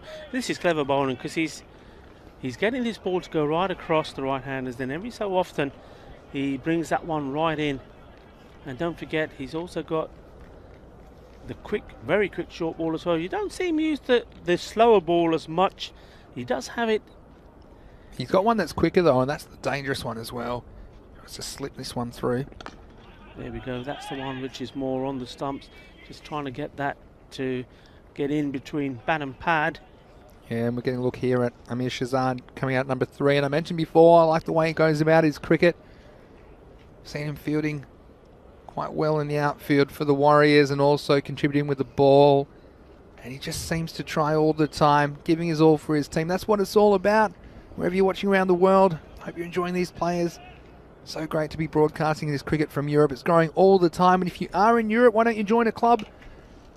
Go and look up the association in your particular country and get involved. This is Mohammad Jaffrey.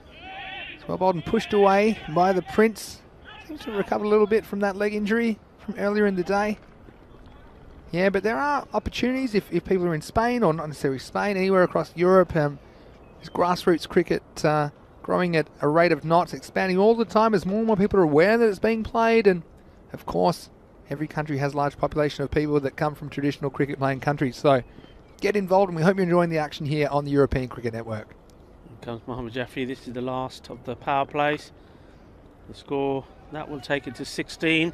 1 wicket down. So already the poor Warriors are seeing the required run rate at around the 16 and over. And if this over goes the way it is at the moment without a boundary, or a few boundaries really, that's just going to go up close to the 20s, isn't it? Yeah, well, I'll tell you what, it could be there before you know it. And it's not easy to go after these top bowlers, Jaffrey and Kamran.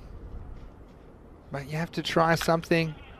At the moment, still for me, I understand they're trying to preserve their wicket, but they're going to run out of time, and an unlikely victory it might be. They've still got 9 wickets in hand, and I'd be inclined to try and have a go, especially with the field up. No need to slog though, you can try and play through the line of the ball. But you've got the wind behind you. Play with a straight bat. Comes straight back over the bowler's head. Mohammad Jaffrey, though, very difficult to get away. Yeah, just trying, that was his effort ball there, I think, but just losing his line a little bit, going down the leg side.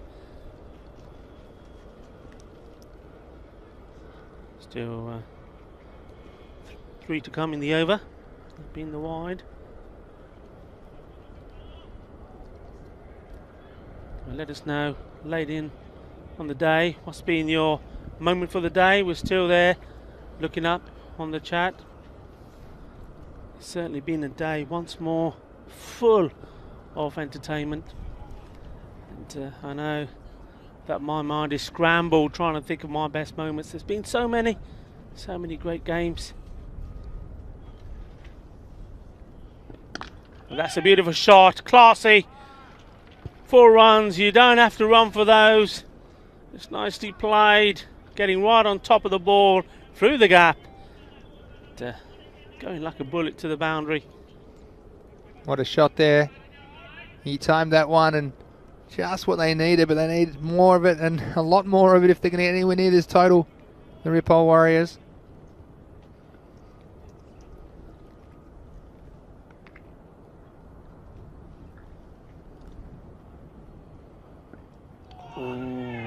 Well, that wasn't very far away from taking the edge. Yeah, and just, you see the difficulty there. He's played a good shot, and of course he's just trying to ride his luck, isn't he? And Jaffrey, I like about him as well, is that's a good ball, a bit of seam away, and he gets hit for a boundary, but he often comes back with something of a comeback ball, and we saw him murdered out of the ground by Mo Snelly in the first over, but ended up having the last laugh.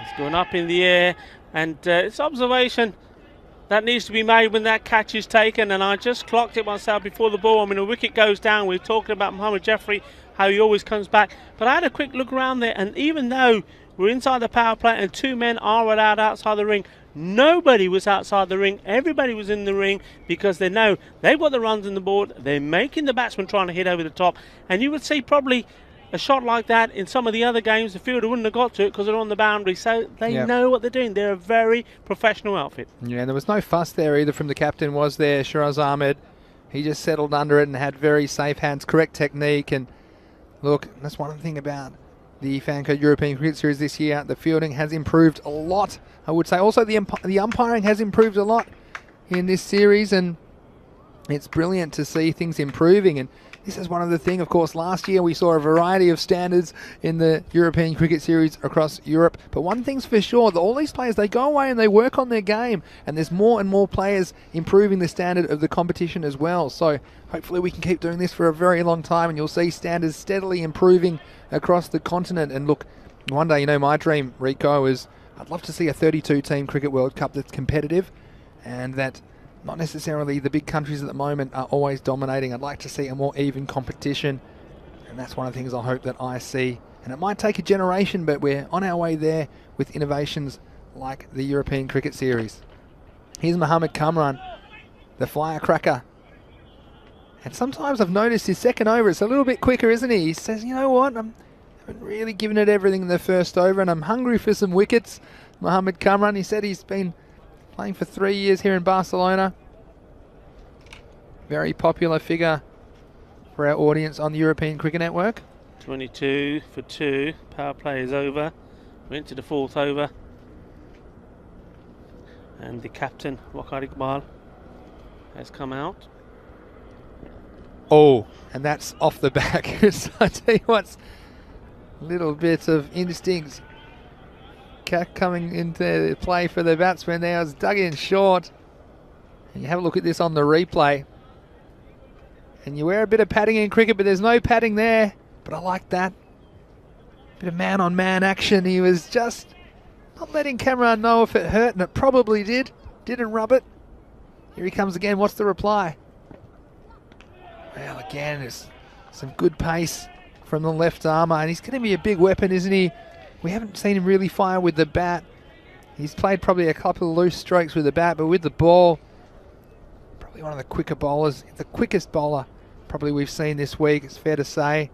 Just a very smooth action and experienced campaigner. Knows what has to be done. Can't be easy to face.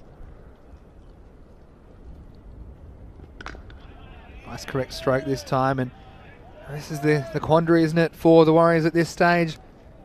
They are 20 odd with 2 wickets down, and 22 for 2. And with this rate, it's already over 3 a ball. You just can't see them getting close, and it's hard to see who they'll go after as well, isn't it? I mean, maybe have 1 or 2 bowlers you'd fancy your chances against, but the rate's going to be so out of control by then that you just wonder if they're going to get close at all to this target of 145. This looks like a wide. Yes, good call from the umpire. Again, we mentioned the umpiring has been pretty good. Of course, you're always going to have the old one, Rico, aren't you? That there's perhaps the umpires miss, especially with no replays. But you've got to say that for the most part, the umpiring's been very good. And I know a lot of people working behind the scenes to improve the standards of the umpiring. You can see the fruits of that already. All the guys doing the job, taking the job very seriously and doing their best. And we do appreciate their efforts. As we see Cameron in again. There is that slower ball. We saw 3 short balls in this over from him, and then cleverly put in the short ball. Didn't quite do the trick as it did for Mohammad Jafri, but nonetheless good bowling, showing his class. Now he's going to try come in. Well, I reckon he's got the crosshairs on this batsman. He's going to come round the wicket. I think he'll be angled in his body. Oh, well, watch out. It's coming straight for you. Oh, it's right in the helmet. Thank goodness that batsman was wearing a helmet. Wow. And that was a very, very quick delivery. Yeah, you called it, didn't you? You Amir knew what was Shahzad. happening. Oh, look, and you know what? I'm just so happy that Amir Shahzad is wearing a helmet, because we saw some batsmen batting without a helmet before, even to Mohammad Kamran. That's the end of the over. And look, while we gather our breath, let's have a look at the fixtures for tomorrow. We go back to Group A, and we'll have 5 matches. You mentioned the Catalonia Tigers. Well, they'll play 3 matches tomorrow, starting, of course, 7:30 a.m. GMT. That's 8:30 in Central Europe. It's 1 p.m. in India. They'll start the day by taking on the 11 Stars. And 11 Stars, of course, a brand new team to the series. So Catalonia Tigers playing 3 times. 11 Stars playing back-to-back matches in the first 2. But make sure you join us tomorrow from 7:30 a.m. GMT for those exciting 5 games. Of course, Bengali, they'll get their chance in the 5th match of the day to see if they can go 5-0. But again, Rico, I'm just very, very thankful. And that's a good lesson to a lot of the players. And if you're a young player at home, that could have been a very, very nasty injury to Amir Shahzad. But luckily, he had his head protected. Yeah, I must say, as this one goes down to Mohammad Kamran, who delivered that delivery, I am one to say that I think that pretty soon in the sport of cricket, you know, it should be compulsory that all batsmen do wear a helmet, because, you know, not only from quick bowlers can you get an injury, quite often you see the ball coming off the bat, coming straight onto you as well. So, yeah, I'm certainly one who'd like to see that. Next one, get past the bowler for 1. And if you haven't played cricket, you don't realise how hard this ball is. And probably the one I'd probably compare it to is maybe like a field hockey ball. It's probably around the same kind of hardness. It's quite hard, and they're extra hard actually, the balls that we seem to use in the Fanco European Cricket Series. But Amir Shahzad again, lots of courage. He got behind it, and wow, thank goodness, like I said earlier in the day, not every batsman was wearing a helmet to Mohammad Kamran, but he was, and definitely saved him a serious injury on that occasion. Anyway, let's get back to the game here. And the Ripoll Warriors, well, you know, they had a fairy tale start to their European Cricket Series career, didn't they? Winning their first 2 games, but then they've come back to earth. Of course, it was a really close game in match 19. But then we find ourselves looking at them struggling in this chase against Pakcelona. And we fancied at the beginning of the day as potentially a couple of unbeaten teams. Yeah, I think that's a good decision. I'm not sure. Well, I thought he was going to swap helmets, but he's actually sent his helmet off and not needing it. Well, the situation, I think, is that obviously the bowling's not quite as quick now, but also that helmet might have a little bit of damage on it. So he's dispensed with it now, but it's definitely done its job, that helmet. Yeah, just to recap, I'm not saying it's a good job he's taking the helmet off. I thought it's good that he replaces it with another one in case it was damaged, but he's deciding he doesn't want one. Probably thinks he can't be hit again, but I've seen it before, and we might see it again, but again, probably slightly more safe. The slow ball of Shiraz Ahmed, the Pakcelona skipper. Now, Vinny, what do you do here? I mean, we're looking at over 20 required per over. It seems very, very unlikely, even with extras like that, taking the 2. Yeah. Now, as the batting side is still, we've still got we're not even at the halfway stage, we're approaching it now. What are you saying to yourself? Look, so we just try and get in and set yourself a different target? Yeah, well, I think this is one of the things, isn't it? And we'll come to it after this ball as Shiraz Ahmed comes in again. Looks like it'll be just a single, and it is. Yeah, well, look, one of the things I used to try and train myself to do in some of these games is, look, it's my job to get as many as I can. If it really is unrealistic to go for the target, because things like net run rate can come into play. Now, they may or may not in this competition, but again, while you're out there, there's always a contest going on. See Ahmed come in again. This is very high. I can't see it being caught. Mohammad Jaffrey's coming around, and he's just going to get it on the bounce. They'll walk through for a single. Yeah, I think in this case, it's a good test of your cricketing skills as well.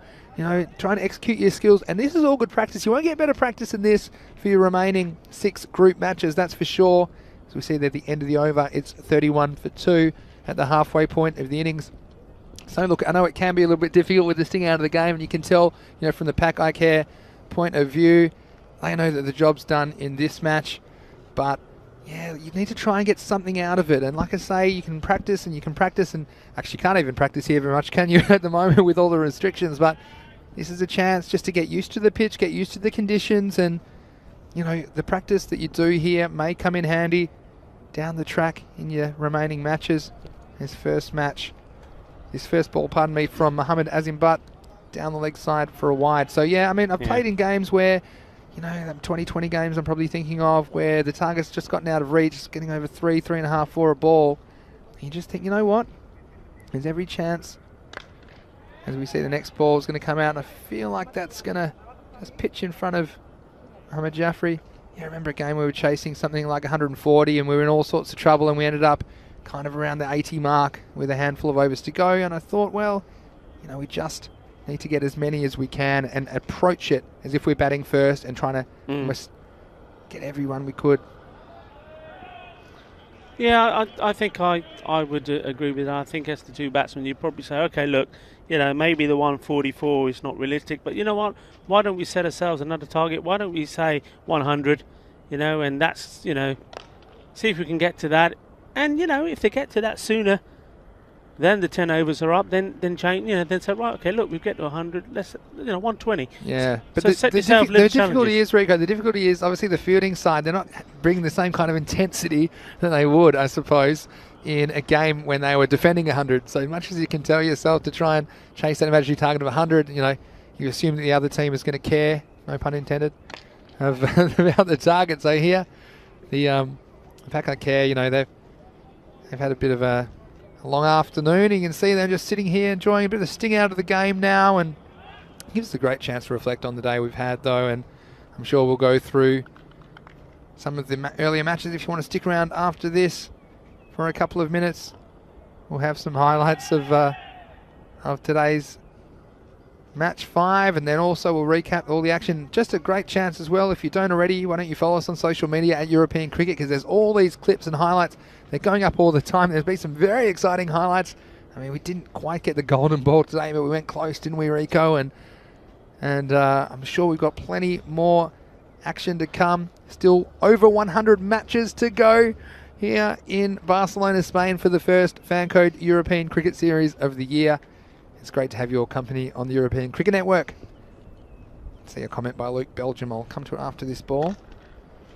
Yeah, hit down for a single, and he said, it's another clear example why helmets should be compulsory, in my opinion. And I think, Luke, that's a very, very fair comment. And one of the things is the players of this generation, some of them have grown up not wearing helmets, and you see in most junior cricket these days that helmets are compulsory. You see so when these kids grow up, hopefully it's just more natural for them to wear a helmet. Some obviously helmets quite remarkably recent innovation in cricket, aren't they? It was the late 1970s before they were even trialled, and you kind of saw throughout the 80s even so it was considered a thing of weakness to wear a helmet, which is not something we think of these days. We think of it as a fairly standard part of the cricket equipment, but it's just times like that, and it could have been such a nasty injury. He's definitely a player I've highlighted several times today, Amir Shahzad, and I'm just so glad. I mean, that could have put him out of the tournament and could have done even worse. Could have been a very, very serious injury. So very happy that he's okay and he's continued his innings here today. It's nicely played, just trying to find the gap. Then we'll take the single. I was hoping probably to get a little bit more onto it to try and come back for 2. Yes, and look, it is tough, isn't it? But it just shows this Pakcelona team, they haven't stumbled at all, have they? And even they've got more firepower to bring back into this team. Mohamed Yassin, not available today, so it's well played again. Sure he'll be back at some stage. But they just tend to do the basics right, and I notice this about the good teams. You see here on the boundary, they're fielding the ball cleanly. And when the catchers go up, they're catching with correct technique. And those little things, I remember, like, my coach has always drilled into me how important it was to do the little things right. And that's good players do them right all the time. It's a nice slow ball here from Shiraz Ahmed, but it's gotten away. It might have a chance. And yeah, it's going to go all the way for 4. So it was a good slow ball. I don't think it was completely picked by the batsman, but he was able to stroke it away through square leg for 4. So 4 to the total, but even little things, even going back to when I was a junior and I was playing around 11 or 12, and our coach said, make sure when you throw the ball back to the bowler, we're a good team, it goes from one player to the next, to the next, to the next, and doesn't get dropped, doesn't get thrown over anyone's head. And the little things that good teams do, and I noticed Pakcelona doing the basics right. It's a nice looking stroke down the ground. It'll be just the single to Wakar Iqbal, the captain. Yeah, and looking at Wakar Iqbal there, you see he's not getting carried away, not doing anything silly, and I think he's probably already spoken to Amir Shahzad and said, look, let's just enjoy this, let's enjoy the knock, let's treat it like a net practice. Well, looked like the last 3 balls in net practice. That's generally what happens, isn't it? Is that what happens where you're from, Rico? So then the coach or the manager or whoever's in charge of the nets will say, right, last 3 or last 2. Oh yeah, and then you just get to have a huge windy woof or whatever comes down. That's your reward for batting sensibly all the rest of the time in the net. You get to have, although I don't know about practice these days. I think practice has changed a bit with all these short formats and aggressive strokes. The batsmen are learning to play. And here's one right now. It's going to carve over covers. Half a chance. Oh, almost a sensational catch by Bilal Hassan. Saw him take a catch earlier.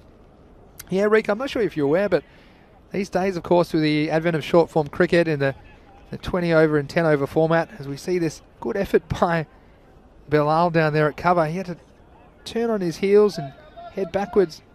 It's the end of the over. It's 45 for 2 after 7.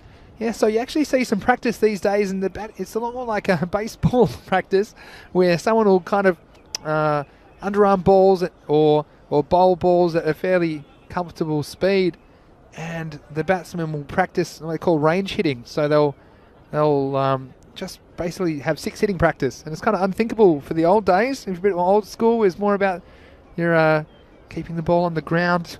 Yeah, I mean it's changed immensely. I mean, I remember years back, just a couple more than you, of course, when I was learning, and it was all about, no, you mustn't hit the ball in the air, no, you mustn't do that, and well, a lot of raw talent was being taken out of players, but these days they're using that talent, and I think that's why the game has changed so much. I mean, we see shots now that you would never dream of being played all those years back. Yeah, that's absolutely correct, Enrico, and yeah, the game's changed also. Sometimes people realise there's more than one correct technique in cricket.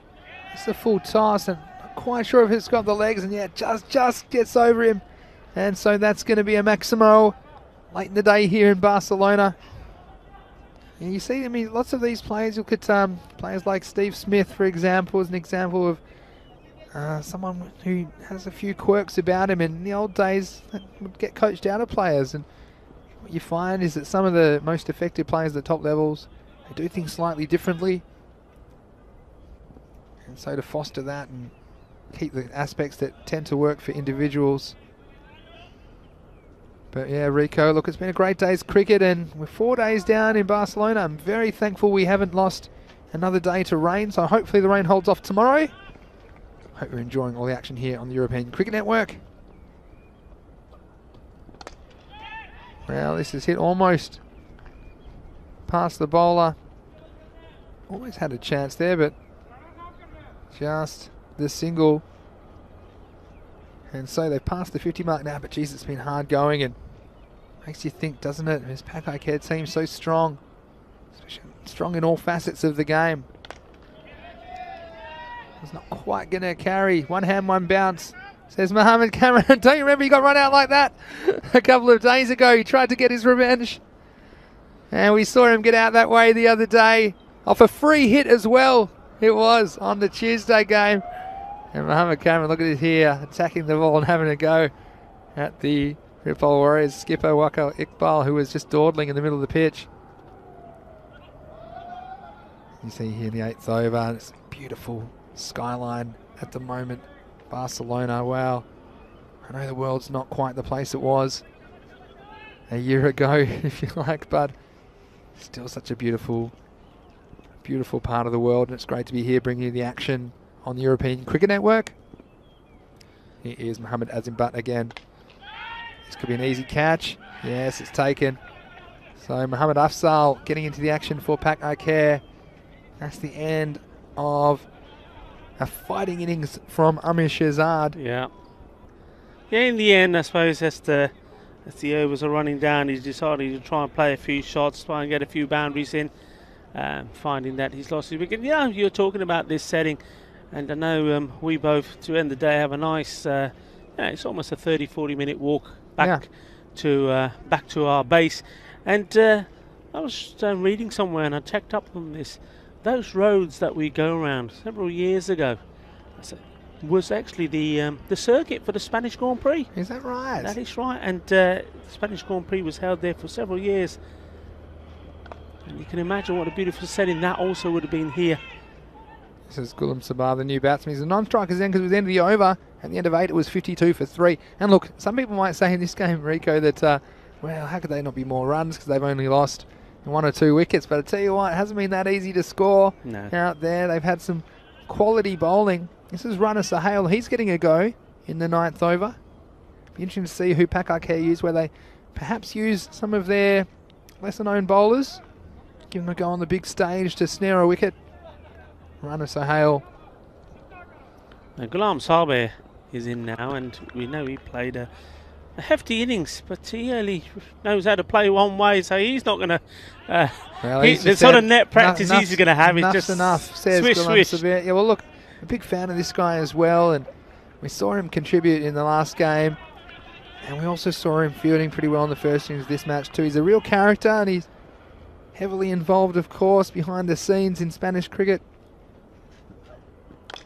He gets hold of this one. It's well struck, and that's going to go all the way for 4. So Ghulam, he starts with a bang. He started with a windy woof, but the second one was right off the middle of the bat and 4 runs. Yeah, I mean, very low back lift. You see this, and straight to the boundary. There's a nice shot. You can imagine the coach standing at the other end saying, "No, son, I want you to play a forward defence." Yes, so Ghulam says, "I'm a bit new school, coach. Stand back and take notice of this." There you go. He threw it at it, doesn't he? Oh, I love watching Ghulam. He's a real character. You know what, I mean, you just said how he's so involved with the cricket out here, with the Federation of Cricket, Catalonia. Not only is part of the committee, but it's the work that he does with the juniors as well, along with Nadeem, doing a fantastic job. And that's smashed away as well. That's gone right the way over the scorer's marquee. 6 more. Well, he knows we're talking about him. Okay, you might as well take a bow. Well, Ghulam Sabir, 6 carreras, que fuerte. Shaba, shaba. Yeah, 6 puntos. Ghulam Sabir. He stood and delivered that over the offside. Nice looking cricket shot. This one, he sweeps this away. Stand up sweep behind square leg and 4 more. So Gulam Sabah has come out after a kind of stalemate and an arm wrestle through this innings, and he said, why wasn't I in earlier? And he's come out, and admittedly, it's not necessarily the quality of the bowling, which the other batsmen had to negotiate, but he's having a bit of fun here in the 9th over. And that will be the end of the over, actually. It's 67 for 3.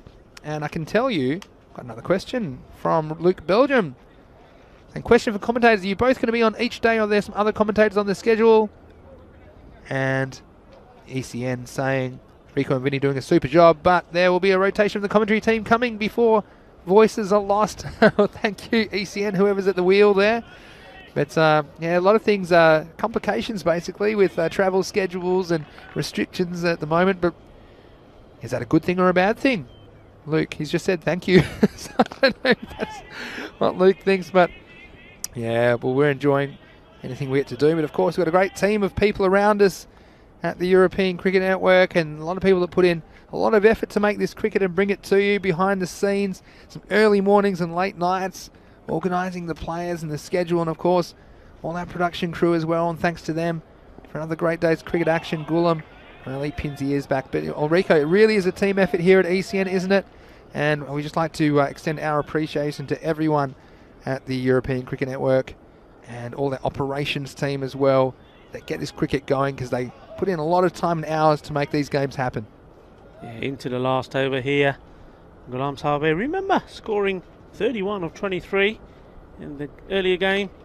And he's hit this one high up in the air. The head got lifted, but you know what? I think he's going to go all the way. It does. That's an incredible shot. And look at that pounce there on the clay for the baseball. That's a great shot from him. Well, we're loving this. Gulam Sabah, he's padding his stats, isn't he, right now? That's what you do at the end of the game. You know, he might end up getting man of the match if you do it strictly on the points. You see this sometimes. The game's long gone, but Gulam Sabah, well, he's having a lot of fun as the sun sets on another day of cricket here in Barcelona.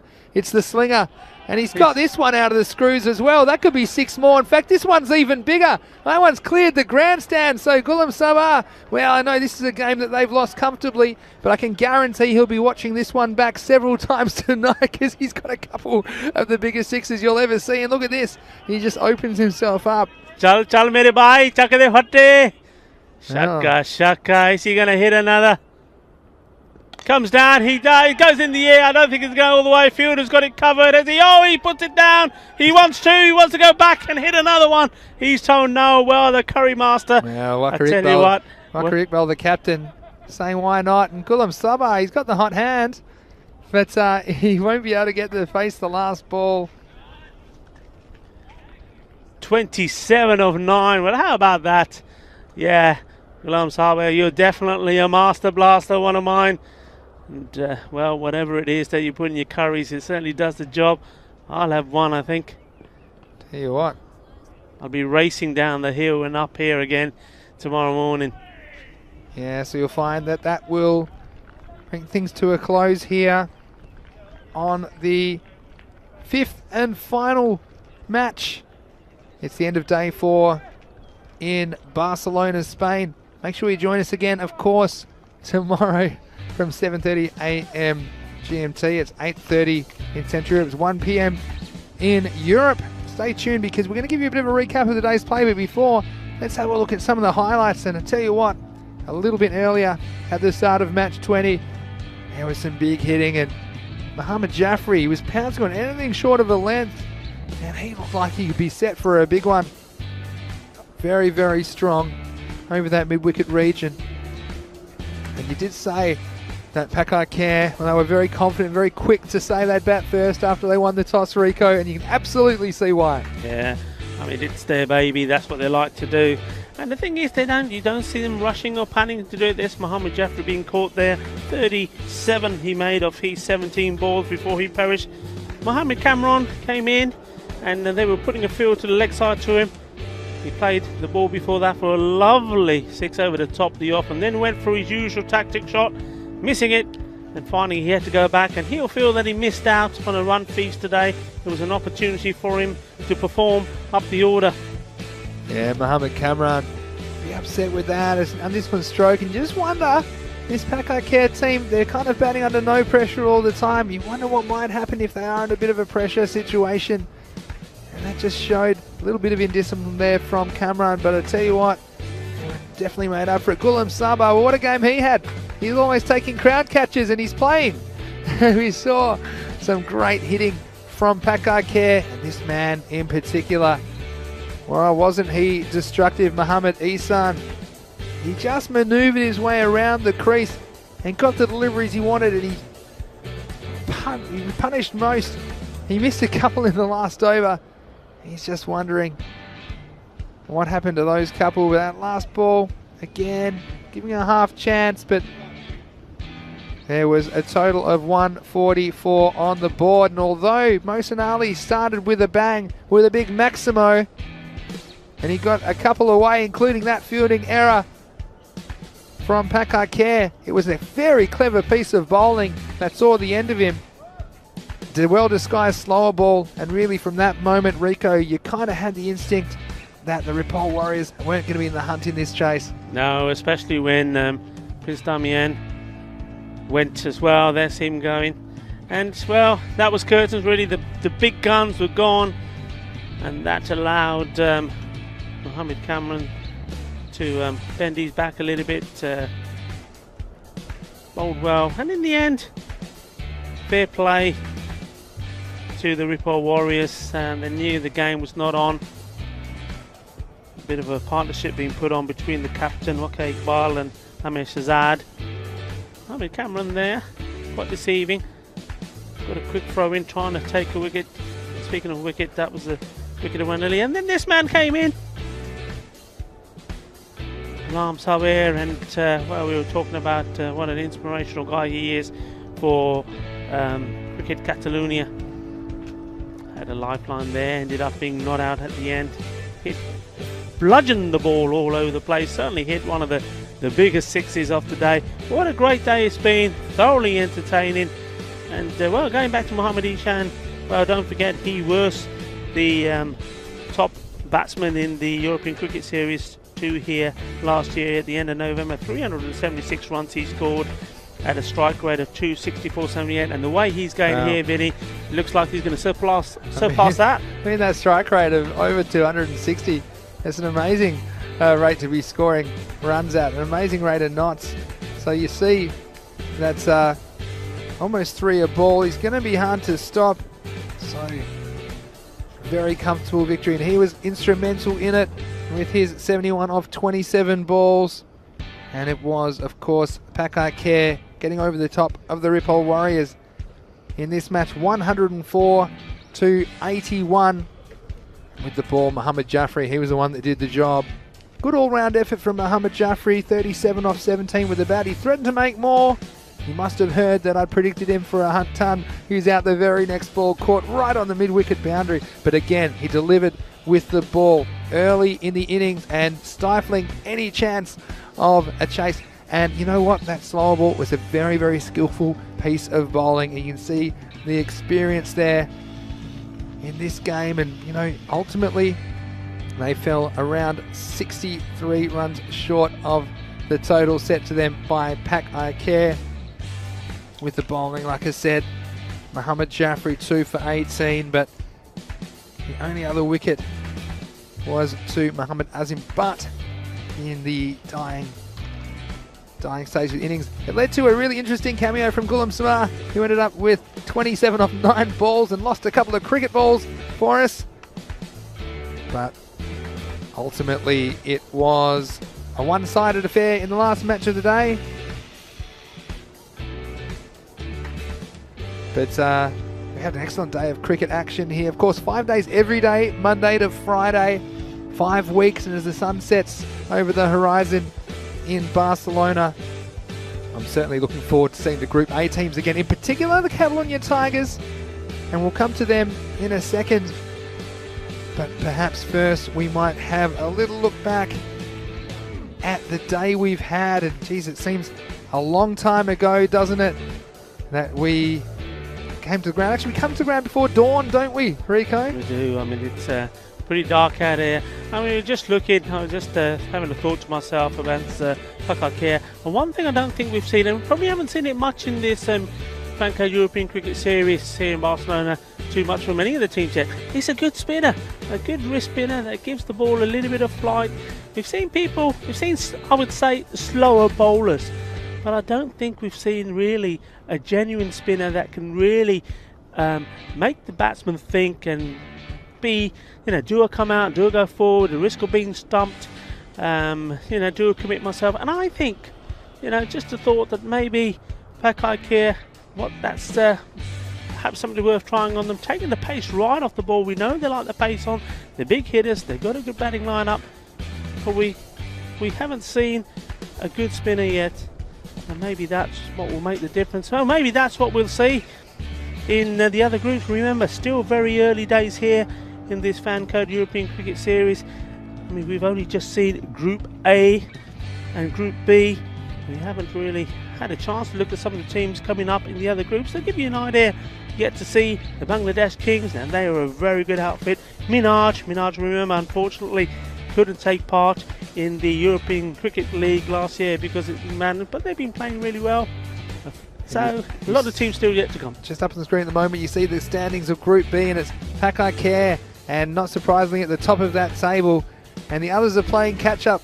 They've got 4 wins, and at the top of the tree in Group B, and looking ahead to tomorrow, of course, we mentioned we've got the Catalonia Tigers. Well, they'll play 3 times in matches 1, 3 and 4 on Friday the 12th of February. The 11 Stars also play back-to-back. We'll see Bengali, and haven't they been the stories in Group A, winning a bunch of close matches. They are 4-0. They'll hope to go 5-0, and it's a big game against Gracia in the 5th and final. Now, let's just quickly recap today. Well, we started with the City Lions, and they got over Pakcelona in a game where, well, Pakcelona, they fancied themselves in the chase, but ultimately they fell 7 runs short of what was required. City Lions winning in the last over. And of course, next came match 17. And this was another very, very interesting encounter. And wasn't it interesting? Another last over game. The Royals, well, they looked to have Pakcelona on toast, but Pakcelona rallied and led by an impressive innings of 44 off 19 by Shahzad Khan. They were able to win that game with 3 balls to spare. Shahzad Khan, a great all-round effort, 44 off 19 as well. He took 2 for 20 with the ball. Then next we had match 18, and this another close game. Well, it looked to be close for a while, but of course Pakcelona winning comfortably in the end in the 8th over. Probably wasn't their best performance with the bat, but they always had it in hand. Mohammad Ihsan, he only fell for 20 on that occasion, but it was Umar Ahmed who was down up to the top of the order doing the job, scoring 32 off 15 balls. Muhammad Jaffrey 2 for 5 off 2, as well as Shahzad Ahmed. They were very handy with the ball. Sikandar Raja tried hard for the City Lions, but it wasn't enough to put a competitive score on the board. And just before match 5, we had match 19, I should say. And this was one that also went down to the wire, didn't it? And in the end, the Barna Royals, they won with 1 ball to spare, but ultimately the scores were tied with a ball to go. And a wide was delivered by Mohsin Ali, who almost pulled something out of the hat. He scored 48 off 19 and dragged the Warriors up to that score of 111. He was brought on for the last over, and he only conceded 3 runs.